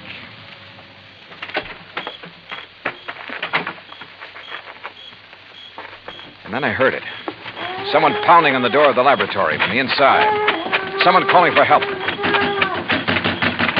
Professor! But the lock's on the inside. Turn the lock. What? Bolt here on the... Oh, what are you... Oh. Oh, thank heaven. Good Lord, Professor. What happened to you? You look like you've been run over by...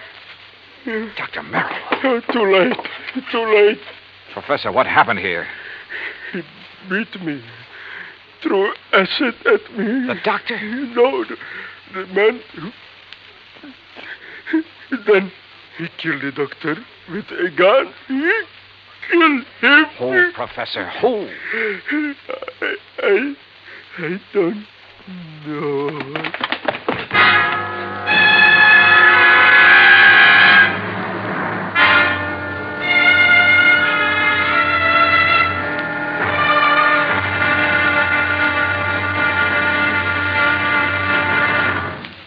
Act 2 of yours truly, Johnny Dollar, in just a moment. Democracy. To the many who have lived under tyranny, democracy comes as a guiding light, shining on a brighter future. That is because democracy stands for the establishment of government conceived from deep thought and free choice, rather than being based on accident and force. It is also normal that the free choice of a democratic government happens because people who choose their own government are directed by true interests in the welfare of mankind. Democracy has been proven to be mankind's greatest legacy of freedom. Now, Act 2 of yours truly, Johnny Dollar and the Clever Chemist Matter.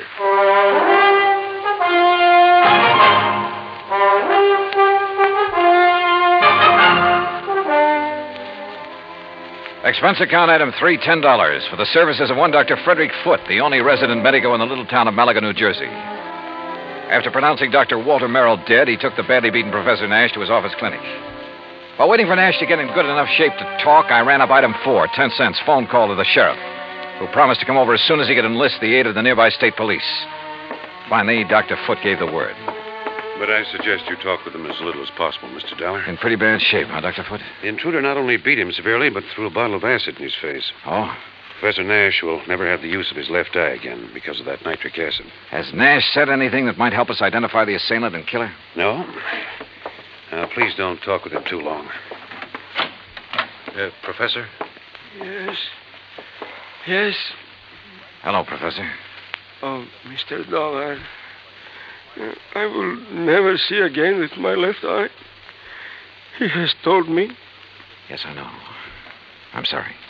But the great Dr. Merrill, he is dead.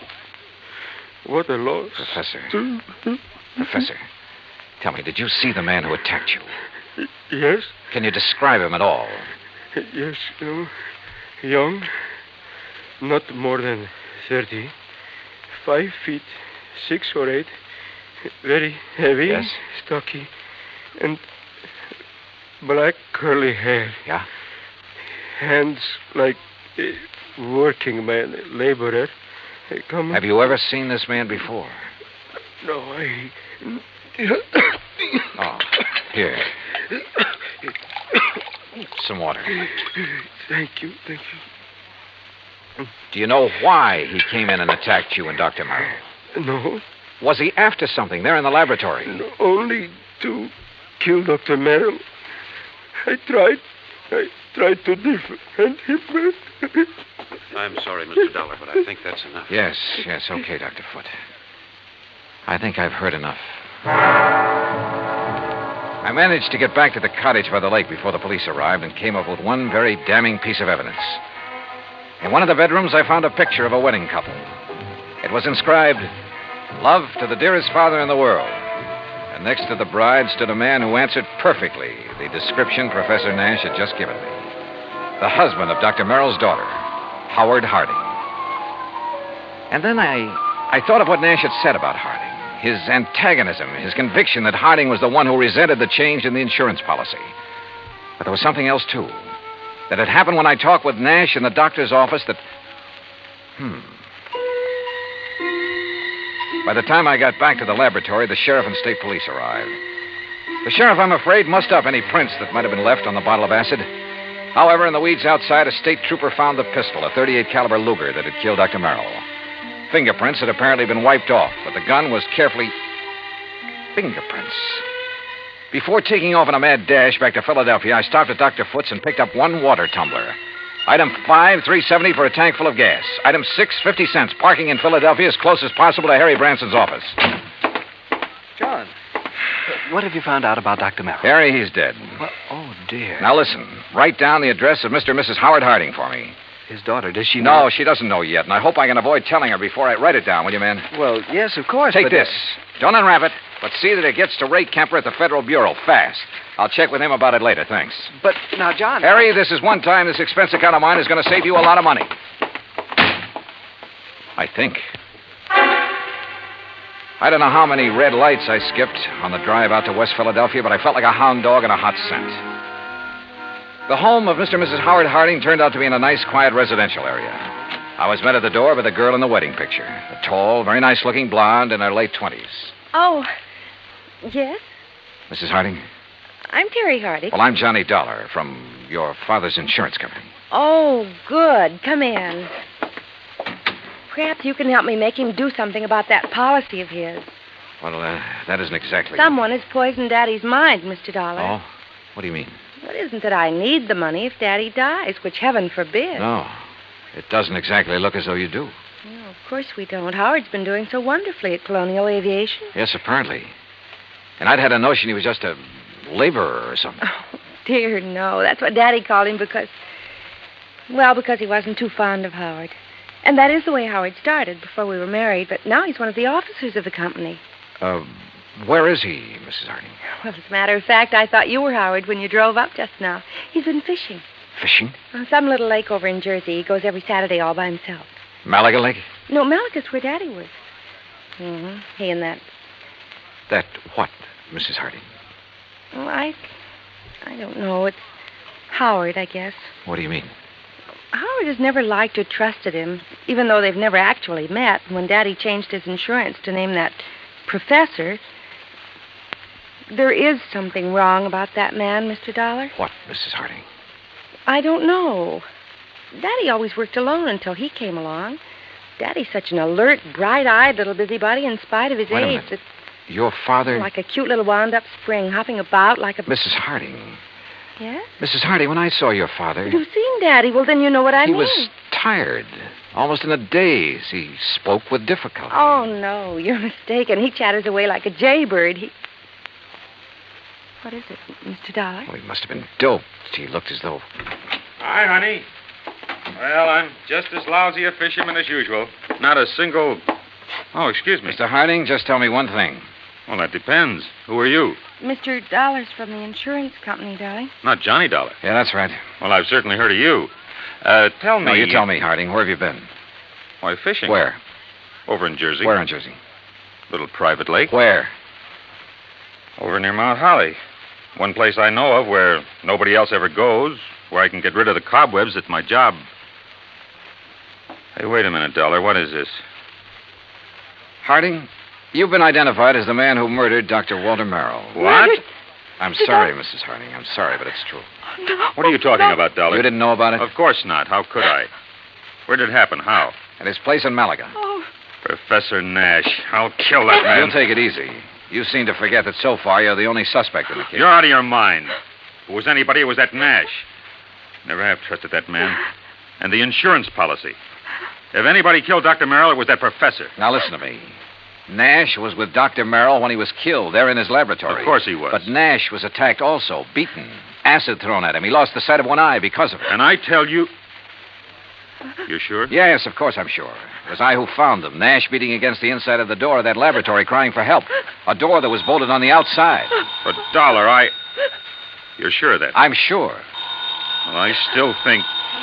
Oh, Terry, I'm sorry, honey. Here, let me... Howard, it's so terrible. Better answer that phone, Howard. Yeah. Hello? Yes? Oh, yes. It's for you, Mr. Dollar. Oh, thanks. Terry, dear, come on. You've got to pull yourself together. Johnny Dollar. Right. John, this is Harry Branson. I just received a call from Mr. Kemper at the Federal Bureau. Yes. He says he must see you immediately. Call him back, Harry. Tell him I'll be there in 15 minutes.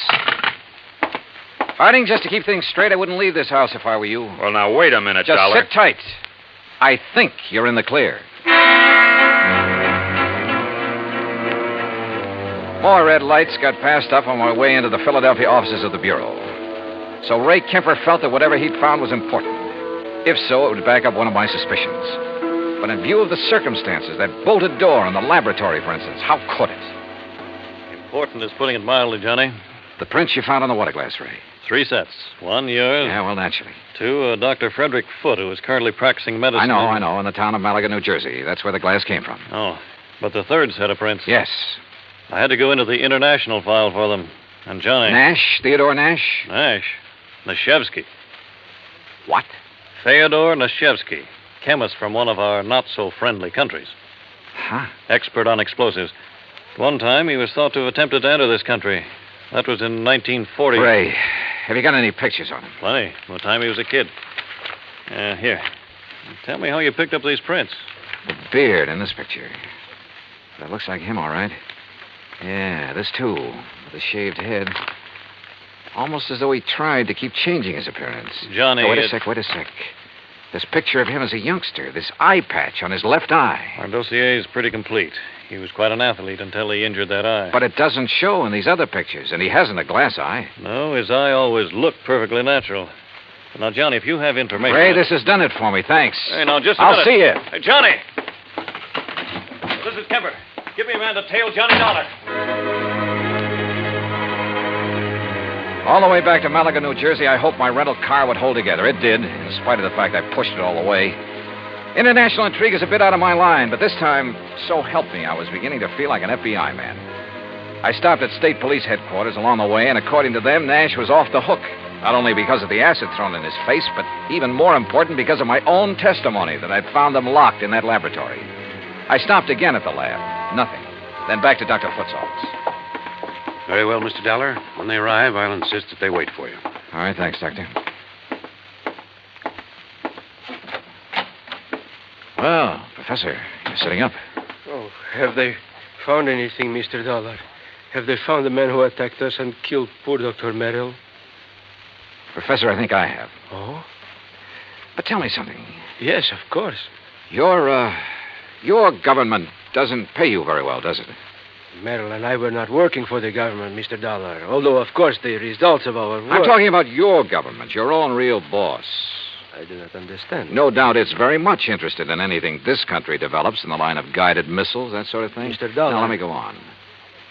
Merrill was doing important work. Stuff that would be of great value to any country in the world. Of course. Your country would have paid you well for the results of his work. But, brother, they'll never get it.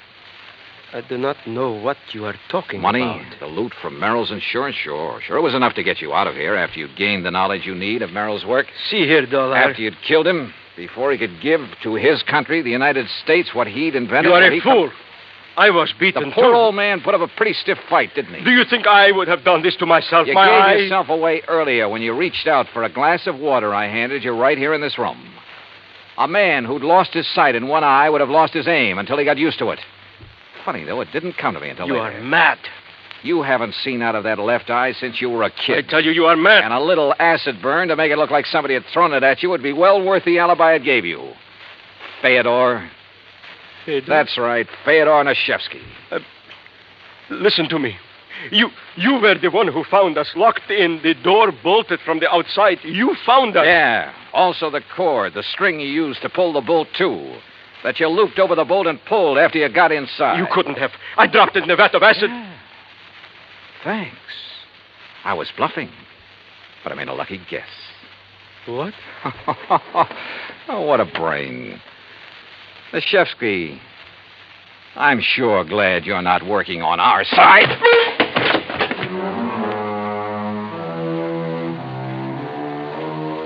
The capsule he fished out of his pocket never got to his mouth. And I'm afraid he won't see very well out of his other eye for a while. My knuckles still hurt. And it was lucky for him that the police arrived. I'm afraid I don't like guys like him. Expense account total, including all the incidentals I could think of, and transportation back to Hartford, $84.35. Remarks? Well, don't beef on this one, Harry. The criminal, in spite of being the named beneficiary, doesn't get paid. Yours truly, Johnny Dollar.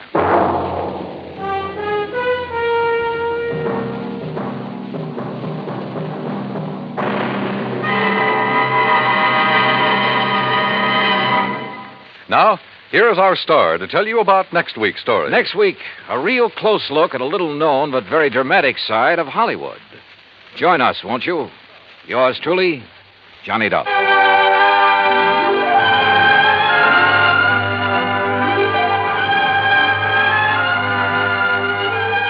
Yours truly, Johnny Dollar, starring Bob Bailey, originates in Hollywood. It is produced and directed by Jack Johnstone, who also wrote tonight's story. Heard in our cast were Virginia Gregg, Harry Bartell, Howard McNear, Forrest Lewis, Jack Crucian, Russell Thorson, Frank Gersel, and Bob Bruce. Musical supervision is by Amerigo Marino. Be sure to join us next week, same time and station, for another exciting story of yours truly, Johnny Dollar.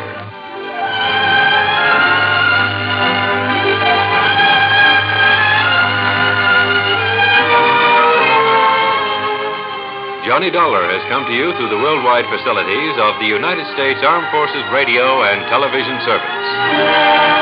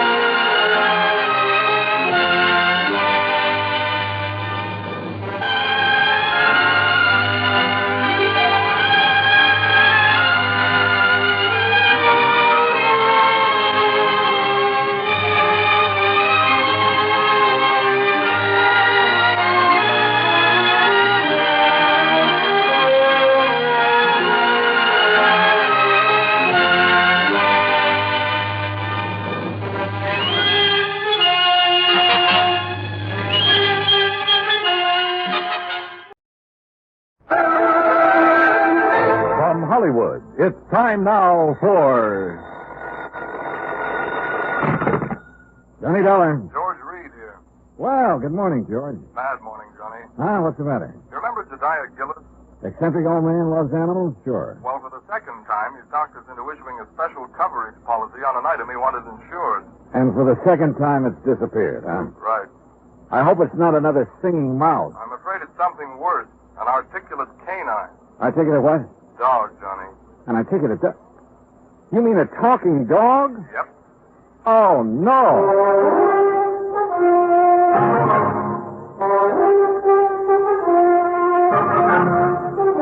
Bob Bailey in the exciting adventures of the man with the action-packed expense account. America's fabulous freelance insurance investigator. Yours truly, Johnny Dollar. Different. I didn't know about mice. I do know about dogs.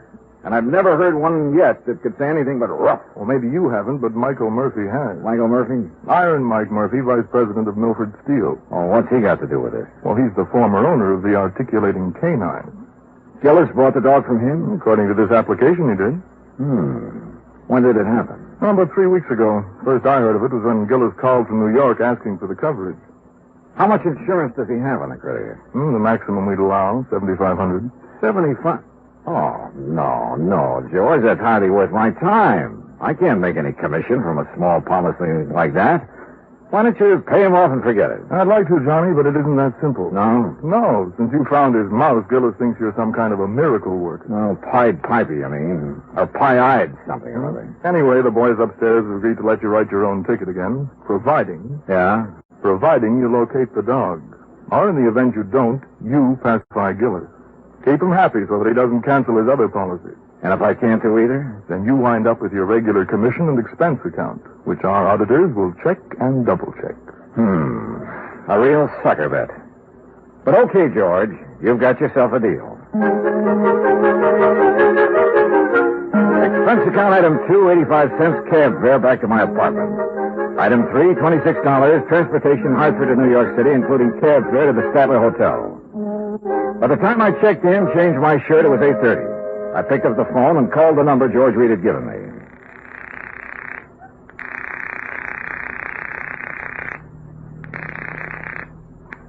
Hello? May I speak to Mr. Gillis, please? Johnny Dollar. Dad told me you were coming. Well, hi. Hi, is that all? I guess this is Marion.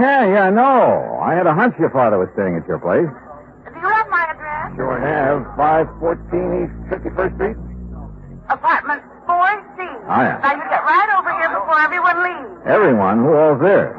Well, just friends. It's a celebration. What kind? I'll tell you when you get here. Now hurry. Right.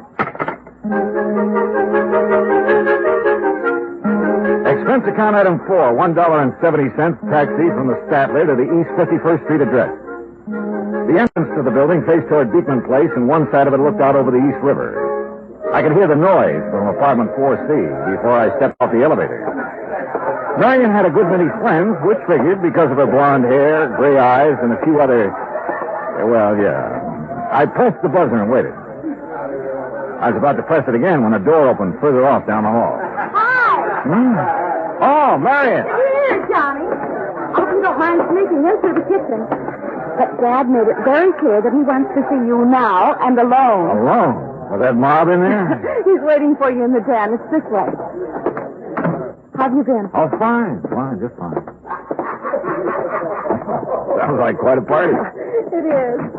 I sent out the invitations before the pup disappeared. I offered to call it off, but Dad wouldn't let me.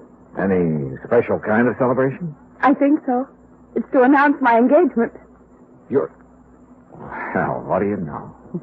Who's the lucky man? His name's Bill Fisher. He's an executive with the Powers advertising agent. Real big-time operator, huh? He just talked one of his clients into putting on a new TV show. Well, you know you have all my good wishes. Oh, Bill, we were just talking about you. I wondered where you disappeared to. Bill, this is Johnny Dollar. Hi, congratulations. You're getting a fine girl. Yes, I think so. Thunderation, what's all... Oh, it's Dollar, so you finally decided to get here. Hello, Mr. Gillis. Come in. Yes, sir. We'll see you later, Johnny. Yes, sure.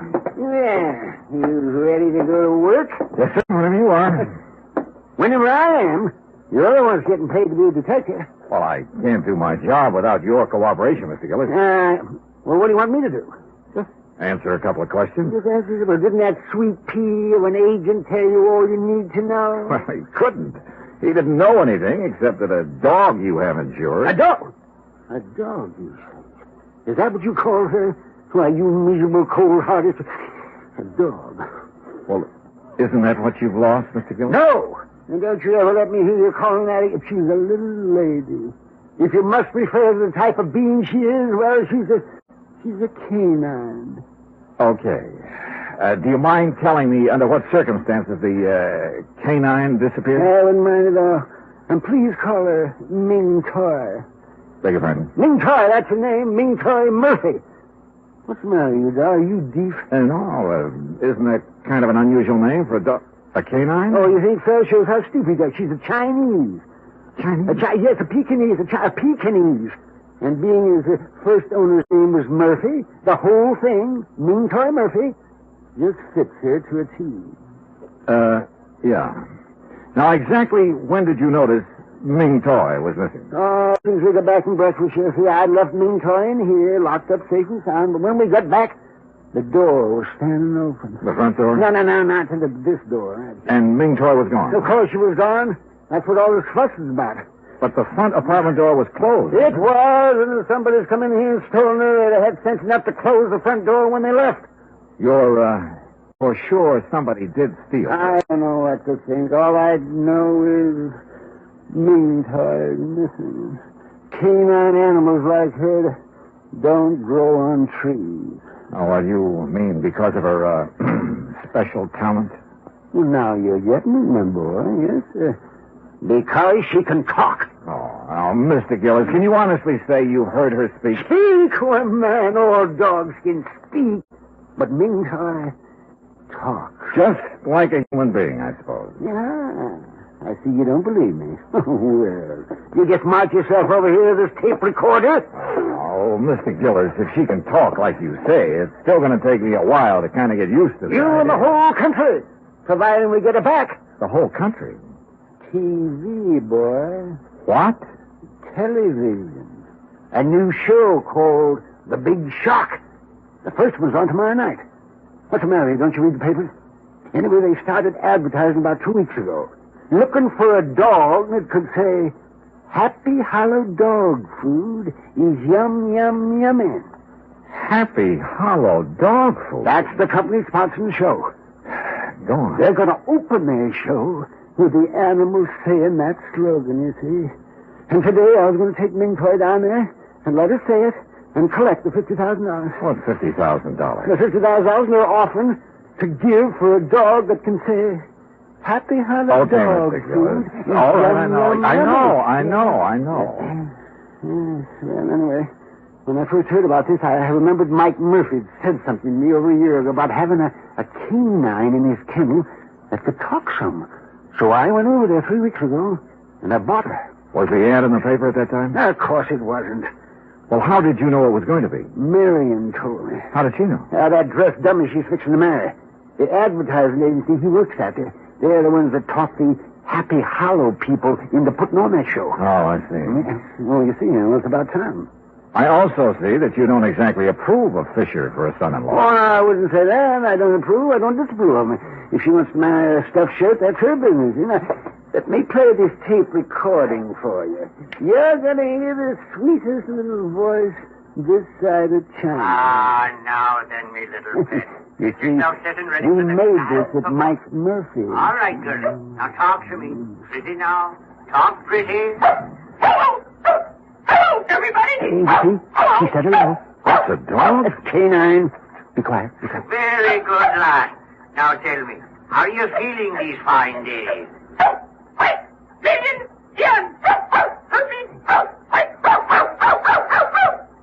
Hey, what happened? She saw a cat. What do you think? Oh. You still doubt she can talk, Nello? I think I'd like to see it with my own eyes. Have you put an ad in the lost and found columns of the papers? Of course. What about the people in this building? Well, I had Morris. He's the super. Put a note. Super? The janitor. They call him supers in the city.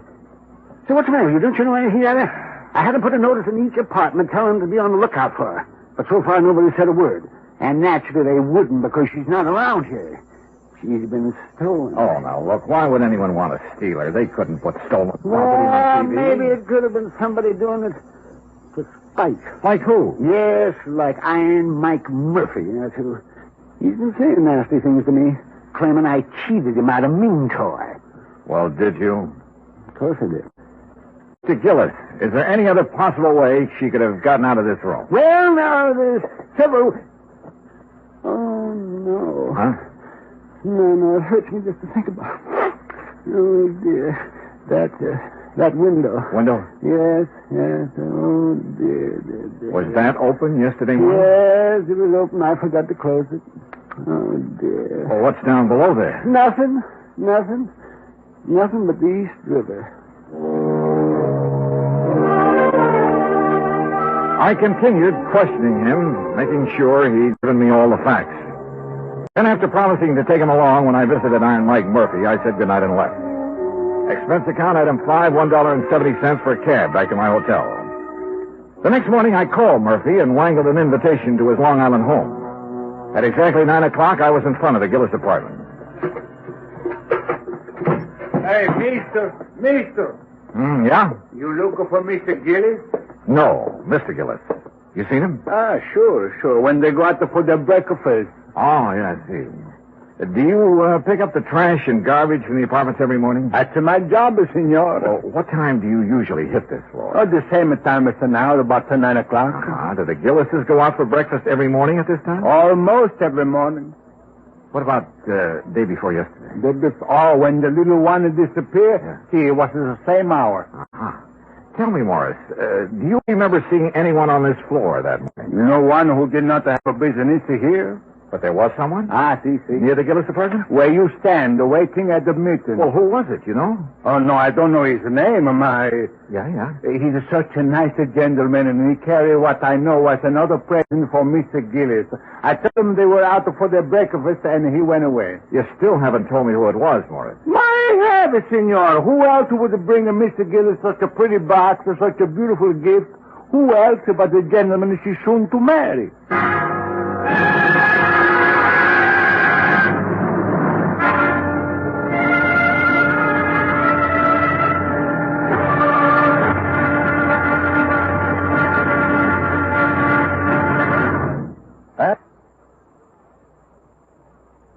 Now, Act Two of yours truly, Johnny Dollar, and the Ming Toy Murphy Matter.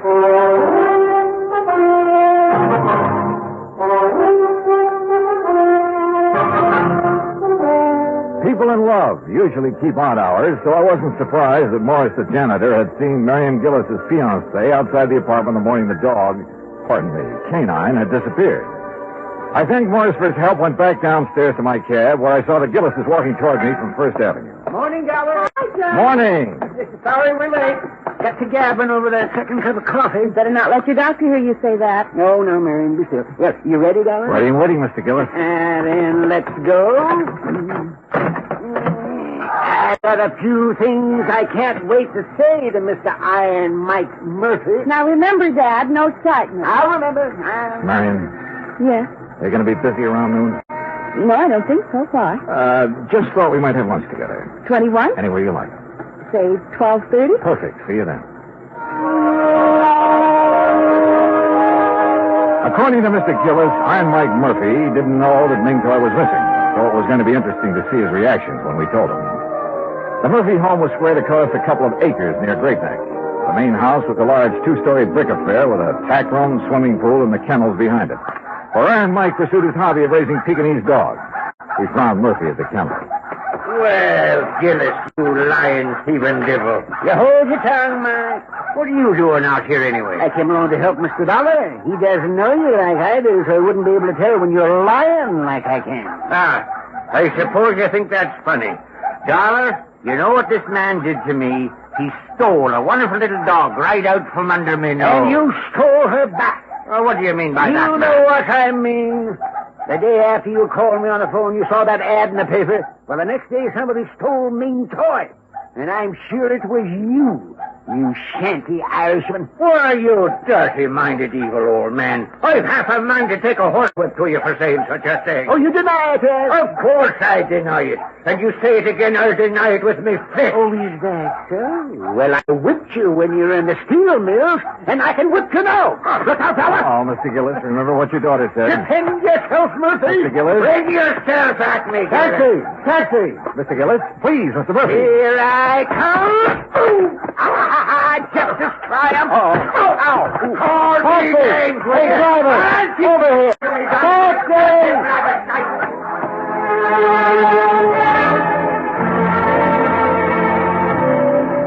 When it was over, Mr. Gillis had a black eye and Murphy a bloody nose. Gillis and I went back to town. Kid there $12. That's item 6. After seeing Mr. Gillis safely to his apartment, I went across town to the 21.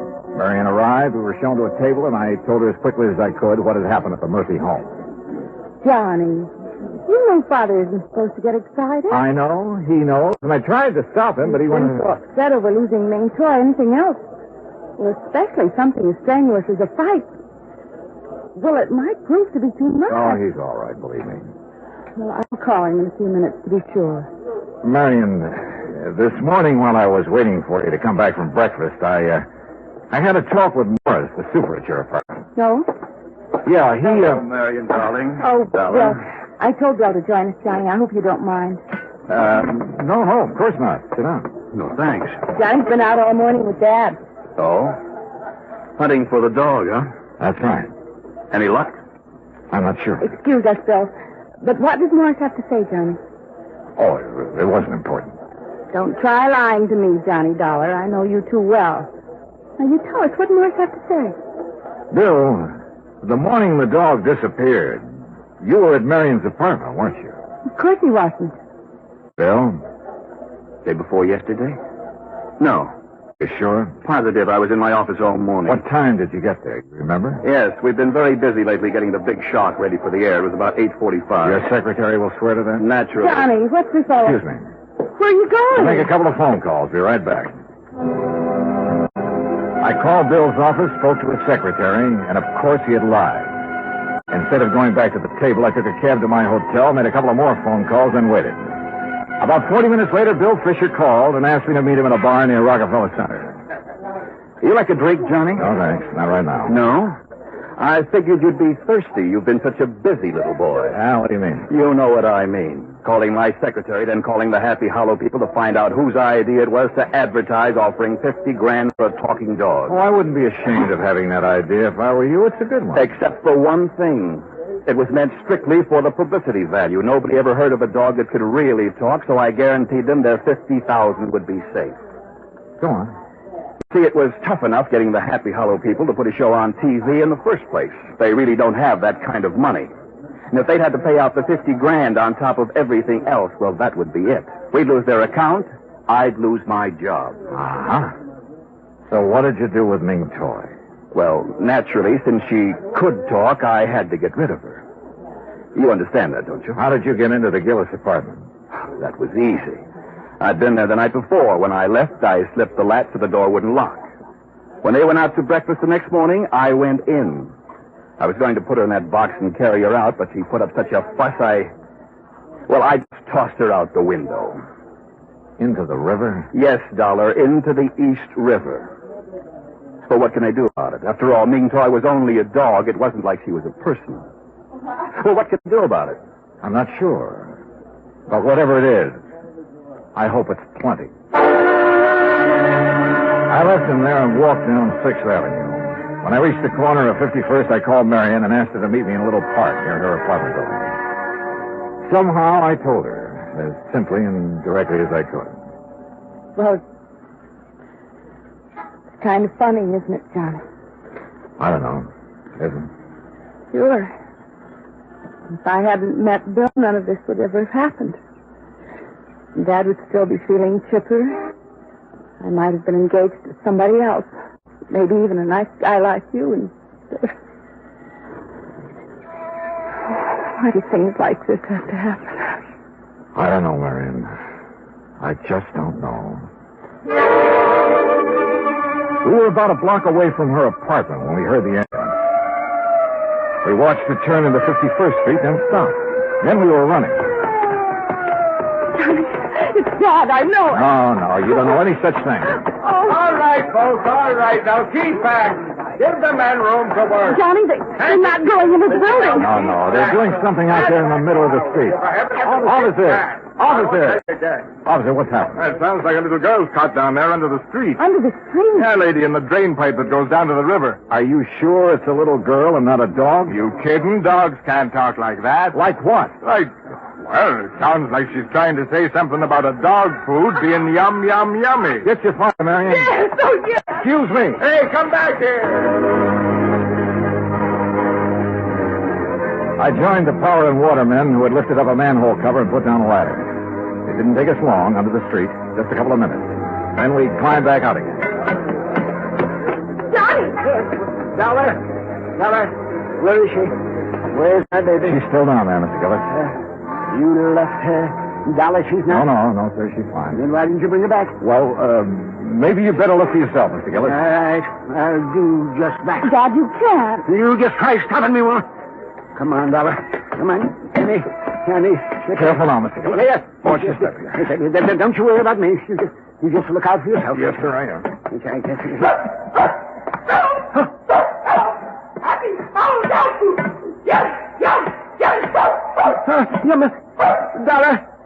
Dollar.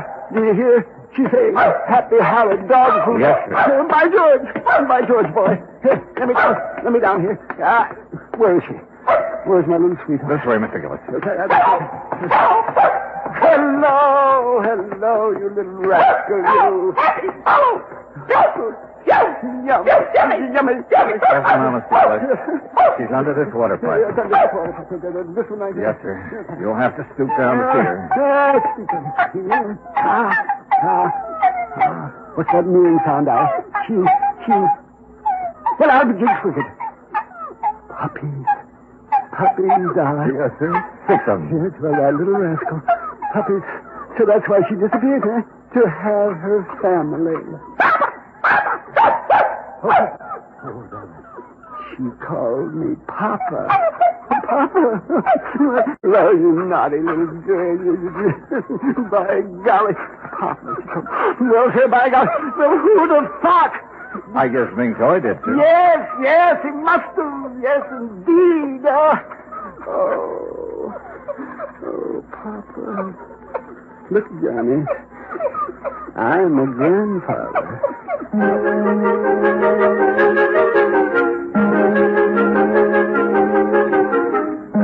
I never did tell Gillis exactly how Ming Choi had been helped out of the apartment.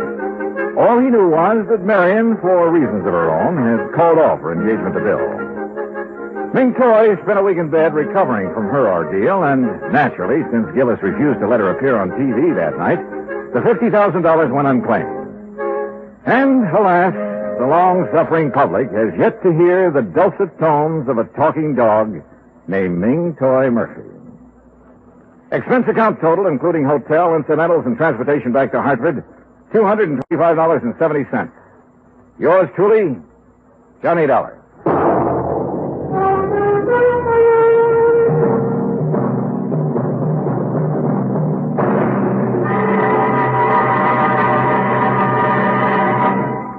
Now, here is our star to tell you about next week's story. Next week, a vessel that was lost at sea suddenly turns up, thanks to the true love of my gay young life.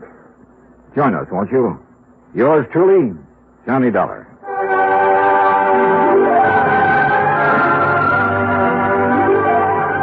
Yours truly, Johnny Dollar, starring Bob Bailey, originates in Hollywood. Written by Charles Smith, it is produced and directed by Jack Johnstone. Heard in our cast were Virginia Gregg, G. Stanley Jones, Herb Ellis, Joseph Kearns, Jay Novello, Bill James, and Howard McNear. Musical supervision is by Amerigo Marino. Be sure to join us next week, same time and station, for another exciting story of yours truly, Johnny Dollar. This is Dan Cubberly speaking.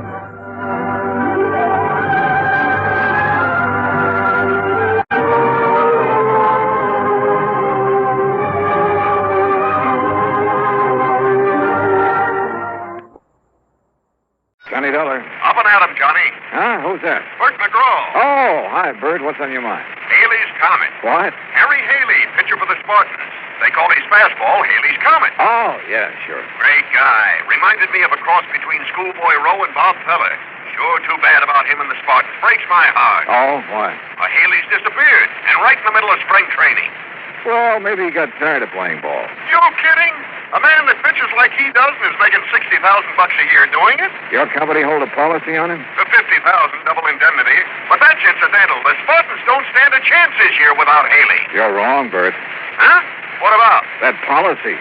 $100,000's never incidental.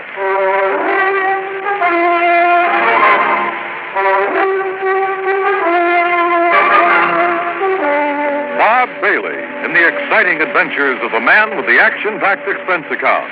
America's fabulous freelance insurance investigator. Yours truly, Johnny Dollar. And now, Act One of yours truly, Johnny Dollar.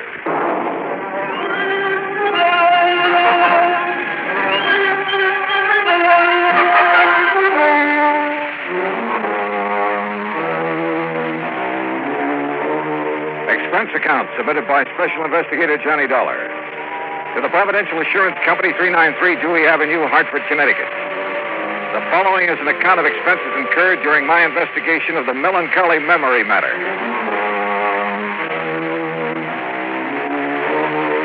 Expense account item 1, $1.20, taxi from my apartment to Bert McGraw's office. Bert's a large man with a voice to match.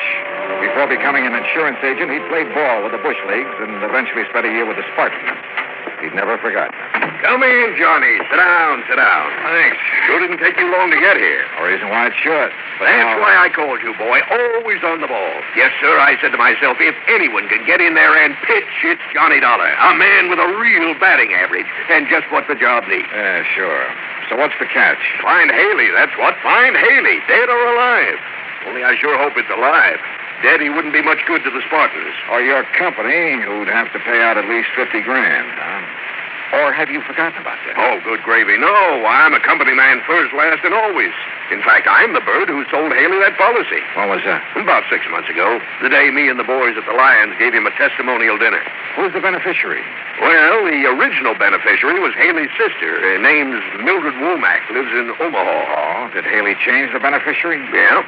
Who figures to collect now? His wife. Her name... Wife? Papers didn't say anything about him being married. I know. Well, it happened recently?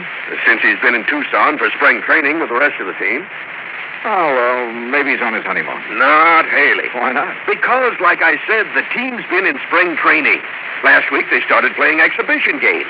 Haley wouldn't miss those for anything in the world. And according to Slats Lewis, he's the Spartan manager, Haley was going to stand up against the Redlegs last Wednesday. But nobody's seen him since Tuesday night. Almost a week. Yeah, sure is. But it's still no sign he isn't taking a little vacation. Oh, Johnny, come on. This man's an athlete. A precision machine built to pitch baseballs. Did you know he started playing when he was 8 years old? Loves the game. Huh? Yes, sir. And he doesn't think of anything, ever, except playing it. Oh, I wouldn't say that. Hmm? He got married, didn't he? Oh. Oh, well, you know what I mean. Okay, Bert. Well, what do you got to go on? Well, maybe I got it right here. What's that? A telegram came in late yesterday. Here, read it. Feel sure my brother Harry Haley has been murdered. Please conduct thorough investigation before settling any claim on his estate. Signed, Mildred Womack. Where did you say she was? Well, she lives in Omaha, but that wire came from Tucson. You have her address out there? Yeah. I'd better have a talk with her. That's the way I'd play it. And, Johnny, yeah? Me and the Spartans and, of course, the company are counting on you. You get a hit, okay? Coach, I'll do my best.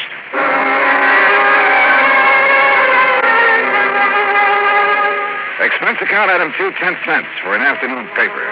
It contained a follow-up story on Haley's disappearance with a quote from his sister Mildred. But again, there was no mention of Haley's wife. Item 3, $148 air travel to Tucson and cab fare to the Westerner Hotel. I called the Casa Grande Motel where Mildred Womack was staying, then rented a car and drove out to it. It was on the highway to Nogales, and she was waiting for me. A tall, thin woman, obviously Haley's older sister. I followed her in and sat down on a stiff chair between the bed and the dresser. You ever see Harry play, Mr. Dollar? No, ma'am. I'm afraid that's something I've missed. Oh.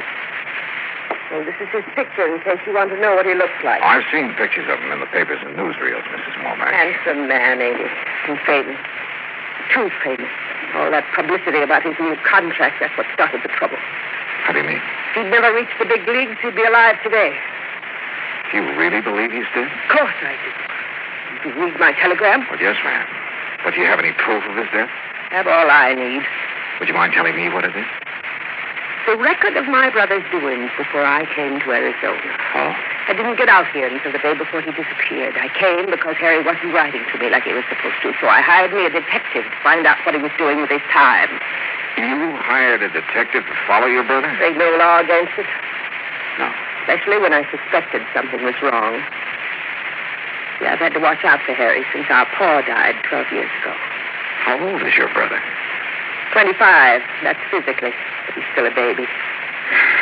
Mrs. Womack, about this proof you have. I'll get to it. See, before Harry signed up with the Spartans, he never had nothing. And after last year, well, now they're paying him a heap of money. Naturally, a man like him, simple and all, why, he was just like a ripe melon waiting for some little chippy to come along and pick him off the vine, which is just what happened. Then you know he's married. Of course I know, but I wouldn't have known if it hadn't been for that detective, Mr. Oglethorpe. You know why he kept his marriage a secret? Sure. Same reason I've tried to keep it one. What's that? Well, now, would you have gone around broadcasting it if you'd woke up some morning and found yourself hitched to a person called Juanita Torres? I don't know. Never met the lady. She ain't no lady, Mr. Dollar. Torres, Mexican. So? Well, you know. Afraid I know. Oh, no. Well, this Juanita, she works in a nightclub. Dancer, she calls herself. That's what Oglethorpe told you? That's right. The way I figure it, Harry must have been good and drunk to let her talk him into marrying her. Have you met her? Hope not. And don't plan soon, either. Well, don't you think that's being a little unfair, Mrs. Womack? I don't need to. I got all the information I needed from Mr. Oglethorpe's report. Little gold digger. But she's a horrible, cheap, painted dancing girl. You're sure of that? I am. As soon as she could, she had Harry change his life insurance, making her the beneficiary. And that was like putting a gun in her hand. And you think she had something to do with his disappearance? It's murder. It ain't no That's a very serious charge, Mrs. Womack. But she's serious. Mister, Harry didn't run off. Leave me. He had no reason to. There just wasn't no reason for him to leave without telling anybody. You're sure of that? You'll find the reason. I'll change my mind. When I finally got away from Mildred Womack, I headed cross town to the Oglethorpe Detective Agency. Mr. Oglethorpe wasn't in, so I left word for him to call me, then stopped by Tucson's police headquarters. Lieutenant Snyder was in his office eating his lunch out of a paper bag. Dollar, come in. Pull up a chair. Thanks, Lieutenant. You like hard-boiled eggs? Sometimes. Me too, sometimes, but not every day like my wife thinks I do. You want it? No, thanks. Me either. Sergeant tells me you hear about that Haley case. Yeah, that's right. That's not much, but you're welcome to anything we have on it. Well, what do you think's happened to him, Lieutenant? I don't know. When I'm around that sister of his, I'm convinced he's been murdered. When I start thinking about it logically. Yeah? Well, if he was murdered, where's his car, for instance? That missing, too? It sure is. Bright new red convertible. Well, if you've got the license, it shouldn't be too hard to find. Man like Haley shouldn't be either. Face as well known as his, you'd think somebody'd spot him. Dollar, we got an all-points bulletin out on both sides of the border, but so far, nothing. Just how far is the border from here, Lieutenant? About an hour's drive. Could be down there someplace. Yeah, but like his sister said, why would he leave his team, his friends, his sister, all of them, without even a goodbye? No, it's got me. What's his wife say? Oh, didn't you know? No, what? She's gone, too. Disappeared the same day Haley did.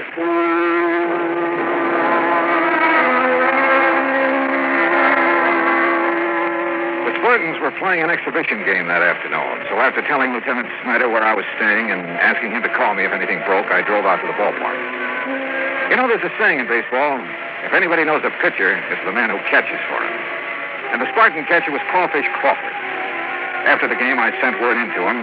A few minutes later, was standing in the steam-filled locker room. I figured one of you insurance men would be showing up.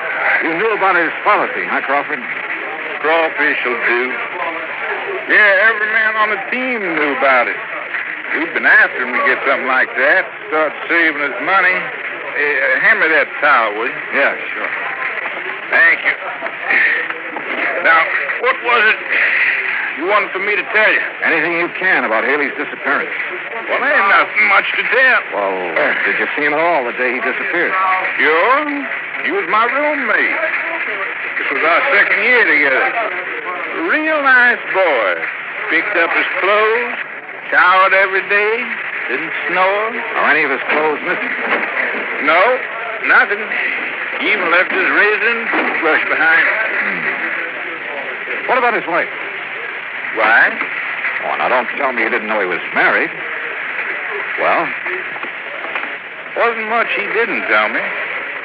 But when he'd tell me something he didn't want talked about, I always told him I wouldn't open my mouth to nobody. Don't figure on doing it now.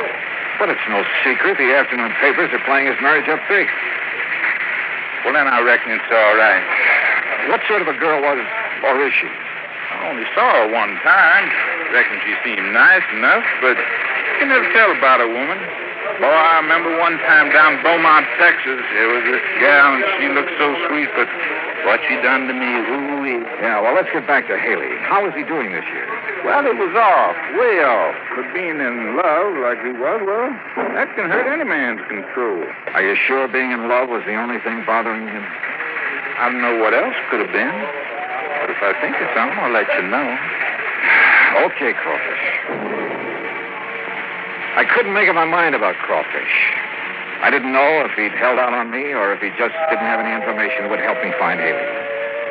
I drove back to my hotel, put the car in the parking lot, and then started across the lobby when somebody called to me. Hey, Dollar! Johnny Dollar! Ah, yeah? Oh, Lieutenant Snyder. Took a chance on your being here. I received a call from the Nogales police this afternoon. They find Haley? No. It looks like his sister's been right all along. How so? Mexican Highway Patrol found his car abandoned about 30 miles below Nogales. Well, that doesn't mean he's been killed. No, but there's something else that does. What? There was dried blood on the front seat.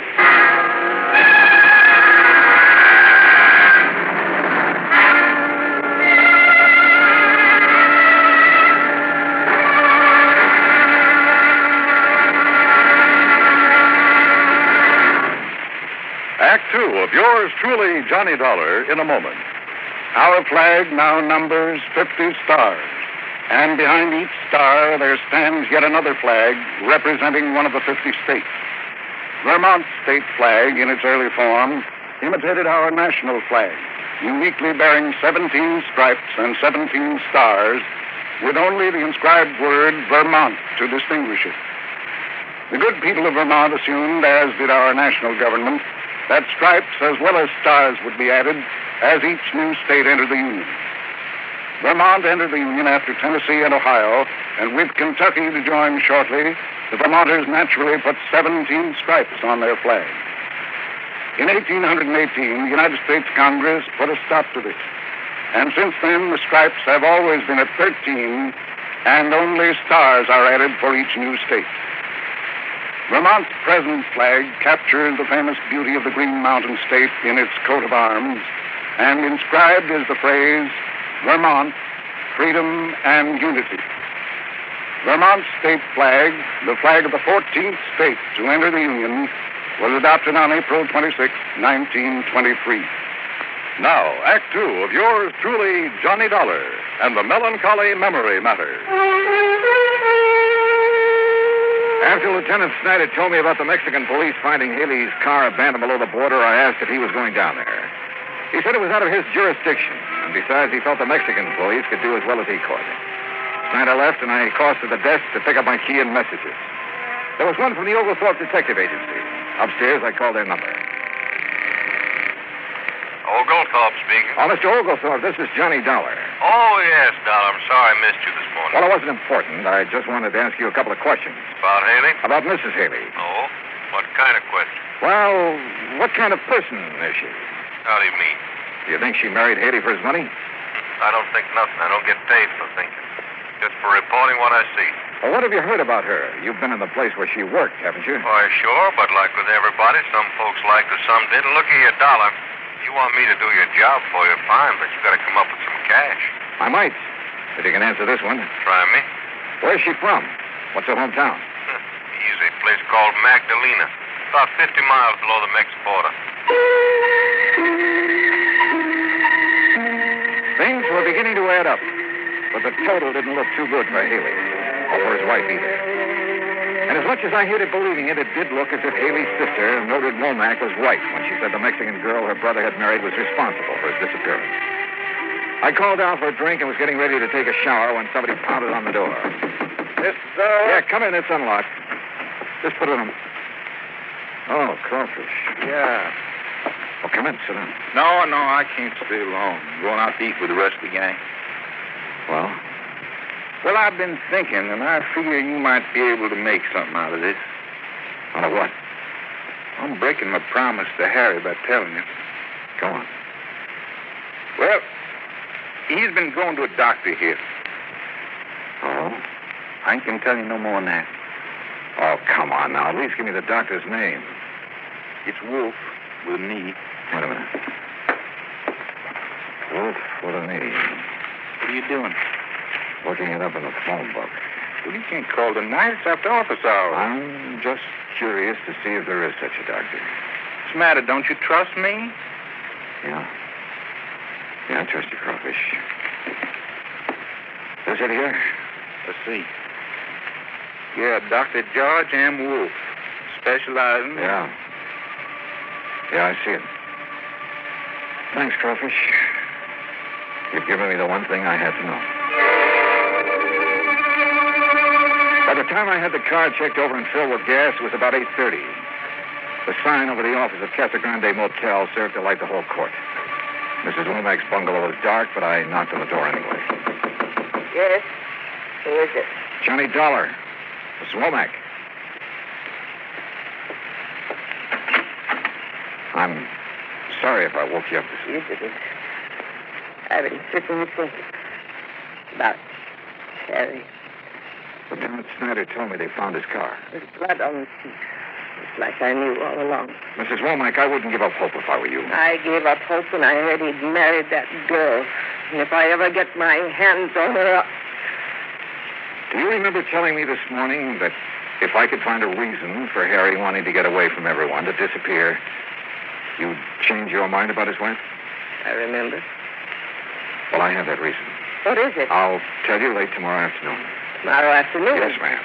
Provided you'll be ready to leave here with me at 8 in the morning. Leave for where? A little town south of the border. It's called Magdalena.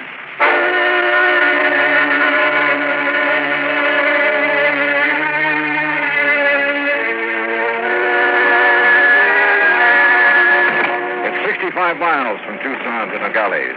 We made it in an hour. But from there on, the road became progressively worse. It was early afternoon when we reached the outskirts of Magdalena. Oh, really, Mr. Dollar, I wish you'd tell me what we're doing down here. I'll tell you when I'm sure, Mrs. Womack. You mean this may be a wild goose chase? It may be, but I don't think so. Oh, really? Oh. You'd think they'd have sense enough to keep their chickens at home. You don't care much for the Mexican people, do you, Mrs. Womack? No, I don't. Why not? You know? I sure do. Because they're so poor and dirty. By our standards, I guess some of them are poor. But as for being dirty, have you ever seen American ditch diggers or farmers after a hard day's work? Well, what about their children? They're always filthy. Like those over there. Huh? Where? In that field. See them? Yeah. Yeah, I sure do. Mr. Dollar, what are you doing? Be right back. Mr. Dollar?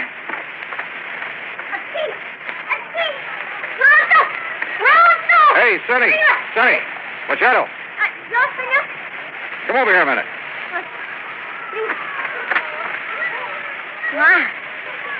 Here it comes. Yeah, that's right. You understand English? American? Good. Whoever taught you how to play baseball? You do not know too good, senor. Yeah, I see. You have 5 bases out there. Yesterday, for the first time, she came and explained to us. I am sure she said 5 weeks. No? No. Oh, it does not matter to you. We are grateful for what she gives to us for the, how do you say it? Homer! The bat. The bat. And the guantes. The glove. Well, who is this lady? What's her name? What is she? What? Senorita Juanita. Do you know where she lives? Oh, see. In the room of her father. You want me to show the way? Yes, son. That'd be fine.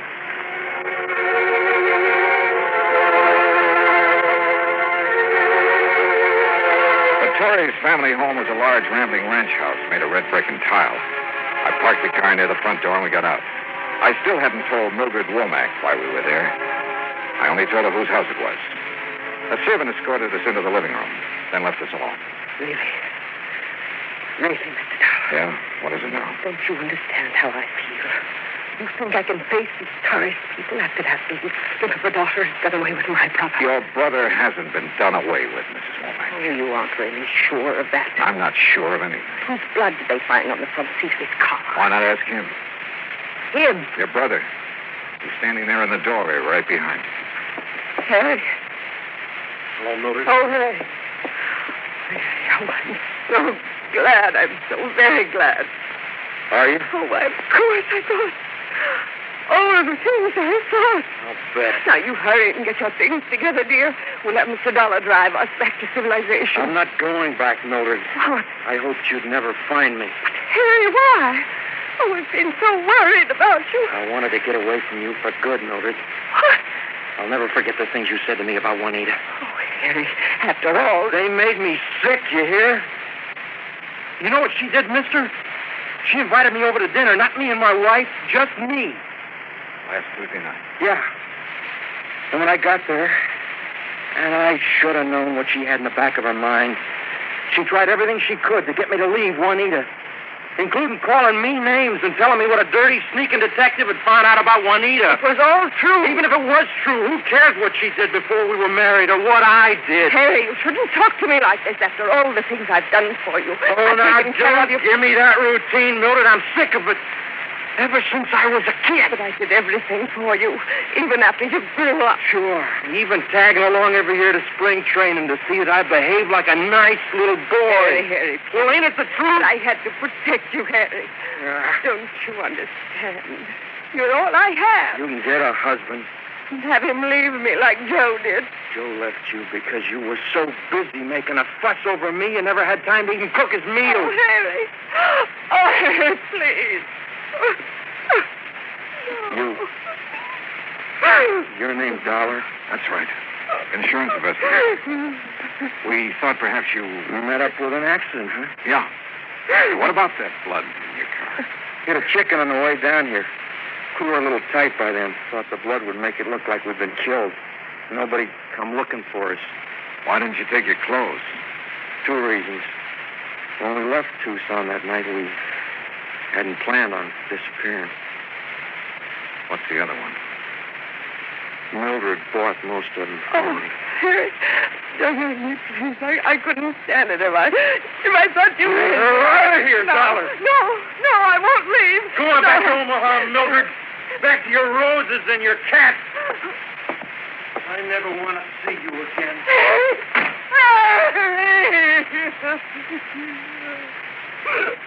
Oh, Max, please. I guess we've done it. Mr. Dollar, have I been wrong all this time? Selfish.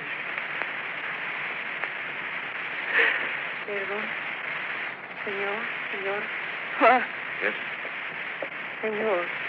Senora, I am Juanita Torres Haley.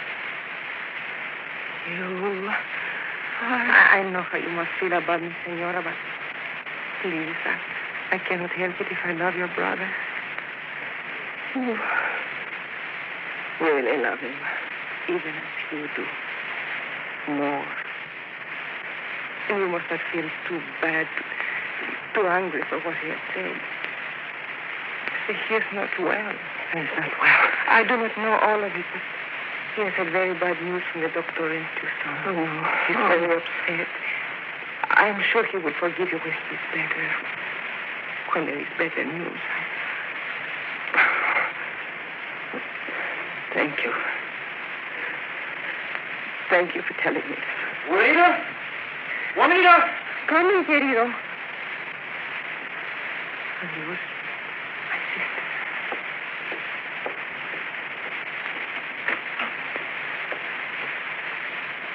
Well, she's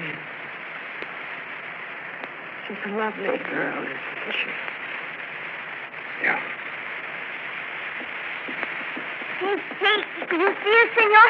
She's just left. Yeah, we saw her, thanks. 5 pesos. You tell her that was wrong? No, that's something you'll have to do. Sí. I will. Adios.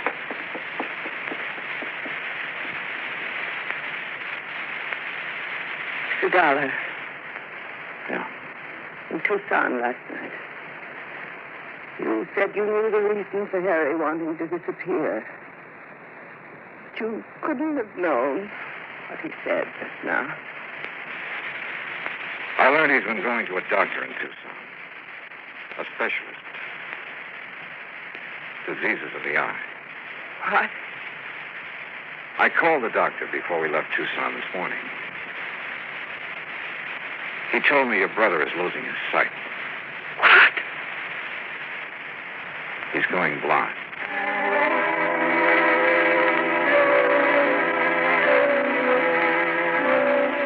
Some people you just can't figure. Mildred Womack stayed on in Magdalena. Yeah, she rented a small adobe house and did what she could to help her less fortunate neighbors. Harry Haley never played ball again. But he retained enough of his sight to show the junior Magdalena Spartans the difference between 4 bases and 5. Expense account total, including car rental, hotel bill, incidentals, and transportation back to Hartford, $579.12. Yours truly, Johnny Dollar.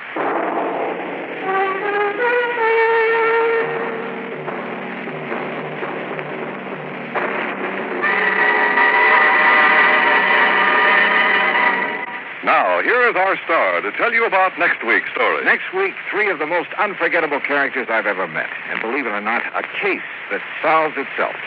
Join us, won't you? Yours truly, Johnny Dollar.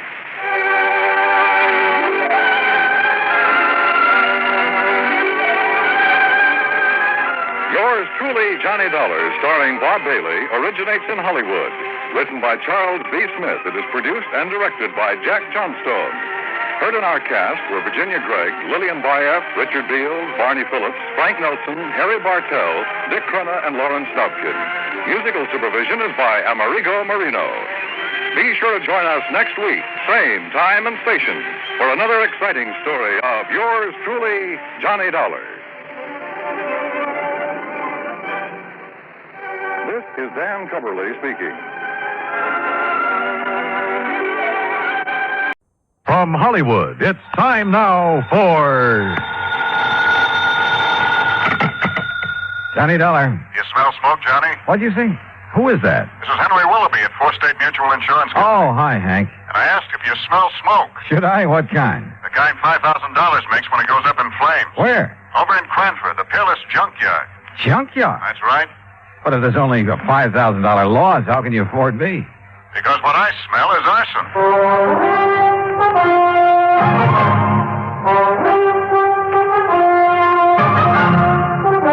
Bob Bailey in the exciting adventures of the man with the action-packed expense account. America's fabulous freelance insurance investigator. Yours truly, Johnny Dollar.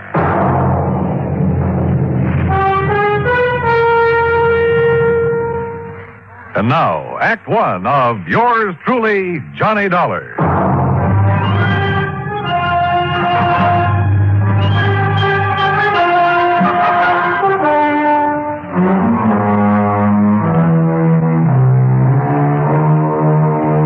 Expense account submitted by Special Investigator Johnny Dollar to the 4 State Mutual Insurance Company, Hartford, Connecticut. Following is an account of expenses incurred during my investigation of the Peerless Fire matter.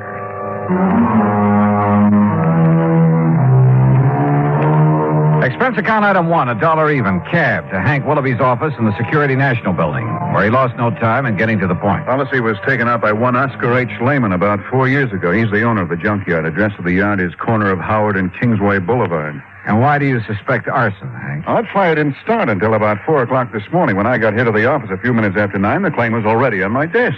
Almost as though he'd had it filled out and waiting even before the fire occurred, huh? Precisely. How much do you know about this man, Lehman? Well, nothing really outside of the data on the policy. His home address is 232 East 4th Street. Also in Cranford. Yeah. Okay, Hank. I'll see what I can see.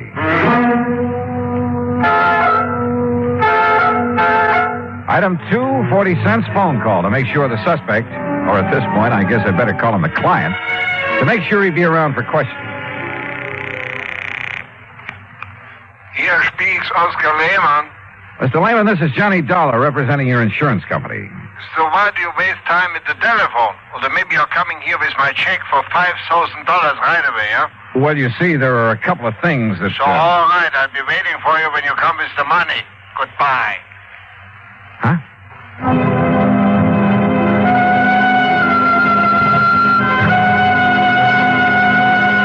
Item 3, $1.20 for a train ticket to Cranford.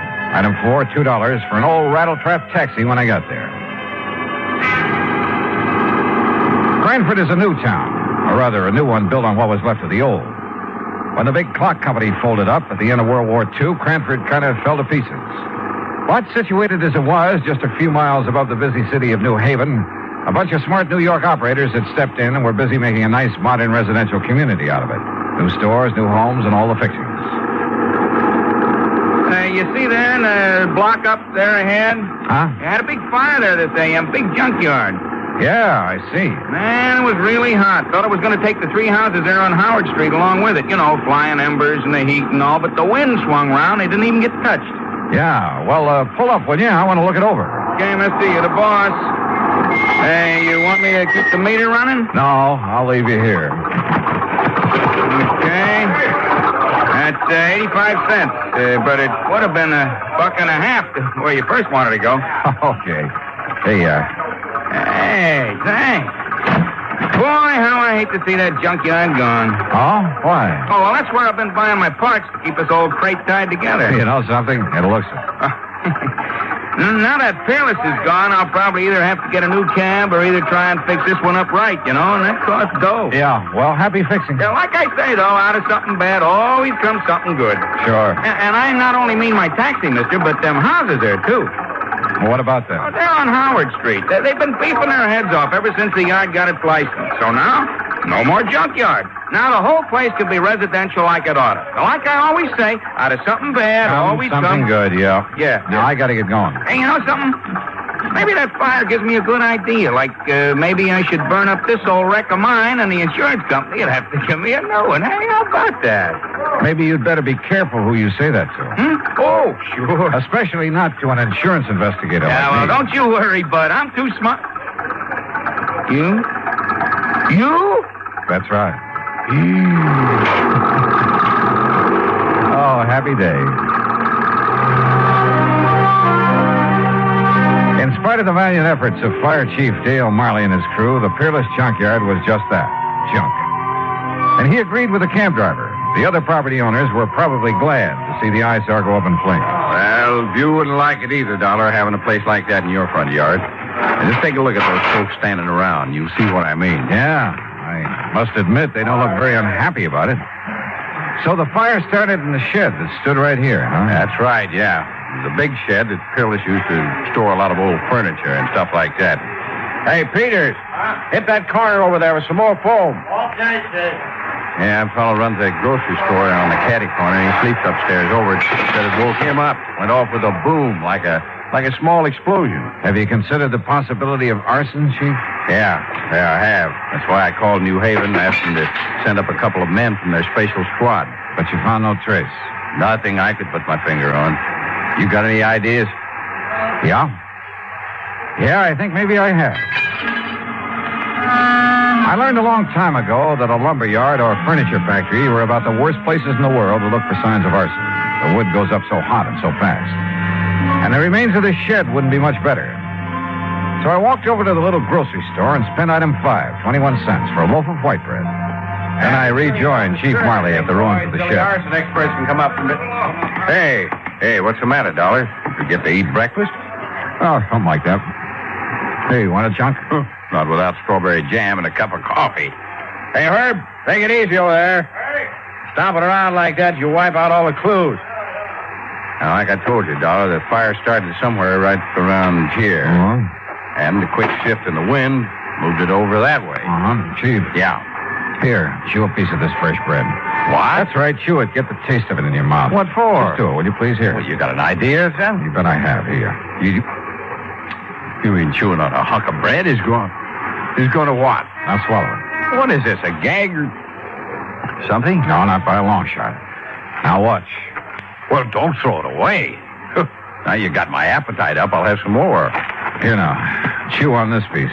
What? After you dropped it in the ashes? That's right. Chew on it. Oh, now Go wait. ahead, do it. I'm serious. Holy kerosene. That's right. Well, I'll be doggone. Yeah? Fresh bread will pick up even the slightest trace. Even after the fire? Even after a fire. That means kerosene was brought in and poured over the floor of this furniture shed to set it off. And, Dollar, I'm going to get in the police and have them lock up old Oscar Lehman so No, fast. wait. What for? Until I can talk to Lehman. Well, now, look. You look. This isn't any absolute proof of arson. Well, it's good enough for me. It's good enough for a suspicion charge. I'll tell the police what I found out. Who found out? Well, What I found out. Now, don't forget that. But if it puts us on the trail of an arsonist, if you like, you can take the credit for it. Only if you'll cooperate. Yeah, but Dollar... Otherwise, you'll lose any cooperation from me. Okay? Okay. Item 680 cents cab to the address on East 4th Street where Oscar Lehman lived. Like the Howard Street address, this was a has-been section. Lehman's home reminded me of some of those on the other side of the town, next to the junkyard.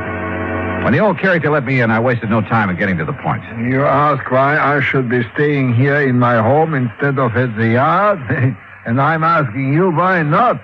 What good can I do over there? My lovely junkyard is gone. There's nothing I can do. So I'm waiting here to collect the money your company owes me. So are you going to pay me or not?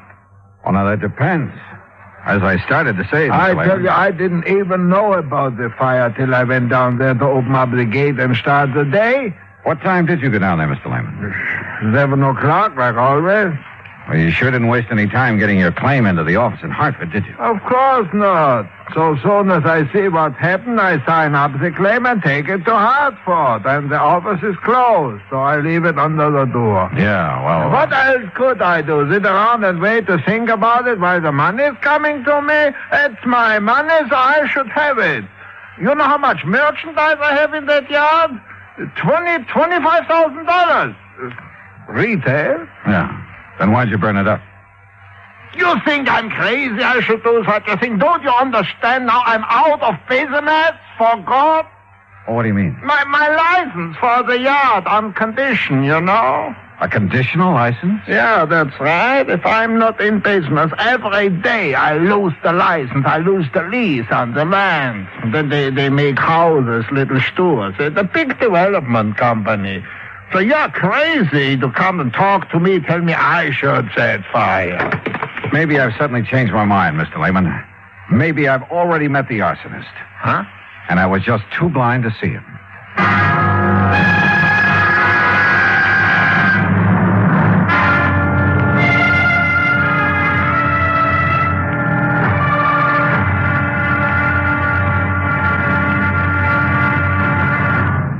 Act two of yours truly, Johnny Dollar, in a moment. Our flag now numbers 50 stars. And behind each star there stands yet another flag representing one of the 50 states. Missouri's state flag is a horizontal tricolor of red, white, and blue. In the center is a circular device bearing the state coat of arms. An eagle, symbolizing the superior authority of the nation. A grizzly bear representing Missouri, chosen for his size, strength, and valor. And a crescent moon, symbolic of the shield carried by the second son, Missouri being the second state carved out of the Louisiana Territory. A belt encircles the coat of arms with a motto inscribed, "United we stand, divided we fall." Atop the flag is a cluster of stars representing the Union, with a larger star for Missouri as she surmounts her difficulties and assumes her rank among the states. The state motto is also inscribed on the flag, Salus Populi Suprema Lex Esto. The welfare of the people shall be the supreme law. Surrounding the device is a group of 24 stars. Missouri's state flag, the flag of the 24th state to enter the Union, was adopted on March 22nd, 1913. And now, Act Two of yours truly, Johnny Dollar and the Peerless Fire Matter.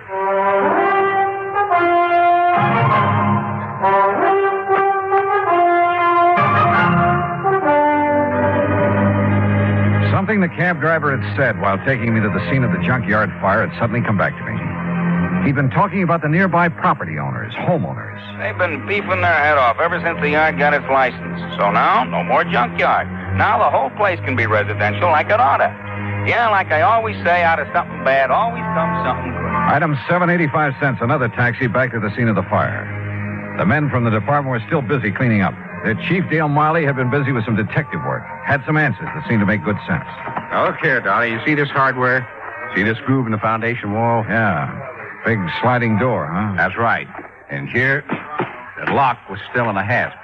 Yeah, I see. It's hardly likely somebody tried to pull a big sliding door closed and lock it after starting a fire with kerosene. It's too dangerous. Unless he used a wick of some kind. Yeah, but look here. On the side that faced Howard Street. Street? I just call this an alley. Yeah, pretty narrow from the old days. Now, look here. Well, it's window glass. Right. Yeah, there was a window here. You see, here's the two parts of the catch from it. The catch was open. Yeah, but the question is, was it open from the inside or outside? And I think I've got the answer. Look across the street. So? Those homes and the little lawns and gardens in front of them. So what? Well, you see the rocks they all use to border their flower beds? Go on, Chief. Now, look here. Just inside the shed where the window was, I found this rock under the ashes. And, Dollar, it looks to me like somebody threw that rock through the glass, opened the catch, climbed in, spread the kerosene, climbed out, tossed in a light of some kind, and left in a hurry. Yeah, but who? That's just it. You got a better idea than old man Lehman? You talk to him. Yeah, I think I have. Like who? I'll let you know when I find out the name. Well, now, wait a minute, Dollar.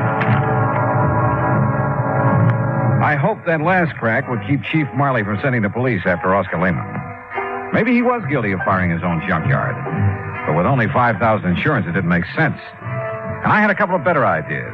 At least about people who might have had reason to do it. 3, as a matter of fact.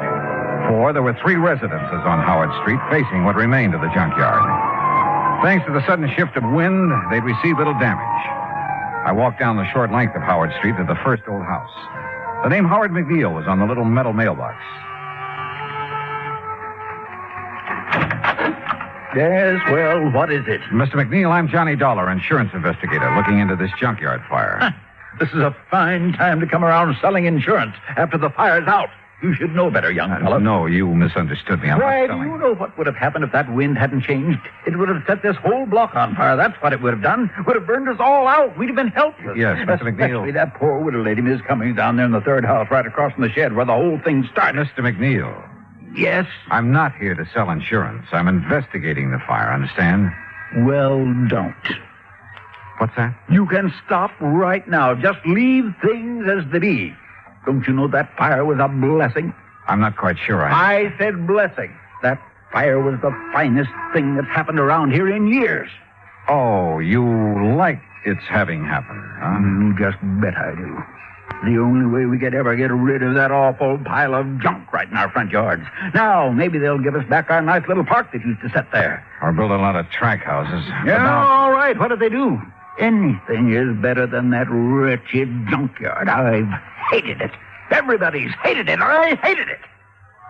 Enough to set it on fire? Yes, sir. Absolutely. Oh, no. Me? Well? Mr. Dollar. A quiet, peace-loving person like me? Oh, no. Why, I wouldn't even think of such a thing. Especially since that fire might have got out of control and burned me out. Well, you carry insurance, of course. I do not. I don't believe in it. No, so don't you try to tell me anything. I told you I'm an investigator. Well, why don't you ask that Nazi if he had insurance? Nazi? Yes, that Oscar Lehmann that owned that dirty junkyard. Why do you call him that? Well, he's a German, isn't he? Well, that doesn't make him a Nazi. Well, it does to me. Anybody who'd wrangle a license to put up a filthy place like that on our beautiful street, especially if he's a German, well, to me, he's a Nazi of the worst kind, the very worst kind. Thinks he's a ladies' man, too. All right, now, have you any idea who, besides you, would have liked to see that place burned out? I certainly have. Oh. Why don't you ask the police? They were here at dawn asking us all questions. You said asking us all. Of course, I mentioned the widow Cummings that lives in the third house, and then there's Miss Gertrude Mary Anastasia Conroy, the nice spinster lady who lives next door, and it's a very charming lady, Miss Conroy. Yeah, well, now would you mind? Oh, and what spirit she has. Now, that's the way I like them, Mr. Dollar. Ladies with spirit. And do you know something? One of these days, I'm going to ask her for a date in spite of the competition. You never have? Oh, no, sir. No. I'm not the bold type like some people I know, but I've been working up to it. And how long have you been a neighbor? 16 years, and you mark my word, one of these days I'm going to march right up on her front porch, and Miss Conroy, I'm going to say... Yeah, well, thank you very much, Mr. McNeil. Yes, but I was going to tell you, but... oh, dear, I must have said something wrong.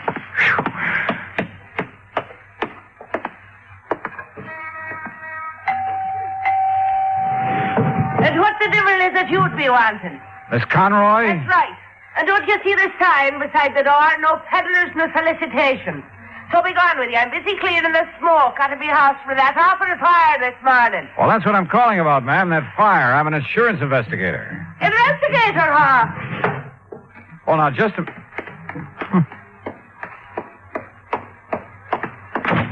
If you're an investigator, young man, let me see your badge. Badge? That's right. If you're an investigator, you're a detective. And if you're one of them, you're with the police force. No, And if you are, you can go right back and tell your chief I've had me filled right up to here with answering fool questions about that fire. As if I myself did it, huh?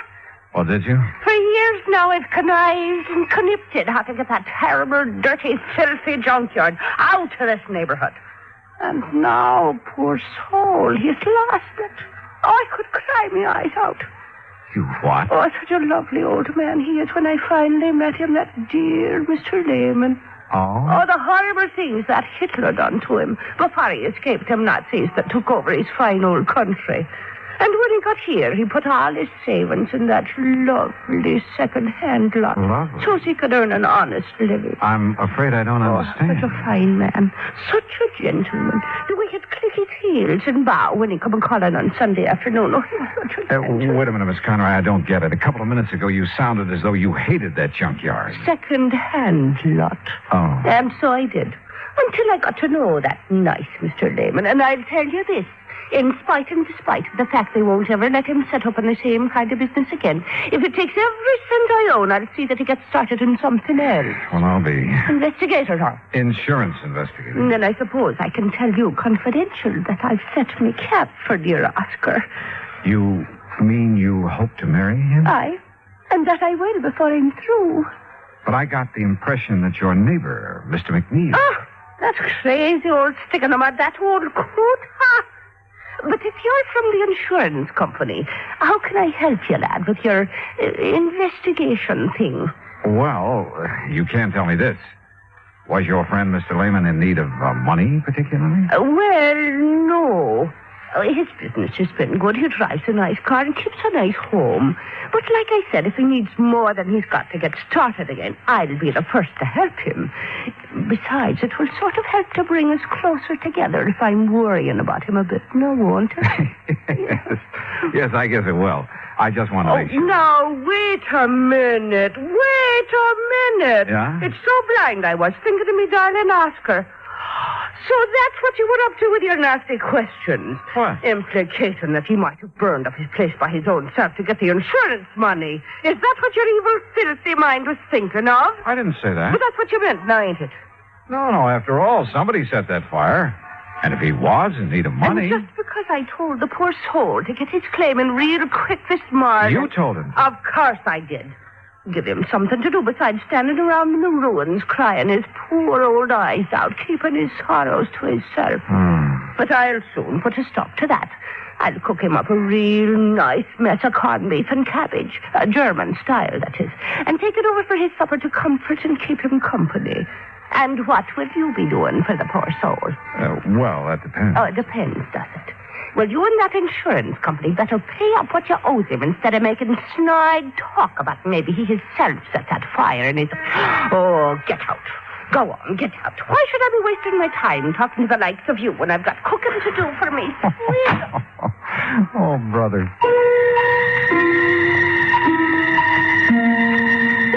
This was turning out to be the most offbeat insurance matter I ever handled. Well, there was only one suspect left. The woman living in the third house opposite the shed where the fire had started. The widow Cummings, McNeil had called her. I went up on the porch, rang the doorbell. And again.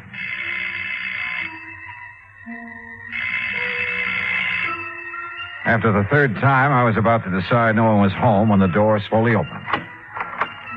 And just inside the door, in a wheelchair, sat a little old lady, pale, gray-haired. Her face reflected years of pain, of worry. I've been waiting for you to come, Mr. Dollar. You know who I am. I overheard you at my window when you talked to Mr. McNeil and Miss Conroy. Listening to the neighborhood is the only thing I have left these days, tied down as I am to this wheelchair. Yes, I see. I'm sorry. Come in and sit down, please. Thanks. There's, no one to take care of you here? Only Rudolph, who does as little as he dares. And you must take him away, Mr. Dollar. Rudolph? My stepson, who keeps me here, waits for me to die. What? Not even a rest home where I'd have care and friends, but here to die. He'd help me die, too, if he dared, because of the money. What money, Mrs. Cummings? That my husband left me. A lot, Mr. Dollar. And this Rudolph wants to get his hands on it? That's all he wants. That's why he wants me dead. But he hasn't dared kill me, because everybody knows that we're alone here together. And if I should die from his neglect, they'd know he did it. But he's smart. That's why he thought of the fire. Gee, what? He thought that it would burn down this house, too, and trap me here. Mrs. Cummings, do you know what you're saying? The divine providence. The changing wind kept the fire away. He set that fire to burn this house and you? He's clever. He made it known that he'd be away all night, that he wouldn't be back here until he finished his work at the plant in New Haven. But he came back, Mr. Dollar. This morning, before dawn. I heard him here in this house. And from this window, I could see him in the moonlight. Mrs. Cummings. No, I must tell you. Quickly, because he'll be coming back from work. His work. To keep up appearances, to keep them from suspecting. His gambling. The terrible people he goes out with at night. Gangsters, that's all. And I must tell you, because if I don't... Listen to me. I'm listening. I saw him take a can, the kerosene we keep in the cellar for when the electricity goes out. He took it across the street. He broke the window of the shed and went in. Then he came out. He threw a piece of burning waste back in. Then ran. Mrs. Cummings, are you sure? I lied to the police. I couldn't make myself tell them. After all these years of knowing what he's been and saying nothing. But I thought I'd wait for him. Maybe when he saw his evil plan had failed, that I was still here. Maybe I could make him give himself up. But in my heart, I knew he wouldn't. Because he's bad. All bad. Mrs. Cummings, I'm glad you told me. God forgive me.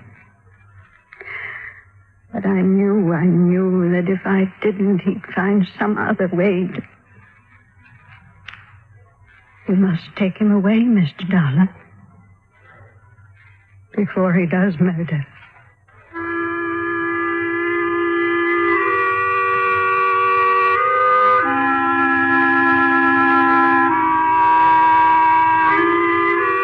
Expense account item 8, $10, board and room. I've stayed an extra day in Cranford to clear things up. For while I waited for Rudolph to return, I found the kerosene can he'd used down in the cellar. Chief Marley found the top from it in the ashes. The police have since found only his prints on it. Rudolph is in the city jail. And I'm sure Mrs. Cummings will testify against him. After all, her life is at stake. Hospital layman, his claim will be paid in full. Well, I hope he and Miss Conroy live happily ever after. Expense account total, including incidentals on the way back to Hartford, $14.46. Yours truly, Johnny Dollar.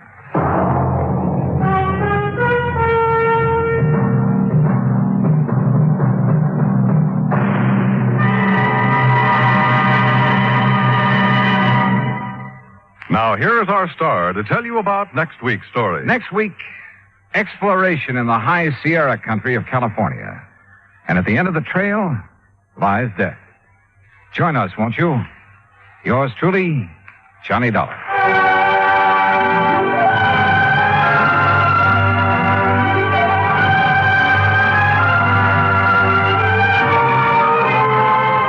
Yours truly, Johnny Dollar, starring Bob Bailey, originates in Hollywood.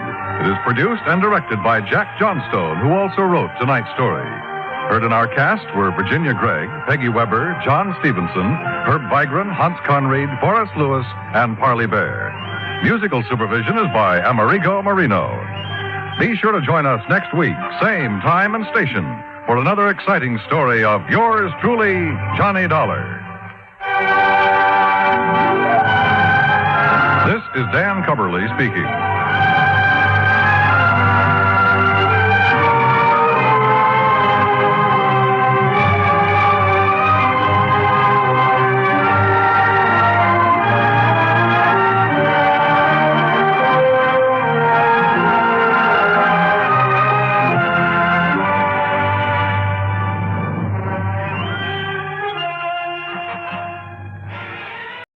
From Hollywood, it's time now for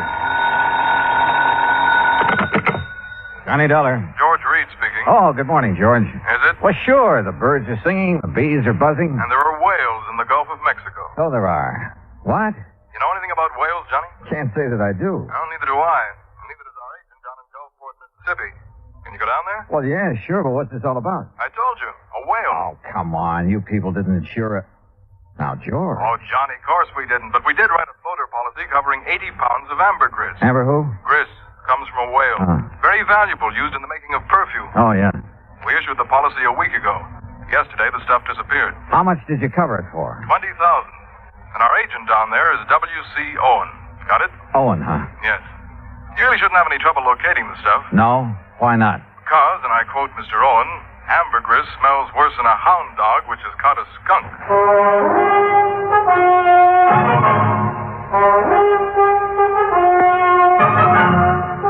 Bob Bailey in the exciting adventures of the man with the action-packed expense account. America's fabulous freelance insurance investigator. Yours truly, Johnny Dollar. And now, Act One of yours truly, Johnny Dollar.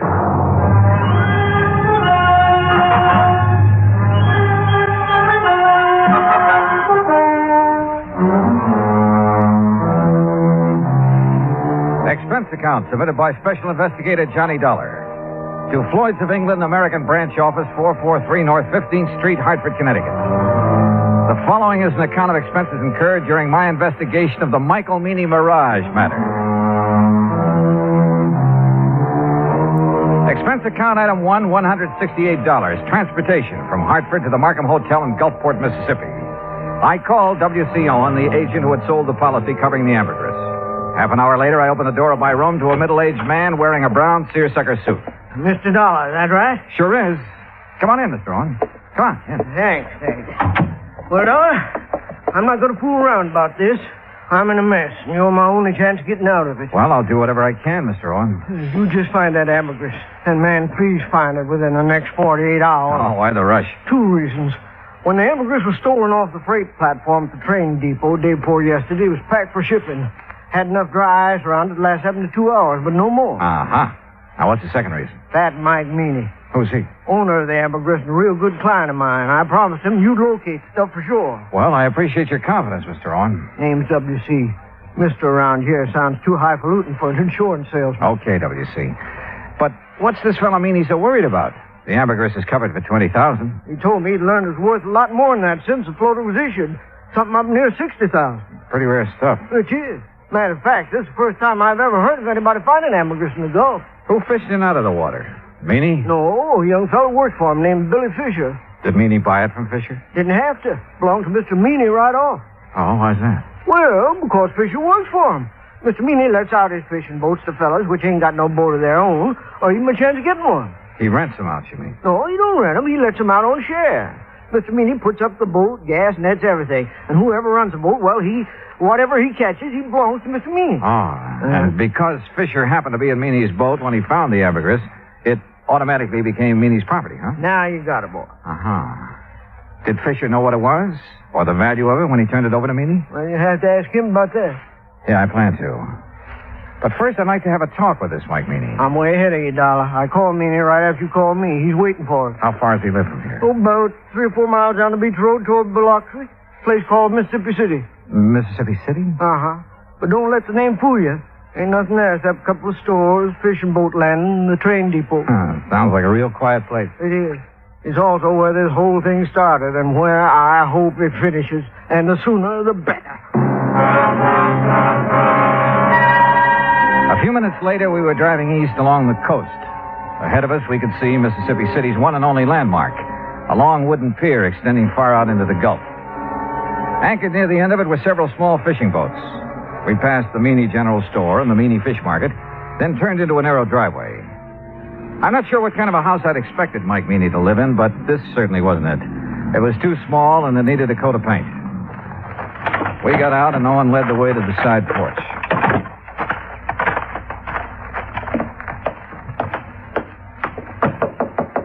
Mr. Meany, you at home?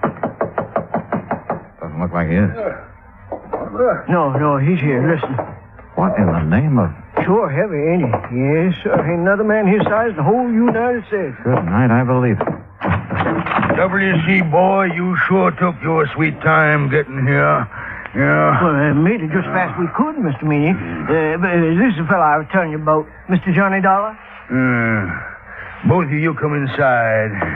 That's it. Come on in.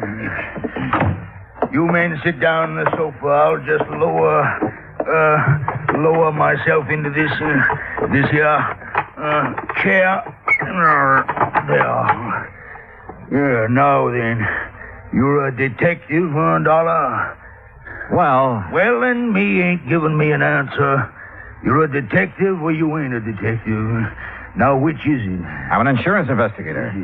Right now, I'm being paid to find 80 pounds of ambergris that you lost. Lost? He didn't mean nothing by saying that. You hush up, you road agent. Mr. Meany. Dollar, that stuff was stolen, you hear? Thieved. Right in the broad light of day. You're sure? Why, I'm sure 80 pounds of ambergris didn't get up and walk off by itself. Yes, sir. Me too. Itself. Exactly where was it when it was stolen? Sitting in a box I had built for it, a special box. Smell-proof. Cost $25. Oh, shut up. I was sending it to New Orleans to a fella I'd heard might be able to sell it for me. The box was on the platform right outside the American Express office of the depot. Here in Mississippi City? Boy, you ever take a bad fall out of your crib? No, you ignorant, in Tuscaloosa, Alabama. Where do you think that depot was? Well, it could have been in Gulfport. No, it couldn't never do business there. Okay, so I'm wrong. No, but that's the first time you ever admitted it. Had the box been checked in at American Express? You mean had the freight been paid to New Orleans? Yes, that's what I mean. That scrounging, ignorant, no good. Had it been paid, Mr. Meany? No, it hadn't. Why not? Because the rat I trusted with the ambergris and sent down to the station to see it got on the train. Yeah? He'd promised. He'd give his word. He wouldn't take his eyes off that stuff for 1 second. No. That dirty. That no account. Are you okay, Mr. Meany? No. But you sit down. You make me nervous, W.C. Yes, sir. Every time I think of that T.J., that stupid nephew of mine, well, you know what he done, Dollar. He spotted something more interesting to look after than $20,000 worth of ambergris. Okay, who was she? Oh, W.C. told. No, I didn't. No, sir. Mr. Dollar, he's just clever. Yeah, well, anyway, according to T.J., this young female pulled up in an open car across from the road from where he was at, and it wasn't until he got up close that he could see that she was wearing a strapless bathing suit. You see, Mr. Dollar, T.J. thought... He knows what T.J. thought. You miserable... You keep your mouth shut, W.C. Oh, whatever you say, Mr. Meany. Well, while T.J. was investigating the situation, someone made off with the ambergris. That right? Right. Well, what about the other people at the station? There weren't no other people there. How about the baggage clerk and the passenger agent? Where were they? Sam Burroughs is the only man that works down the depot, and he was busy selling some woman a Pullman ticket to Memphis. How long did T.J. talk to the girl? Just a couple of minutes, according to him, that is. If you want to ask him yourself, he works at the all-night cafe in Gulfport. All right, thanks. Well, we sure haven't much to go on. You got nothing to go on. So you might as well give me my $20,000 and head back up north, where you belong. Not yet, Mr. Meany. You got 45 hours. At the end of that time, I want my insurance money.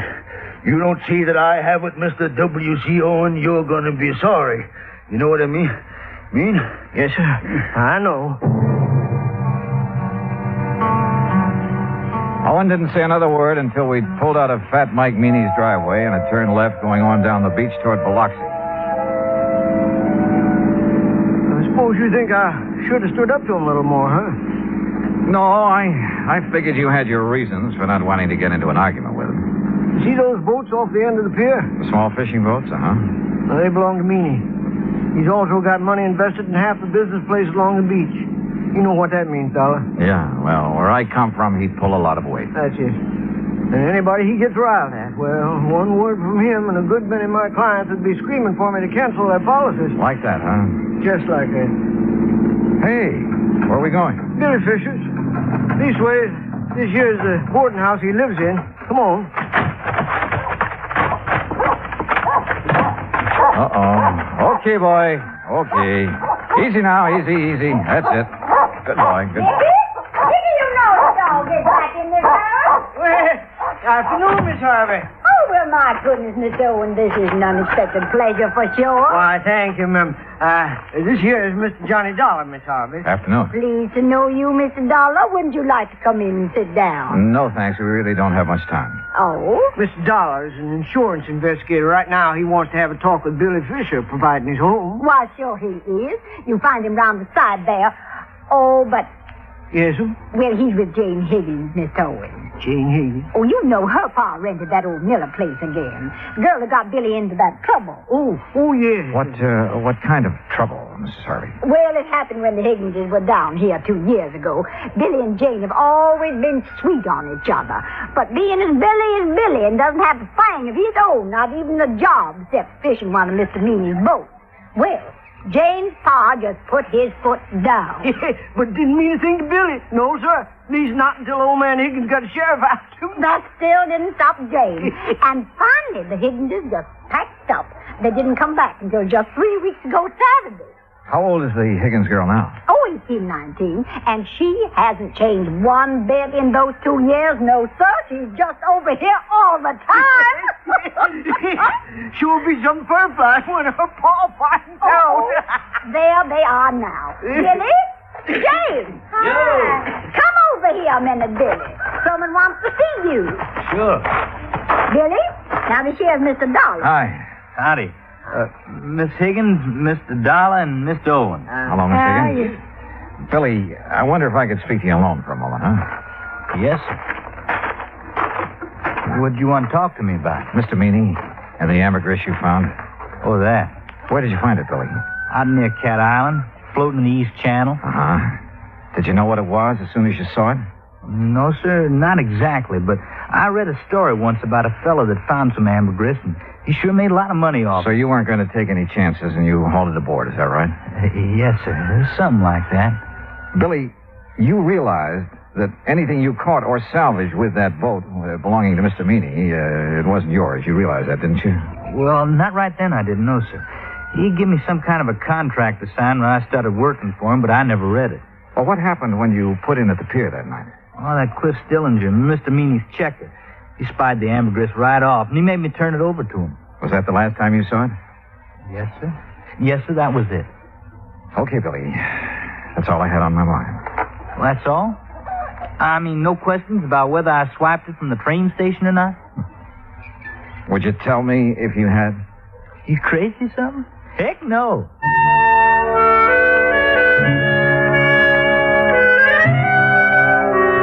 After saying goodbye to Jane Higgins and taking a rain check on a dinner invitation for Mrs. Harvey, Owen and I drove back to town. I was tired and I was discouraged, and I needed a good night's sleep, so I had him drop me off at the hotel. At the desk, I found a message to call long-distance operator 19. A few minutes later, the call was completed. George Reed speaking. Hi, George.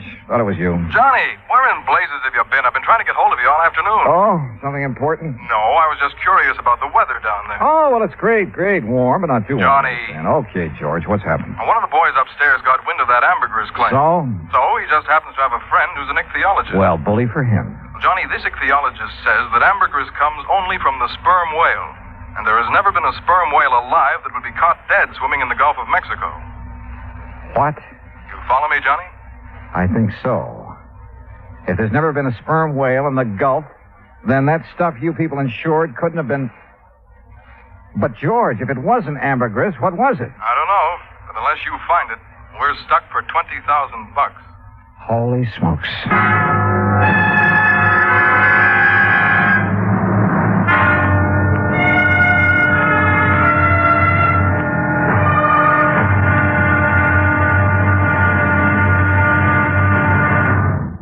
Act two of yours truly, Johnny Dollar, in a moment. Our flag now numbers 50 stars, and behind each star there stands yet another flag for each of the 50 states. New Mexico's flag is an ancient Zia sun symbol, a red circle on a field of yellow, radiating from 4 points, which we might indicate as north, east, south, and west, are 4 parallel lines. 4 was a sacred number of Zia, the number most often used by the giver of all good gifts. The earth had 4 main directions, each with its own gifts. The year had 4 seasons, each with a different offering for mankind. The day had 4 phases: sunrise, noontime, evening, and night. Life had its 4 divisions: childhood, youth, manhood, and old age. Everything in life and nature was bound together in a circle, the circle of life and love, without beginning and without end. And in this great brotherhood of all things, man had 4 obligations. He must develop a strong body, a clear mind, and a pure spirit. 4th, and most sacred, he must spirit to the welfare of his people. From this simple symbol, the Zia sun, we read the legend of a wonderful philosophy. The flag's colors of flaming red and golden orange represent the banners of Ferdinand and Isabella, which were carried by Columbus across the Atlantic. New Mexico's state flag, the flag of the 47th state to enter the Union, was adopted on March 19, 1925. Now, Act two of yours truly, Johnny Dollar, and the Michael Meany Mirage Matter.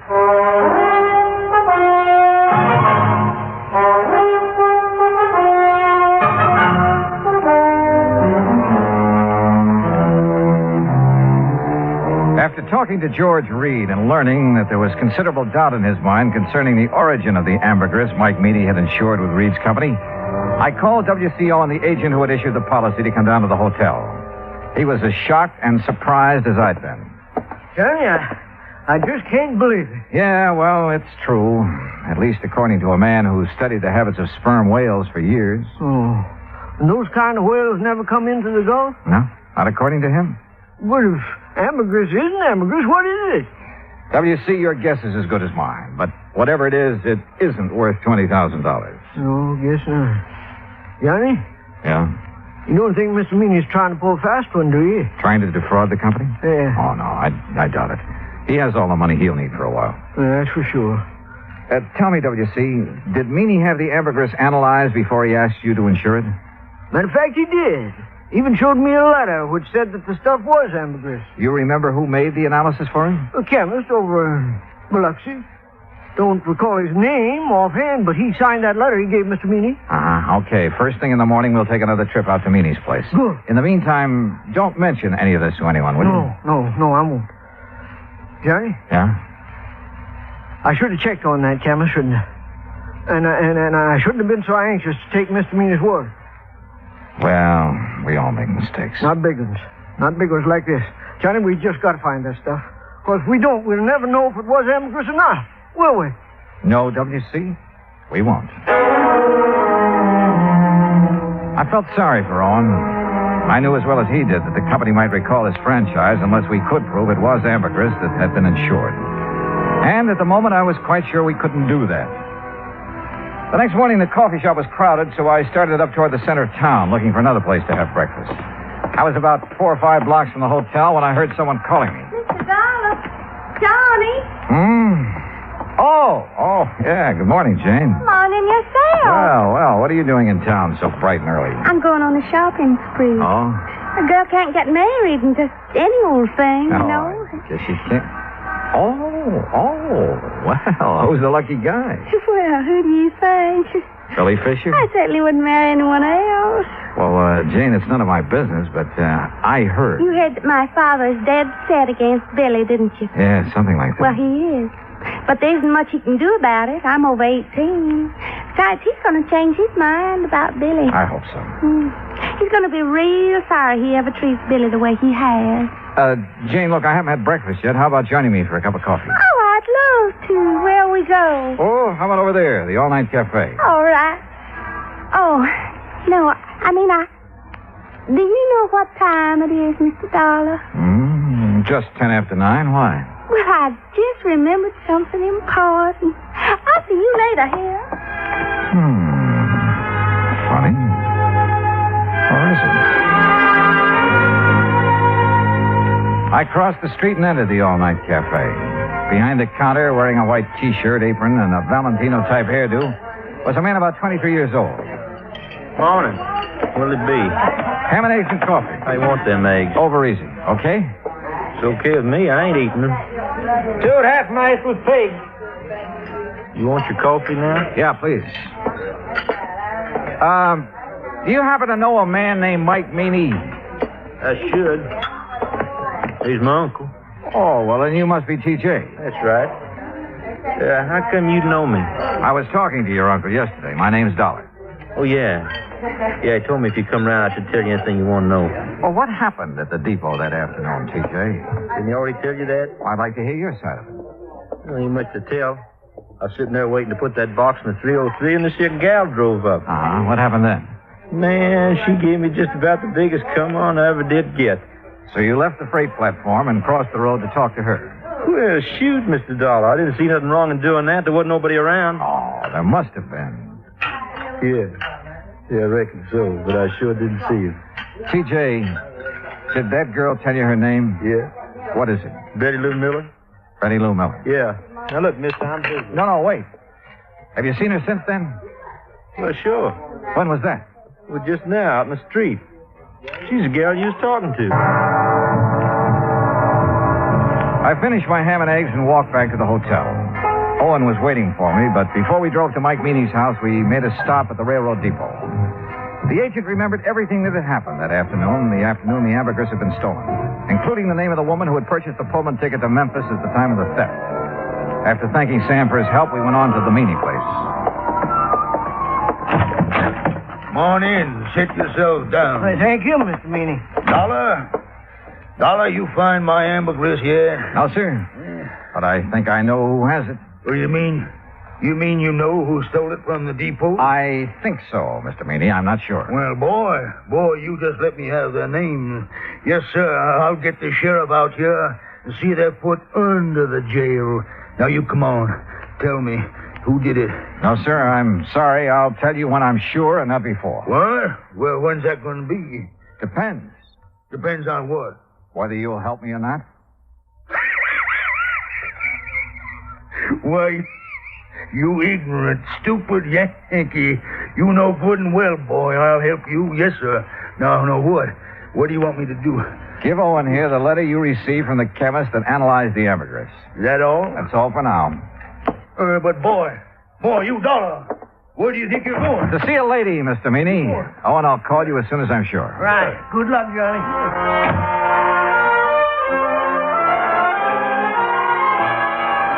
In Owen's car, I drove down the beach to Mrs. Harvey's boarding house. Billy Fisher was out with the boat, so I had plenty of time to tell her what I knew. It's all my fault, Mr. Dollar. I planned the whole thing and put Billy up to it. And bought the Pullman ticket? Yes, I still have it. Been meaning to turn it in for the money, but just haven't had a chance to get down to the depot. Tell me, Mrs. Harvey, how did you know that T.J. would leave the ambergris when he did? Oh, everybody around here knows T.J.'s weakness for girls. One that to me hasn't been locked up long ago. Yeah. Well, it was a beautiful job. You timed it just like a professional. I thank you for the compliment. Where was Billy? In the woods on the other side of the railroad track.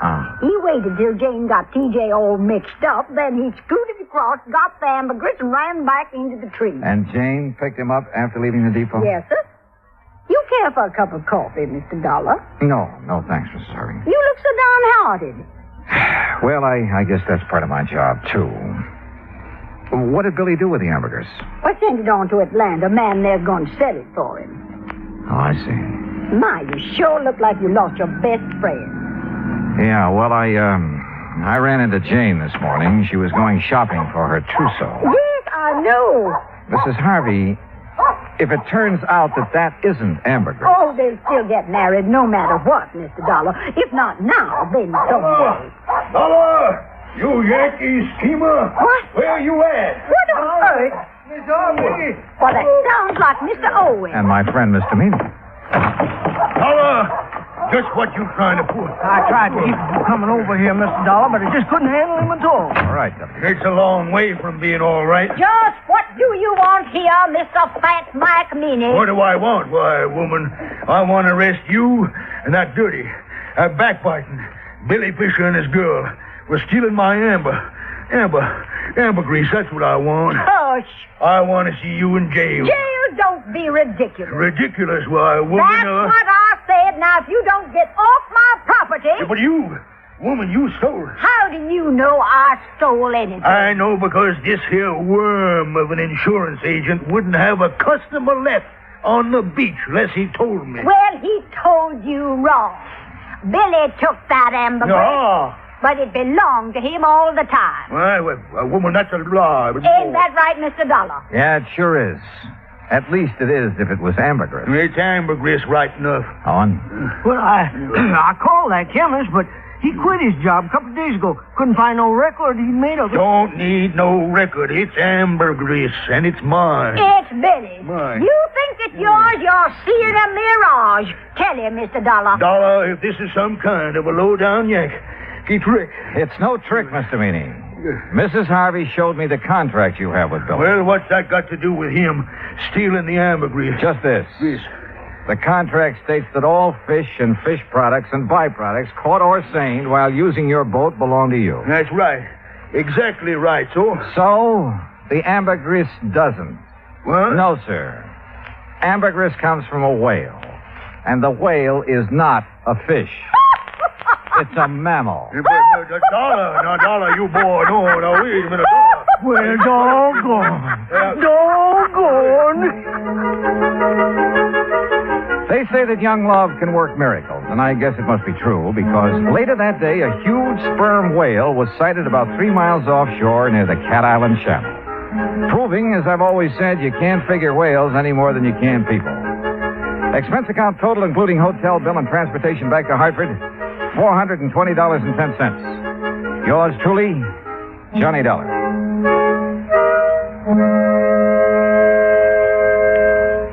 Now, here is our star to tell you about next week's story. Next week, the wayward truck matter. And I'll leave you to figure that one out for yourself. But join us, won't you? Yours truly, Johnny Dollar.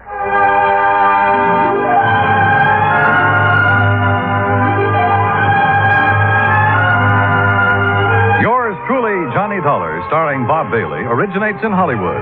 Written by Charles B. Smith, it is produced and directed by Jack Johnstone. Heard in our cast were Virginia Gregg, Jeanette Nolan, G. Stanley Jones, Junius Matthews, Gil Stratton, Dick Crenna, and John Daner. Musical supervision is by Amerigo Marino. Be sure to join us next week, same time and station, for another exciting story of yours truly, Johnny Dollar. This is Dan Cumberly speaking.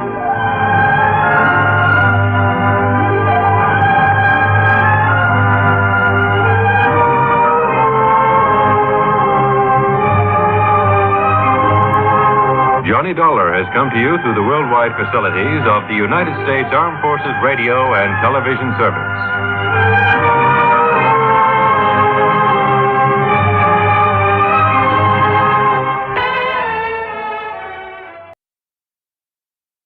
From Hollywood, it's time now for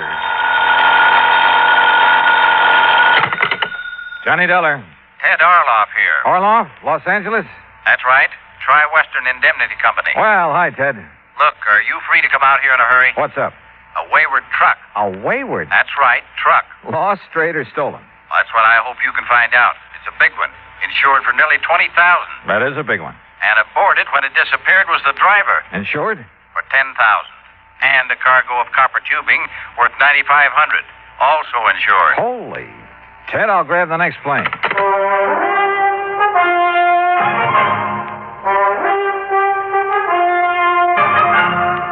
Bob Bailey in the exciting adventures of the man with the action-packed expense account. America's fabulous freelance insurance investigator. Yours truly, Johnny Dollar.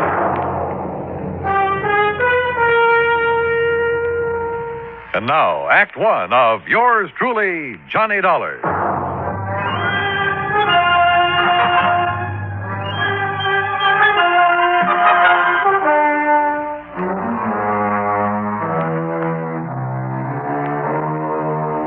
Expense account submitted by Special Investigator Johnny Dollar to the Tri-Western Indemnity Company, Los Angeles office. The following is an account of expenses incurred during my investigation of the wayward truck matter.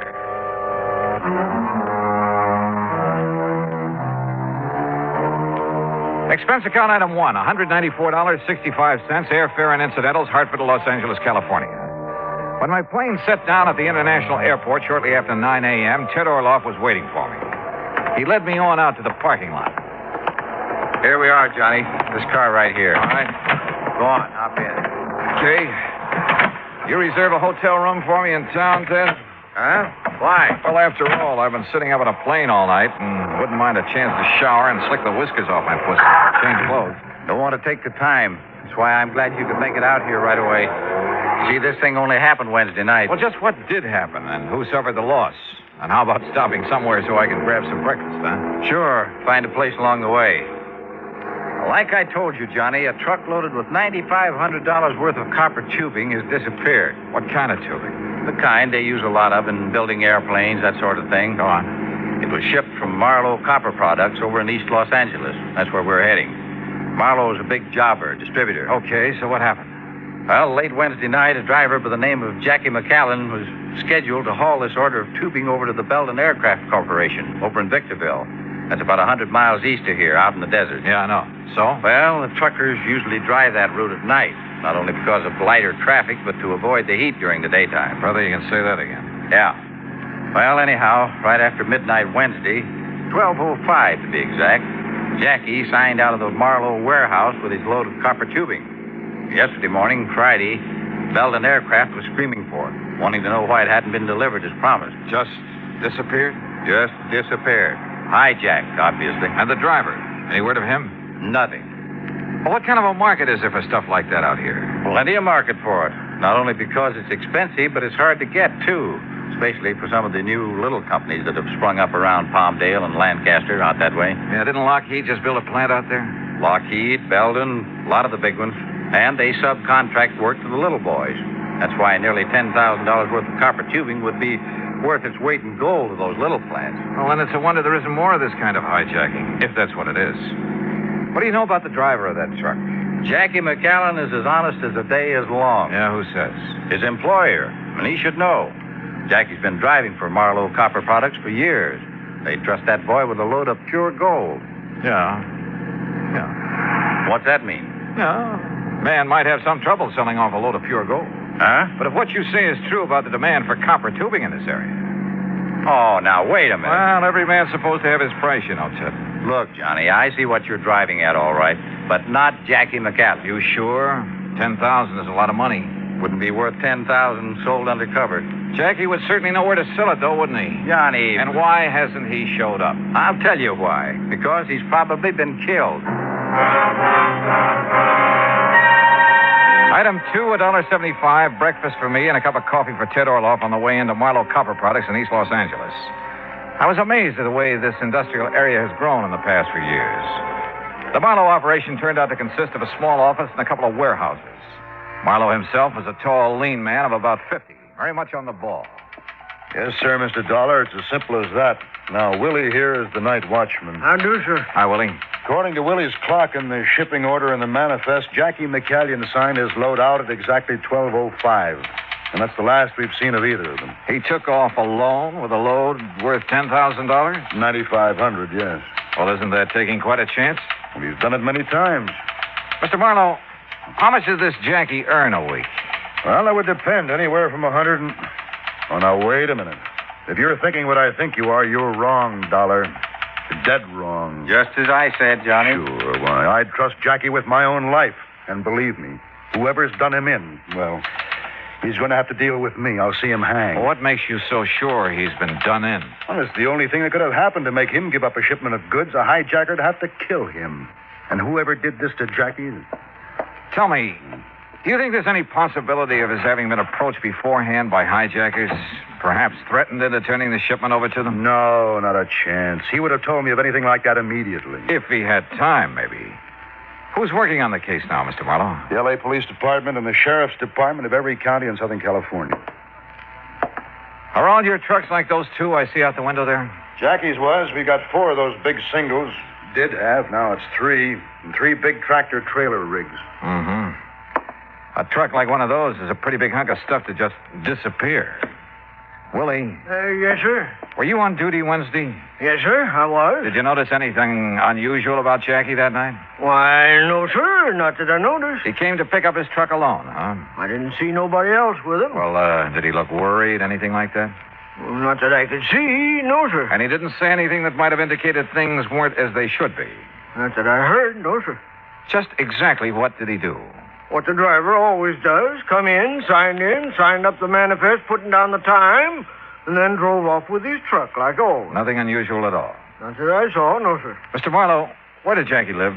Somewhere over on West 3rd Street. He lived alone. Naturally, the police looked for him there first thing. May I have that address, please? I'll have my secretary get it for you. You all through with me, boss? Yes, Willie. If you're going to work tonight, you better get some sleep. Go ahead. Yes, sir. Thank you. Right. And believe me, nothing's going to happen to anything this time. If I were you, Mr. Marlowe, I think I'd have more than that for a night watchman in a place like this. Just what were you thinking of, Mr. Dollar? Jackie's address, I mean. Look, if the police and sheriff's offices haven't been able to turn up anything, well, in spite of what you said, there's always the possibility of collusion in a case like this. Between Jackie and whoever stole that truck? Oh, no, sir. There's always the possibility, voluntary or otherwise, if Jackie was in with the hijackers, even against his will. I wouldn't believe it. But it's a possibility, whether you want to believe it or not. For one thing, how would the hijackers know when and how the shipment was to be made? From any one of a number of sources. The man who supervised the loading here, for instance. Oh. Red Kingsley, or almost anybody in the place, or just as easily anyone over at Belton Aviation in Victorville. Belden would know exact time of departure from this warehouse? Well, no. Close timing in a hijack operation is usually pretty important. But they knew the stuff was due at their plant early Friday morning. They've been hollering for it ever since. I'll lay my money on the tip-off coming from this end. Now, Has the route between here and Victorville been thoroughly gone over? By the police. And they found no sign of either the truck or this fellow Jackie? That's right.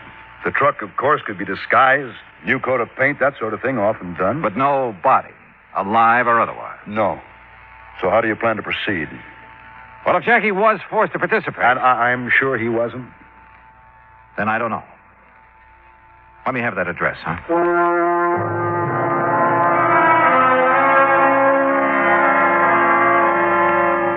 Frankly, I didn't have the least idea what I was looking for. But I couldn't just stand around, so I borrowed a company car with a name and a number plastered all over the side and drove to the West 3rd Street address, hoping I'd have no trouble persuading the manager to let me in. Manager? Not in that old ramshackle frame house. The front door was wide open, and the mailbox had the number 4 opposite Jackie's name. That meant upstairs. As I reached the second floor, I could see that the door of number 4 was slightly ajar, and I could hear somebody moving about inside, opening closets and drawers. Quietly, I slipped close to the door. Inside, his back toward me, was a big, broad-shouldered brute, hastily emptying one of the bureau drawers. He was dressed in dirty work pants and wore a heavy, tattered blue sweater. Hey, what? Maybe you better let me ask the questions, huh? Oh, yeah? Now, look, buddy. What are you doing here? What are you putting into those handbags? None of your business. Now, you get out of here. Not until I find out what you're up to. I said get out, didn't you hear me? Oh, take it easy. Oh, yeah?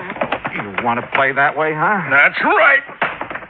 Brother, that was a big mistake. Oh, you asked for it. Oh, no, you don't. All right. Now, start talking. What were you doing here in Jackie's room? What was I doing here? Hey, look. Who do you think you are, the law or something, barging in here like this? That's right. Who are you? I said, who are you? I'm Vic McCallion. What? That's right. Jackie McCallion.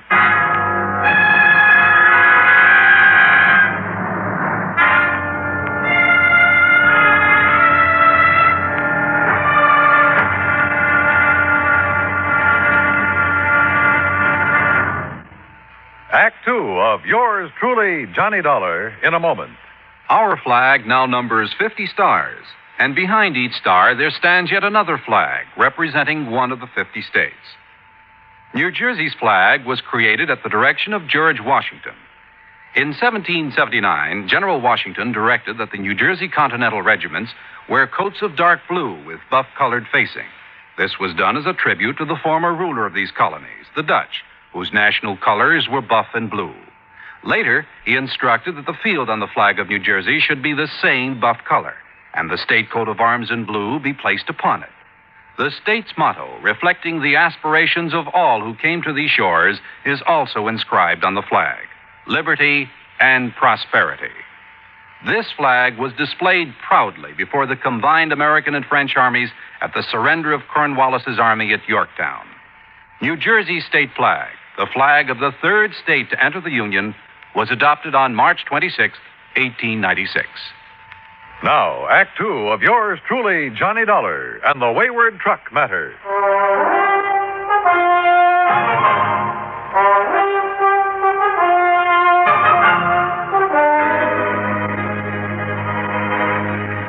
Missing.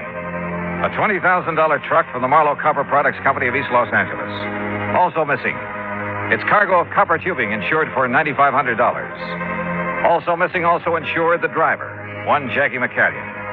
And when I found a big, ugly-looking character going through Jackie's furnished room, I jumped him. And who does it turn out to be? That's right, Jackie McCallion. Boy, I'll say this, buddy. You're sure handy with your dukes for a skinny guy. Hey, who are you, anyway? Johnny Dollar, insurance investigator. And look, I'm sorry I must jump, Jackie. Insurance what? Well, I came here to find out what happened to you and that truckload of copper tubing that never got to Belden Aviation over in Victorville. What are you talking about? Of course it didn't. Of course not. Well, why? Because the shipment was called off, that's why. What? Well, sure. It was supposed to go out Wednesday night, right after midnight. And it did. At least it left the warehouse. Oh, that's where you're wrong. Because me and Betsy, we was going to take it. Betsy? Yeah, Betsy. You know, my truck. Only the order got canceled out. Who says so? The office. Who at the office? Well, how shall I know? All I know is I was here in my room getting ready to go over and pick up Betsy and the tubing. And the phone rung, and a girl from the office says the shipment is canceled out. What girl? Do you know? I don't know. Some girl says she was in the office or so. You know, one of the girls, like they always giving out the orders, you know. And she told me the boss says on account of there ain't no more trips for me this week, I can start my vacation right away instead of next week. But you don't know which girl in the office told you that. I told you, I don't know. I told her, tell Mr. Marlowe thanks, that's all. Why? Didn't she tell him? Where have you been since Wednesday night? Oh, down in San Diego, staying at my sister's and doing some yellowtail fishing while I was there. You know, out around San Clemente Island. Boy, they pulling in the big ones. Yeah, I'm sure they are. There was one guy on our party boat that... Hey, wait a minute. What do you mean the shipment went out? Just that. On schedule. A little after midnight But on that girl Wednesday. told me... And it hasn't been heard of since. You mean it went out in my truck? In Betsy? Who took it? According to everything we know, you. Oh, no, sir. By midnight Wednesday, I was halfway to San Diego in my car. Look, you ask my sister down there. I got there before 1 a.m. Call her up and ask her. Go ahead, call her. You're sure of that? Oh, sure, I'm sure. And if some dirty guy took my Betsy out, I'll kill him. Don't nobody ride Betsy but me. Well, what were you doing when I came in here? Packing those bags in such a hurry. What for? My vacation. What's the matter? Don't you hear good? Hey, well, look, mister. If somebody took my truck out... Okay, Jackie, okay, calm down and come along with me. Where? We're going back to Marlowe Copper Products to talk with a couple of people. Maybe do a showdown.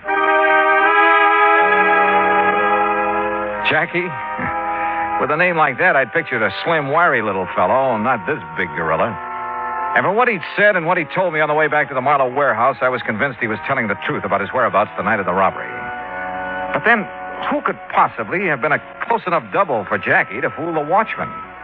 Or had the watchman been trying to fool me and the police? And why? Or could Marlowe himself have somehow contrived to... But again, why? And if Marlowe was up to something, well, he'd have been smart enough to put or at least keep Jackie out of the way. Honest $1, did you find it? Jackie. Hi, boss. Hey, what's going on around Jackie, here? thank heaven, boy, you're all right. Oh, sure I'm all right. We thought you'd been killed or something. Oh, me killed? Where'd you find him, Dollar? Where's the truck? Hey, boss, that's what I've been trying to find out. Only all this guy here does is ask me questions. Well, the important thing is you're all right. I didn't tell you this before, Dollar, but Jackie's as much a part of this business as I am. Ah, come on. You started out with me in the beginning when I didn't have a penny to my name. Worked 7 days a week, night and day, helping me build up this business. And you've kept him just a truck driver? What do you mean, just kept me a truck driver? That's the way I like it. Oh. Yeah, even the big retirement he made for me. I don't want that. I just want to keep on driving the truck, just like I am, and maybe go fishing now and then. That's what I like, and I'm happy. Thank God you're still all right. Hey, but what about Bessie? Yes, Dollar, what about the truck? Any ideas, any leads? Mr. Marlowe, I want to talk to that night watchman of yours again. Oh, Willie? That's right. Let's just hope he hasn't skipped town. Skipped town? Would you see if you can locate him and get him down here? Well, of course. You think he was involved in the hijack operation? Well, let's get him in here, if we can, and we'll see.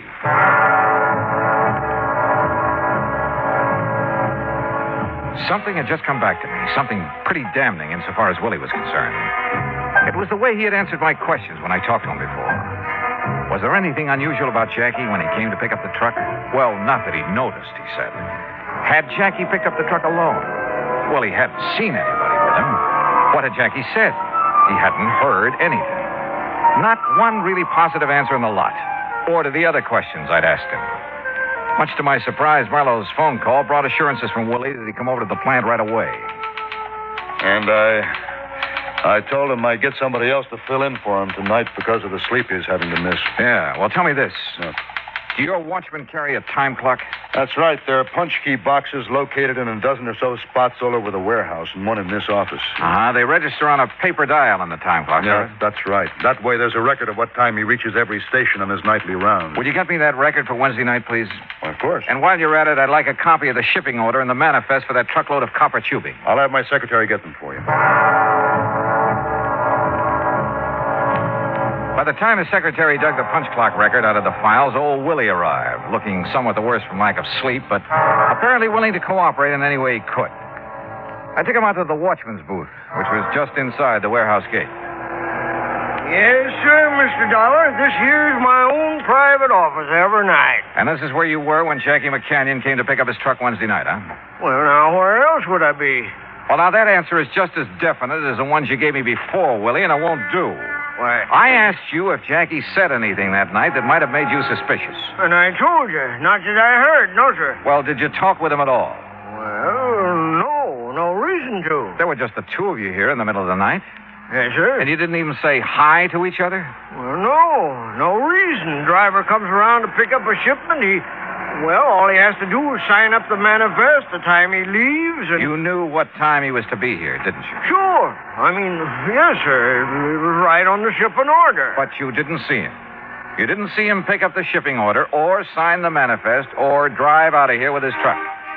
Knowing he was coming, you left the gate open for him. Or knowing somebody was coming. That's against the rules, mister, leaving the gate. You weren't here when that truck went out. I didn't say that. No. So far you haven't said anything. You've just given a lot of evasive answers to all my questions. All right. Now, if you were here, you were partner to the hijacking operation. No, sir. You'd have had to be. Because Jackie McCallion didn't pick up his truck that night, as you'd have us believe. If you were here at the gate, that is. And that's something we'll find out right now. Here. Say, that's out of my time clock. That's right. And it's dated the night of May 22nd and 23rd. That's the night? Yes. Now, where's Station 1? Why, that's right there on the gate there.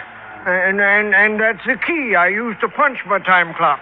Every single night, right on schedule. And I don't know what you're getting at, young fella. All right. Just listen to me and answer my questions. Station number 1 was punched at 11:41. If that's what it says, that's what it was. Now, where's number 2? Well? Look, I don't like the way... Where is number 2?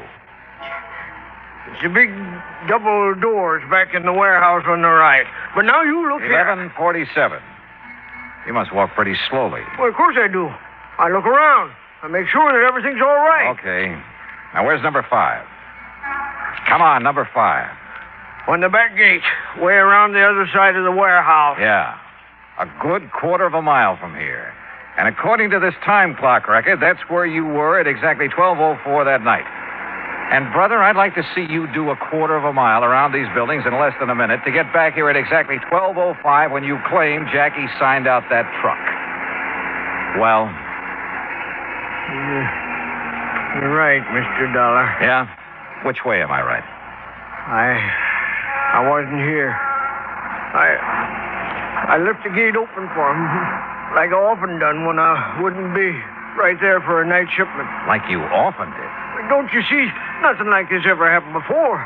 And when I seen his name on the manifest, I knowed that You weren't here when the truck went out, so you don't know a thing. I thought Jackie took it because I left the catch on the main gate so it looked like it was locked. You ever done that before? Well, not for Jackie.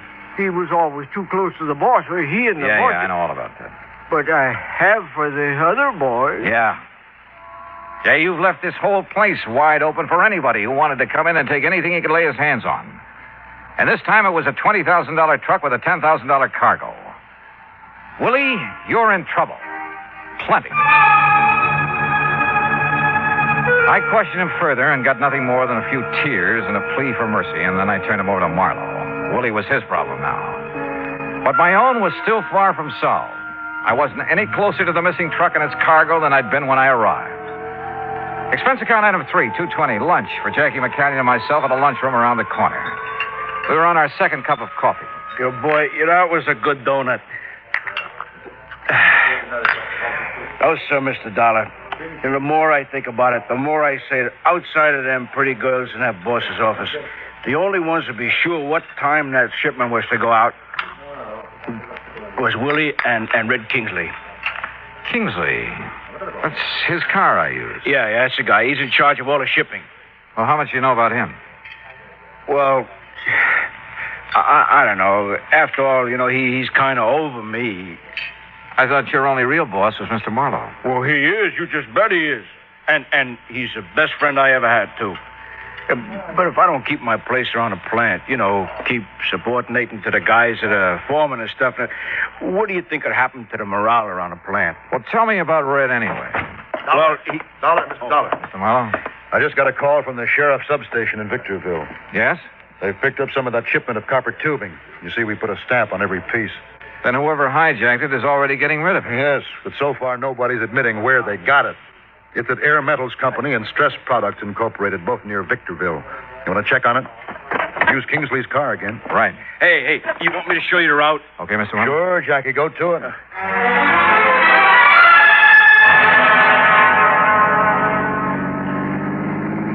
And believe me, we went. I don't know whether the police along the route have been alerted to let us by or not, but we earned more than one speeding ticket before we hit the cutoff around Victorville. The cutoff that would take us on past Edwards Air Force Base where the plants we were looking for were located. All along the way, Jackie had carefully scrutinized every truck we passed, going in either direction. No. Same make and model, but she ain't Betsy. Oh, Jackie, don't you realize that truck of yours is no doubt thoroughly disguised by now?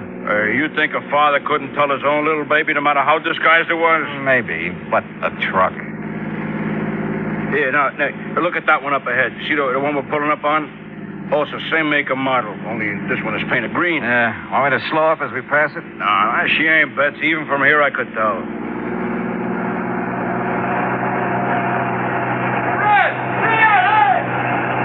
What did he say? Oh, I didn't quite... Hey, wait a minute. That's Betsy. You sure? That paint job looks pretty old. That's Betsy, I know by her sound. You stop and block her off.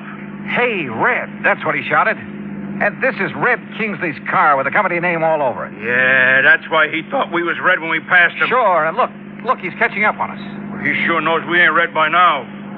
Hey, look out! He's gonna pile into us. He's gonna ram us. Holy, hang on!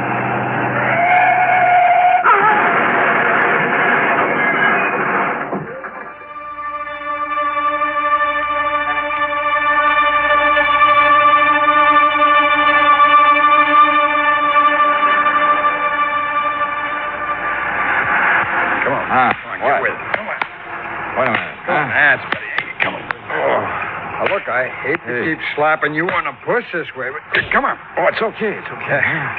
All right? I'm okay. Hey, your pal's up the road with that other truck. That's the sheriff's car. Up there where a couple of 1,000 miles of copper pipe spread all over the countryside. Oh, yeah. I edged him off the highway and he flipped over. Well, why did you do that? Why?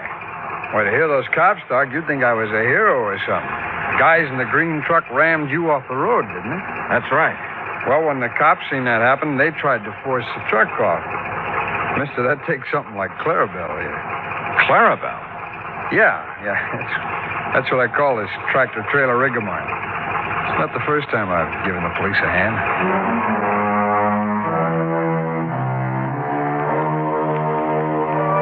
Yeah? They've given a lot of people a hand, those boys who drive the big interstate trucks and trailers. They're a pretty fine bunch to have on the road. Well, I guess it's pretty obvious that Red Kingsley and Marlowe's shipping department was back at the hijacking operation. The two who were aboard the stolen truck turned state's evidence and sang plenty, and the courts will take care of them. Expense account total, including air transportation and incidentals back to Hartford, $50105. Yours truly, Johnny Dollar.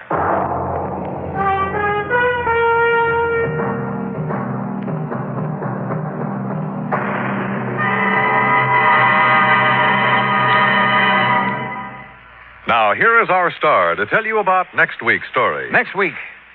Well, if you think a sudden case of complete amnesia is any fun, you're wrong. Because it happened to me. Join us, won't you? Yours truly, Johnny Dollar.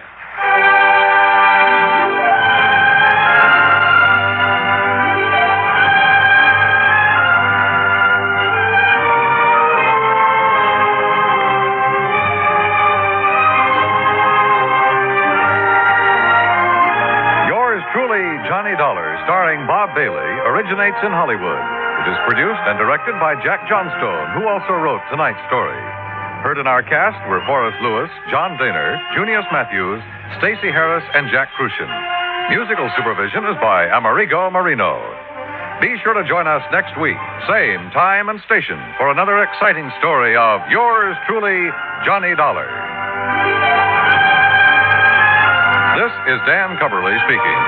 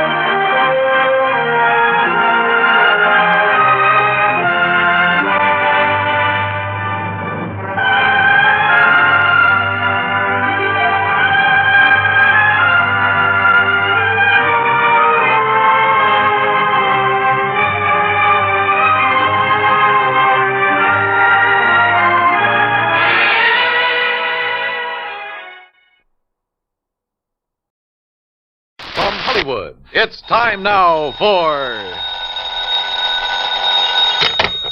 Johnny Dollar. Crutcher, Mr. Dollar. Lester Crutcher at Continental Insurance Company. Oh, how are you, Mr. Crutcher? Tell me, are you familiar with the Priest Expedition collection? Priest Expedition? Some of the relics, artifacts of considerable archaeological import that were excavated from the ruins of the city of Ur in the valley of the Euphrates. What? Findings from the temple erected to the god Baal, which proved of such historical value to students of the ancient Babylonian civilization. You know. Yeah, I certainly don't know.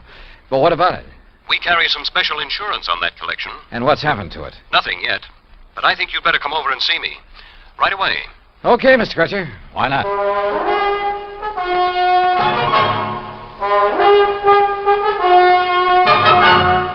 Bob Bailey in the exciting adventures of the man with the action-packed expense account.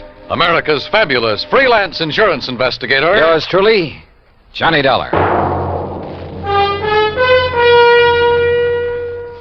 And now, Act One of yours truly, Johnny Dollar.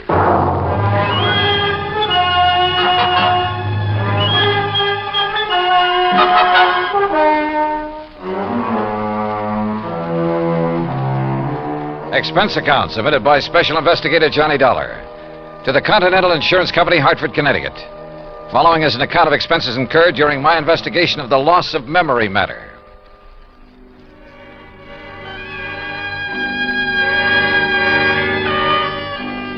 Ancient Babylonia, Crutcher had said. So on the way down to his office, I stopped off at the library for a good look at the encyclopedia. And I learned that what was once Babylonia is now a part of the country of Iraq, one of the hot spots in the Middle East. Good. There might be some action, even international intrigue. On a map, I found the location of the long-forgotten city of Ur. The confluence of the Tigris and Euphrates River near the Persian Gulf was where it was. Romantic names, all of them.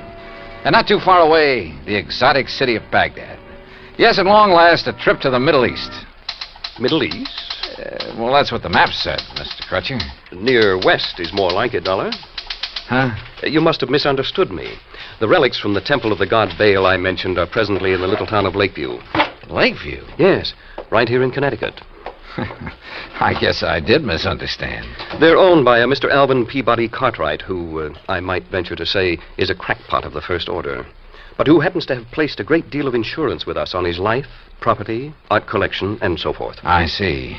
You mentioned a priest's expedition collection. Of rare scrolls and tablets, principally, taken from excavations along the bank of the Euphrates River. Some of them over 4,000 years old, all of them of great historical and archaeological value. Here, this is a relatively unimportant piece that Mr. Cartwright gave to me some years ago. Well, what is it? What does it look like? Well, like a tiny sort of sofa pillow. Only it's made out of dried mud or some... Hey, wait a minute. There are a lot of tiny marks on it. Hieroglyphics, Dollar. Those are a perfect example of the cuneiform writing that was used by the ancients. Oh, what's it say? Has anybody deciphered it? It's a receipt for 24 fat sheep, 12 oxen, and 12 goats that were taken to the temple for sacrifice to the great god Baal. Well, how about that? Does the whole collection consist of stuff like this? Yes, and of priceless scrolls made of papyrus and leather. You've heard of the Dead Sea Scrolls? Oh, yeah, sure. That throw so much light on biblical times. Yeah, they've had a lot of publicity in time and life and so on. Yes. Those in the priest collection cover much of the history of the Canaanites and Phoenicians. And you've insured the collection? It's this way.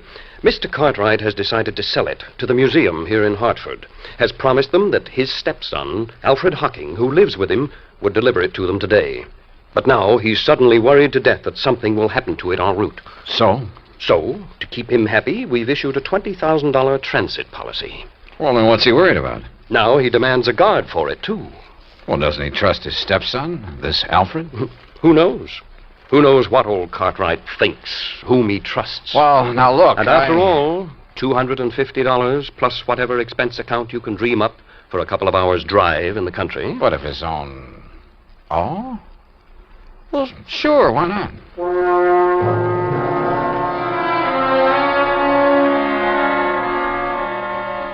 Expense account item 2, $50 deposit on a rental car in which I promptly headed north and west on Highway 44.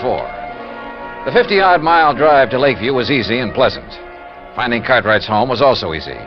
It sat prominently atop a hill on the outskirts of the little town with perhaps 2 acres of ground around it. All of it looking worth a lot of money, yet rather seedy and run down. Alvin Peabody Cartwright himself greeted me at the door. I take it you're Mr. Dollar. That's right. Mr. Cartwright? Let me see your credentials. Oh, well, yeah, sure. All right, here you are. Yes, all right, you can come in. This way, in my study. Right here. And there, Mr. Dollar, is the box containing the Babylonian relics. That one carton is all that's to be delivered to the museum in Hartford? That's all. Young man, the contents of that sealed carton are worth $21,000, and it's sealed, you understand, so that neither you nor that worthless stepson of mine can get your hands on any part of it. Alfred, this is Mr. Dollar. Alfred Hockey. Hi, Dollar. Oh, I'm sorry I didn't see you sitting back there. Yeah. Now let me finish this phone call that you interrupted. You still there, Mr. Waring? All right, now. Huh? Yes, he finally got here. Dollar's his name. That's right. Shall I sit down? Yeah, sure. Well, just you be sure he identifies himself. Yes, and that he's accompanied by my stupid stepson, whose name's Alfred Hocking. Now, if only one of them appears, or if the seals on the carton are broken, you're not to accept it. Make him bring it back to me in a... No. Call the police. Yes, that's what I said. Call the police. Otherwise, give the money to Mr. Dollar. Not to that half-wit stepson of mine. I don't trust him. Now, they'll leave here shortly, and I know it's late, but Waring, just make sure that you're there waiting for them with the money. Goodbye.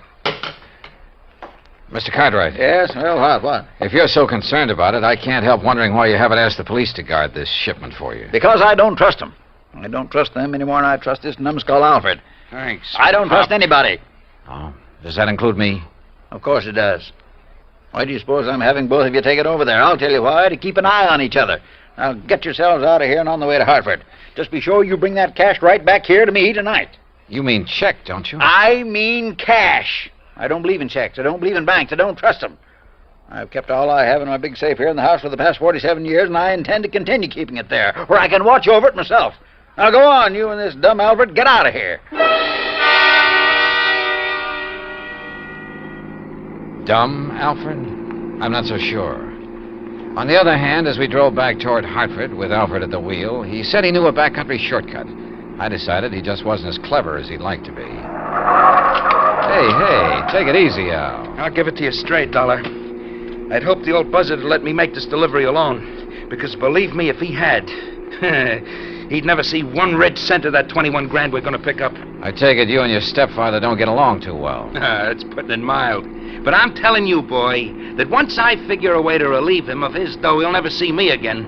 $21,000. Boy, that would get me so far away from here, I tell you... You, been living with him long? All my life. The crazy old Scrooge has never let me have any money of my own. And me, I got a right to blow myself, have a little fun, as much as anybody. Well, maybe he thinks you ought to work for it. Hey, now, you better slow down, Al. Work, did you say? When he's got more than he'll ever be able to use stashed away in that old safe in the cellar? Why should I have to work? Hey, I said take it easy, Al. Why don't those trucks stay off those back country roads? Oh, now, Al. Why should I work when all I need to do is to get my hands on some of that pile he's got in the safe and I can live like a king? He'll never spend it, and he'll never leave it to me when he kicks off. That's why I haven't knocked him off myself, but believe me, Al, look, just stop this crate and let me take the wheel. Yeah, why? Oh, with all your ranting and raving, you're all over the road. Sure, okay. Sure, you can drive. Well, stop. Sure, I'll stop.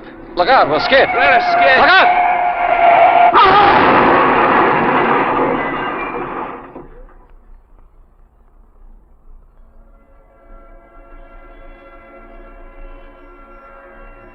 There was a long period of deep, dull blackness, without sound, without feeling. And then, slowly, hazily, the light came back, but it wasn't clear. Everything seemed very confusing, very vague. I was conscious of a terrible throbbing in my head, and then it slowly passed, leaving only a dull ache The strange and helpless feeling of not knowing who or what or where I was. Until the shadow of a man rose from the ground beside me.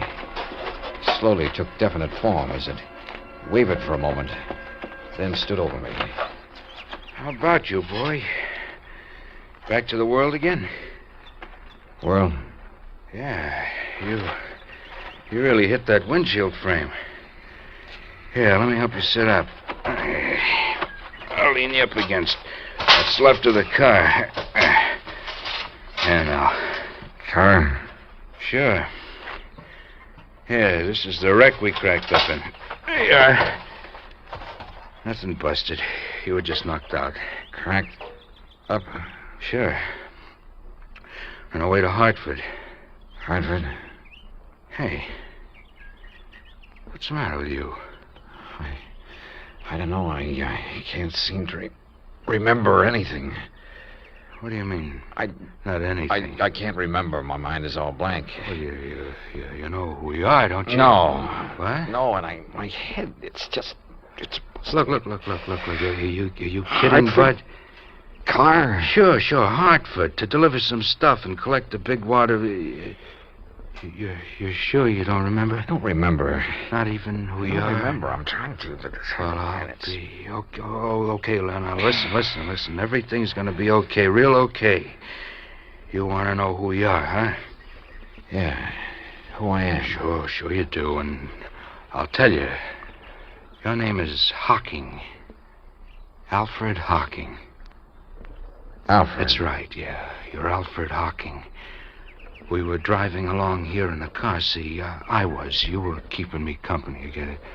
Yeah, I guess so. Sure you do, sure. You see, I have to deliver some stuff in Hartford. It's in this box here in the car. There, you see it? Box? Oh, yeah. Yeah, you just came along for the ride. The ride to Hartford, see? Oh. Yeah, and after I deliver this stuff and pick up make a little pickup, that is, why, then you and me will part and go our merry ways, you see? I don't know, I guess so. Sure you do, sure I do. You feel better now, huh? Yeah, much. If only my head would clear. If only I could remember something, anything. Look, you're gonna be okay. Al? I'm Al.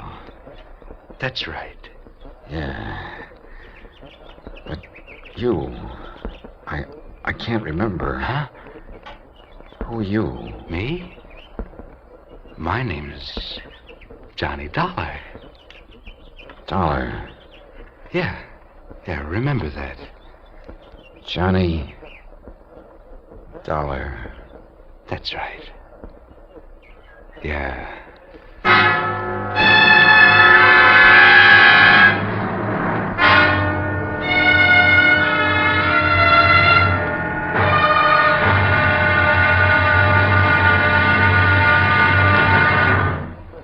Act two of yours truly, Johnny Dollar, in a moment. We sometimes wonder, what is the life of a human being really worth? Not too much? Or maybe a great deal? Does it depend on whose life it is? Whatever the answer, one thing is certain. Fred Hargesheimer, since World War II, has felt that his life is worth quite a lot of gratitude. During the war in the Pacific, about June of 1943, Lieutenant Hargesheimer had his P-38 fighter plane shot out of the sky. Badly wounded, he bailed out over a tiny island, New Britain. It looked pretty small from where he hit the silk, but he found it much bigger when he hit the ground. It was bigger, and in complete control of the enemy. But Hargesheimer was lucky. After a month of lonely hiding, he was found by a group of friendly natives from the village of Nantambu.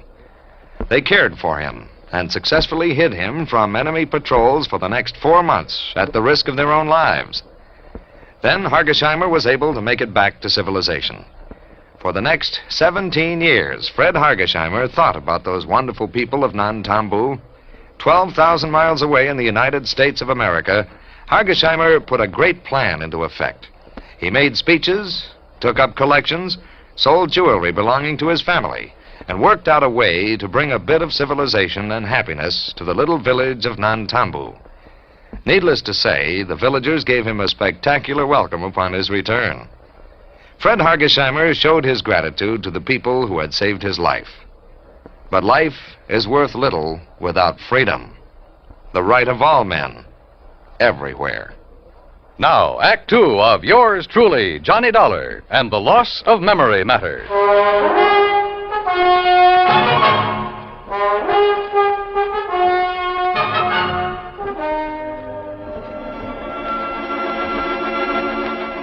Amnesia. Sudden, complete amnesia. And all the feeling of utter helplessness that goes with it. The man who was with me told me the crack up of our car on the way to a place he called Hartford. Hartford meant nothing to me. Nor did I recognize anything in the countryside or the road where we sat waiting, hoping someone would pick us up. Names, places, I remembered nothing. Not even who I was, or who the man with me was. That's right. Dollar. I'm Johnny Dollar. I see. And your name is Hocking. Alfred Hocking. Hocking. Yeah. Yeah, you're feeling better, aren't you? Yeah, I think so. Well, look in the pocket of your coat. Pocket? Oh, isn't there a billfold there? Yeah, open it up. Yeah, here it is. Yeah, there's a name in it? Sure, see? Alfred P. Hocking. That's right, that's you. And I'm Johnny Dollar. Just remember that and everything will be all right. Now, why don't some truck come along and pick us up, or a car? What are we doing out here, Johnny? You see this box? Well, I've got orders to deliver it to the museum in Hartford. Museum, huh? What's in it? No, just some old relics. Then I'll collect the money for it, and that'll be that. You can be on your merry way, okay? Yeah. Yeah, I guess so. Sure. But how come I'm going with you, Johnny? Why, you live in Hartford, see? Oh, I see. You didn't even know that. You still don't remember anything. Only what's happened since I woke up here. Look now. Yeah? Why don't you take me home first, if we can get a ride, that is, and maybe if I rest, I'll feel better. No. Maybe my mind will clear up. No, first the museum. But, Johnny... All right, listen. The crazy old coot I'm delivering this stuff for, well, he phoned ahead that there'd be two of us, see, so you've got to come along to the museum. Museum? Yeah, the museum, the one in Hartford, like I told you. Oh, yes, Hartford. But once I get the money for it, I'll take care of you. Yeah, I'll take care of you.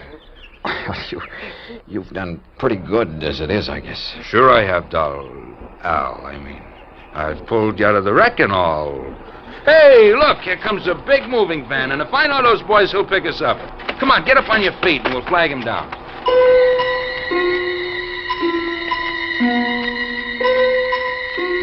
The helpful driver of the big cross-country truck picked us up and was all for getting me to a hospital before anything else.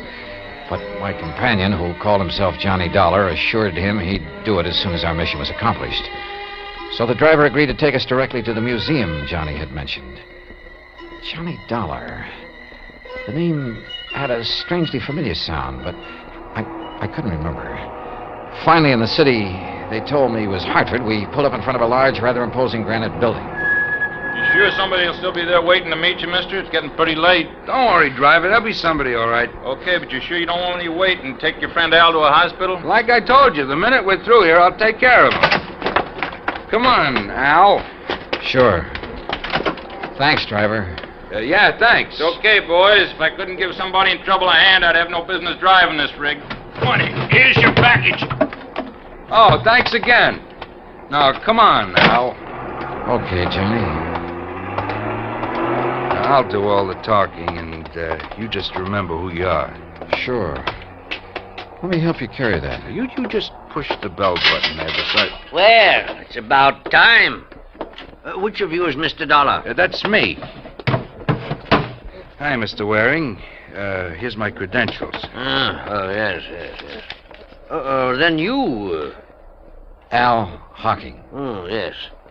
Just as Mr. Cartwright said on the phone. But what happened to you? I had a little car accident on the way. Oh, yes. Are you feeling all right, Mr. Hawking? Well, my... Oh, sure. I'm going to take care of him as soon as we leave here. So, if you don't mind, you've got something for me, haven't you? Yeah, of course. Seals are still intact. Sure are, in spite of the accident. Oh, very well. If you'll step inside, I'll give you the money. Good. Come on. Al. I must confess my bewildered mind was somewhat puzzled by what happened next. Mr. Waring opened a small wall safe and handed my companion a package. From it, he extracted and counted almost greedily $21,000. He signed a receipt, accepted a receipt for the packet of bills. Then we left the museum and hailed a taxi. Hey, buddy, you know a drive-your-own-car place that's still open? Sure do. Then take us there, and there's an extra fin for you if you step on it. Right you are. Johnny, can't the cabbie take me home first? I said I'd take care of you, didn't I? All right, now, don't ask any questions. We haven't got time. Maybe I had lost all memory. Maybe my mind was befuddled, confused. The pain in my head nearly driving me out of whatever sanity I'd retained. Nonetheless, I had a strange feeling that things weren't what they should be. Still, my friend, this Johnny Dollar who'd saved me from the wrecked car...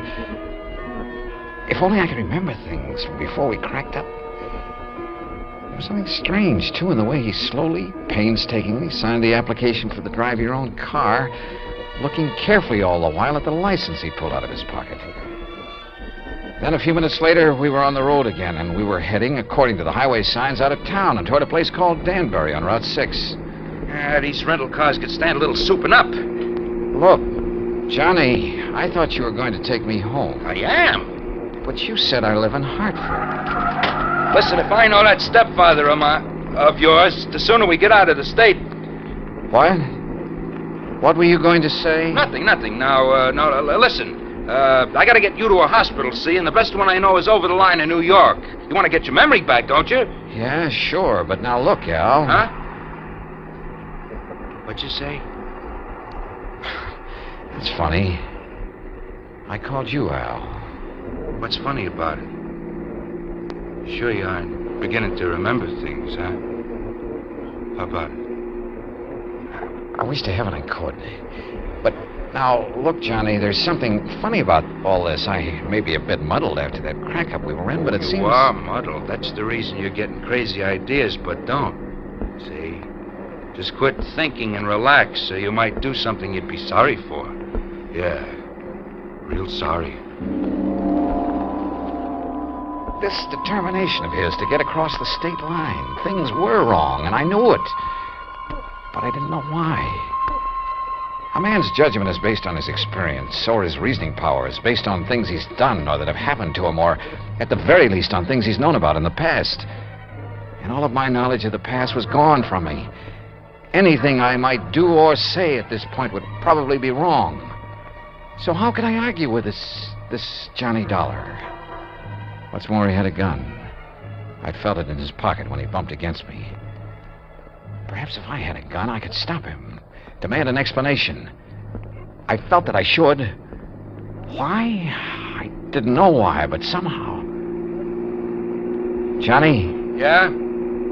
Why are you so anxious to get into another state? I told you to get you to a hospital. Now shut up. Oh, listen to me. Don't ask questions. Just leave everything to me. Well, why is driving all this distance, 50 or 60 miles now, better than if you'd taken me to a hospital or doctor back in Hartford? I told you to stop asking questions. Yeah. Johnny, why do you carry a gun? Why shouldn't I? Don't worry about it. Are you supposed to? Sure. I got a permit, so forget it. Let me see it. Hey, what is this?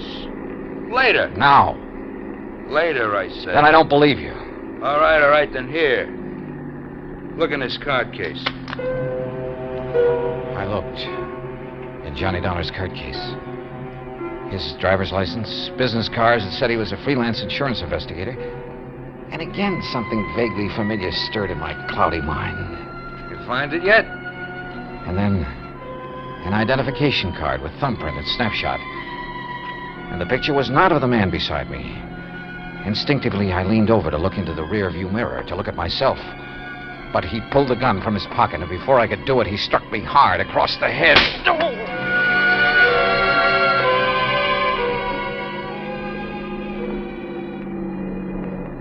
All right now, Al. We're gonna stop. You hear me, Al? Yeah.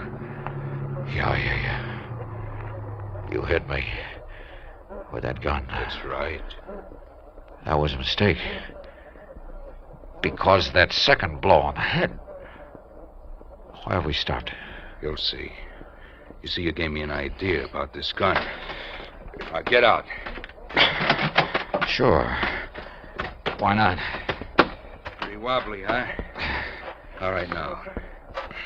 Look down over the side of the road there. What about it?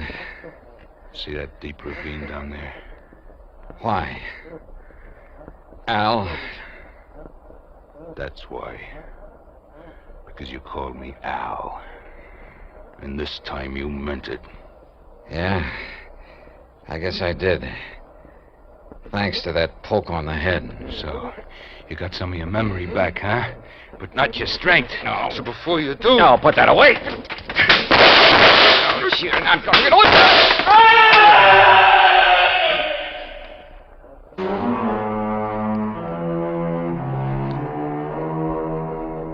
Expense account total so far, $95 even, including doctor bills.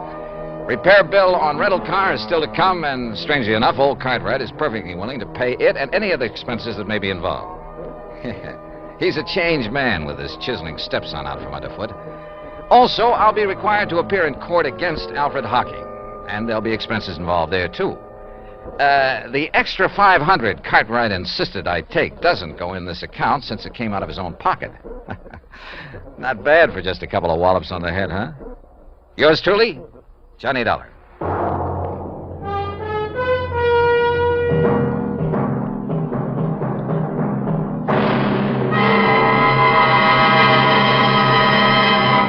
Now, here is our star to tell you about next week's story. Next week? Well, it's another case of mistaken identity, but believe me, a completely different affair. Join us, won't you? Yours truly, Johnny Dollar. Yours truly, Johnny Dollar, starring Bob Bailey, originates in Hollywood. It is produced and directed by Jack Johnstone, who also wrote tonight's story. Heard in our cast were Les Tremaine, Parley Bear, Joseph Kearns, Barney Phillips, Tom Henley, and Shepard Menken. Musical supervision is by Amerigo Marino.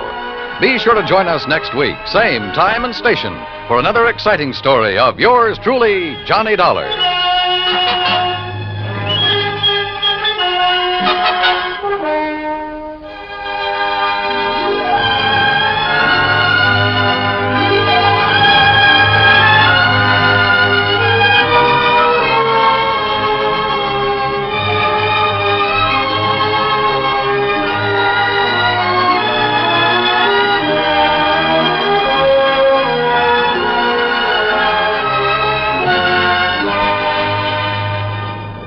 This is the United States Armed Forces Radio and Television Service.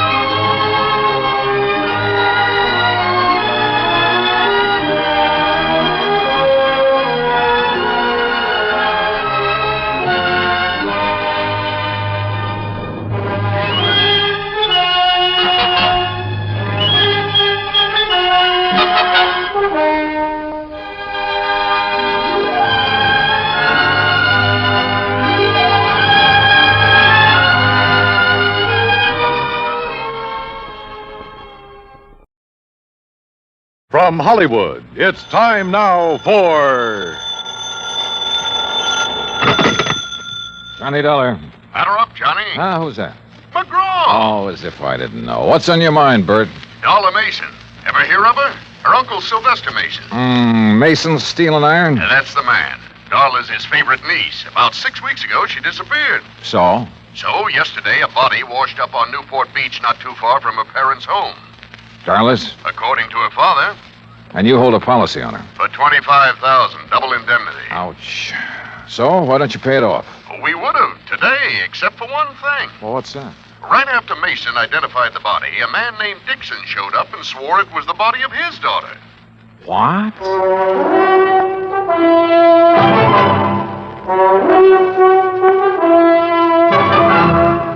Bob Bailey in the exciting adventures of the man with the action-packed expense account.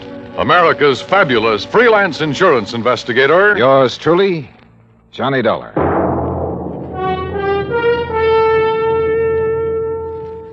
And now, Act One of yours truly, Johnny Dollar.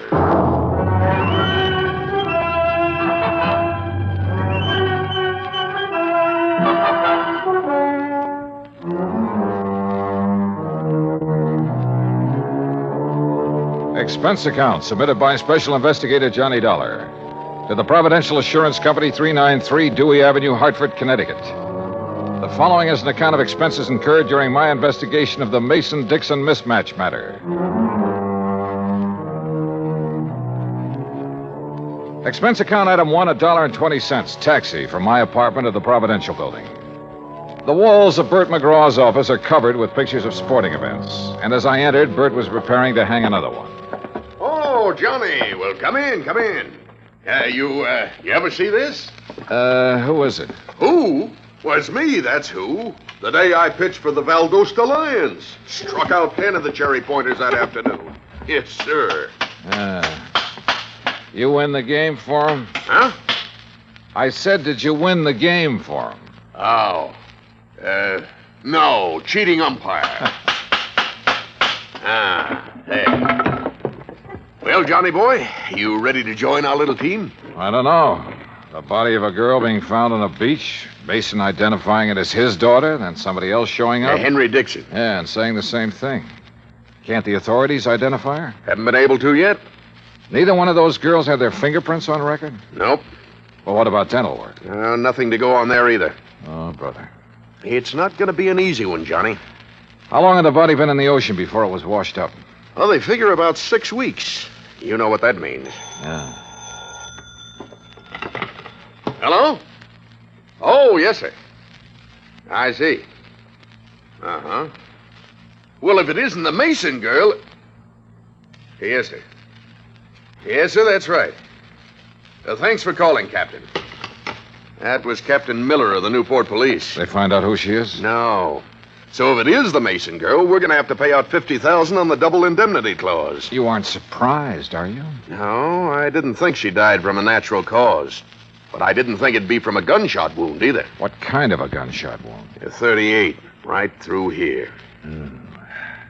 How old did you say the Mason girl was, Bert? Oh, around 20. Dixon girl, too. Both of them pretty, full of life. At least they were. When did the Mason girl disappear? Oh, about 6 weeks ago. And the Dixon girl? Well, she's been missing about 3 months. Well, one of them's still alive. I'll try to find her. Bert gave me all the information he had on both the Mason and the Dixon families. I took a cab back to my apartment. That's expense account item 2. Item 3, $18.10 transportation, Hartford to Newport, Rhode Island. After checking in at the Ogden Hotel, I called Darla Mason's father, rented a car, and drove out to the Mason home on the beach.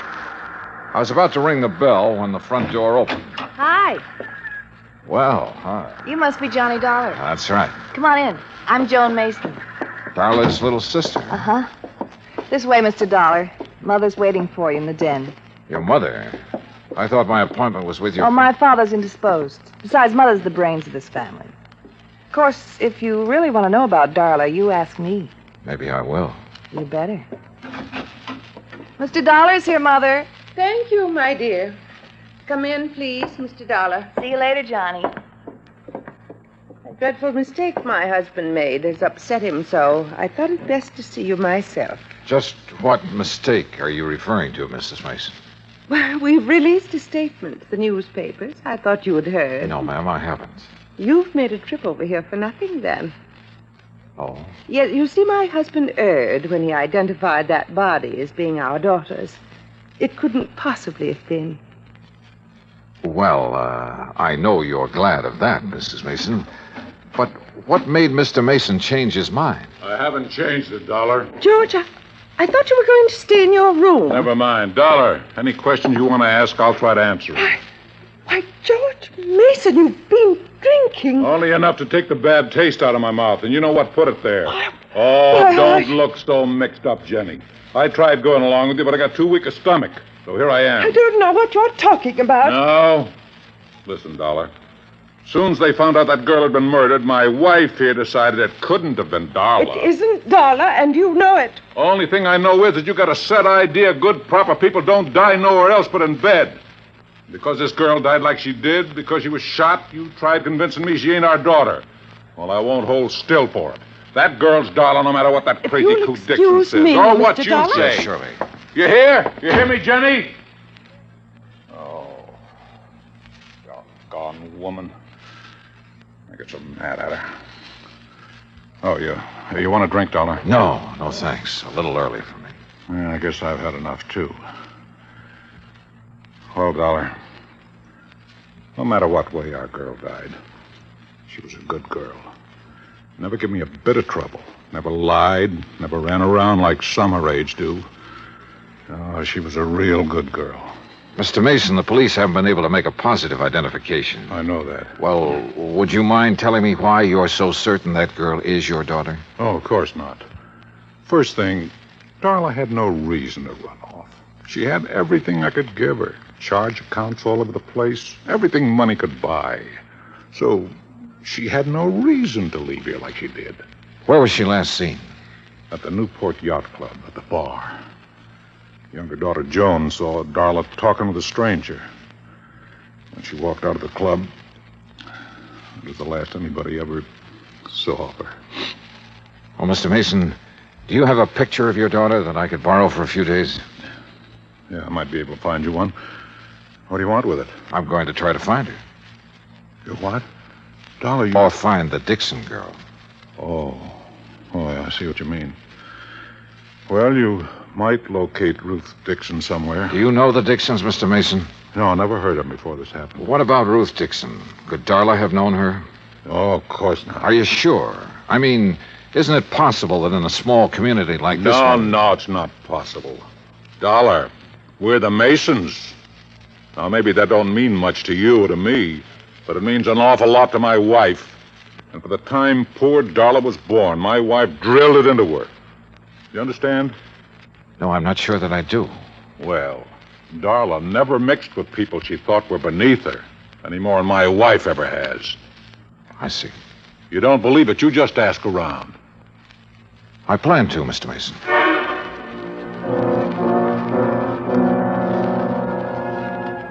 Mason found a small snapshot of his daughter. I took it and drove back to town. Expense account item 4, 10 cents, one phone call to Henry Dixon. 20 minutes later, I walked through the knee-high weeds that surrounded the Dixon home. Standing on the front porch waiting for me was a tall, thin man. Afternoon. Mr. Dollar? Yes, that's right. Well, I'm glad to know you. Sit down. It's such a nice day, I thought we could talk out here on the porch. Fine with me. Dollar. Yeah? Look, this whole thing hasn't been easy on my wife. Now, I've spent all day convincing her that I was mistaken, that the girl found on the beach isn't our daughter. You really believe that? Oh, I do, and so does my wife. And for the first time in days, she's almost her old self again. Henry? Oh, on the porch, Lucille. Mr. Dollar's here. Oh, my. It's a beautiful day, isn't it? Oh, Lucille, this is Mr. Dollar. Oh, pleased to meet you, sir. Thank you, Mrs. Dixon. Well, sit down, Mr. Dollar. Just anywhere. Oh, Henry built these chairs himself. I wanted to put them in the house, but Ruth, she just wouldn't have it. Yes, Mr. Dollar. I'm not at all sure why you want to see us. Ruth wasn't insured. We never could afford to take out a policy on her. Well, we did once for her college fund. You remember, Henry? Yes, but when I was forced to slow down, we had to cash it in. All except about $1,000, that is. Back in St. Louis, my husband was a school teacher, Mr. Dollar. A fine one. But the doctors made him give it up because of his heart. Oh, I see. How long have you folks lived in Newport? 5 years and 4 months. Mrs. Dixon, I imagine you remember just about everything that happened the day Ruth disappeared, don't you? Oh, my, yes. Well, did your daughter seem to be upset or emotionally disturbed in any way? No more than usual. Well, Ruth was spoiled, Mr. Dollar.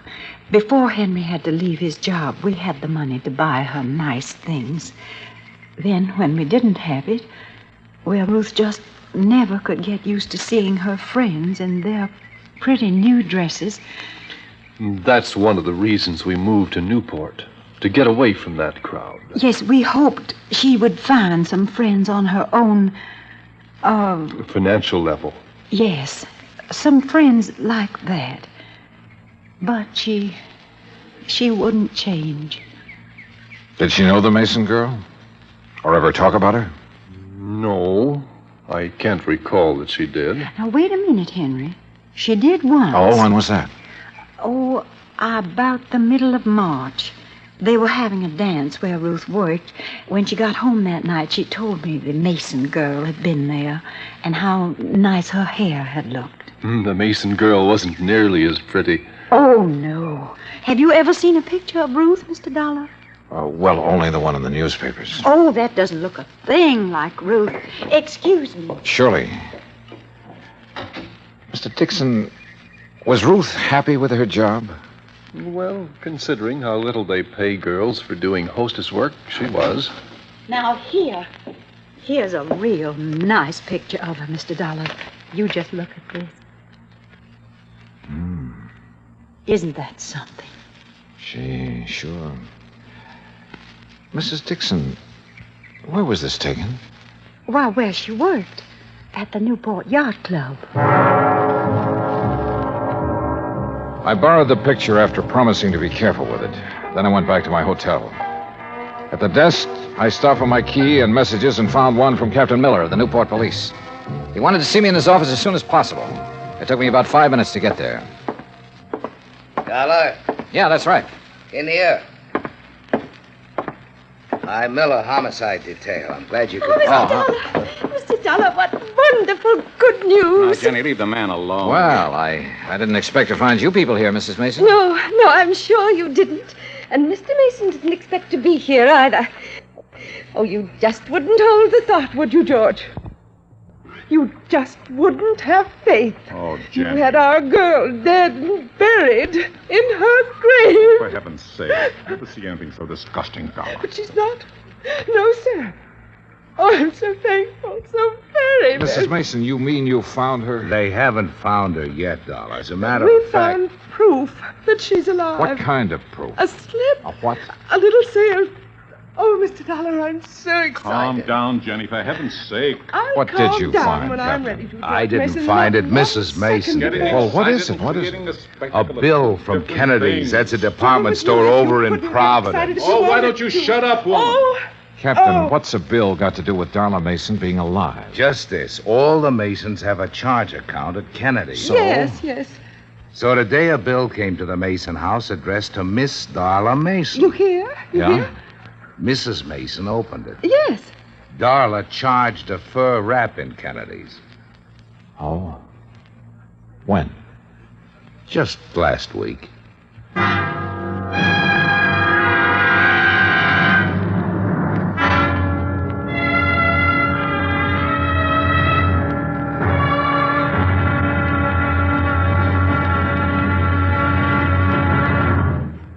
Act two of yours truly, Johnny Dollar, in a moment. We often hear about people shooting the bull or throwing the bull. We often do it ourselves on occasion. But here's a story about a bull that threw the man instead of the other way around. When Air Force veterinarian Captain Tony Kamalacher was stationed in the Azores, He was asked by a Portuguese veterinarian to diagnose the wound of a young and promising bull that had been gored by another bull. It came from a long line of famous corrida bulls and was considered very valuable. But Captain Kamalocker's diagnosis was not favorable. An operation was needed, and there were no facilities for such a thing. Just the young captain's bag of surgical instruments, a few strong field hands to hold the animal down, and Mrs. Kamalocker, who acted as nurse. The operating table was a rocky field under a penetrating drizzle of rain. But Captain Tony Kamalocker couldn't be stopped with mere inconveniences. After giving the bull a dose of tranquilizers and a shot of local anesthetic, he proceeded with surgery. Just as the operation was completed, the bull came to life. With a mighty lurch, it leaped to its feet, throwing the field hands aside like sticks, and, for thanks, immediately charged at the surgeon. But Kamalocker escaped over a nearby stone wall. The bull recovered, and its grateful owner renamed it Kamalocker for its debut in the ring, where, Portuguese style, it is against the law to kill the bull.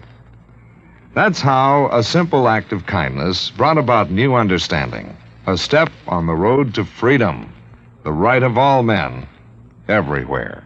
Now, Act Two of yours truly, Johnny Dollar, and the Mason-Dixon mismatch matter.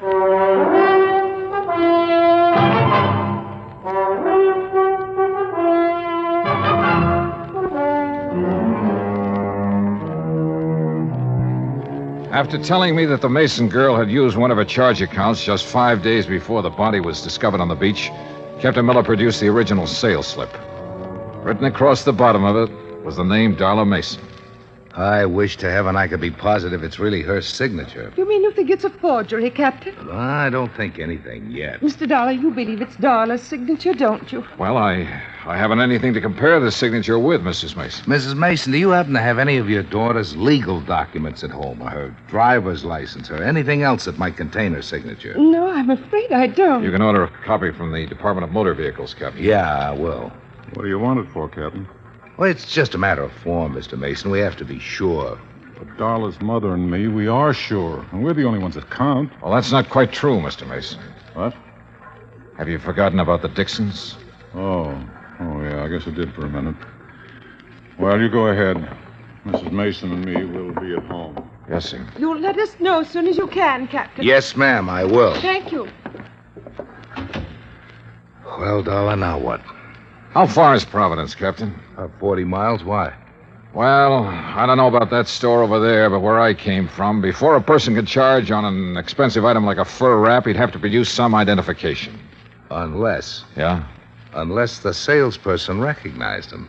Or her. What do you think? It's 3:10 now. If we hurry, we might have time to do a little shopping.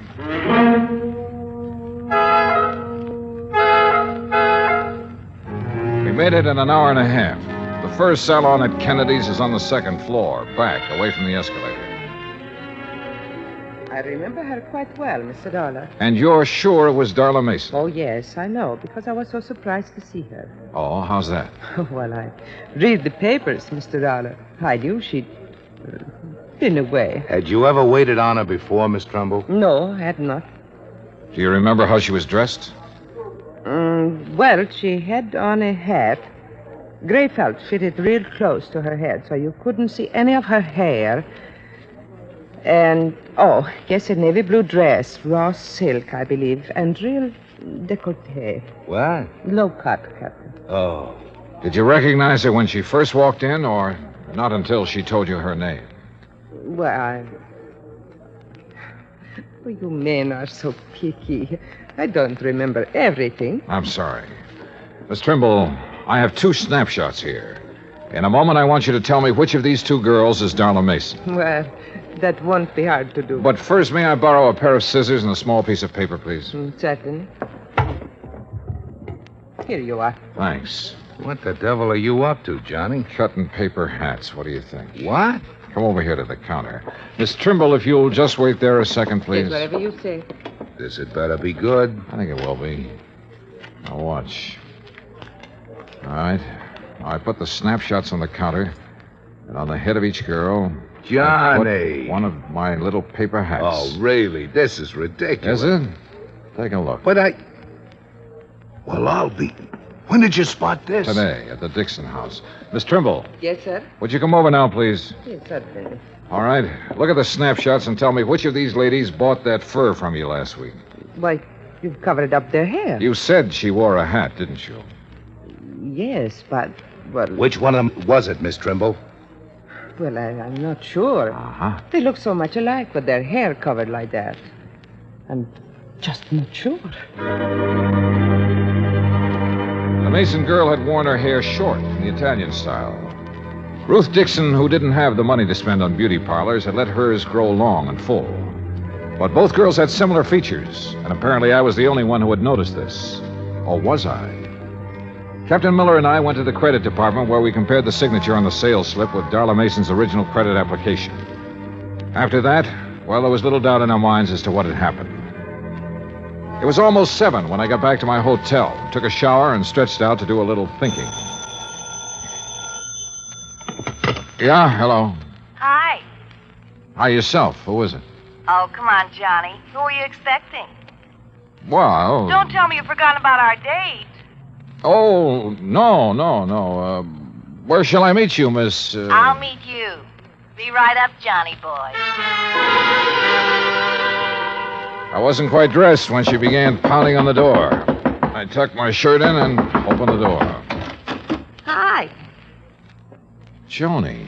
Well, who else? Well, don't look so amazed. Invite me in. Oh, sorry. Come in. That's more like it. You don't mind if I leave the door open, do you? Worried, Johnny? Oh, no. It's just that I like lots of air. You're cute. So are you for a 17-year-old. 18. But I'm quite sure you are. Now, Joni, before we go out tonight, would you mind if I ask you a couple of questions? I thought you probably would. Oh, why? Well, I'm sure everyone in Newport knows about Darla charging that for a rap. I see. What do you want to ask me, Johnny? It's about the day Darla disappeared. Yes, Well, you said she was in the bar with a stranger, right? that's right. But you and I, we both know that every stranger who enters the yacht club has to sign a guest book. Correct? Well, he's given a temporary card. With the name of the member who invited him to the club also registered in the book. You're very clever, Mr. Dollar. Why did you lie to the police and your parents, Joni? Darla's my sister. I thought maybe someday she'd do the same for me. Will you tell me who the stranger was? Or shall I go over to the yacht club and start checking their guest book? I'll tell you. Yeah? Would you mind closing that door? Tell me first. His name's Peter Hansen. Who is he? My mother can answer that. Or my father. Who is he, Joni? A tutor. My mother hired him for Darla and me. He moved into our house about 3 months ago. Of course, he didn't stay long. Where was he from? I don't really know. But I know how you can find out. Yeah? Mother hires all her help from the Castelloni Employment Agency in Providence. If anyone has his home address, they will. I started calling the Castelloni agency at 8:30 the next morning. Hansen's last known address was in Providence, and half an hour later I was headed toward the highway. It wasn't until I reached the turnpike that I noticed I was being followed by a battered blue sedan. Hansen had moved, but he'd left a forwarding address, and 3 hours and 2 addresses later, I turned down a lonely oyster shell road and stopped. Ahead of me, I could see a small beach cottage, and still behind me, the battered blue sedan.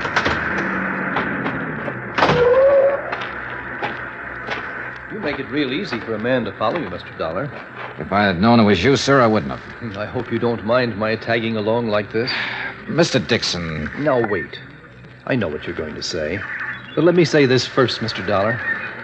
I've waited around, wondering if it was our girl you would find or the other one for so long. Well, I just couldn't anymore.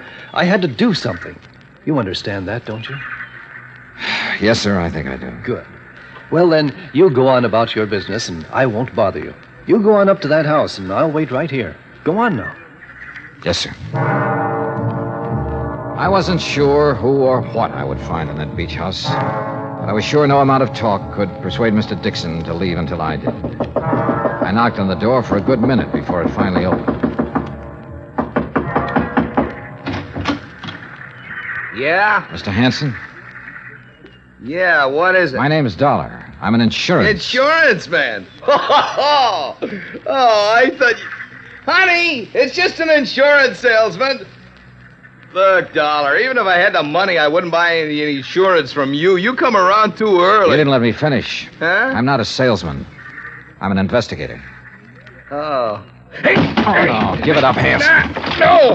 Honey! Honey! Honey, Pete, don't let him. you can't stop me, Hanson. You want to bet? Yeah. Come, Pete, come. Pete, look out!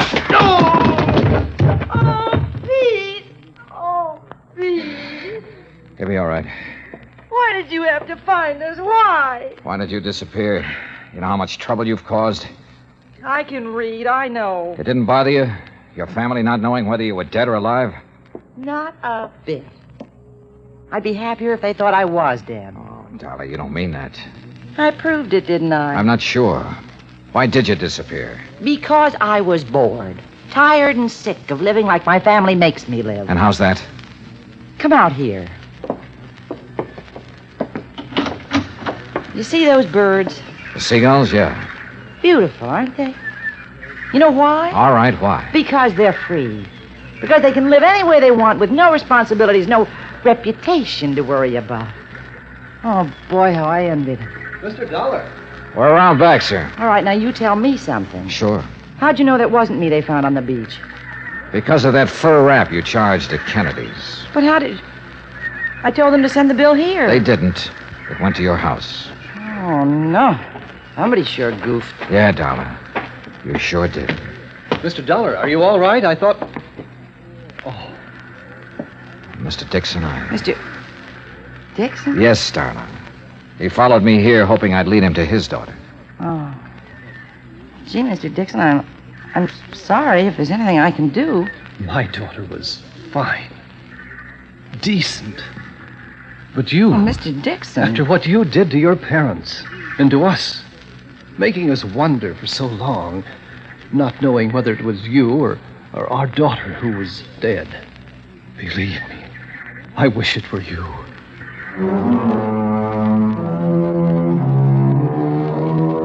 Like Bert McGraw told me a long time ago, somebody has to handle the rough ones. And for me, this was it. Henry Dixon was in no condition to drive his car, so he rode back with us. And on the way, well, Darla Mason will never forget the things he said to her. Neither will I. As for Ruth Dixon, who murdered her and why, well, that's up to the Newport police. Expense account total, including hotel bill, car rental, and transportation back to Hartford, $319 exactly. Yours truly, Johnny Dollar.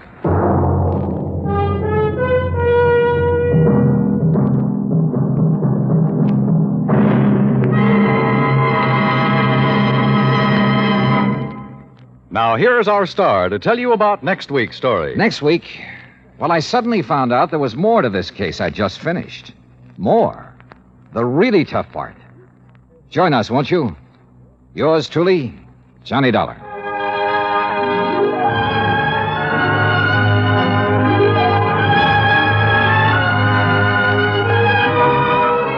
Yours truly, Johnny Dollar, starring Bob Bailey, originates in Hollywood. Written by Charles B. Smith, it is produced and directed by Jack Johnstone.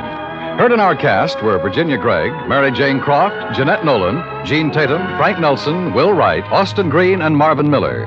Musical supervision is by Amerigo Marino. Be sure to join us next week, same time and station, for another exciting story of yours truly, Johnny Dollar.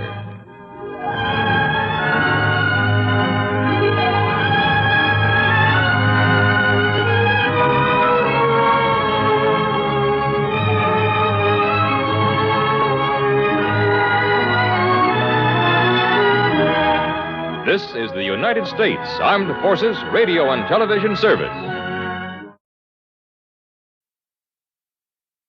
From Hollywood, it's time now for Johnny Dollar. The bases are loaded and there's nobody out. What? And you're pitching, Johnny boy. Bert McGraw. Yep, right as rhubarb. What's in your mind, Bert? You and a job you didn't finish. A job I didn't... What are you talking about? The Mason-Dixon matter, remember? Well, sure. Ruth Dixon's body was found on Newport Beach. But you didn't find out who killed her, Johnny. I figured that was a job for the police. They want to talk to you about that. And so do we. Oh? Yeah, Ruth Dixon was insured with our company. For how much?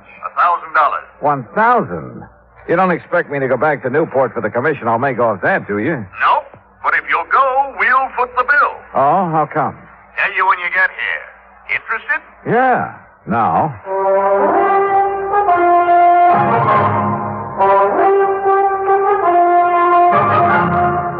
Bob Bailey in the exciting adventures of the man with the action-packed expense account.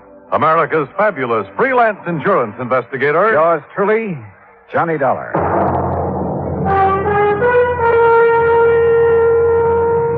And now, Act One of yours truly, Johnny Dollar.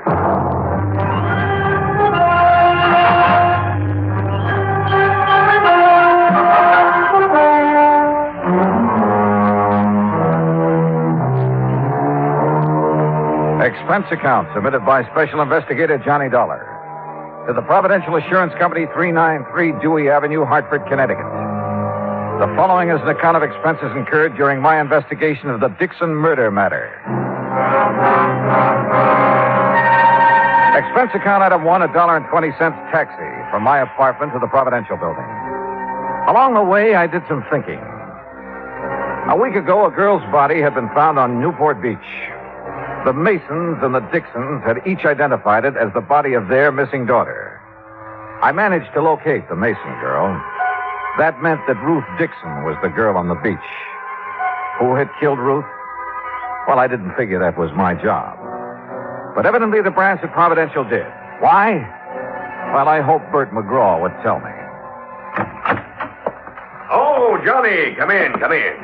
Morning, Bert. About this Dixon matter. I suppose you're wondering why I was so anxious for you to go back to Newport. Well, I am kind of curious, Bert. Well, I told you, Ruth Dixon was insured with our company. But for only $1,000, you'd save money by paying it off and forgetting it. Maybe. But it isn't that easy. Oh, why not? Because of the Newport police, for one thing. Well, what have they got to do with her insurance? Well, not a thing. But they have got plenty to do with our company and its representatives.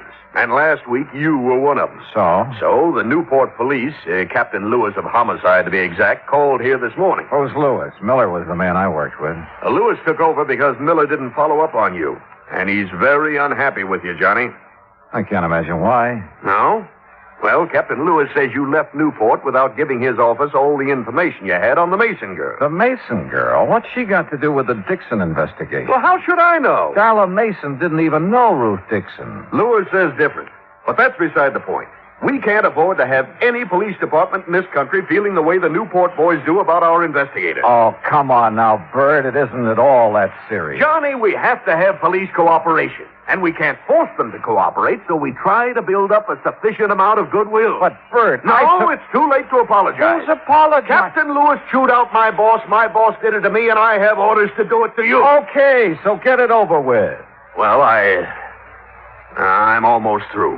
Except that no matter what it costs us, it's going to be worth it to have goodwill restored. You understand? Sure. And whatever you do in Newport, please keep Captain Lewis informed. If you stumble onto something that might lead to the Dixon girl's killer, tell Lewis about it. Okay, Bert, whatever you say. No hard feelings, Johnny. No, everything's just fine. Oh, good boy. Glad to see you understand. For an expense account like the one you're going to get, I can understand the theory of relativity.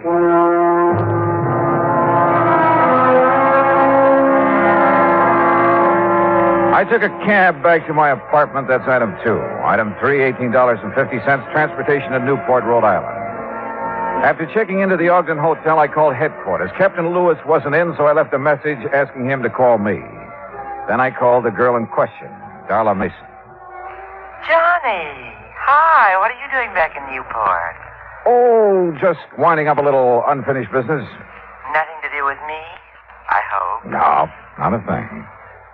Darla. Yes? If you're not busy tonight, why don't you meet me for dinner? Why, Johnny, I'd love to. Fine. You say where? Well, how about the yacht club at 8? Good. I can take the cruiser from our dock. And after dinner, we can go for a ride on the bay. Sounds great. See you at 8:10, Johnny. Bye. Bye. Expense account item 4, $15 worth of American Beauty roses for Ruth Dixon's mother. I rented a car and drove out to the Dixon home. The moment I stepped into the house, I could smell the heavy, sweet odor of oriental incense. While Mrs. Dixon put the flowers in water, I located the source of the incense. It came from an ornate burner on the mantel in the living room. Behind the burner, draped in black, was a large photograph of Ruth Dixon. And on each side of the photograph were 2 lighted candles. Oh, Mr. Dollar, these are the most beautiful roses I've ever seen. Well, I'm glad you like them, Mrs. Dixon. Oh, yes. Ruth will, too. Beg your pardon? I said Ruth will like them, too. I'll take them to her in the morning. That is, if you don't mind. Oh, no, not at all. Mr. Dollar, I don't know how you feel about such things, but I believe those who have passed on never really leave us. What do you think? Well, I haven't given much thought to the subject. But you should. Ruth will appreciate these roses as much or more than she ever would have. Do you believe that? Well, I didn't know Ruth when she was alive. When she was here, Mrs. Dixon. Oh, that's right. You didn't. Well, she's still here. And if there's any doubt in your mind, why, you just come with me and visit Madame de Stael. Madame de Stael? Yes. She's been such a help and comfort to me these past few days. Well, without her and her teaching, I'd have been completely lost. This Madame de Stael, what is she? She's just an ordinary person, but she has wonderful occult powers. She can see beyond the veil, Mr. Dollar, and she's promised to let me speak to Ruth as soon as the conditions are right. Do you know when that will be? Lucille? In here, Henry. Oh, excuse me, Mr. Dollar. I have to put out these candles. Henry doesn't believe like we do. My, you've been at it again, haven't you, woman? Now, Henry. Open the windows. Get the smoke and the smell out of... Oh, Mr. Dollar. Afternoon, Mr. Dixon. What are you doing back in Newport? He's trying to find the man that caused our girl to pass on. Oh, she didn't pass on, Lucille. She died. Henry, really? Well, anyway, I wish you luck, Mr. Dollar. I have a hunch I'm going to need it, Mr. Dixon. Mr. Dollar, wouldn't you like to stay to dinner?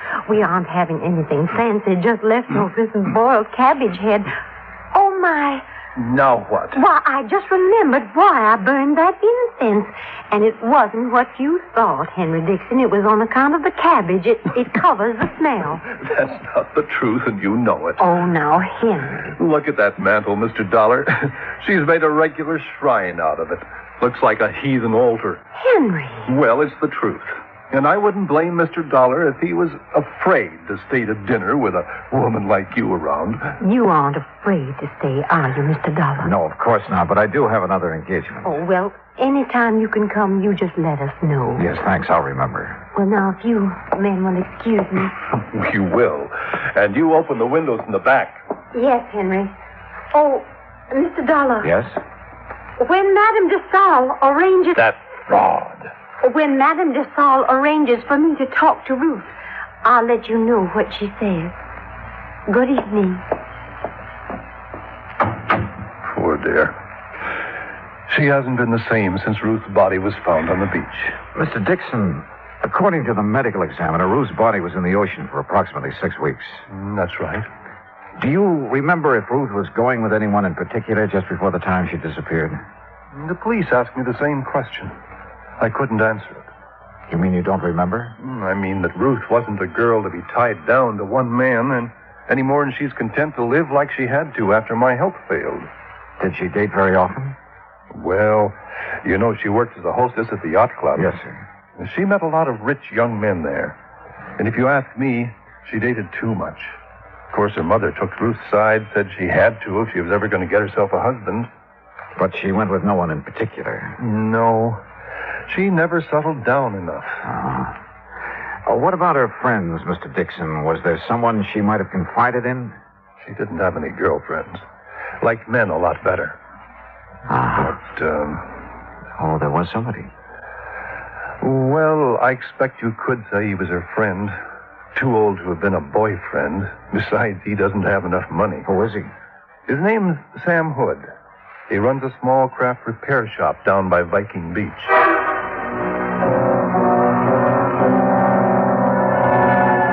Viking Beach is on the Atlantic side of Newport, approximately a mile from Land's End, where the Dixon girl's body had been washed ashore. Once there, I didn't have any trouble locating Sam Hood's repair shop. It was on the end of a large wharf. For a moment, I thought the wharf was deserted. Then I heard it. Below the wharf, sitting low on the water, was an old converted PT boat, and standing on deck, tinkering with the controls, was a heavy-set man wearing thick glasses and greasy dungarees. I was about to call him when he looked up. Afternoon. Hi. Can I help you? Yeah, I hope so. I'm looking for Sam Hood. He ain't here. Gone on his vacation. Oh, fine. Can I do anything for you? I'm his brother, Leroy. Well, yeah, Leroy, maybe you can. You want me to come up or you going to come down? I'll come down, but how do I do it? Stairs over to your left there. Oh, sure. You're a stranger around here, ain't you? Yep, that's right. Well, I'm always glad to meet up with a stranger. This is such a little bitty place. Most everybody along the waterfront's heard everybody else's stories so many times till they're sick of it. What'd you say your name was? It's Dollar. Johnny Dollar. Well, welcome aboard the Connemore, Mr. Dollar. Connemore? That's an odd name for a boat. Sure is, ain't it? But I found it in a book. Sure fits her. And me, too. What's your line, Mr. Dollar? I'm an insurance investigator. Well, now, that must be mighty interesting work. Yeah, sometimes. You chew tobacco? No, thanks. Oh. Well, I got a brand new plug of brown mule here. Ain't had it out of the wrapper. So if you want some... No, thanks, Roy. You sure missing something? Yeah. Yeah. Ooh. Man, my tooth. You want to take a look around? Go ahead. Of course, the Connemore ain't no fancy yacht. Excuse me, what did you say? I said the Connemore ain't no fancy yacht, but she's all mine and Sam's, and I'm proud of her. Oh. So where did you say your brother was, Leroy? Sam? Oh, he's visiting our folks down in Augusta. I would have gone, too, but somebody had to stay in mind the store. Yeah. You know when he'll be back?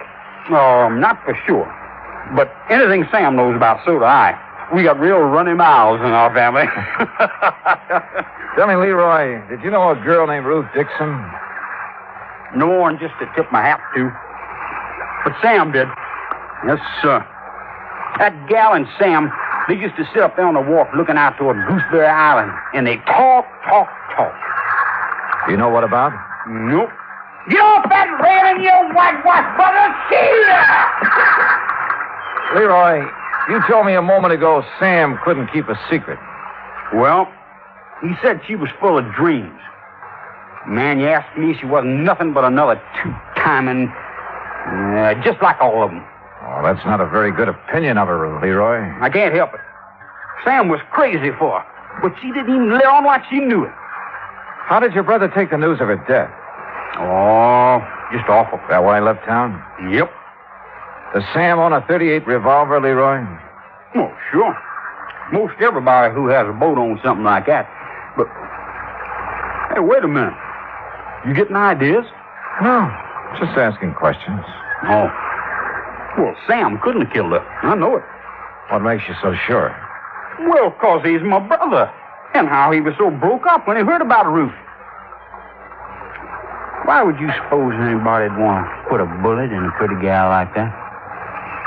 I don't know, Leroy. I don't know. I asked him a few more questions, watched him chase the seagulls off the railing once more, then left. At 7:45, I was sitting in the yacht club bar waiting for Darla Mason. At 8:30, I was still waiting. And at 9:30, I gave up and went back to my hotel. I hadn't been in my room 10 minutes before someone started pounding on the door. Dollar, you in there? Yeah, who is it? Captain Willard, open up. Well, good evening, Captain. Nothing good about it. Huh? Fine thing you pulled. You come over here to help, then you go gallivanting off where nobody can find you. I called your office as soon as I hit town. Because the people you're working for in Hartford told you to. Now, look, that insurance agent said you were skeptical about there being a connection between the Mason and the Dixon. I still am. You won't be when I tell you what happened early this evening. Okay, so what happened? Darla Mason was shot, and the bullet came from the same gun that killed Ruth Dixon.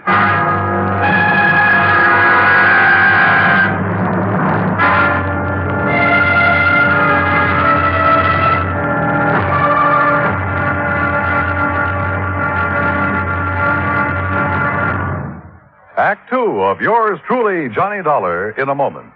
It is a very well-known fact that symbols are important to men everywhere. Whether they be symbols of country, religion, or honor, they're a cherished part of the culture and tradition of all peoples. As in almost all countries of the world, the people of Spain are very religious. And in the Spanish town of Vendrell, the people were having difficulty with a symbol. A 300-pound angel sitting on top of a 150-foot church steeple. The angel had been there since 1784 and needed repairs to keep it from falling down on the heads of the parishioners. But 150 feet is a long way up, and 300 pounds are a lot of weight to bring down. Now, there was a great deal of head-scratching over the problem until someone casually mentioned the problem to someone else who happened to be stationed at the United States Air Force Base in Zaragoza, Spain. It wasn't long before visions of a helicopter came to mind. Because Americans like to help other people everywhere, the Air Force whirlybird lifted the angel from the church steeple, brought it down for repairs, and later returned it to its perch. So grateful were the people of Vendrell for this act of friendly cooperation that they held a mass celebration of American Day to show their appreciation. Television and newsreels carried the story of kindness. So did the newspapers and magazines throughout Spain. This gesture on the part of the United States Air Force created a new symbol, a symbol of friendship and understanding. It became a symbol of freedom, the right of all men everywhere. Now, Act two of yours truly, Johnny Dollar, and the Dixon Murder Matter.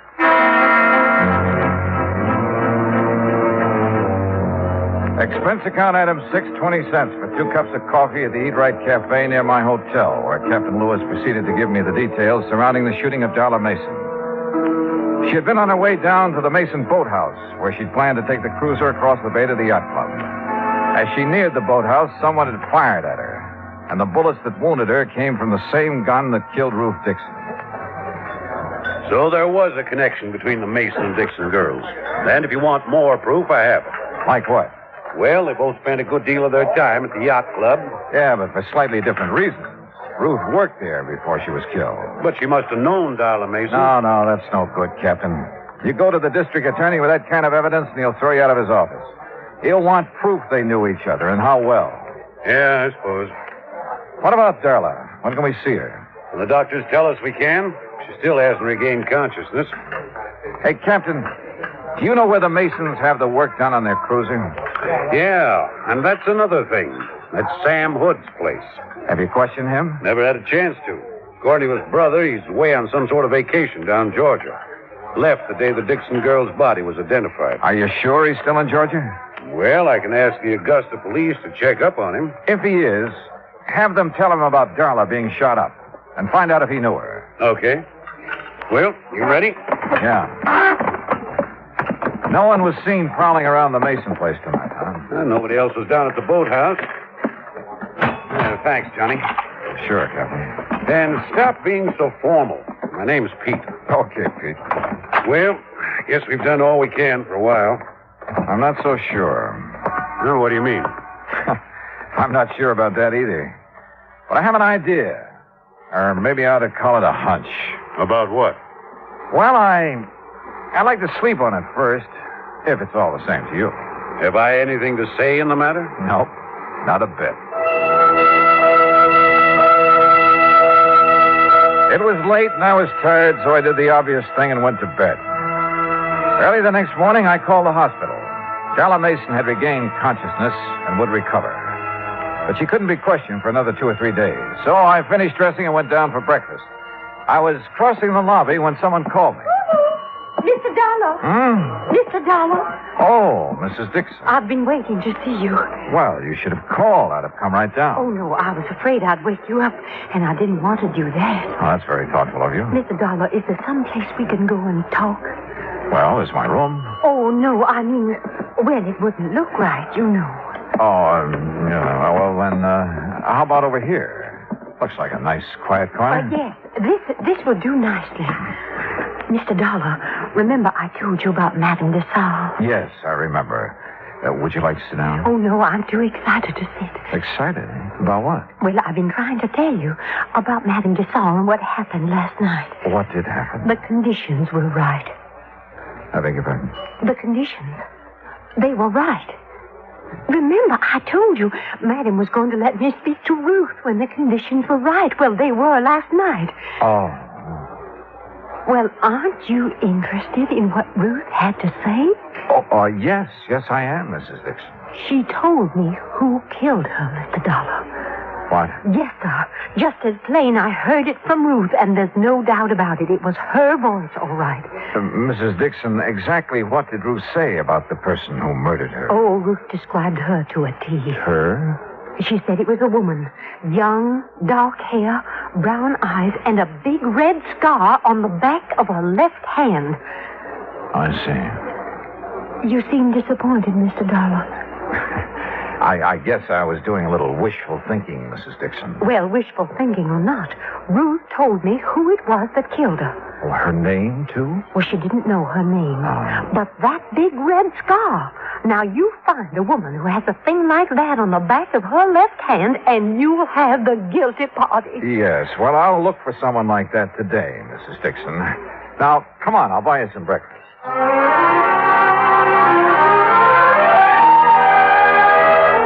An hour later, back in my room, I put in a call to Captain Lewis. Morning, Johnny. Morning, Pete. Anything new? Well, we heard from the Augusta police. Yeah? Sam Hood's in Augusta, all right. Been there for over a week. Uh-huh. Did they ask him if he knew the Mason girl? I said he did. Said the Masons used to let him and his brother service a cruiser. Uh-huh. Johnny, when are you going to stop playing games and tell me your ideas? Hunch, you mean, Pete. And I'll tell you just as soon as I get back from the library. The library? Oh, and while you're waiting, call back the Augusta police. Have them get hold of Sam Hood again. What for? Ask him who named his boat. What? Yeah, ask him if it was his idea to name it the Connemore or his brother's. Johnny, are you feeling all right? Never felt better. And I'll see you in about an hour. I found what I was looking for in the library. Then went back to Captain Lewis's office and told him what I was now beginning to believe. While I was there, Sam Hood called from Augusta with the answer to the question the police had asked him. Then I went alone down to the wharf on Viking Beach. Leroy Hood was sprawled lazily over the deck of the Connemore, trying to sleep and at the same time keep an eye on a fishing line he tossed over the side. I started down the steps toward the boat. Well, doggone. Hi there, Mr. Dollar. Morning, Leroy. Man, I sure didn't think you'd be back down here so soon. You know, Sam ain't back yet. Yeah, I know. You having any luck? No, just making believe. For real fishing, you got to go out beyond Gooseberry Island. Oh, how about taking me someday? Why, sure. Man, you just say the word and we'll go right now. Well, no. I'm afraid I couldn't do that this morning, Leroy. Well, you just let me know anytime. Yeah. How fast this boat cruise? 25 knots. Now, ain't that something? Fastest boat between here and the Navy station. How long would it take you to get over to the Mason home and back again? Why, it wouldn't take no time at all. How come you asked that? Did you know Darla Mason was shot last night? Heard something about it, yeah. Do you know Darla Mason, Leroy? How could I know somebody like that? I don't know.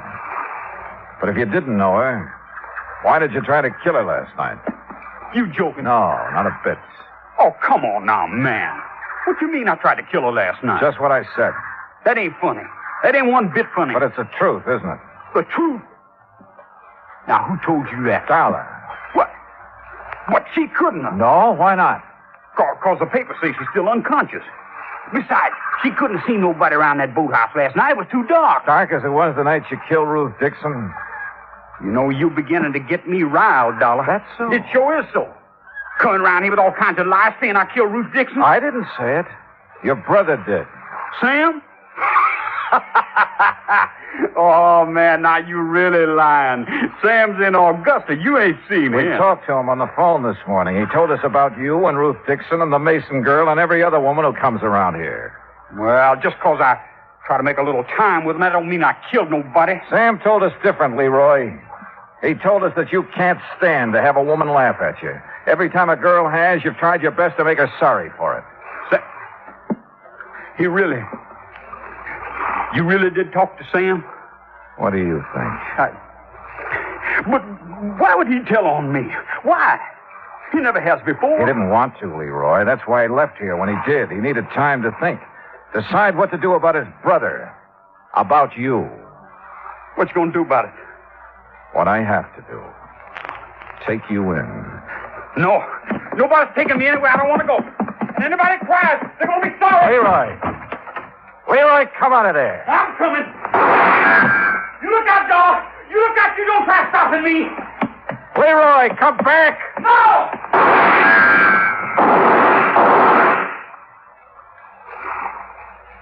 Johnny? You all right? Oh, yeah. I'm just fine. Come on up. All over. Yeah, Captain. I know.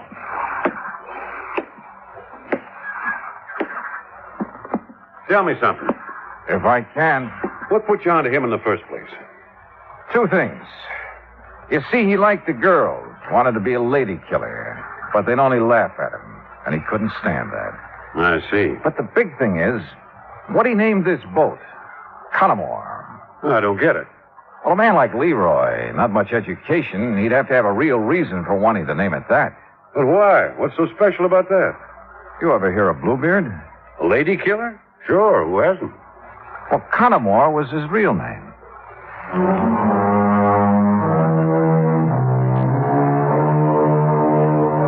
I saw Mrs. Dixon late that same afternoon. I'm afraid she was a bit disillusioned, having been so sure that the person who had killed her daughter was a woman. But there was one funny thing. On the back of Leroy's left hand was a long red scar.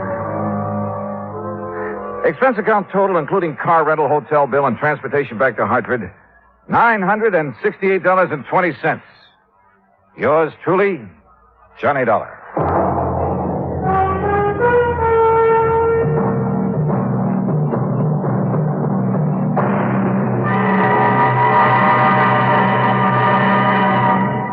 Now, here's our star to tell you about next week's story. Next week, a case that couldn't be solved because there was no solution.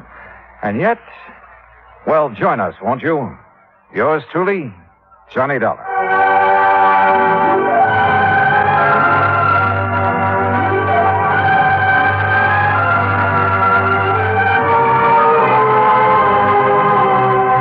Yours truly, Johnny Dollar, starring Bob Bailey, originates in Hollywood. Written by Charles B. Smith, it is produced and directed by Jack Johnstone. Heard in our cast were Gene Tatum, Jeanette Nolan, Frank Nelson, Russell Thorson, Sam Edwards, and Austin Green. Musical supervision is by Amerigo Marino. Be sure to join us next week, same time and station, for another exciting story of yours truly, Johnny Dollar. This is Dan Cubberly speaking.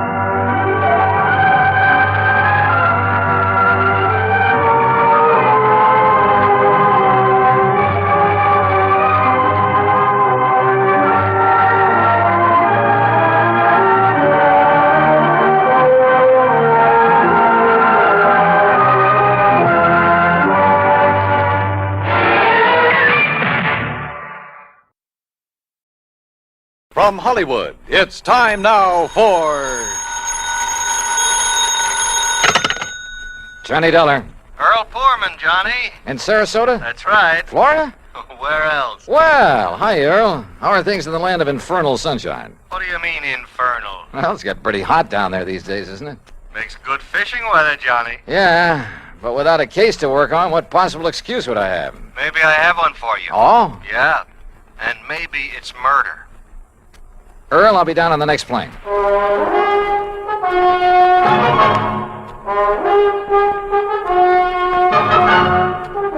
Bob Bailey in the exciting adventures of the man with the action-packed expense account, America's fabulous freelance insurance investigator. Yours truly, Johnny Dollar.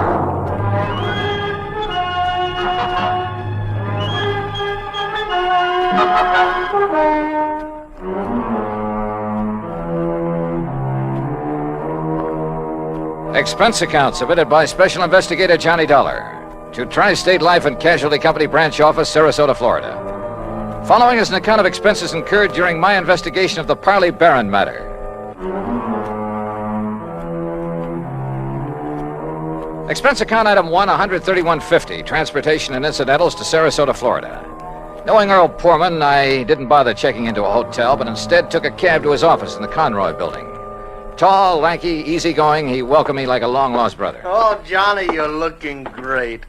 And I'm glad you're here because you can clear up this case in a hurry, and then you and I can get out in the Gulf and do some real serious fishing. Oh, well, that's okay by me, Earl. Your last trip down here, you remember, they weren't biting so good. But, oh, Johnny, so help me now that... Oh, I see you've got your bags with you. Well, yeah. Good, because you're going to stay with us out the house. Now, I'm not going to take any argument.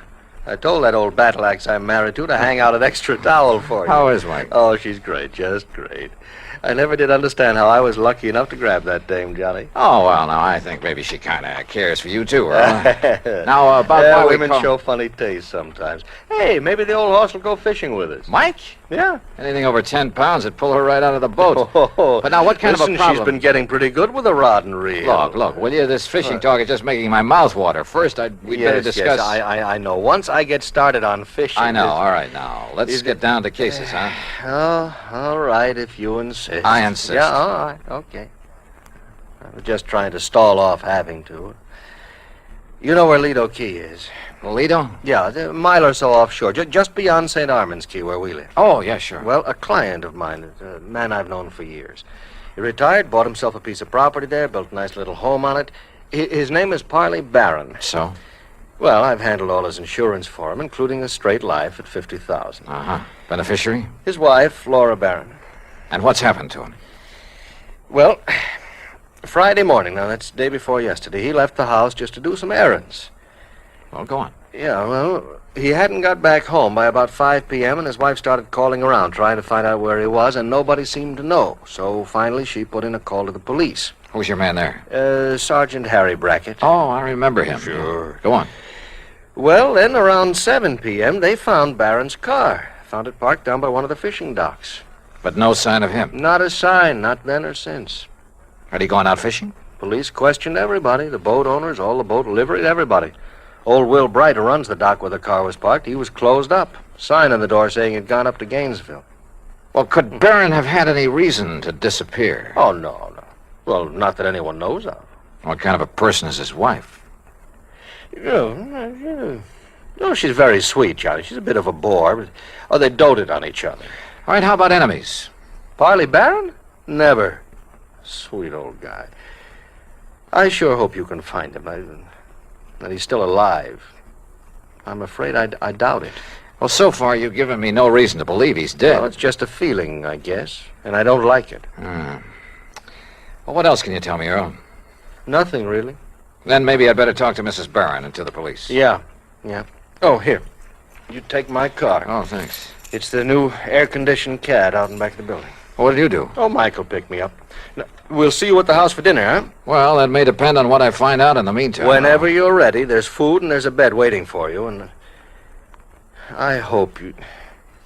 Well, I just hope you find Parley Barron. Pretty good friend of yours, isn't he? Oh, yeah, Johnny. He was. Earl seemed so sure that Barron was dead. I was pretty down in the mouth about it. But I wondered, did he know something about the old man that he hadn't told me? That didn't seem like Earl.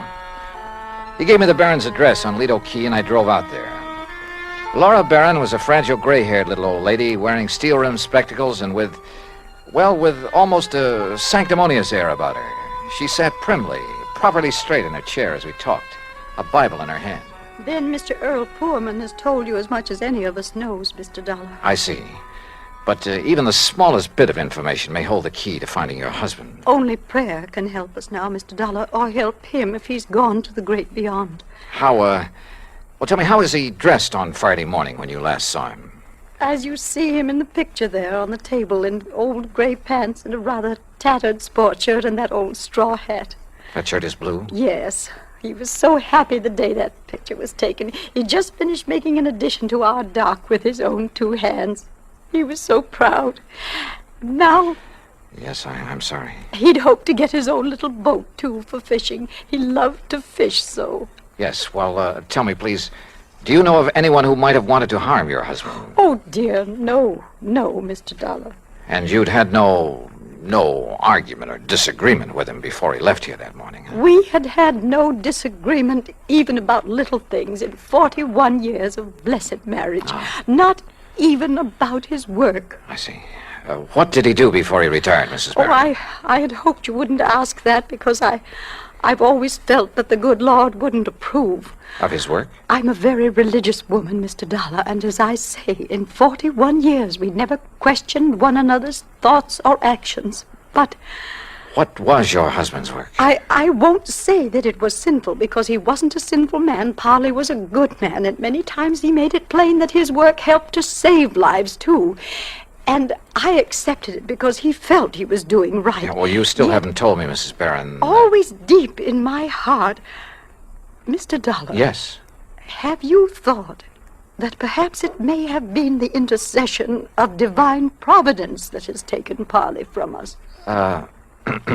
No. But you must consider it, mustn't you? Because the workings of the power that guides our destinies, our birth and our death... Mrs. Barron... They are sometimes too mysterious for us mortals fully to comprehend, much less question. Well... And so, if my beloved Parley has been taken from us for some divine purpose or for something he might have done unknowing that was not in accord with the supreme will... Mrs. Barron, I'm sorry, but I would like to know what your husband's work was. I know, and perhaps it was my humble mission on earth, the cross I had to bear to guide him away from it, to...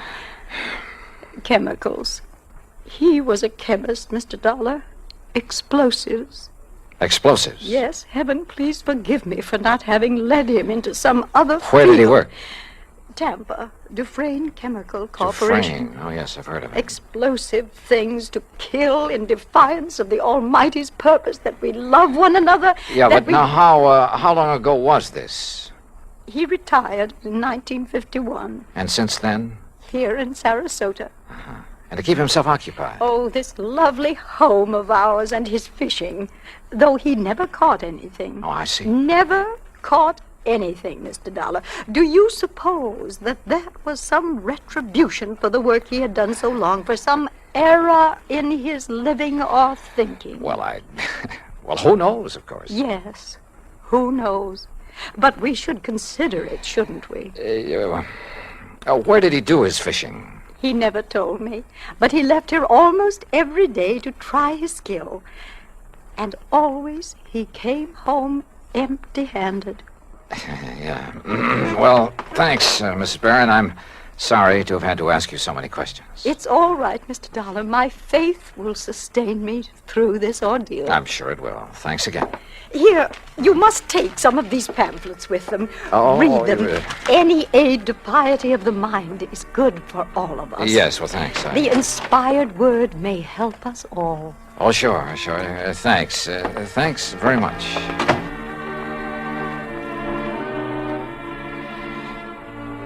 I like to think that on the whole well, maybe I'm not too religious in the sense of going to church regularly and that sort of thing, but well, at least I try to live a decent sort of life and observe the golden rule and stick to some ideals.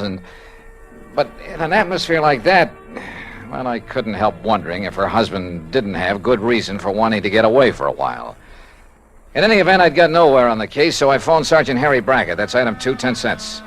But the desk at headquarters said he wouldn't be back until about 6 p.m. And since I really had nothing to go on until I could see him, I dropped in on Earl again. You kidding? Then we'll take the boat, run out into the Gulf, and get some fish for dinner. It's the best time of day. So who was I to refuse? And within the hour, we were fighting the tide through the pass between Lido and Longboat Keys on our way along into the Gulf. Yeah, Johnny, I find I always have my best luck along about this time of day, just before sundown. I still ought to be back there working. Why? Sergeant Brackett won't be back at headquarters until 6 o'clock. You told me yourself. Now, what can you do until you talk to him and find out what leads he may have? Oh, man, you are a funny one. You call me long distance to get down in a hurry, then insist I go fishing instead of working on the Don't you know, fishing's the answer to more problems than anything else in the world. You got worries? Go fishing. You'll forget them. Got a nagging wife? Oh, don't let Mike hear you say that. Well, she's different. You little shrimp. But you know what I mean. A writer, he wants ideas, he goes fishing. A businessman? A detective? Huh? Go ahead and say it, an insurance investigator. Sure. I'll bet that more than once when you've been stumped on a case, why, if you would just relaxed your mind by going out somewhere and wetting a line. I wish it were that easy. And so far as this matter is concerned, I haven't even got started on it yet. Well, relax anyway. Who knows? Maybe the answer to what's happened to poor old Parley Barron will just come to you. Oh, yeah, sure. Oh, sure. Instead of you chasing Earl. him. Huh? Yeah? Up ahead, just to the right there. Where? Oh, yeah. Somebody's old beat-up straw hat. Yeah, and a little further. You know something? The tide will carry that skimmer right smack into the Earl, sea pier. look. And if the fella that lost his Look, nose... further over to the right. Huh? What is that, floating there? I don't know. Well, it looks like... Oh, good Lord. Johnny. It's a body, Johnny. We'll drift over to it. It's a body, all right. And that straw hat looks exactly like one I saw in a picture this afternoon. Here. I got it. Can you reach him, Johnny? Yeah. Here we go now. Oh, good boy. All right, now let's see. Oh. Is it? Yeah. Are you sure, Earl? Oh, yeah.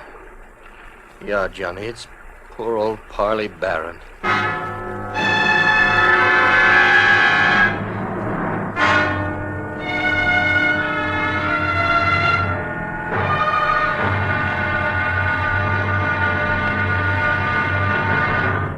Act Two of yours truly, Johnny Dollar, in a moment. Everyone loves kids, and every kid loves candy. American servicemen have heard the tearful cries for candy in most parts of the world, in Europe and the Far East during World War II and after. And there's never seemed to be enough candy to go around. Well, more than a dozen years ago, during the Berlin airlift, an Air Force lieutenant from the United States discovered he had no candy to offer some German children. However, he promised to drop them some candy the next day as he came in for a landing. Improvising a parachute out of his handkerchief, Lieutenant Gale Halverson dropped the candy bars the next day as he had promised. Well, this idea caught on among other Air Force men in the airlift, and that's how Operation Little Victuals began. The idea spread far and wide, and soon military personnel, civilians, business firms began to aid the Goodwill program by supplying candy and handkerchiefs.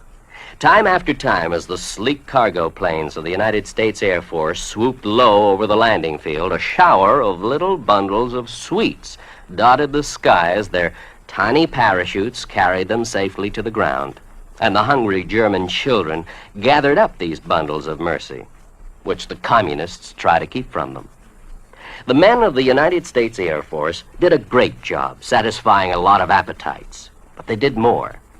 By a wonderful sense of understanding, they nourished the cause of freedom, the right of all men and children everywhere. And now, Act Two of yours truly, Johnny Dollar, and the Parley Barron matter.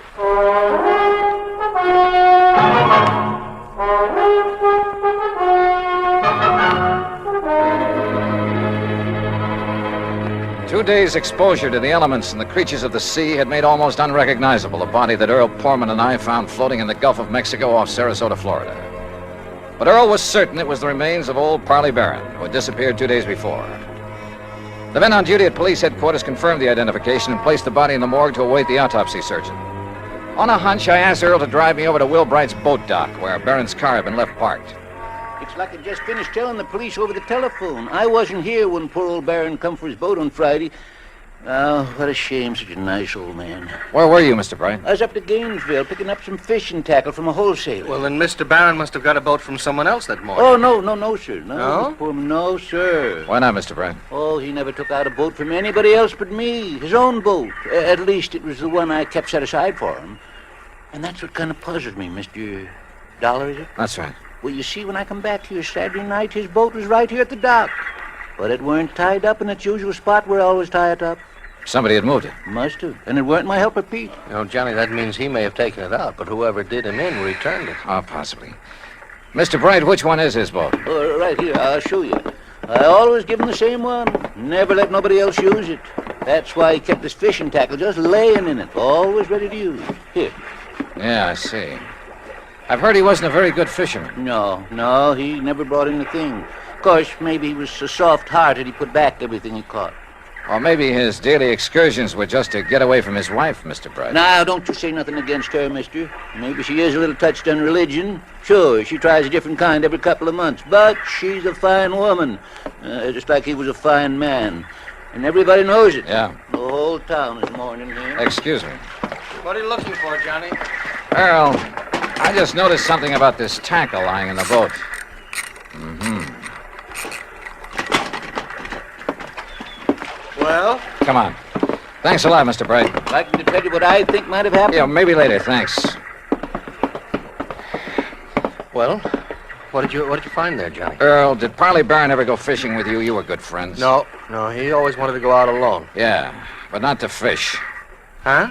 That tackle box hasn't been moved in months. The paint is still dark under it. What? And that reel, I could hardly turn it. Well, then what? I don't know what. But Barron was using that boat every day for something besides fishing. Any ideas? You know him pretty well, have you? No. Let's get over to headquarters. Earl felt he ought to go back to his office where his wife Mike had promised to pick him up, so I borrowed his car again and went over to headquarters alone. Sergeant Harry Brackett, who was assigned to the case, had returned. He was on the phone when I walked in on him. The minute he gets back to town, Mrs. Dana, so please have him call me immediately, will you? Yes, ma'am. Thank you. Yes, sir, what Johnny. Yeah, hi, Harry. Yeah, Johnny, I'm sure glad you're here. I got a real mixed-up case on my hands. The Parley Barron matter, huh? Well, you know about it? That's why I came to Sarasota. Earl Portman called me. Have you found out anything? Nothing much, have you? Well, only what's here, the autopsy report. What's in it, Harry? Doc Snowden says that Parley Barron was dead before he was put into the water out there in the Gulf. Oh? No water in the lungs, you see what I mean? It probably means murder. Have you told anybody this? No, not yet. Why not? Well, I don't know. Maybe because I just can't figure anybody in the world would want to kill Parley Barron. Did you talk with Will Bright down at the boat dock? Just before you came in. You know, it sounds like somebody went with Barron in his skiff that morning. Killed him, dumped him over the side, and then brought the boat back alone, doesn't it? Yeah, except for one thing. Pete Marino, a little kid who plays around Bright's dock all the time, he's sort of a self-appointed caretaker when Bright isn't there. What about him? Well, Peter saw Mr. Barron take off in his skiff Friday morning, alone. But he didn't see him come back. Pete went home for lunch. When he got back to the dock, the skiff was in. Uh-huh. Then whoever did it met him out on the water somewhere. Maybe several people, so that one of them could return the skiff. Be taking an awful chance, wouldn't it? How do you mean? Yeah, Doc's in a pretty isolated spot, all right, but the killer showing up in Barron's skiff without the old man along, that's too much of a chance. How else could it be returned? Tied. Tied? Little Pete says that when he got back to the dock, the skiff was there, all right, but not in its usual place. So Will Bright mentioned. Also, it wasn't tied up. It was just sitting there. Oh, then you meant untied. No, I meant T-I-D-E. When the tide's rising, it floats everything from the pass between Lido and Longboat Keys right up to Will's dock. You think the boat just floated back by itself? You got a better idea? Harry. Yeah? Are you sure it was Barron's body we picked up out there? After all, the fish and whatnot disfigured it pretty badly. Johnny, I've known him for years, and didn't Earl Pullman recognize him immediately? Yeah. In the clothes he was wearing, his own straw hat? Well, have you checked on his dental work, things like that? I'm waiting now for Dr. Dana. He was his dentist to get back to. You know, that's a funny thing. What? I called Dana the minute that body was brought in. After all, teeth are about as solid identification as you can get. Oh, I thought you were sure anyway. Well, I wanted to be doubly sure. Anyhow, when Dana didn't get here right away, I called him again. I got his wife on the phone, and according to her, he suddenly left for Tampa. Urgent call or something. Where in Tampa? She didn't know. At least she wouldn't say, but it seems kind of fishy to me. Well, it may just be that one of his patients... Daner. That's right. The man who got so much publicity about atomic radiation studies, effects on the teeth, and so on. That's the one.